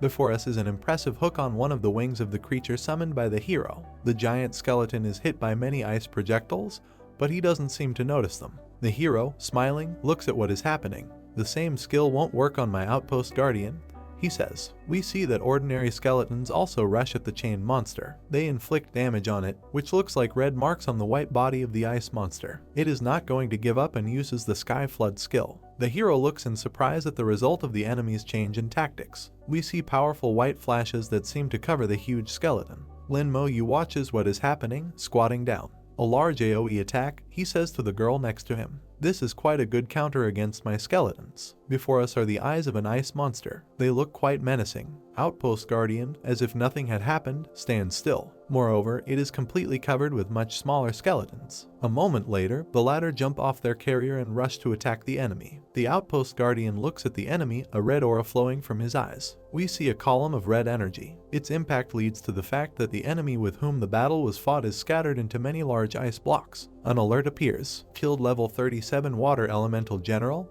Experience plus 1,480,000. Obtain 10 water elemental crystals. Lin Mo Yu raises his scythe in front of the huge skeleton that brought victory in this battle. The hero uses the evocation skill. He thinks thoughtfully, grabbing the shaft of his weapon with his second hand. As expected, pure elemental life forms have no corpses or souls, so I can't use my evocation skill to summon them as undead. Lin Mo Yu bends down and picks up the blue crystals. At present, although the duration of summoning a boss monster is only 3 minutes, it is still enough time for me to kill ordinary bosses, he thinks. Yi scratches the back of his head thoughtfully. The level of chaos in the elements seems to have eased a bit, she says. It's much easier to breathe now. That's true, let's continue, the hero calmly answers her. The young people continue their journey through the snowy terrain. They are protected by the energy of the skeleton armor skill. We see that now they are already walking between small erupting volcanoes, and stone debris is constantly falling on them. Thank God for your skeleton armor, says Yi. If other professionals came here, they would be taking damage continuously. The hero thoughtfully looks around the area. Glaciers and a sea of fire, he thinks. Will there be a wind or lightning type world as we continue? Directly ahead, Lin Mo Yu notices something very similar to a volcano. The heroes take a closer look and realize that this is not a volcano, but a certain concentration of fire, in which scary narrowed eyes now become noticeable. A description of the monster the young people encountered appears. Fire Elemental General. Level 37, Strength 0, Agility 0, Spirit 20,000, Physique 16,000, Skills, Flame Eruption, Hell Explosion. Unique characteristic, 50% resistant to physical damage, fire element immunity, burning attacks. It's another monster that can't move, Lin Mo Yu thinks, and I can't use physical attacks on it too. An entire army of skeletons appears in front of a giant enemy bursting with flames. Fortunately, I know what to do, says Lin Mo Yu. Yellow pillars shoot upward from the fiery general. There are explosions in the sky. Fire then rains down on the surface. This is reported to be the effect of the flame eruption skill. It's also a similar large AoE attack, the hero thinks. Skeletons begin to burn. This is a consequence of the unique characteristic burn. Lin Mo Yu, standing next to his skeletons, raises his right hand, in which a blue energy sphere is blazing. The hero throws his hand forward. He was reported to have used the Ice Storm skill. A hail of ice rains down on the fire general and appears to extinguish him. But the enemy is not going to give up. A very powerful explosion is heard at the place where he was. The wave generated by it crashes down on the attackers. Young people can hardly stand on their feet. A message appears that the enemy has used the Hell Explosion skill. The hero grabs the girl by the hand and they jump together. It's a desperate last attack, says Lin Mo Yu. It seems to me that your skeletons can finish everything themselves, Yi answers him. Ice hail continues to bombard Fire Elemental General. The hero, in front of whom the earth is cracking from the heat, turns to his companion. Yi, I want to let you see, he says. In front of them, pillars of fire shoot up, scattering large stones. The girl looks up, where a very powerful fiery explosion is heard. What a beautiful fireworks display, she says. We see the alert. Killed level 37 Fire Elemental General. Experience plus 1,480,000. Obtain 10 water element crystals. The hero kneels down. Li, standing behind him, smiles sweetly. I didn't think you know how to flirt, she says. Let's go, the hero tells her gloomily. In front of the portal stands a group of armed men dressed in long monastic type dresses. The notice says that they are a unit from Country H. The three of them are talking to each other. "Boss, I can't believe we found it," says a pretty girl with brightly painted lips. "After searching for this secret realm for so long, we finally found it," the commander, whose face is covered with a thick balaclava, answers her. "Weird, didn't they say the secret realm is full of elemental spirits?" asks the young man. "Why isn't there anything here? Someone must have gone in already," he adds. Two more characters standing behind him join the discussion. "Then what are we still waiting for? Let's go in quickly or it's going to be too late. I can't believe someone beat us to it." A young warrior, one of whose eyes glows red for some reason, calms those who are worried. "Don't worry," he says, "I can feel the residual aura of the elements, which means they haven't been inside for long. If someone else leads the way for us, it'll be easier for us." There is an ancient saying in the Shangxia Empire, "He Mantis stalks the cicada, unaware of the oriole behind." Let's be the oriole today. Country H's team stood in front of the portal, about to enter. The guy noted that the boss was right, and they had a message to worry about. He added that they could kill the final boss and that would be enough. He grinned and said that if anyone dared to interfere with them, they would kill him along with the boss. The girl from the squad laughed at the guy's statements. He said he thought it was a great idea. The girl responded by noting that it was time for them to go. After teleporting, the team surveyed the area and one of the team members squatted down after seeing glowing shoe prints on the ground. He turned around and glanced at his teammates. He said that he had found something and asked the others to follow him. YIYI and Moyu, protected by skeletal armor, continued to explore the location, with an army of skeletons marching behind them. The earth and sand in front of them began to rise sharply into the air, forming a stream of branches. YIYI grimaced and covered her face with her hand. She asked what it was. A huge wind monster appeared in front of them in the form of an air whirlpool, with lightning crackling on its body. Wind element general, level 38, strength 0, agility 5000, spiritual strength 25,000, constitution 20,000, skill lightning, strong wind, thunder and wind strike, special, physical damage halved, immunity to the element of wind, owns the electrical element. Moyu looked at his opponent with a stern gaze, shielding his face from the wind. Having counted the characteristics, he mentally noted that this monster possesses two elements at once. A powerful electrical attack hit Moyu and YIYI directly. When the attack ended, the guy stood safe and sound thanks to his skeletal armor. The guy extended his hand forward and his palm lit up with a bright red light. Moyu activated the slow curse. Many red chains rushed upward towards the wind general. As the chains bound his body, the monster began to shoot lightning. The skeletons began to scatter in different directions in an attempt to hide from the deadly attacks. Fire and ice skeleton mages directed their magical power at the monster. Spells such as an explosion of flame and a snowstorm thundered before the general, and then thundered. The monster began to fall to the ground, and the magicians and warriors continued their combined attack. Moyu frowned and tightened his grip on the chains, pulling them towards himself. He said displeasedly that this monster annoys him very much. A few moments later, the general collapsed to the ground and the skeleton warriors attacked him with their swords. The ice and fire mages sent a barrage of attacks at the monster and finished it off. Killed general of the elements of wind and electricity, level 38, experience plus 1,520,000, receive 10 crystal cores of the element of wind, 10 crystal cores of the element of electricity. Moyu opened a portable teleporter and put all the items he had received into it. He said that they were left with the last element. The guy stepped on the black earth and moved on. He noted that since the equals of the elements are nearby, monsters will soon begin to appear. Moyu and YIYI walked along the level and watched the radiance that shimmered in the purple sky. After some time, they reached a huge castle that was located on top of a cliff, and the road to it consisted of floating pieces of earth. In the castle, a girl with long white hair and 4 arms sat on a throne, around which were loaded 4 crystals, symbolizing the 4 elements. The white-haired girl in the cape slowly opened her eyes as Moyu counted her characteristics. Queen of the Elements, level 39, strength 20,000, agility 5,000, spiritual strength 20,000, constitution 20,000, skill elemental bombardment, elemental starfall, special, physical damage halved, elemental immunity. At Moyu's decree, the knights attacked the queen sharply. At this moment, the guy thought that he couldn't believe that she had resistance to both physical and elemental attacks. When the skeletons almost reached her, the girl used the elemental starfall skill, and the warriors were thrown aside by a stream of energy. Moyu received a notification that 3 skeleton warriors were destroyed.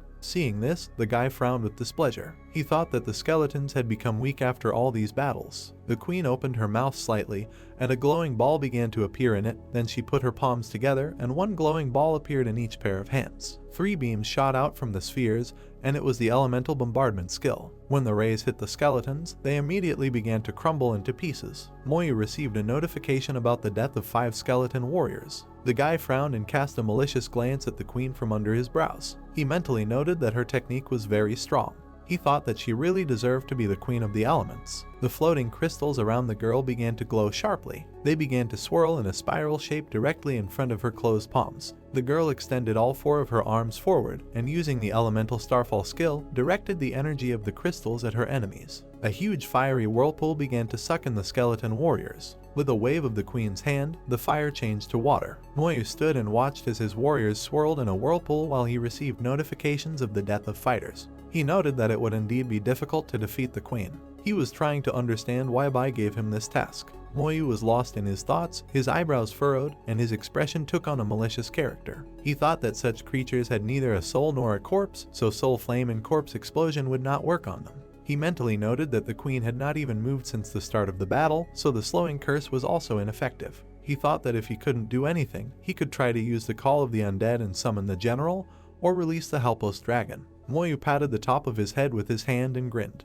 He said that apparently the elemental queen was the kind of boss that would need to be killed with your own hands. He said it would be reckless to do so since he had not gathered enough information before running up and confronting her. The professionals of the Country H team saw a huge tornado coming from the direction of the Queen of the Elements castle. The man loudly told the boss that the battle had already begun. The black-haired girl perked up and ran up to the team captain. She asked if the boss wanted to stop them. The man smiled and replied that there was no need to stop them since they could simply kill them and the Queen of the Elements together. The man approached the girl with a staff in his hands named Xiao Fa. He loudly ordered her to use her strongest attack, and the girl replied that she understood the order. She took the staff with both hands and held it in front of her, and then began to read a spell, after which a bright light began to form around the staff. At that moment, YIY's assassin's intuition skill worked, and the girl froze with her eyes wide open, sensing danger. At the same moment, YIY turned sharply and looked at Moyu. In a frightened voice, she shouted to the guy to be careful, and then added that someone was attacking them now.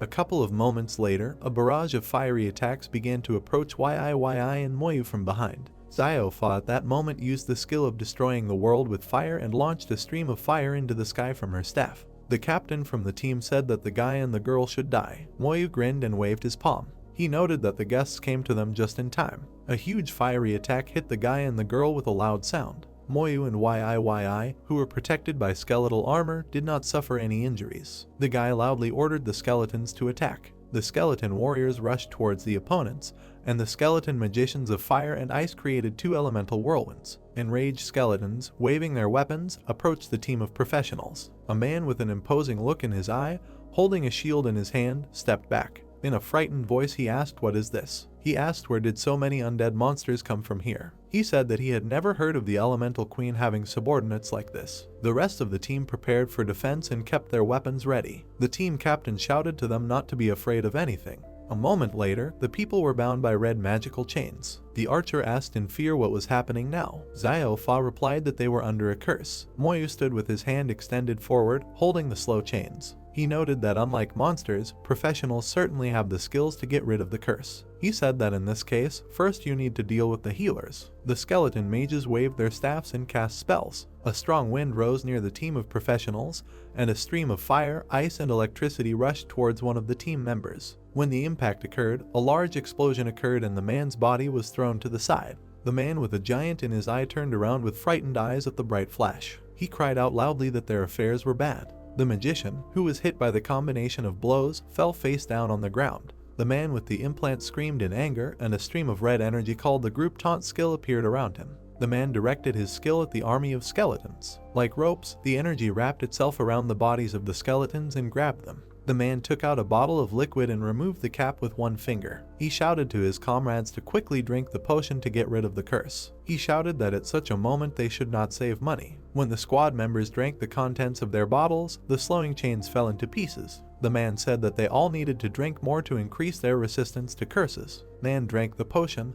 and a bright green light flashed around him, signaling regeneration. A cold sweat ran down his face and he said he thought he was going to die. A few moments later, a combination of 4 elemental magic attacks rushed towards the party again. The man remembered before his eyes, put his shield forward and used the group defense skill, and the shield lit up with a golden light. He covered himself and his comrades with the skill, and the magic parted in different directions, colliding with the shield. Yi furrowed her brows and her face twisted with displeasure. She noted irritably that all team members had already reached level 40. He added that group defense and sneak attack with meteor fire are all the skills after being promoted to level 40. Moyu listened to the girl's words with a thoughtful face. He pondered the existence of a potion that could break the curse. RN suggested that this also becomes available after the second increase. He thought that the names were an opportunity to try out the props. Level 40 professionals were really difficult to deal with. The guy tensed and grinned at the corner of his lips. He said it didn't mean anything. He noted that if it weren't for the skeletal armor that protected him and Yi from a sneak attack recently, they would have been in a bad position. He said that Nikonov should not feel sorry for his enemy. He extended his index finger forward, and the skeletons that appeared rushed to attack. Moyu loudly ordered them to destroy every single one of them. After some time, the skeleton warriors reached the team of Country H, which was hiding under a magical dome.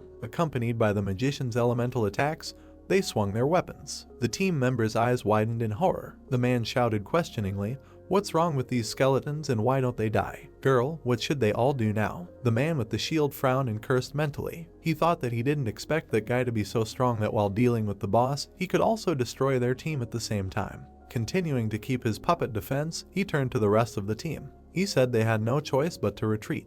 The team was loudly indignant at the kind statement. Moyu's eyes lit up with a bright turquoise light as he clenched his hand into a fist, and a black haze of dark aura appeared around him and Yi. The guy opened his palm, and a bright turquoise light of the soul flame appeared around it. Country H's team saw turquoise fire shoot out from their teammate.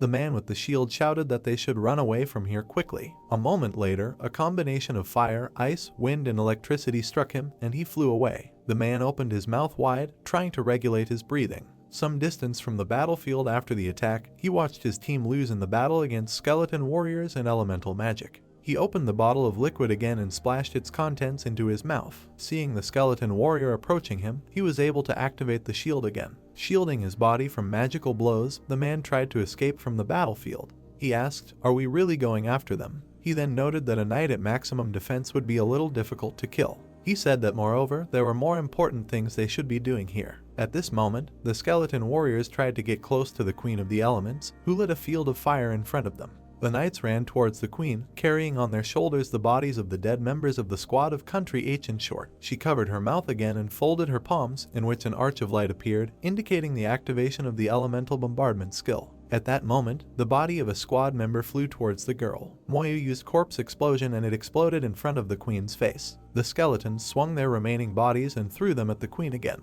Moyu activated the skill again and a huge explosion was heard in the palace. When the smoke screen from the attack cleared, the weakened and battered Queen of the Elements tried to put herself in order. Moyu, seeing her condition, thought that the explosion damage was really good, as expected from a level 40 explosion. Moyu grinned and waved his hand, causing it to burst into turquoise flames again. He said that he needed to kill her before she could. He loudly ordered his warriors to rush to the attack. The entire army of skeletons, consisting of warriors and magicians, took up arms against the Queen of the Elements. The warriors swung their swords, and the elemental magicians sent their forces to help them. When the warriors came close to her, the queen, with the last of her strength, waved her hand and tore off one of the skeleton's skulls. Moments later, a stream of blades along with magical powers arose towards the queen's body. The girl screamed loudly, and her body was covered in a dark purple light and then fell into pieces. Elemental Queen killed, experience plus 2,340,000, received 5 elemental crystals, can create top-level platinum equipment or enchant equipment, and is also one of the materials for improving talismans. Yi turned around as she saw the queen's castle begin to disappear. She noted that this battle was finally over. Moyu replied that they were able to obtain the elemental crystals. The girl looked at the disappearing castle for the last time and walked away after Moyu. The guy walked forward with a thoughtful look. He thought that most of the skeletons were seriously injured and needed to return to the summoning space to recuperate.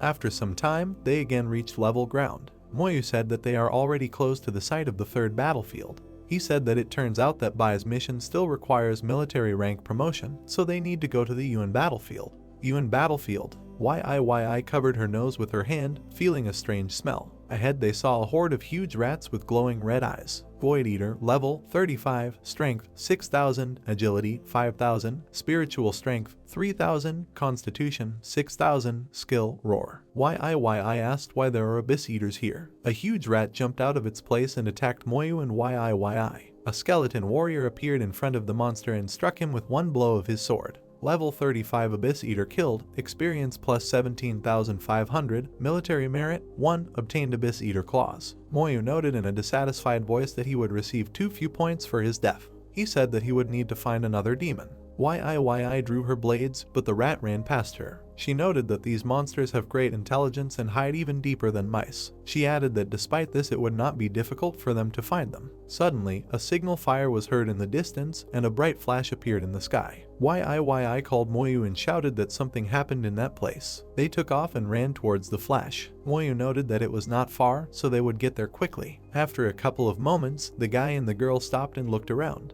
Yi said she didn't understand anything. She asked where all the local monsters had gone. Suddenly, a loud, arrogant laugh rang out in the air. The girl started, and her eyes widened in surprise. She exclaimed loudly that it was the voice of the King of the Abyss. She said that she thought he had summoned these monsters. Yi's face distorted with anger, and they again took off and moved forward. She cried out that she was sure that those who gave the signal were now in ambush. A horde of rats surrounded a group of people who covered themselves with a protective dome. One of the warriors with a menacing face moved forward. He loudly told the rest of his comrades that if they attacked all together, they would be able to break out. When the man took a step, something suddenly flew past him, and he jumped back in fear. A purple wolf-like creature appeared in front of them on a flying demonic lion. Abyss Demon Wolf, level 35, strength 12,000, agility 10,000, spiritual strength 3,000, body 9,000, skill roar, bite. The man's face was distorted with fear and displeasure. He shouted that this demon was just playing with them.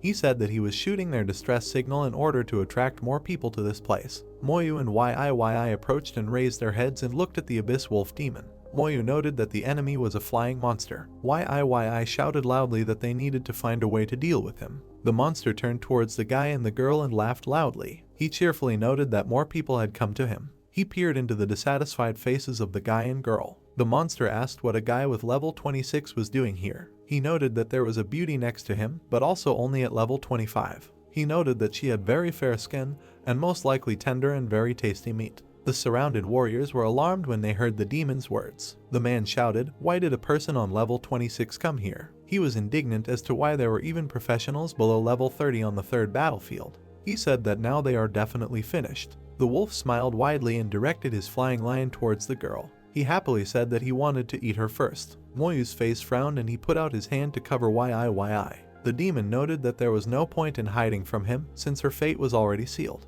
The monster said that he would eat her arms, then her legs, piece by piece, and would not let her die until he was finished. His flying lion bared his teeth, and the girl scrunched her face in irritation. The demon said loudly that her screams would be the best seasoning.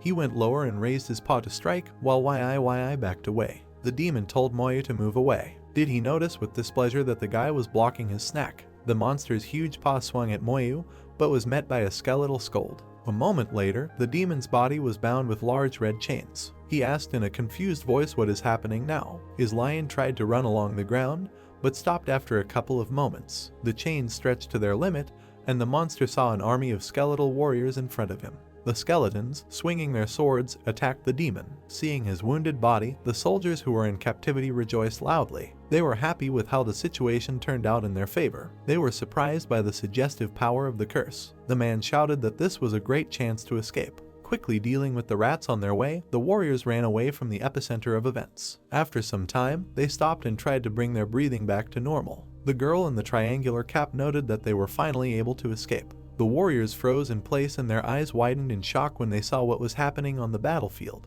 They screamed loudly in surprise. A flurry of berserker strikes fell upon the demon and cut the monster and its flying lion into pieces. The warriors watched his death with frightened faces. The girl asked if this monster was the demon Abyss Wolf. The man asked why he could not resist this call of the undead. The final blow of the sword pierced the monster's body. Level 38 Wolf Demon killed, experience plus 380,000, military merit plus 50, demon blood obtained, contains the power of the abyss, blacksmiths can use the power to create equipment.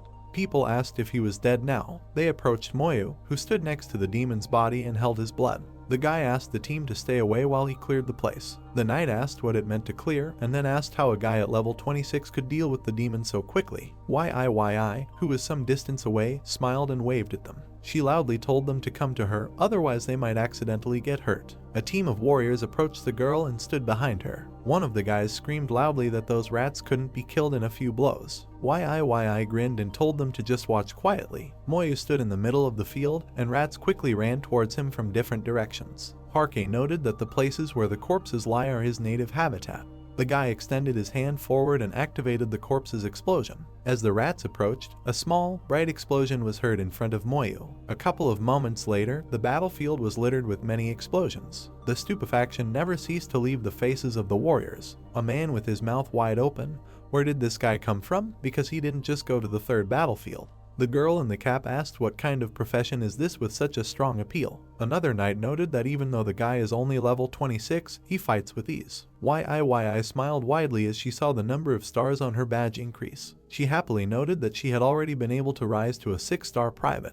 Moyu thought after defeating all the monsters. He was thinking that since he needed to increase his military rank, he needed rarer and higher abyss demon artifacts. The guy turned around when he heard the sound of footsteps behind him, after which he was called. A man in armor approached him and raised his hands. He thanked the guy for his help and now, thanks to him, they can get out. Moyu replied that Shenzia people always come to the rescue when they see a signal for help. The man smiled and patted his head guiltily. He laughed and said that the guy saw the shame of their team. Another knight approached him and loudly indignant. He said that they could not have known in advance that a demon would show up here. The man smiled and began to talk. He said that the abyss is divided into zones, the upper level, the middle level, and the lower level. He added that battlefields 1 to 3 correspond to the levels of the abyss. He pointed to a long road that ran along the tops of huge rocks. The man said that battlefields 1 to 3 in Shenzia correspond to the entrance to the abyss. He added that there are many obstacles between them, and the powerful abyss demon cannot escape the battlefield at his level. He said that only weak demons such as the wolf demon and the abyss demon could sneak in undetected.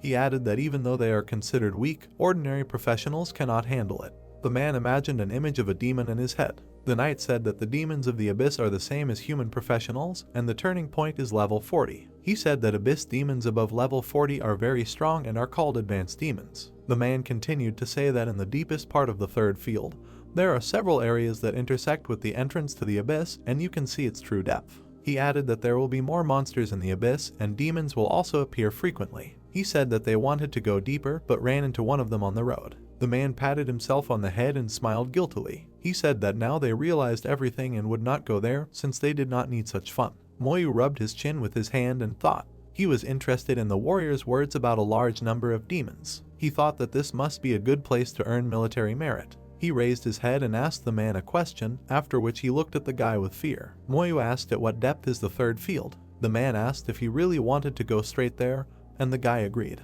The man looked into the guy's eyes and saw that they were full of confidence. He asked if the guy was a real genius. YIYI and Moyu went further and walked along the plains of YIYI. While they walked to the entrance to the abyss, they crossed paths with many different troops. YIYI noted that she saw a lot of demon hunters. The girl who came forward a little looked around. She said she felt like they were almost at their destination. After some time, they came to a huge black barrier that stretched along a vast territory. Moyu asked if this is the same abyss. Many large red eyes stared at them through the barrier. Moyu tensed, preparing to activate the skeletal armor if something happened, and YIYI, scared, pressed herself against the guy's back. She muttered that it looked very creepy. There was a loud sound, and looking up, the guy and the girl saw a creature fly out of the barrier. It was a reptile-like monster with a large red eye on its head. YIYI shouted that it was the abyss demon. The monster fell to the ground right in front of them, and Moyu, tensed, covered the girl with his hand. They saw that the monster was lying on the ground without signs of life. The girl asked if this demon was dead. Suddenly, a translucent silhouette of a warrior wearing a black cape and a bright red curved dagger appeared in the air. YIYI screamed that this person has a platinum level weapon. The silhouette of a man appeared completely in the air. The girl screamed that this guy was an assassin who had already made the transition after level 40. Moyu stood and silently watched the guy, and YIYI thoughtfully rubbed her chin.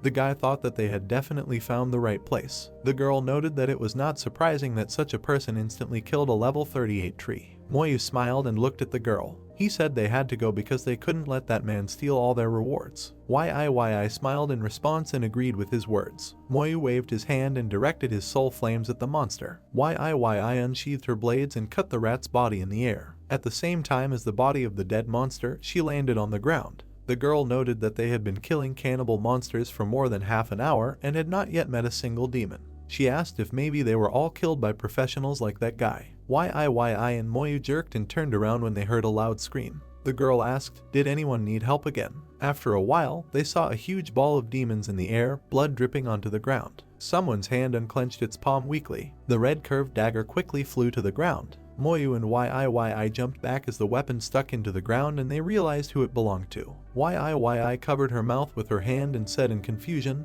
it's that guy. She shouted that this was the assassin guy they saw at the entrance to the abyss. A horde of demons attacked the guy's body, and a black head of a monster appeared from above from the shadows. Moyu frowned and YIYI tensed, looking up at the demons. The girl asked how a professional of such a high level could die so quickly. Moyu said that they need to be careful. A huge shadow watched as the flying goblins began to devour the assassin's body. Abyss Demon, level 40, strength 18,000, agility 22,000, spiritual strength 5,000, constitution 15,000, skill, entanglement, shadow, features, ability to see through invisibility, physical damage reduced by half. Moyu's eyebrows scrunched down to the bridge of his nose, and the guy frowned. He thought that since the demon had the ability to see invisibility, it was not surprising that the assassin was killed. He thought that this level 40 demon would certainly not be much stronger than the elemental queen. After some time, the demons turned their attention to the guy and the girl. One of them asked if a level 26 guy really dared to come here to die. The demons began to laugh, saying that another snack had come to them,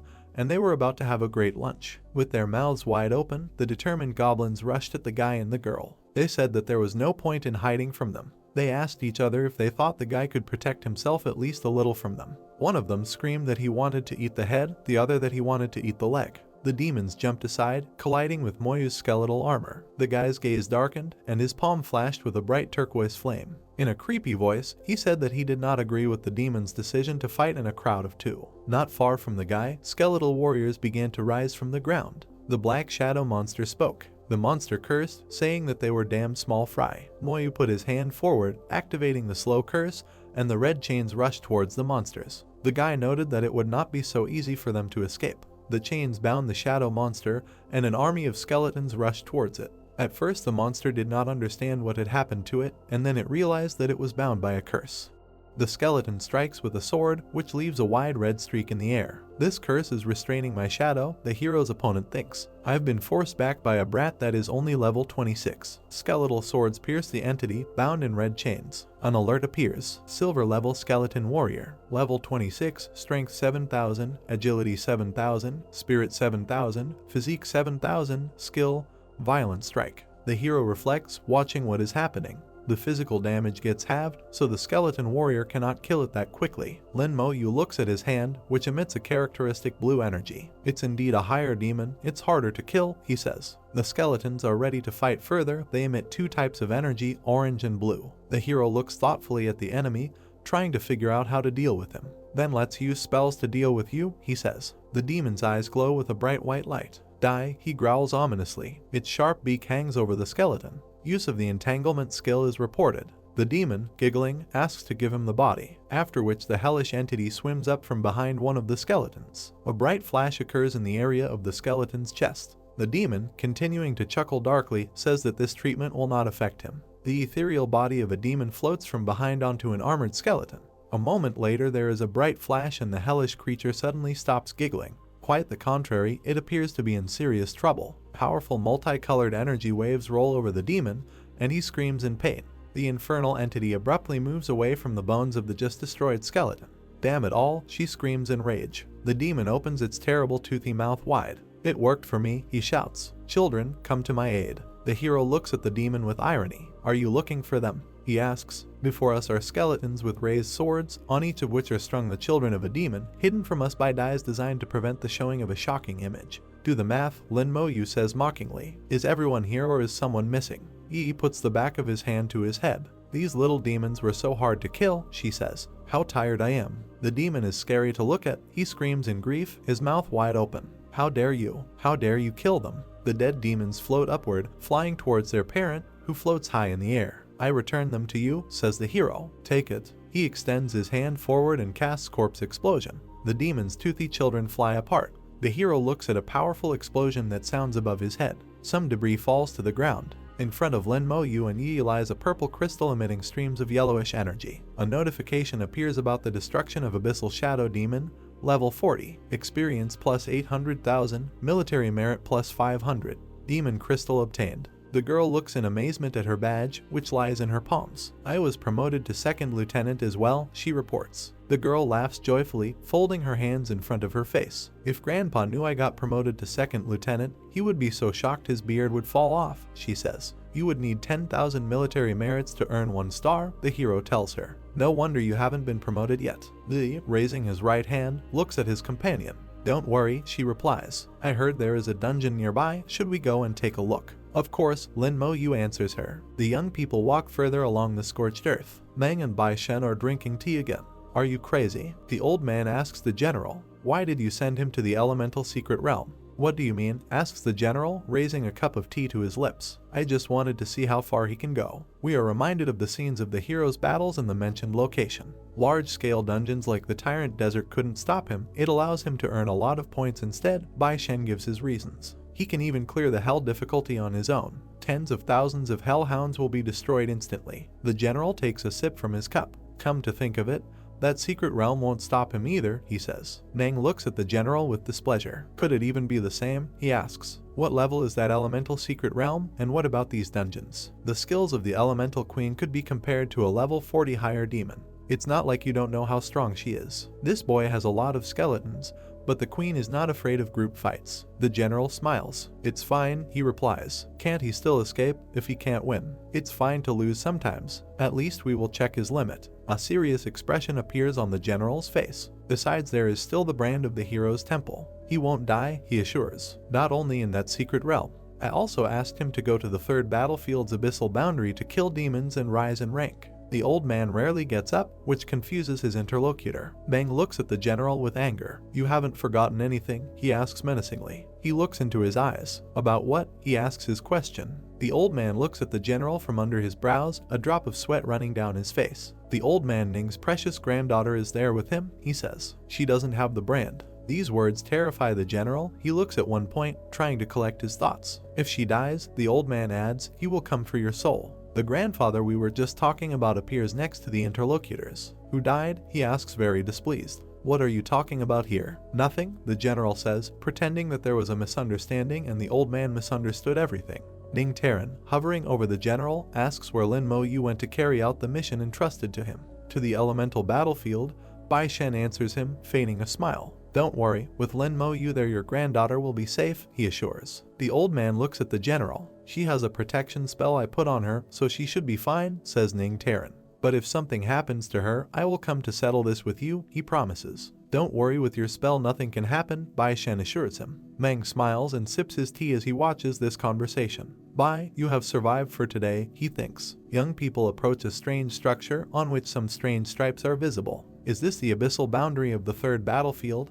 The hero wonders. Many glowing red eyes appear in front of him. Did the demons who sneaked into the battlefield come from here? He thinks. A huge army of various monsters is moving towards the heroes. Someone laughs ominously. Humans, we are coming, a demonic voice sounds. Terrible monsters grin joyfully. It's time to eat these delicious humans, they shout.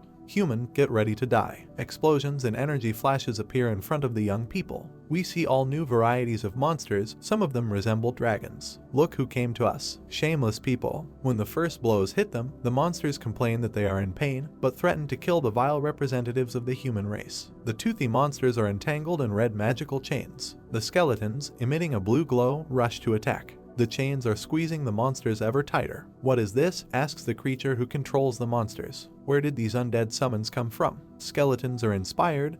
They are not going to stop. The chained monsters receive terrible blows. Some rats fly into the air. We see that the hero extends his arm forward and uses the corpse explosion skill. There is a powerful explosion. Lots of alerts pop up. Killed level 37 Abyss Snake Demon, experience plus 370,000, military merit plus 50, obtained Demon Blood Essence. Lin Mo Yu watches what is happening with a smile. A temporary access road between the Abyss and the human realm, he says. What a great place to farm military merit. Inside the temporary gate, the red eyes of countless monsters are visible. More demons are coming out, the hero shouts. He extends his arm in the direction of this attack and uses corpse explosion again. Another powerful explosion occurs. Alerts appear. Killed level 37 Abyss Snake Demon.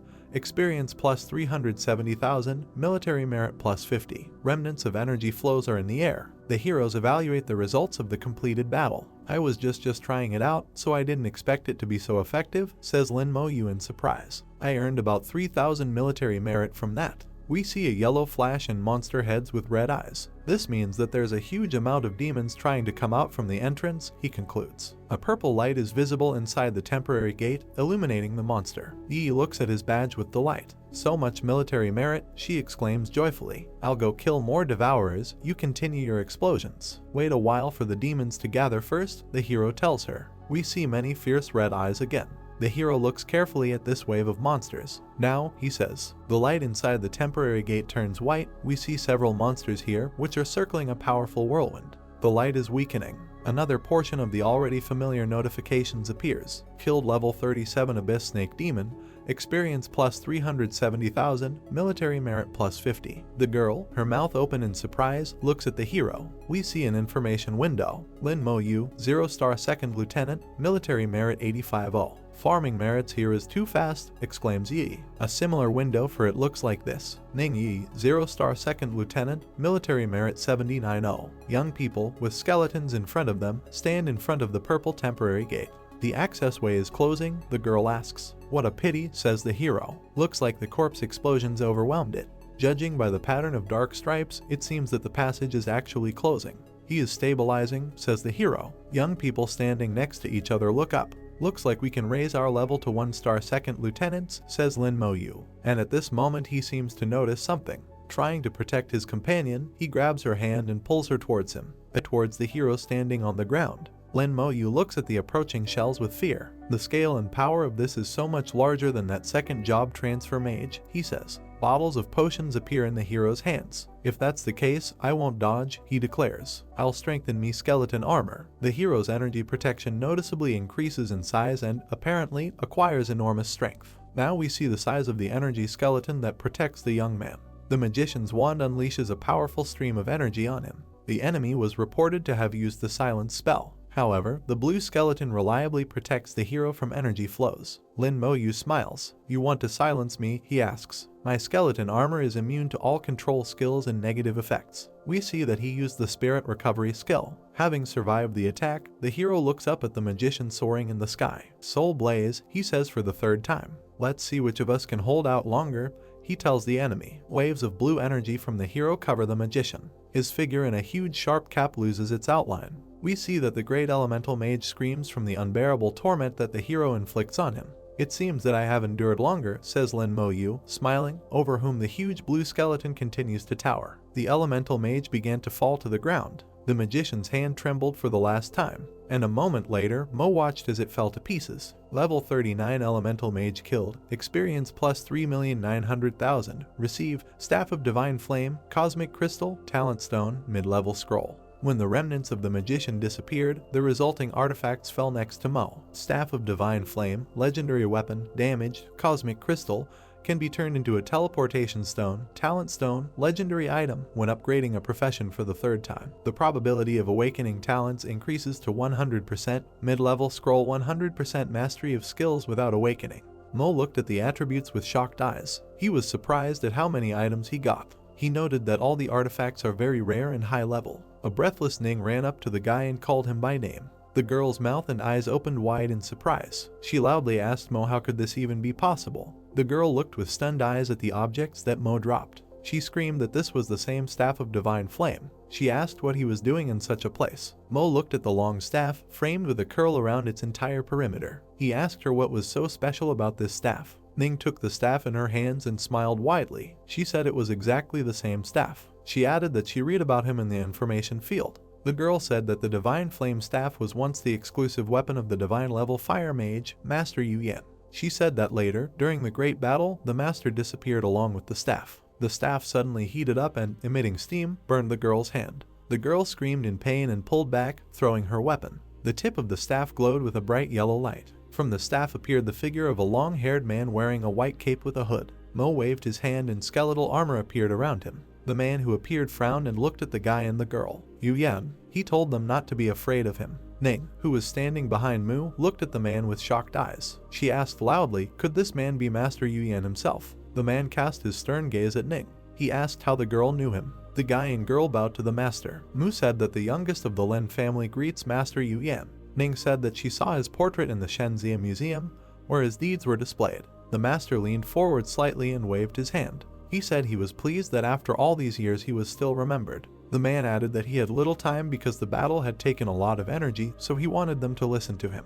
Mu and Ning watched the master intently. He told them that a space-time rift had then appeared on the third battlefield. He began to tell that a rift in time and space connects the human race and the world of the abyss. He remembered the battle that took place many years ago at the Bloody River. He revealed that the great demon king of the abyssal elements had led a massive invasion of tens of millions of demons, and he himself had led the first legion of mages to fight against him. He said that they finally used the forbidden spell and destroyed the great elemental demon king and his army of demons. The man waved his hand and a blue-violet crystal appeared in his palm. He said that in that battle he received one cosmic crystal. The master added that the crystal contains the coordinates of the abyss and they need to find an alchemist who should help them. The man furrowed his eyebrows and cast a frown at them. He said that the alchemist would help them solve the mystery. When Mu heard the master's words, his eyes widened in surprise. He realized that this was the key to the abyss. The guy leaned forward and opened his mouth. He said that after returning the transfer of the space crystal to the highest officials of the empire, the master replied that all cosmic crystals and talent stones are tied to the soul.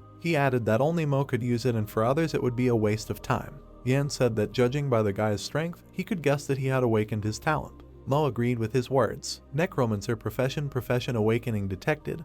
Profession meets the requirement. Strongest talent system is attached. Start extracting and optimizing skills. Congratulations on awakening the only divine level talent. Level 1. Congratulations to the owner on receiving the passive skill, Damage Transfer. The corners of the master's lips turned up slightly. He said that when Mo makes the second transition, he must awaken another talent, and although it is difficult, he must work hard to do it. He added that this way, when he reaches level 70 and can use the talent stone, he will awaken his third talent. He saw a dark silhouette appear behind Mo. The master said that with 3 talent bonuses, Mu's strength would reach an amazing level. He added that in the history of their race, there was only one strongest person with 3 talents, and Mo would be the second. Yan smiled when he saw the confidence in the guy's eyes. Mo said he will do whatever it takes to achieve this. The master pressed his palm to his chest and bowed slightly. The guy asked why he chose him. The man replied that he didn't like untalented people, so giving it to someone else would be a waste of time. He added that he would rather let them rot here than let them go to waste. The man put his hand to his face and rubbed his chin thoughtfully. He said that he once met a girl who was so pretty that he almost fell in love with her. The master added that it was a pity that she came as part of the team, so she was a little behind.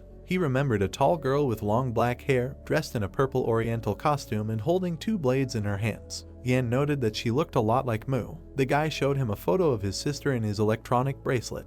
He asked if he was talking about her. The master replied that he was talking specifically about her and then added that she was very talented, but it seemed to him that she was a little crazy. Yan asked how he knows this girl. Mo's eyes opened wide in surprise. The master said that when he met her a few months ago, she was already level 35 and he doesn't know anything else about her. Mu was surprised at how quickly his sister improved. Master Yan noticed the guy's confusion. He said that level doesn't matter since he's only at 27 now, but he can already clear the dungeon on hellish difficulty. The man noted that the piano on the human race, he sees that there are no more worthy people who could do this. He said that the guy has a special profession as a necromancer and he had never heard of it before. Master Yan remembered Mu's skeleton warriors. He said that all of his summons have firepower in addition to level attributes, and it can be seen that all of his talents are enhancement type.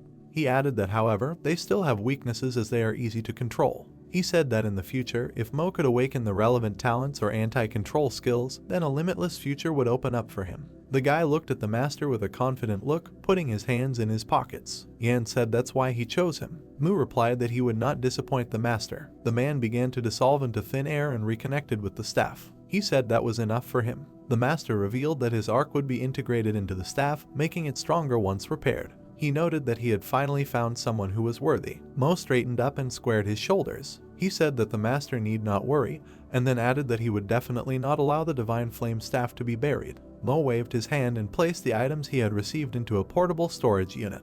Ning noted that Master Yan dedicated his entire life to humanity. Mo replied that it was thanks to the blood of such people that the human race would be able to survive the threat of the abyss. The guy added that he believes that humanity will become even stronger. He thought that sooner or later they would counterattack the abyss. Ning and Mu opened a portal and teleported away. The warriors were alarmed when they saw the teleport shine with a bright flash and two figures came out from there. People screamed, saying that people had returned from there. The person noted that it looks like they cleared out the dungeon very well. Someone said that this is the strong guy who cleared the hell-level outpost dungeon in the first battlefield. Xing'an's eyes widened in surprise when he saw his friend. He noted that this was his friend Mo. The man said that he didn't expect that he could even overcome the hellish difficulty of the third battlefield. Mu leaned towards Ning, who laughed as she heard the other people's cheers. The guy said they needed to leave quickly because he had a bad feeling about it.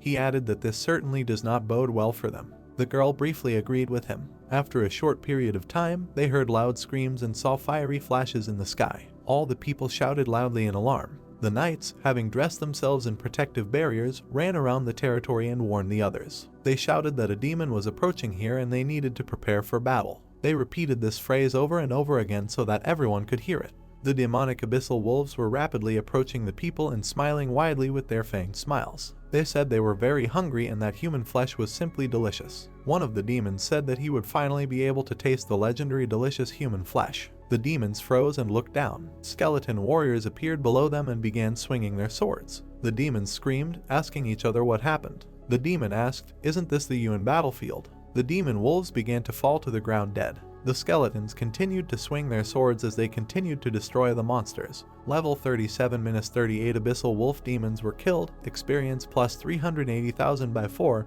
Demon Blood received times 4. Ning sat on a snag with a smile on her face, and Mu stood next to her. The girl said that she said that they would definitely encounter the space tunnel again. The warriors gathered in small groups, preparing to repel the attack. Loud cries were heard from everywhere about the approach of demons. People shouted that everyone should prepare for battle. Xing'an and his comrades were also alarmed. The man pointed in the direction with his eyes and said that the monsters would come from there. The other man replied that that's where Mo went. The knights quickly moved around the area with worried faces. Xing'an loudly noted that Mu is only level 27 now, but he can clear the dungeon by himself. He added that despite this, there is a huge difference between ordinary demons and advanced ones. His comrade asked the man not to worry, since perhaps he would not encounter the demon at all. The man's eyebrows dropped to the bridge of his nose, and there was sadness in his eyes. He thought he would hope that would happen. Many demons were coming out of the huge black and purple abyss portal. Mo, keeping some distance, watched what was happening with a calm face. He thought that the passage this time was at least twice as large as the last time he encountered it. An army of demonic rats burst out of the portal and ran towards Mo. He thought that it would no longer be possible to simply throw a corpse into the passage without being noticed by the Demon King. He thought that he should wait until he came out himself and kill him.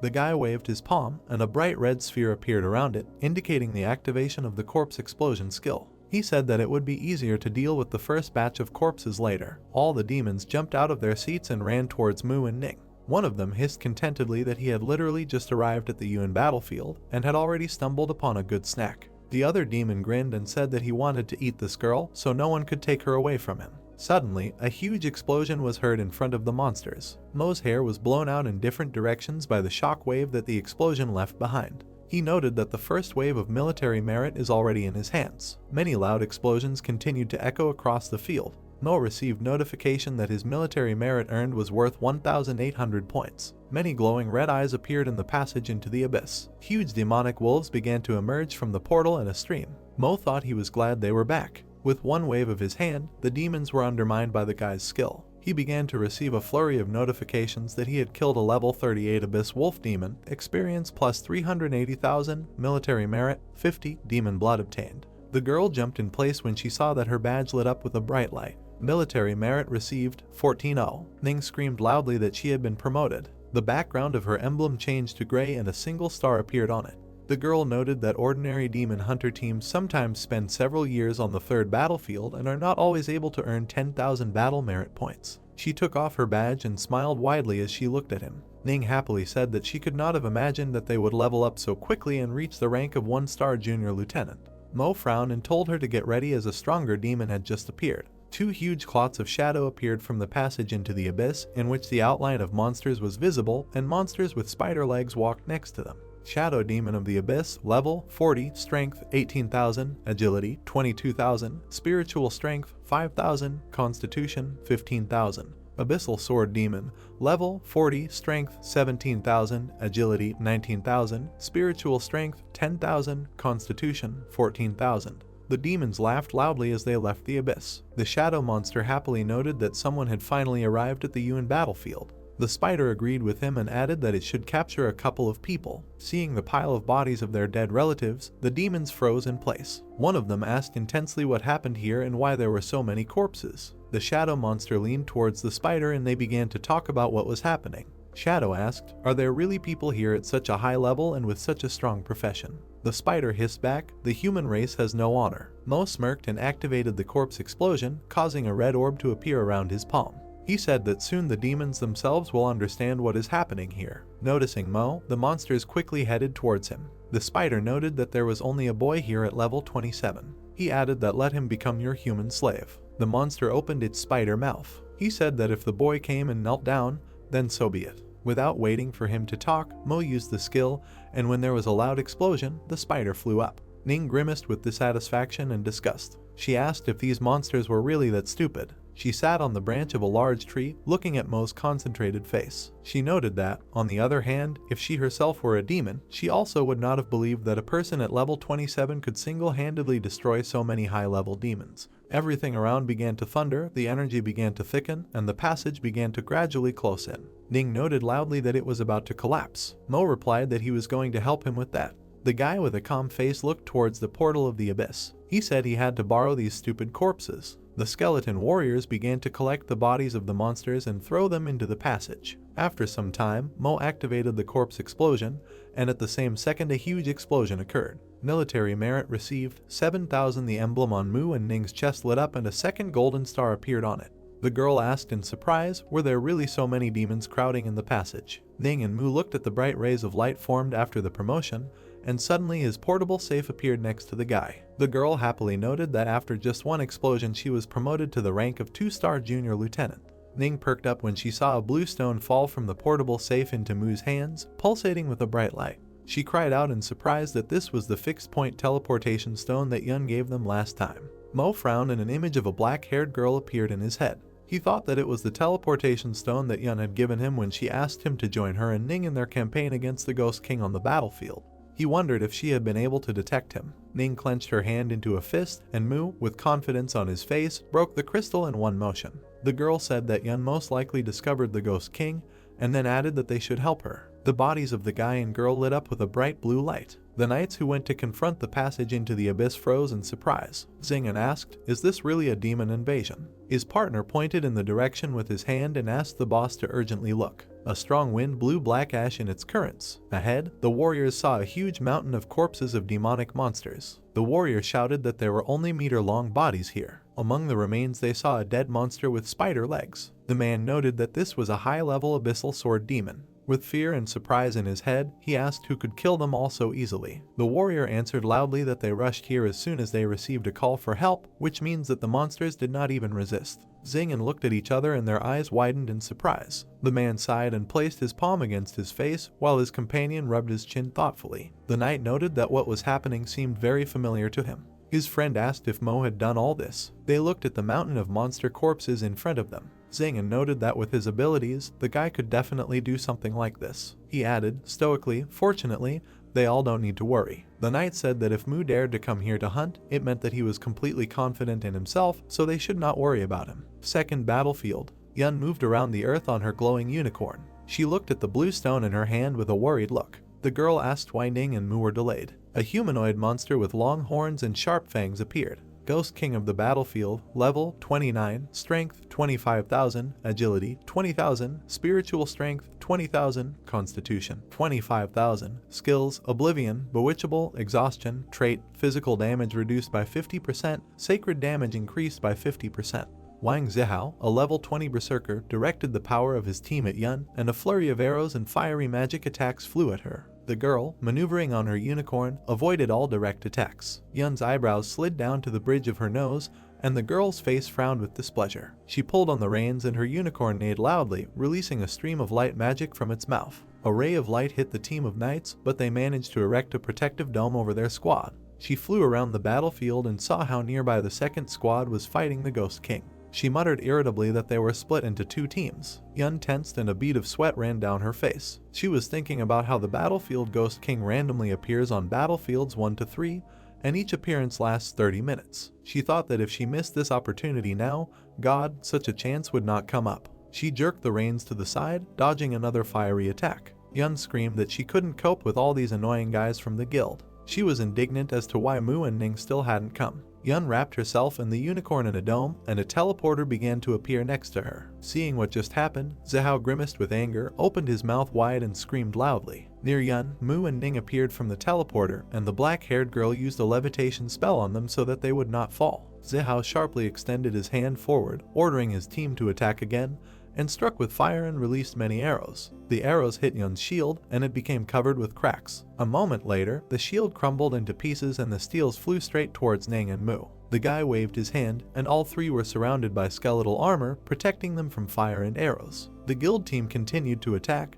but all their attacks simply dissolved after colliding with the armor. Seeing this, Yun's mouth and eyes widened in shock. She looked at Ning, who also had huge armor behind her. The girl was surprised that Mu's skill actually blocked all attacks. She realized that Ning also enjoyed this protection. Zihao's eyes widened in shock when he recognized the guy who had appeared. His gaze flashed with anger as he remembered his clash with Mo at the championship. He shouted angrily that it was that Lin Mu guy again. Ning turned to Yun and gave her a worried look. She asked the black-haired girl what happened here. Yun replied that she had discovered the Ghost King, and it just so happened that the people from the guild were also nearby. The two girls turned to Mo as he began to speak and saw his displeased face. The guy asked, "Is it really that group of scum again that riots, intimidates the weak and fears the strong?" Yun asked if he had already met them before. Mu grinned and patted his head, remembering the incident with Zhao Jai. He said that he had previously had one conflict with them. The guy thought that he did not expect to meet them in such a place. Zihao looked up at the chatting trio. After a moment, he loudly called Mo's name.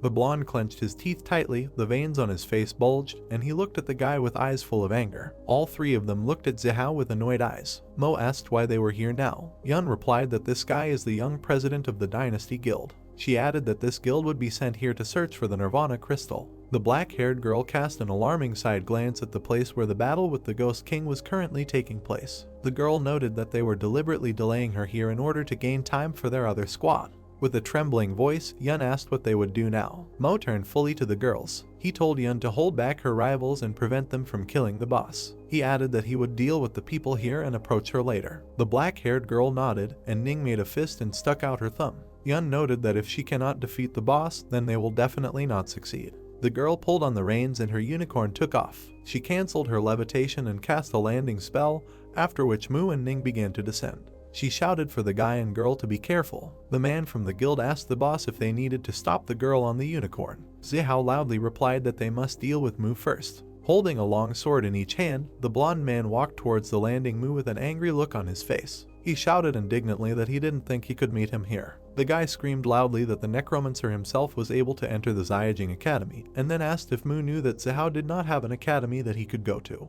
The blonde was indignant that it was all because of him, and if it weren't for Mo, he would have entered the academy. Zihao clenched his teeth tightly, the veins on his face bulged, and the guy's eyes flashed with rage. He shouted that if it weren't for Mo, he would have become the champion. He said it was all because of damn Mo. Ning and Mu looked at the blonde with surprised eyes. The girl noted that he definitely doesn't have everything at home. She added that the fact that he was unable to enter the academy was only his fault and his abilities, and not other people. Mo replied that he was simply blinded by envy. Zihao tightened his grip on his blades and leaned forward. He yelled at his subordinates, asking why they were now standing rooted to the spot. He loudly ordered them to quickly go and destroy this guy. A knight with a sword and shield, protected by a barrier, ran towards Mu with a furious expression on his face. Level 38 Knight, Strength 8,000, Agility 6,000, Spiritual Strength 4,000, Constitution 15,000. A detachment of strong guild warriors quickly headed towards Mu and Ning. Zihao shouted angrily that no matter how powerful he was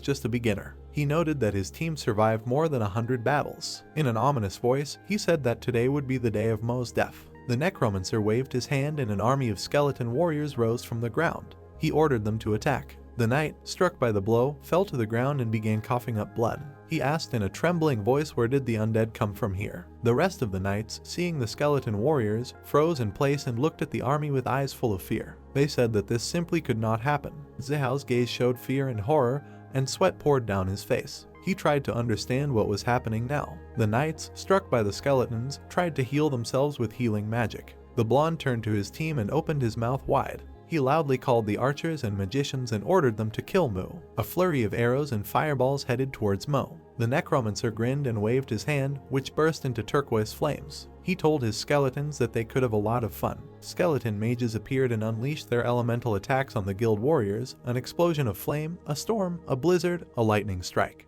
The guild warriors fell from such an onslaught of spells and the power of Moyu skeletons. Two guys from the guild, one of whom was lying on the ground, wearing black armor, were shocked by such force. Wang watched as his squad fled the battlefield. He didn't understand what was happening. Wang realized that Moyu was capable of summoning an immortal magician, although he had not seen a necromancer in the Great Exam. One guild knight was already burned in the fire. The blonde guy from his squad looked defeated. The fighter understood that they could not defeat Moyu, and even if 10 or 20 healers come, they still won't be able to cope with the speed with which the skeletons use their skills. The guild simply turned around and began to run back. Wang stood confused, his hands clenched into fists. He was angry because his squad was escaping. He told them to return to the fight. He clarified that Moyu is only at level 27 and needs to be killed. Wang furrowed his eyebrows, got angry and started shouting. He called his guys deaf. Wang couldn't let Moyu take away the glory that was originally his. Moyu raised his hand with a mocking expression and cast a corpse explosion spell, joking at the same time that they already want to escape from the battlefield. Wang angrily watched as his warriors simply died from Moyu's power. Wang looked on with great impression. He didn't understand what kind of ability this was. Bright fiery explosions with lightning occurred in the sky. Wang still didn't understand what this skill was. Wang, frightened, covered his face with his hands. He was afraid of the events taking place. The vice president of the guild found himself in the center of the event, surrounded by magical power. His warriors looked exhausted, surrounded by clouds of black smoke. In this smoke, the silhouette of a man appeared. Wang seemed confused as Moyu approached him. The necromancer rank icon appears. He was a 2-star second lieutenant. The leader of the elite guild did not understand how many monsters he had to kill for this title. Wang, overcome with fear, fell to the ground and looked at Moyu, who was walking straight towards him. He begged the new one not to kill him, citing his importance. He begged not to touch him. But the necromancer did not care, and he raised his hand, about to use a new spell. Although Moyu noticed Wang's eloquence, he sarcastically said that he does not show pity for bad people. A huge monster appeared above the guild squad, blazing in flames. A blue beam of magic flashed past one of the guild fighters. Yun came to support on a unicorn, also attacking the entire squad from the air. Suddenly, a wave of fiery ray hit Yun, surrounded by a magic ball, from the side. It was two magicians looking at her. One of them was a tier 2 hooded great elder. The other was a level 2 archmage. The level 2 elder noticed that this girl was too annoying. He said he would take care of her when the young president came. The archmage asked what was happening there and why it took so long for them to come to the rescue. The blast wave threw away 2 bodies. The 2 newly arrived magicians watched these flying bodies. The elder asked what it was. They realized that it was a guild outfit with all the equipment. One of the magicians, horrified, suspected that terrible things could happen to the young president. There was a huge explosion with a wave of fiery rays that lifted fragments of stones and earth into the air. One of the magicians raised his hands with an angry look, casting a spell. The magician asked who could have done this. Moyu and Yiyi stood surrounded by skeleton warriors. Yun looked at what was happening in surprise. She noticed how it was possible to deal with it so quickly. Several skeletons were located near the corpses of guild members. The magicians realized who the person Yiyi knew was. Moyu, raising his hand, directed a pile of corpses in the air after him. He used the corpse explosion spell. There are strong explosions in the air, from which pink energy emanates. Yun on a unicorn flashed through the sky above the clouds of smoke. Yun looked down. She was surprised by Moyu's true strength and didn't understand how he passed this hell level test alone again. Yun wondered about the girl who could help him. The remaining people from the guild squad stuck together. They tried to call for support and get better quickly. The surviving guild stood together and hid under the protection of the purple ball. They approached the leader of the remaining squad, who was calling the survivors to him.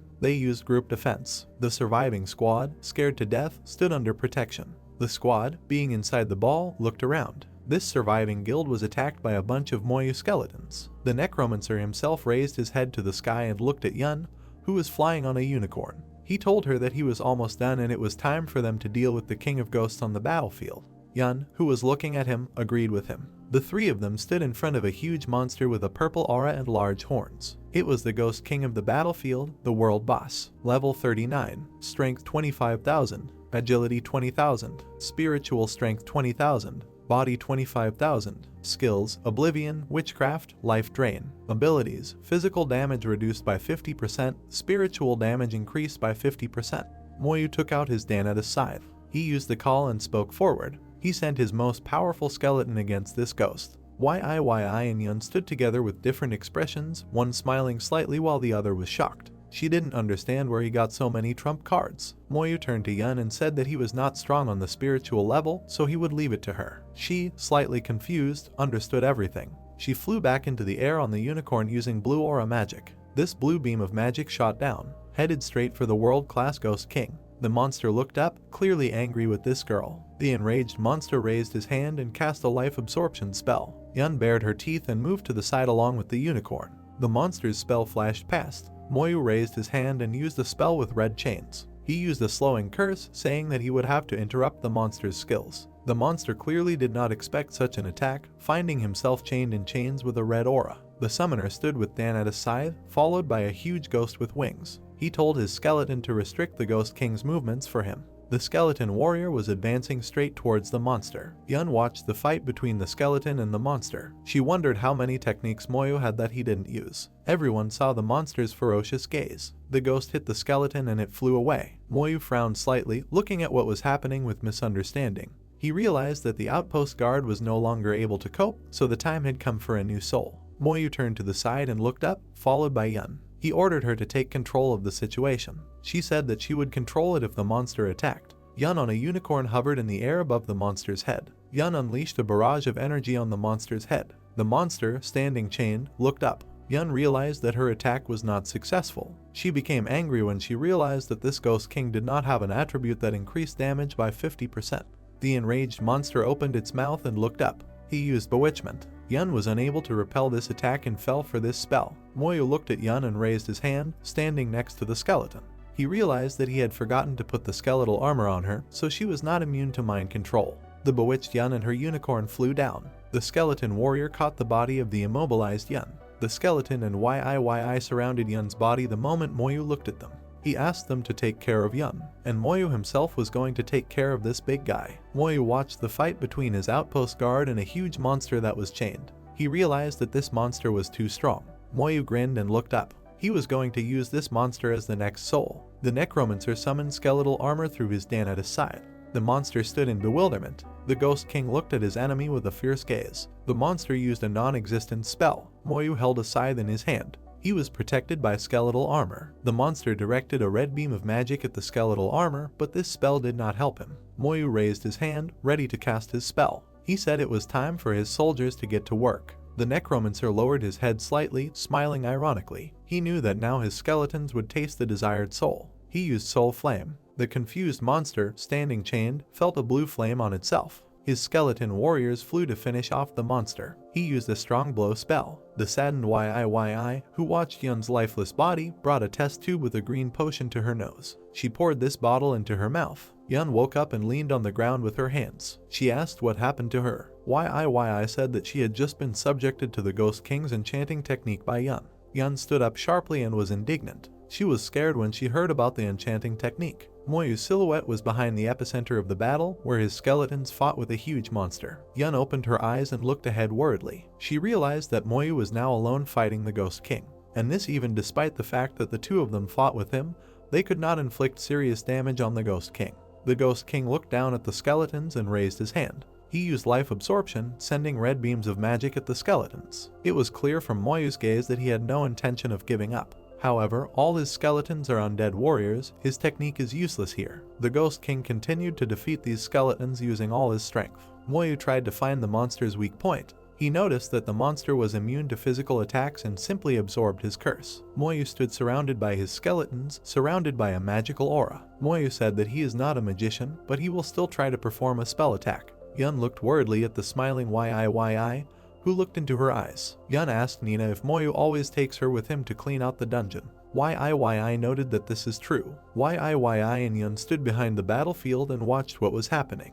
YIYI said that she misses sweet potatoes. Yun asked what other potatoes. YIYI, clearly joking, said not to take it into her head. 5 minutes later, the Ghost King's body fell to the ground. His murder took place. Killing the Ghost King on the battlefield, experienced 2,600,000. Obtain the Ghost King's dagger. Obtain the Ghost King's sword. Obtain the heart of the Ghost King. Received 5 Nirvana crystals. Dagger of the Ghost King, exclusive to assassins. Platinum level weapon, all attributes plus 800, assassin skills increased by 60%.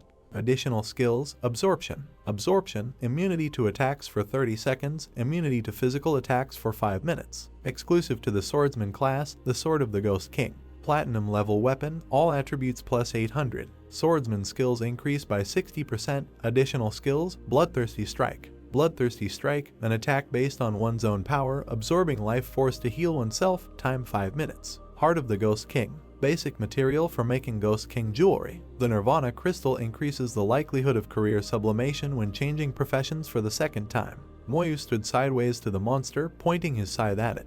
He used spiritualism. It was a big huge skeleton with a green silhouette. This huge skeleton with a green silhouette was looking straight at Moyu. It was the Battlefield Ghost King, World Boss, level 39. Strength 25,000, Agility 20,000, Spiritual Strength 20,000, Body 25,000. Skills, Oblivion, Sorcery, Life Drain. Abilities, Physical damage reduced by 50%, Spiritual damage increased by 50%. The Necromancer looked at the summoned skeleton with admiration. He understood that although the skeleton had a weakness in that it was limited by spiritual strength, it was still good. Yun was slightly taken aback. She realized that Moyu had defeated the monster. Yun was surprised how he alone was able to deal with the boss of the battlefield. The Necromancer, lowering his head, held in his hand the silhouette of Danatus' scythe. Moyu approached Yun and handed her the Nirvana crystal. She looked at this crystal with her eye in amazement, examining its beauty. She said that she had been looking for the Ghost King for a very long time, and finally found this crystal. She pressed her hand to her chest and closed her eyes. Yun realized that with this crystal she could increase her height by 60%. He will also be able to get a second profession, a caller of the Holy Spirit. She was glad she could. Yun admired the fact that the glory of the family would still be inherited by her. Yun, still holding her hand to her chest, looked with delight at Moyu, who had his hands in his pockets. She thanked him, saying that this crystal was very important to her. 3 objects flew up above the ground, shrouded in black clouds of smoke, 2 of which were daggers and a green heart. And as luck would have it, it was the king's heart that would serve as material for the necklace. Yun, still in euphoria, stood next to Moyu, who turned back. Yun said that this crystal was everything she wanted and that's why she wanted to share it with him. She noticed that the necklace was very good jewelry and was worth a lot of money. If he couldn't find a suitable alchemist, then she said that YIYI, who was smiling, would help her in her search. YIYI smiled with her eyes closed. YIYI said that Moyu is Master Shen's disciple, so she doesn't think she will be of any use to him. Yun covered her mouth with her hand and widened her eyes when she heard this information. She realized that he was Shen's disciple. Yun didn't expect that he had a disciple. She had never heard of Shen accepting disciples, so that would explain a lot. Moyu left the battlefield, on which lay a pile of corpses. Yun looked at the Necromancer warily. She said that this time he killed the people from the Dynasty Guild, and their president also died here, so they will not forget it. A pile of corpses lay on the ground. Wang was their president, a level 3 professional. Yun noted that even if Shen himself protects him, the guild people may not dare to do anything openly, but does not rule out the fact that they will do everything in secret. Moyu turned around and looked timidly at Yun. He told her not to worry, as he understood everything. He realized that the matter of summoning the soul of the Ghost King needed to be taken more carefully. Moyu wanted to make sure that no one saw this, not a single living soul. His cold gaze looked into the distance at the corpses. He said that not a single living soul would see this. We were transported to Battlefield 3. Angry, the knight and archer looked up at the notification that appeared. Behind them stood 2 more people, one of whom was hidden under a cape. The notice said that the Ghost King on the battlefield was killed and the heart of the Ghost King fell out. They didn't expect to see this notification about the murder of the world boss. They did not understand how the Ghost King died, because the monster had the magical ability to absorb lives and now he was killed. These people were trying to figure out what the team was that beat him. We were transported to the Guild Dynasty. Father Wang sat at a large table, resting his large chin on his hands. He understood that if Wang failed the entrance exam and could not enroll, his guild would train him on their own. Once he receives the Nirvana crystal, he will complete his professional transformation and be promoted to a legendary profession. To counterattack, A sinister grin was visible on his face. He said that the humiliation his son had suffered would one day be made up for in full by Moyu. A man in a black suit and black glasses walks into Father Wang's office. A guy in a suit walked up to the table where his father was sitting in a black tie. After Jihad goes to the battlefield, Yuan will see the real battle and he will be reborn. Father Wang ordered the guy in the suit to find him an alchemist. He wanted to make the Ghost King necklaces for Wang. Moyu stood in the middle of a field of corpses and used a spell to destroy them. He wanted to completely destroy the corpses in this way. Yi and Yun stood in each other's company with a slight grin. Yi said that until they expose the Ghost King, no one will be able to find them. Yun said not to worry as she is also responsible for this. Yun held her Nirvana crystal in her hands. The three of them teleported home from the empty field. Elder Meng and Master Shen sat at the table, drinking tea from mugs. Shen said that the day after tomorrow there will be professional competitions and it's time for this scoundrel to return. Smirking, Elder Meng looked at the heated Shen. Meng noticed that Shen must have been worried about whether the mission was accomplished or not. Shen said he was bored watching. The elder, looking directly at his colleague, said that the Ghost King had just been killed, and so they wondered if that guy could have done it. Shen sat with a stony face. The two masters turned to the side as Moyu appeared in front of them. They noticed that he had returned. The necromancer bowed before his masters and put his hand to his chest. He greeted his masters. The two masters were sitting at a practically empty table near which Moyu was standing. They asked if he completed the task. He replied that he did, placing several crystals and a heart on their table. Shen looked at Moyu in amazement and said that it was not bad. A bright star with a title sparkled on Moyu's chest. They realized that this was the rank of 2-star lieutenant. Moyu stood proudly with this star on his chest. They asked if he could kill the Ghost King. Master Shen, who lightly touched the cup with his hand, looked at his student in amazement. He understood that a 2-star lieutenant meant more than 20,000 battle merits, even with Old Man Ning's precious granddaughter. Normal demons only have 50 battle merits, which meant that this guy had at least 400 demon kills. Moyu raised his eyebrows slightly and looked at his master. He replied that he had killed several high-level demons. The elder choked on his tea upon hearing this news along with Shen. They were very surprised. Moyu sat down at the table and looked at the dumbfounded looks of his masters. They asked him to repeat what he said. Moyu, raising his hand, began to tell the masters that he had encountered a space portal, and then he told all the incidents that happened to him on the battlefield. Master Shen laughed hard when he heard such good news. He said that the guild squad was probably just angry because they couldn't kill Moyu twice. He considered it a disgrace for the guild. The elder held a cup in his hand with a grin on his face. He praised the student, saying that next time he would become even stronger. Moyu's gaze changed at the moment and looked puzzled. He turned to his masters. Remembering the silhouette of a magician in a white cloak, he said that he met Master Yan there. Master Shen and the elder choked twice, deeply impressed by the news they heard. They found it hard to believe that Moyu could meet a divine flame mage. Moyu began to describe to the masters everything that happened to him. The large white wall that protected the craftsman's place was covered with green trees. It became clear to them immediately. Master Shen, his mouth slightly open, communicated with Elder Meng, who was sitting opposite him. Meng remembered that someone had also visited this copy. Meng did not understand why the magician was favorable to Shen when he met him in his youth. Shen replied that he had not improved his level back then, so it was normal for him to be looked down upon. The elder stood up from his chair and rested his hands on the table. Moyu stood next to him with a blue crystal. Meng told him to take this crystal. They realized that there was no point in looking for other candidates since he was the best. The elder, frowning, held the silhouette of the Shenzian Tower above his hand.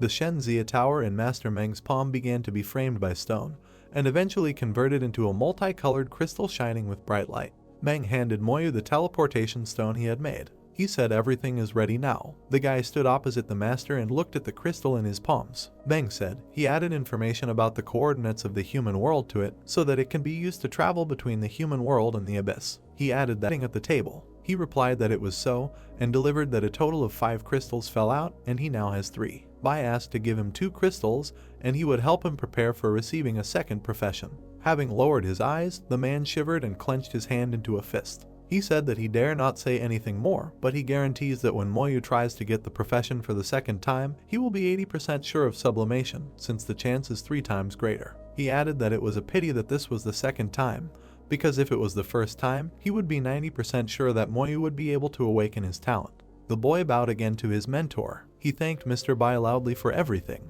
At that moment, the man thought that, most likely, he would have to make great sacrifices for this. He took the mug of drink and lifted it off the table. The man asked why the boy still called him Mr. Bai. Moyu's eyes widened in surprise when he saw the man push a mug of hot drink towards him. The characteristic stomping steps were heard, and Moyu walked towards his mentor. He took the mug in his palms and bowed with it directly in front of Bai. He said that disciple Lin Moyu is very happy to welcome his teacher. The man extended his palms to the boy to take the mug. Memories of his grandmother and sister flew through Moyu's head, how he met Yi and how he heard Bai's prayer. He thought that in this world, in addition to his grandmother and sister, he had more relatives. Moyu straightened up, and he and the teacher smiled at each other. The mentor told the guy to go and rest because he had been working very hard these days. He added that tomorrow they will go to the competition in the city of Nanhong, and there they should perform well and become the winners of the championship. Moyu replied that the teacher need not worry about it. A moment later, the guy teleported away, and Bai was left alone with Master Meng.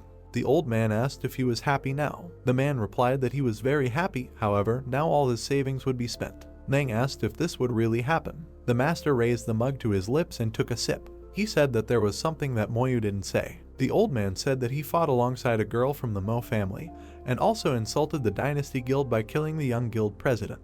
Bai waved his hand worriedly. He asked what was wrong with the Dynasty Guild, and then added that if necessary, he would kill everyone there. Meng looked at his friend, who relaxed and crossed his arms over his chest. The master noted that most likely Moyu wants to solve this problem himself and not involve his mentor in this. He asked the man not to interfere, not to make this situation public, and not to cause trouble for the guy. Bai noted that Moyu is quite ambitious, which is a good thing. Two men leaned their elbows on a round table. Bai asked if Meng thought he was so stupid that he thought he was going to interfere. The master noted that something like that, and then added that after old man Ning found out that his granddaughter was in the third battlefield, he would most likely come after him. The next day, the arena for professional competitions in the city of Nanhong. Many drones were flying over the huge arena where the competition was to take place. Professional competitions, Nanhong City, around which countless people gathered and made a big noise. Tao Tao, along with Mia Oyu and Moyu, looked around as they pushed through the crowd of people. The girl with the bob was surprised at how many people had gathered here. Tao Tao noted that she had heard that more than 100,000 professional teams were participating in the competition.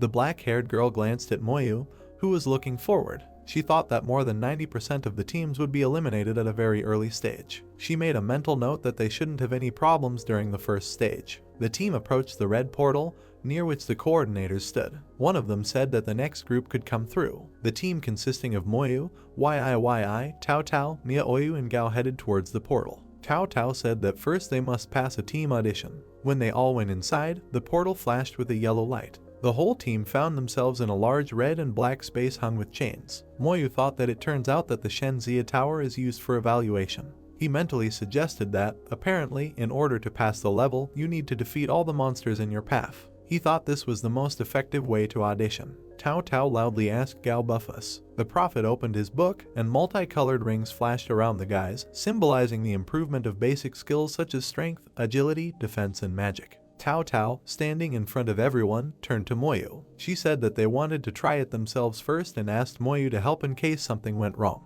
The guy nodded and gave his consent. The first monster appeared in front of the team. Abyss Demon Dog, level 27, strength 28-0, agility 35-0, spiritual strength 1000, constitution 2000, skill bite. Tao Tao, placing a shield in front of herself, activated a protective barrier around herself. At this moment, Moyu thought that this monster was 4 levels lower than the real Abyss Dog, and its stats were also much lower. He thought that the team should not have any problems with him. The black-haired girl moved ahead and confronted the demon. She swung her shield and hit the demon on the head with it. The monster began to lose its balance from the blow, and Yi rushed past it, using her shadow assassin skills. She crept up behind the demon, and flashing her talking eyes, struck him with her blades. Standing next to the corpse of the disappearing monster, the girl wiped the sweat from her forehead with her hand. She thought that she was able to become stronger just by watching Moyu. Pleased with her first victory, Tao Tao exhaled and smiled. She noted that they are doing well so far, so they need to move on. Looking at the black-haired girl, the corners of Moyu's lips slightly pulled upward. He thought that based on his experience, this test would definitely not be as simple as it seemed at first glance. Many people were looking at the large holographic screen, watching the team counter. People cried out in surprise that there must be over 30,000 teams participating. Someone loudly noted that this selection would be difficult. There was a loud cry that another team had been eliminated from the competition. 3 Abyss Demon Dogs appeared in front of the team. Yi, concentrating, caught up with one of them, and plunged her blade into his neck using the Mortal Strike skill. She swung her other hand and threw another blade straight into the stomach of another dog that was about to attack the team. YIYI activated the body explosion skill, and the monsters' insides began to explode one by one. Mia Oyu began to cast the spell, and the third dog was captured in an air whirlwind, after which Tao Tao, covering herself with a shield, rushed at him with her sword. Gritting her teeth tightly, she swung her weapon and cut off the monster's head. Bai and Meng watched the competition from their abode. Bai asked what this brat is doing, that their score is moving slowly there. He crossed his arms over his chest and cast a dissatisfied glance at the master. The man asked why the other teams had 40 points, but the Moyu team scored only 23. He asked Meng if he could open the entrance since he controlled Shenzia Tower. The master replied that he could not do this. He reached out and touched his mug of tea. The master noted that this was just an audition, and it was not a matter of speed at all, and then asked if he really didn't trust Moyu. Bai smiled and clenched his hand into a fist, flexing his biceps. He noted in a cheerful voice that if the guy did not become a champion, then he would have to cope with him.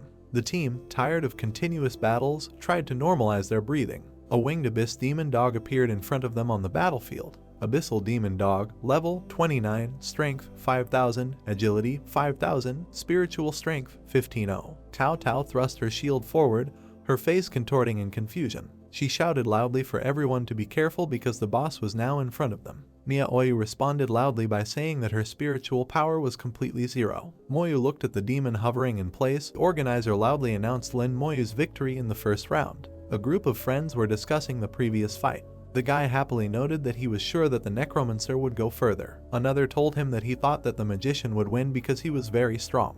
The girl noted that the most important thing is Lin Moyu's strength. Su Sheng, standing not far from them, grimaced and tutted in displeasure. He heard his friends comment that Moyu's victory was much easier than Sheng's. They then added that they were confident that the necromancer would survive the second round. A victory scroll appeared next to Moyu and he glanced at the organizer. The man in the suit asked if he agreed to continue the tournament, and the guy agreed. He walked out onto the platform, and a level 37 sword and shield knight appeared opposite him. The man in armor frowned at the guy. He thought that the best way to deal with the summoner was to defeat the summoner himself. A loud voice announced the start of the second round. Holding tightly to his shield, the man ran forward, intending to attack the guy with a running attack. A skeletal warrior ran out to meet him, armed with a sword. Swinging, he struck, but the knight managed to put his shield under the sword. Under the pressure of the skeleton, he moved back a little. The man thought that this undead was very strong. He realized that getting within attacking range of the summoner would be more difficult than he thought. The knight moved to the side and hit the skeleton with his shield. He quickly ran forward, scattering the skeletons that appeared in front of him in different directions. The man's eyebrows dropped and his face frowned. He thought that now was his chance. Moyu waved his hand and a turquoise flame appeared on his palm. He said that the knight's chosen tactics were useless and then called the skeletons back. All the skeletons surrounding the running knight instantly disappeared. Moyu smiled, bringing his palm to his face. He said that other warriors could come out. A moment later, a small group of skeletons appeared next to the necromancer again. The knight was very surprised that the guy could repeatedly summon the undead. The man froze in place and bared his teeth. He thought he had fallen for the necromancer's trick. He thought, now he needs to quickly figure out how to get out of it. The knight perked up when he saw a bright turquoise flash. His entire body was shackled with long red chains. He asked if this was a curse. Holding the swords tightly in their hands, the skeletons headed towards the knight. With one hand he tried to protect himself from blows with his shield, and with the other to repel attacks. After some time, the knight's health bar was at 0, and he was moved to the save area. The man froze and his eyes widened in surprise. He wondered if he had lost. He put his fist to his chest, looking at Moyu. The organizer's voice announced Lin Moyu's victory in the second match. The guy stood on the court with his hands in his pockets, and the spectators in the stands again built up a fuss. They were surprised at how calmly a level 27 necromancer defeated a level 37 necromancer. They noted that everything looked as if the guy was coming to battle very easily. They were confident that since Moyu passed the second round so easily, the third would not cause him any huge problems. A mid-level scroll appeared next to the necromancer, and after a while a man in a suit approached him. He asked if he would continue and Moyu agreed. The bright light of the teleport flashed. A high-level 42 archer appeared in front of Moyu, who was also a 3-star lieutenant. The audience was surprised by the appearance of an archer who had gone through the second awakening of the profession.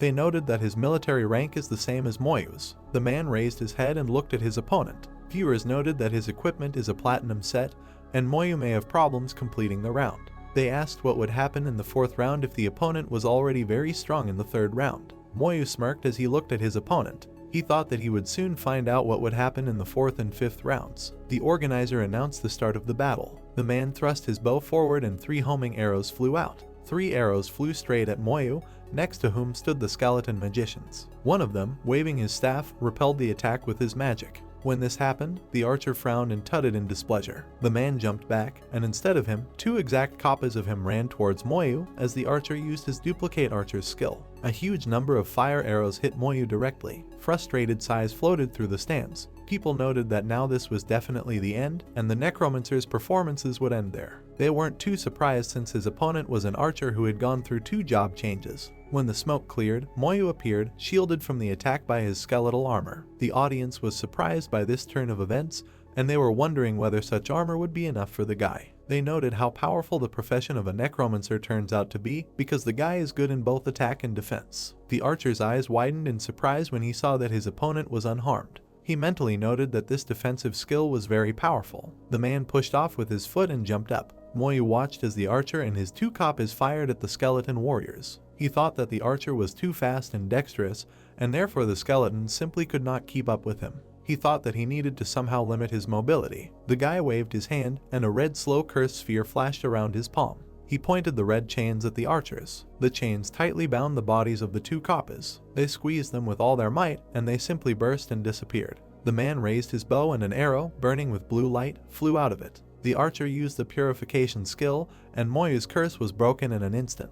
The necromancer was surprised that his opponent had a skill that removed negative influences, like healers. The man pulled the bowstring tighter and fired an arrow of silence at Moyu. He indignantly noted that he would be interested to see how he dealt with her. The arrow flew straight at the necromancer, but, colliding with the barter of skeletal armor, it simply dissolved into it. The archer thought, were even the sufferings of silence really useless? The audience was simply confused by the situation. They were shocked that Moyu's defensive skill even blocked CC effects. They tried to understand whether this profession had any weaknesses at all. They realized that during the entire tournament they had not seen a single weak side of the necromancer. Moyu and the archer stood opposite each other, keeping their distance. Viewers were wondering how things would go next since they couldn't do anything to each other. Moyu lowered his eyes to the floor and rubbed his chin. He was thinking about whether he should summon more skeletons. He thought that the warriors could not keep up with the archer, and, in addition, he had a skill that removed the curse. He looked at his palm, in which a small turquoise light appeared. Moyu wondered if it would hurt his opponent too much if he used Soul Flame.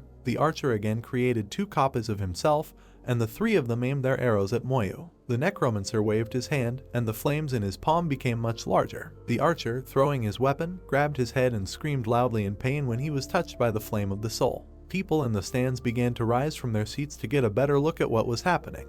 They were trying to understand what had just happened. Someone noted that Len Moyu was using some kind of skill, and it was something offensive against a single target. The necromancer, sensing his palm continued to burn, looked at his opponent. He asked him for forgiveness for what he had just done. The archer, whose face showed only immense horror, died in pain. At the moment he was trying to understand what kind of terrible skill this was. The man fell to his knees, still holding his head. Su Sheng, who was watching the battle, looked at Moyu's back with a scared and at the same time shocked look. He noted that this guy was just a monster in the flesh. The archer began to examine his body as he was transported to the conservation area and restored to health. The voice organized announced Lin Moyu's victory in the 3rd round. Surprise and confusion were also visible on the faces of the spectators. Someone noted that he was very frightened by the power of the necromancer. The person said that it seems that today they will witness a record, and Moyu will be able to successfully pass the 5th round. A man in a suit approached the guy on the landing again. He asked if he planned to move on. Moyu looked at him with a confident look and answered with a short agreement.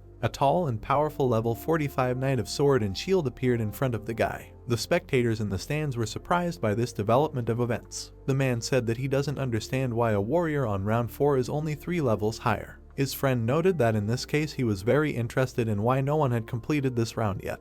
A man called out to them and asked them to look at the site. Behind the knight, 4 more people of level 45 appeared, among whom was an archer, a mage, an assassin, and a warrior. The spectators were shocked to see a full-fledged squad of 5 people. They believed that it would be simply impossible to win such a battle since the difference in levels was too great. She calculated that Moyu's difference with his opponents was as much as 18 levels. The necromancer looked at the satisfied grin of the Knight of Sword and Shield. He mentally noted that this man was a 9-star lieutenant, meaning he was a true warrior who had been killing demons on the front line for years. He thought that the rest of his squad were at least all 5-star lieutenants, and these were already very serious opponents. Moyu narrowed his eyes a little, and the corners of his lips turned up slightly. He thought he now understood why no one could get past the 4th round. The female mage and the male archer smiled as they watched Moyu. Their captain, a knight of sword and shield, took a few steps ahead and addressed the necromancer. He noted that the guy was really good. He added that he should be proud of himself because reaching level 4 is a great achievement in itself. Moyu grinned and leaned forward slightly. He thanked the man for his praise and then added that he still wanted to go on and win. The guy waved his hand, summoning his army of skeletons. Seeing this, the spectators recoiled in fear. They were shocked by the capable necromancer. A huge number of skeleton warriors filled the battle area. People watched this with their mouths wide open. They noted that this was, indeed, a whole army. The knight of the sword and shield froze, and a bead of sweat ran down his forehead. He was also surprised by what Moyu did just now. Shang and Giant Fei stood near the site and were amazed at the number of Moyu warriors. The blonde was indignant that it wasn't enough to deal with a huge army, and then asked how many more trump cards the necromancer had hidden up his sleeves. Giant Fei noted that at least he had not yet summoned his huge monster, and then asked how it was possible to fight with it. Moyu pointed forward with his hand. The skeleton warriors jumped out of their seats and ran towards the opposing team. The ice and fire mages raised their staffs using elemental skills. They used a group attack, and in addition to the skeleton army, a fireball and ice crystals also flew at the squad. The archer took out an arrow and pulled it onto the string, and the girl mage waved her staff, preparing to attack. The knight created a magical dome around himself and his team to shield them all from the fire. The man tensed, as the magic of the Moyu magicians was very strong. He shouted to his comrades to hurry up, as he would not last long. When the shield could no longer withstand the onslaught of attacks, the archer splashed out a storm of arrows from his weapon, and the mage girl tried on the Doomsday Meteor Shower skill, which hit upward in a pillar. The skeleton warriors ran along the path towards the opposing team, and burning stones fell on them from above. The meteor shower began to knock the undead off their feet. Loud explosions of stones hitting the ground began to be heard. Moyu received a notification about the death of one skeleton magician. He thought that the skeleton warriors were still more or less in order, but the magicians were not of such a high level to withstand such powerful attacks. Suddenly, Moyu found himself in the darkness, which was an assassin skill called Formless Stealth, and the man himself was sneaking up on the necromancer from the side. He hit the guy from behind, however, colliding with his skeletal armor. The assassin's pupils constricted and his eyes widened in shock. The obsession passed, and 2 skeletons grabbed his hands. He used his skill and lit up with a bright blue-violet light. A moment later, the 2 skeletons stood with surprised faces and empty hands. Moyu looked at his palm, on which the soul flame flared brightly. He asked if the assassin had escaped. The man moved to his team, and the support began to heal him. He asked his friend to hurry up. The captain turned to the assassin with a worried expression on his face. He asked loudly if he was okay. The assassin clenched his teeth tightly, and fear was visible in him. He said that skill just brings hellish pain. Moyu swung his hand using a slow curse, causing red chains to fly towards his opponents. The man raised his hand up and used the mass purification skill, destroying the chains flying towards the team. Moyu frowned and clicked in displeasure. He noted that, of course, with high-level support in the group, they need not be afraid of his curses. The skeletons rushed forward again, and the knight backed away a little. He warned his team that the undead were about to surround them. As the skeletons gathered around them, the mage girl created a fiery ring of resistance. The ring began to expand, and the skeletons ran back, trying to escape the fire. The archer fired an arrow with a magical chain wrapped around its perimeter. When the arrow stuck into the ground, the chain grabbed the skeletons, preventing them from moving. He shouted loudly, warning his comrades that his chain arrow would not be able to hold them off for long. Moyu stood alone on the edge of the platform, his hands in his pockets. The knight shouted loudly that he couldn't wait any longer, and he needed to clear the road and attack the necromancer while there was such an opportunity. At the same time, a big commotion began among the spectators in the stands. They were shocked that the team was able to defeat the Len Moyu skeleton formation. They noted that they were real level 45 warriors, and not just punching bags. They believed that Len Moyu now had every chance of losing the battle. The squad of warriors began to rapidly approach Moyu. The knight thought that the necromancer had too many skeletons, and if they continued to fight according to his scheme, they would simply die from gradually accumulating fatigue. The archer pulled the chain arrow back onto his weapon. Moyu stood calmly and looked at the squad approaching him. He noted that the Shenzia army soldiers made him happy today, and he finally felt like he was fighting with professionals. At that moment, the knight ordered everyone to go on the attack, and the team ran towards the guy. Moyu grinned as the turquoise soul flame flared up again in his palm. In a low voice, he noted that he was sorry that they would still lose. A squad of level 45 warriors with armor and daggers, led by a 9-star lieutenant, set out to attack Moyu himself.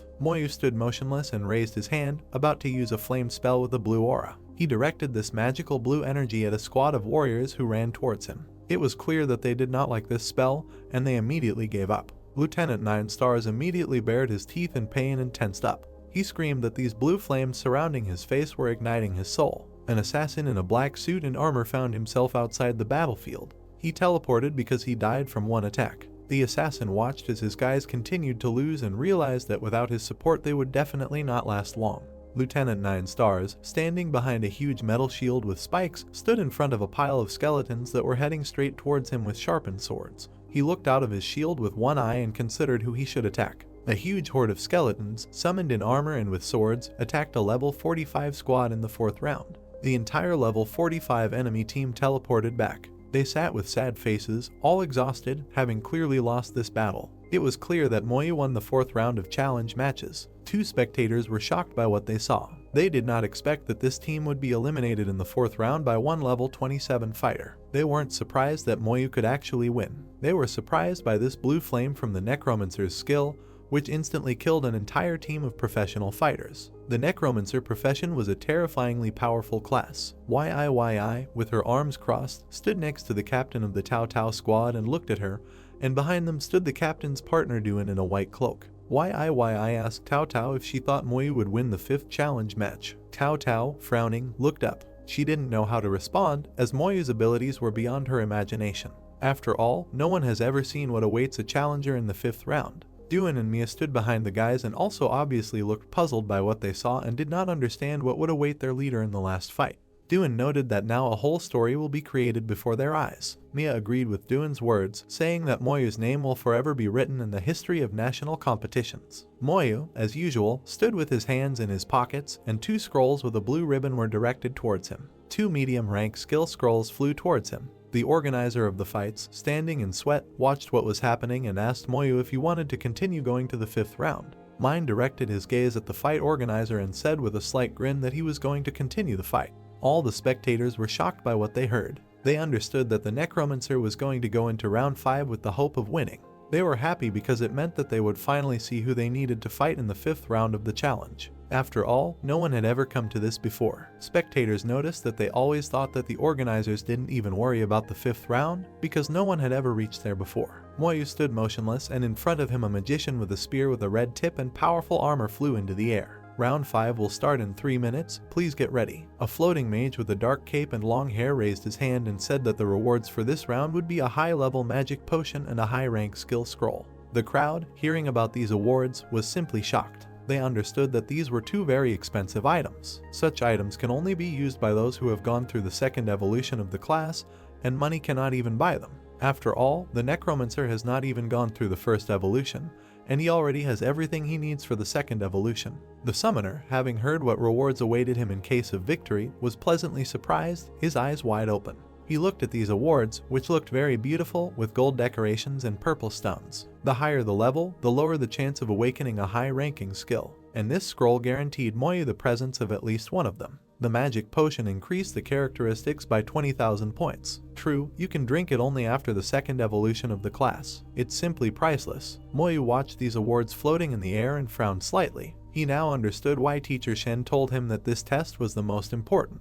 He simply had to get the level 5 reward. A bunch of magicians who have just teleported appear on the battlefield. The Necromancer looked at all these magicians with a little bewilderment. The audience rejoiced at who Moyu was going to fight with, because it was a group of magicians with rare classes and everyone was above level 50. 2 fighters from the enemy squad are introduced. One of them was a woman with long black hair, and the other was a huge man in a black cloak. The woman was a level 50 Holy Knight, and the man is a level 50 Shillian Elder. The mage group had the highest attack power. With such strong magicians with powerful area attacks, Moyu's army of skeletons cannot be defeated so easily. The other 2 mages were also women in protective armor, one of whom was dark, and the other with blonde hair and tattoos on her face in the form of black lines. One of them was a level 50 fire mage, and the other was a level 50 shadow mage. Shadow mages are known for their superior control skills. Fire mages have the most lethal attack and, with the support of Elder Shillian, they are practically invulnerable. 2 more magicians appeared, one of whom was a guy with a hairstyle on his head, and the other a girl with long red hair and red lipstick with a protection on her head.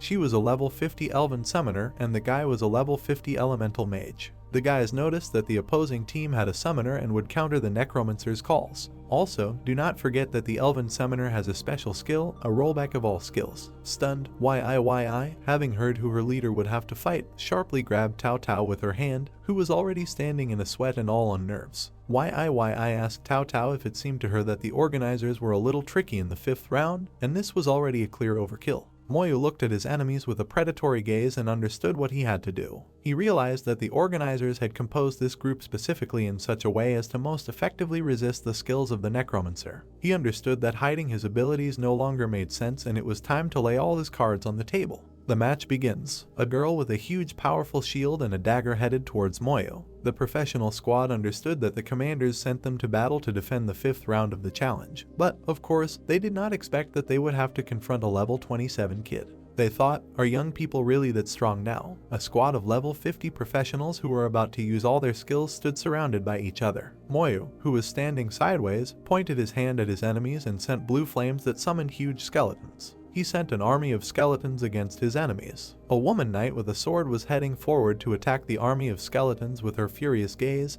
and behind her stood a magician with a spear. She told everyone to get ready and attack in the area. She ordered his army of skeletons to be destroyed. Moyu took out his most magnificent and impressive-looking Danatus braid. The opponents were surprised that he took out his scythe. The magician with the sun pattern on his face stood very surprised. He wondered if Moyu would now summon a huge big guy. All 3 mages, each using a different spell, were surrounded by their own colored auras. They sent a meteor shower, a sleep cloud, and a rain of fire towards Moyu. The elven summoner with a guard on her head raised her hands and was also about to use her spell, summoning a huge monster. The bright silhouette of a wolf-like monster howled. All skills have been rolled back. All magician skills that were used were restored, and they can launch another powerful area attack. Moyu watched as huge flames and explosive balls were directed straight towards the ground, towards his skeletons. The angry Moyu raised his scythe and waved it, clearly wanting to summon the sleeping soul of the huge big guy. A huge skeleton warrior with horns on his head appears. The crowd of spectators cheered at what they saw, as they were surprised that Moyu had one skeleton of this size. A crowd of magicians watched what was happening, standing in the distance, when a huge skeleton with huge wings appeared. The captain of a professional squad of opponents looked at the huge skeleton, and was perplexed that this no longer looked like a joke. Because if she remembered correctly, this was the boss of the Hell Difficulty Dragon Guard post. A huge skeleton with armor in the form of a cape of white wool held in his hand his huge staff, behind which stood Moyu with Danatus' scythe raised. He ordered his dead general to lead his troops into battle. His huge skeleton with spikes and armor on his head stood straight. A huge summoned monster with armor, along with its skeletons, headed to attack a squad of level 50 professionals. Huge bright fiery rays were directed directly at the skeletons, who died from this flame, splitting right on the move. 3 skeleton wars were destroyed by the attack of professionals. A bunch of fiery rays were directed at the entire squad of skeletons, who died from them. It was obvious that the power of a level 50 mage would be enough to destroy the necromancer's skeleton warriors. The huge skeleton warrior flapped his wing. Huge explosions and fiery attacks were directed at all the skeletons, continuing to destroy them one by one. The magician with long black hair looked to the side, clearly not with a happy expression on his face. He understood that it was the soul of a boss from a hellish level of dungeon difficulty. It was difficult for him to believe that a necromancer had such a skill, and it was unthinkable. A squad of professionals used group protection, hiding behind a magic sphere. A huge skeleton in black armor swung his spear, surrounded by blue flames. The skeleton warrior slammed his staff into the group defense of the squad of professionals who were hiding behind it. The pro squad was shocked as their area attacks were blocked by the Dragon Guard captain. However, they understood that the group's strength was enough to deal with this boss. A huge blue cloud with lightning and thunder appeared in the sky. It was a sleeping cloud. Drops of water from the huge blue sky were directed to the ground. Drops of rain, hitting the skeletons, abruptly pacified them and the entire army seemed to fall asleep. A huge skeleton guard in white armor pointed his staff at his army and abruptly revived them with a red shockwave. He used the combat prowess spell. All the skeletons suddenly woke up and intended to continue their attack on their opponents. The captain of the Dragon Guard looked up and opened his mouth, clearly turning on his other furious state. The opposing captain understood that the leader of the skeletons had reset the sleep effect. She was not happy about this. The main skeleton guard with his wings and sword struck at the group defense of these magicians. His dagger pierced this magical sphere, which was supposed to protect the squad. The huge howling wolf with a blue silhouette appears again. The skill cooldown has been reset. Raising her huge and thick shield, the girl knight used group defense and hid behind a spherical magic ball. Moyu widened his eyes and was perplexed by the events taking place. He noticed that the summoner had very bad skills, and he should have dealt with him first and then deal with others, since the constant rollback of skills played against him. The entire squad of mages raised their hands and were about to cast all their spells. They were about to start attacking the necromancer himself. Moyu stood surrounded by his skeletal armor, which was targeted by huge rays of the magic attack of the mages. He wanted to test whether his bone armor could withstand an attack from level 50 mages. Being under skeletal armor, all attacks of professional magicians passed through it or were reflected. Moyu understood that it was difficult, but his spirit level was quite high. This allowed him to keep his bone armor on at all times. Surrounded by skeletal armor, Moyu quickly turned back and saw a huge puddle of water appear at his feet. He realized that it was a swamp, and this one was using a shadow mage skill. While in the company of his skeletons, surrounded by blue magic, he found himself knee-deep in water. Moyu could hardly move in this water. However, he was still able to get out of it, and in the company of his skeletons, who directed all their balls at a squad of professionals, he was about to attack. The captain of magicians opened her mouth in horror, her eyes wide, and did not understand how this happened. She was angry because while his protective skills were hanging on him and the knight's control did not work. A huge, fur-armored guard captain raised his shield as he stood nearby. An army of skeleton warriors tried to test the group defense of a squad of professionals with their swords. The mage captain turned to her squad in a panic and called out to them, saying that soon their group defense was about to drop, and therefore they needed to roll back the cooldown of their skills again. An elven summoner with a protection on her head sat next to her summoned wolf with a blue aura and white fur. She said that it was impossible to use the skill so quickly and her summoned beast needed more time to restore the skill. A huge skeleton, the captain of the Dragon Guard, was heading in a furious guise towards a detachment of professional magicians. The captain of the mage squad stood in horror as fragments of the shattered group defense flew past her. She was in a panic because the group defense of the level 50 Holy Knight was broken by simple attacks. Even the cooldown of the skills did not have time to roll back. She noticed that the necromancer's skeletons began to fight more fiercely than in the previous round. The squad of angry skeleton warriors continued their attack and advanced further. The Holy Knight shouted that the skeletons were advancing and she needed help. The fire mage, raising his moon-tipped staff, surrounded himself with a huge ring of resistance aimed at the skeletons. The elemental mage raised her staff above her head and built a huge wall of fire around herself, clearly protecting them from the skeletons. The skeletons flew back from the blast wave of the magic power of the mages. The summoned beast had recovered again and was about to use its cooldown. A number of professionals enveloped themselves in a huge magic sphere using group protection. The Holy Knight mage peeked out from under her long bangs with a malicious grin on her face. She said if they could damage Moyu even just a little bit at a time, they could just gradually beat him to death and win the fight. However, the captain's face changed abruptly in the moment, and she looked with her wide eyes at her necromancer enemy. He stood surrounded by his skeletal armor and two warrior knights who lowered their blades, stabbing them directly into the ground. They realized that the necromancer used a trick in her defense, which was formed due to the summoner's skill rollback, just to get close to them at point-blank range. The captain of mages was stunned, looking at the necromancer with a lost face. She realized that the necromancer dared to engage their squad in close combat.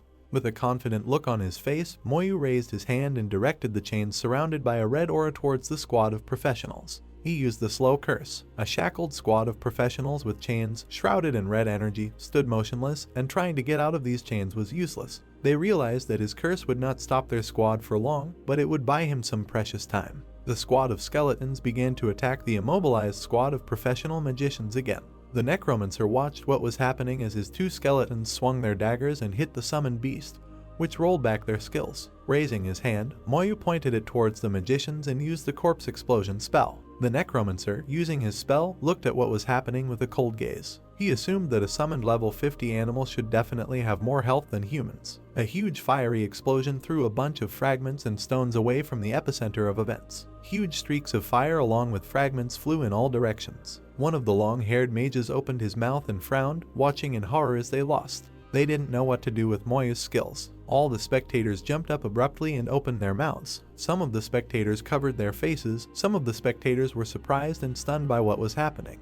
They didn't understand what happened there. They saw that there was an explosion. They tried to guess what kind of skill it was. Huge clouds of acrid smoke spread over the stone path. The exhausted captain of the Holy Knight with a broken shield stood among this smoke. She didn't understand how her protective field collapsed in a second. She turned back in bewilderment, trying to see who was left of her teammates on the battlefield after this attack. She assumed that she was most likely the only one who survived the attack. The captain of the Dragon Guard with glowing eyes and a bunch of other skeleton warriors was heading towards the survivor. The leader of professional magicians, all wounded and with a wound on her eye, stood as if in the frame. She admired what was happening because this explosion exceeded all her expectations. She bowed her head, clearly admitting defeat. She called the necromancer amazing and showed him a great sign with her finger. She noted that if the Shenzia Empire has such strong youth, then the empire will have a brilliant future. The mage captain jumped from the remains of the ruins, which had recently been a battlefield. Round 5 of challenge matches has been completed.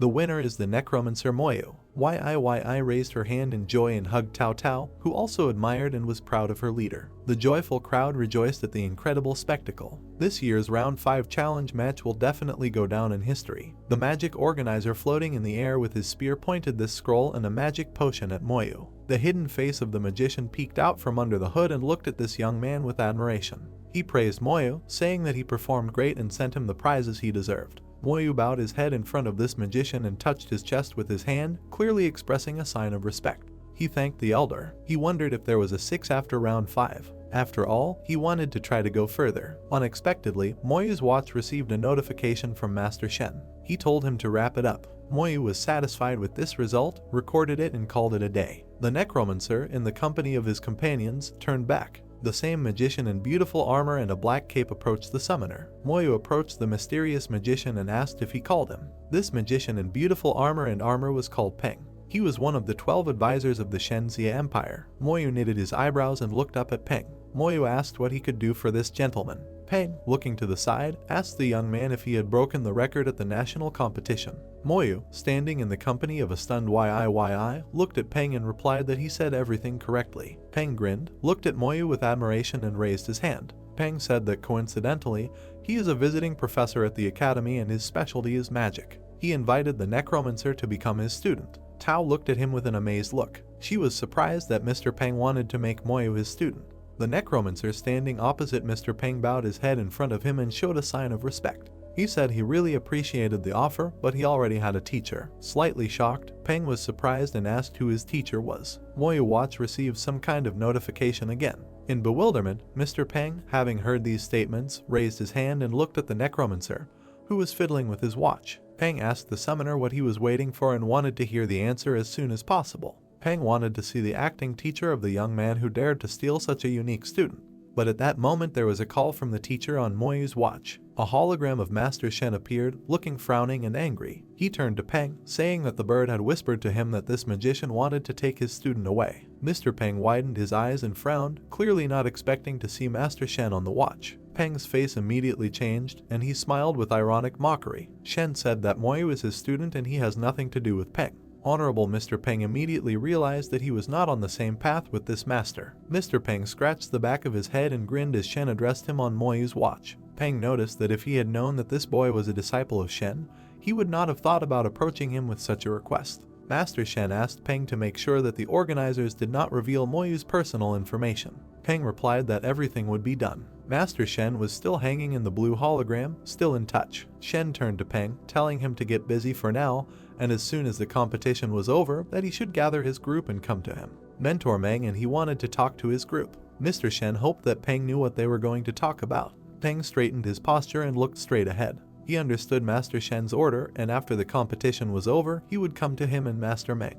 Not yet breaking the connection, Master Shen turned to his student. He said that the necromancer had been the center of attention for the past few days and it was time for him to end this and return because he had a new task for him. The necromancer agreed. Surrounded by his teammates, Moyu went to Shenzia Academy. Shenzia Academy student dormitory. Moyu sat on his bed with his arms and legs crossed, meditating. Moyu drank the magic potion. The necromancer's personal card has appeared. The necromancer is unique. Level 27. Strength 710 plus 200. Durability 710 plus 200. Agility 710 plus 200. Spirit 290 plus 200. He sat on his bed and lowered his head slightly. Moyu realized that he could now finally start increasing other stats, not just spirit.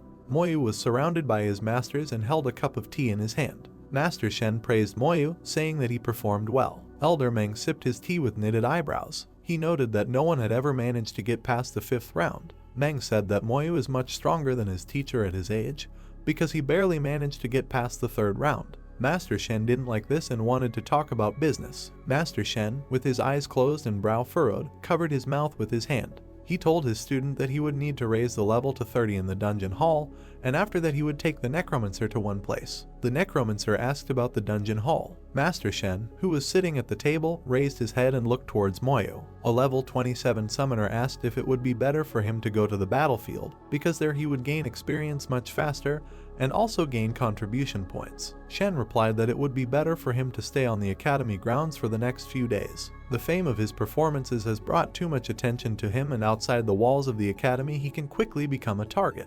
Master Shen looked at his student who was standing next to him. He noted that Moyu already knew that in recent years, killers have been hunting for the most talented boys and girls, and therefore he needs to be careful, although nothing threatens him inside the academy. The level 27 summoner now understands everything. Elder Meng and Shin Master looked back at disciple Moyu leaving them. Meng asked if Shen really intended to take him to this place. Master Shen looked at the elder with his hands folded on the table. He said that it would be so, because he could not be called a full-fledged warrior of the Empire until he got to this mysterious place, and the sooner he goes there, the more he will get from it. The elder asked if Shen was afraid that Moyu would be in danger in a mysterious place. Master Shen frowned slightly. He noticed that this young man was very strong and much stronger than the masters imagined, and it was not easy to kill him. Moreover, it has the mark of the Hall of Souls on it, so even if Moyu dies, he will be resurrected. Moyu returned from the academy from the masters and looked busy when he heard about the dungeon hall. The people greeted Moyu's return with jubilation and joy. They heard that he had reached round 5 of the challenge match. Moyu noticed that he felt like grinded a dungeon,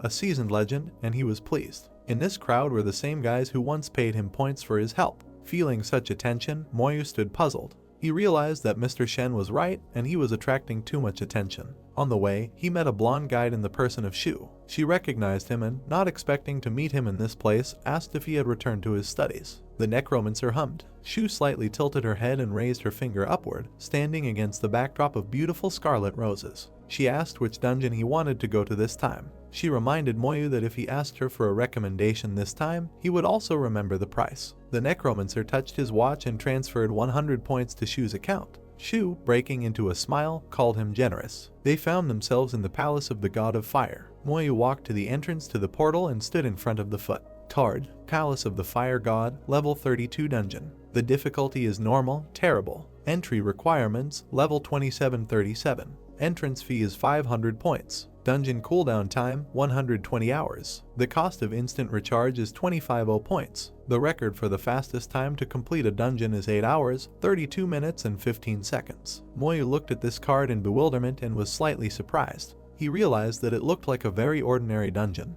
but he didn't understand why it took 8 hours to complete the record. The ever-joyful Shu looked at the necromancer. Shu asked if Moyu noticed that this dungeon takes a lot of time, so no one chooses it. And all because it is one of the 5 elements. The 2 elements fire and water mixed together like yin-yang. And also a huge and bright light emitted its rays, like the sun, and illuminated the stones flying in the air, symbolizing the 5 elements. She asked if Moyu remembered that there are 4 main elements. She noticed that many people forget that light also belongs to the elements, and in the end there are not 4 elements, but 5. Each of these elements has a corresponding dungeon, in which a stone imbued with its power can fall out. Puzzled by what he heard, Moyu looked at Shu, who was giggling. He asked what would happen if you collected the stones of all 5 elements. Shu didn't know the exact answer, but according to the rumors that were circulating, it seemed like it could bring some crazy benefits. He glanced again at Shu and asked about the other elemental dungeons that could also be located here. In front of the entrance to the portal, which is located on the 2nd floor, there is a beautiful staircase. She said that there is a water dungeon of level 37 and you can only enter there at 32. The wind is level 42 and the entrance is from 37.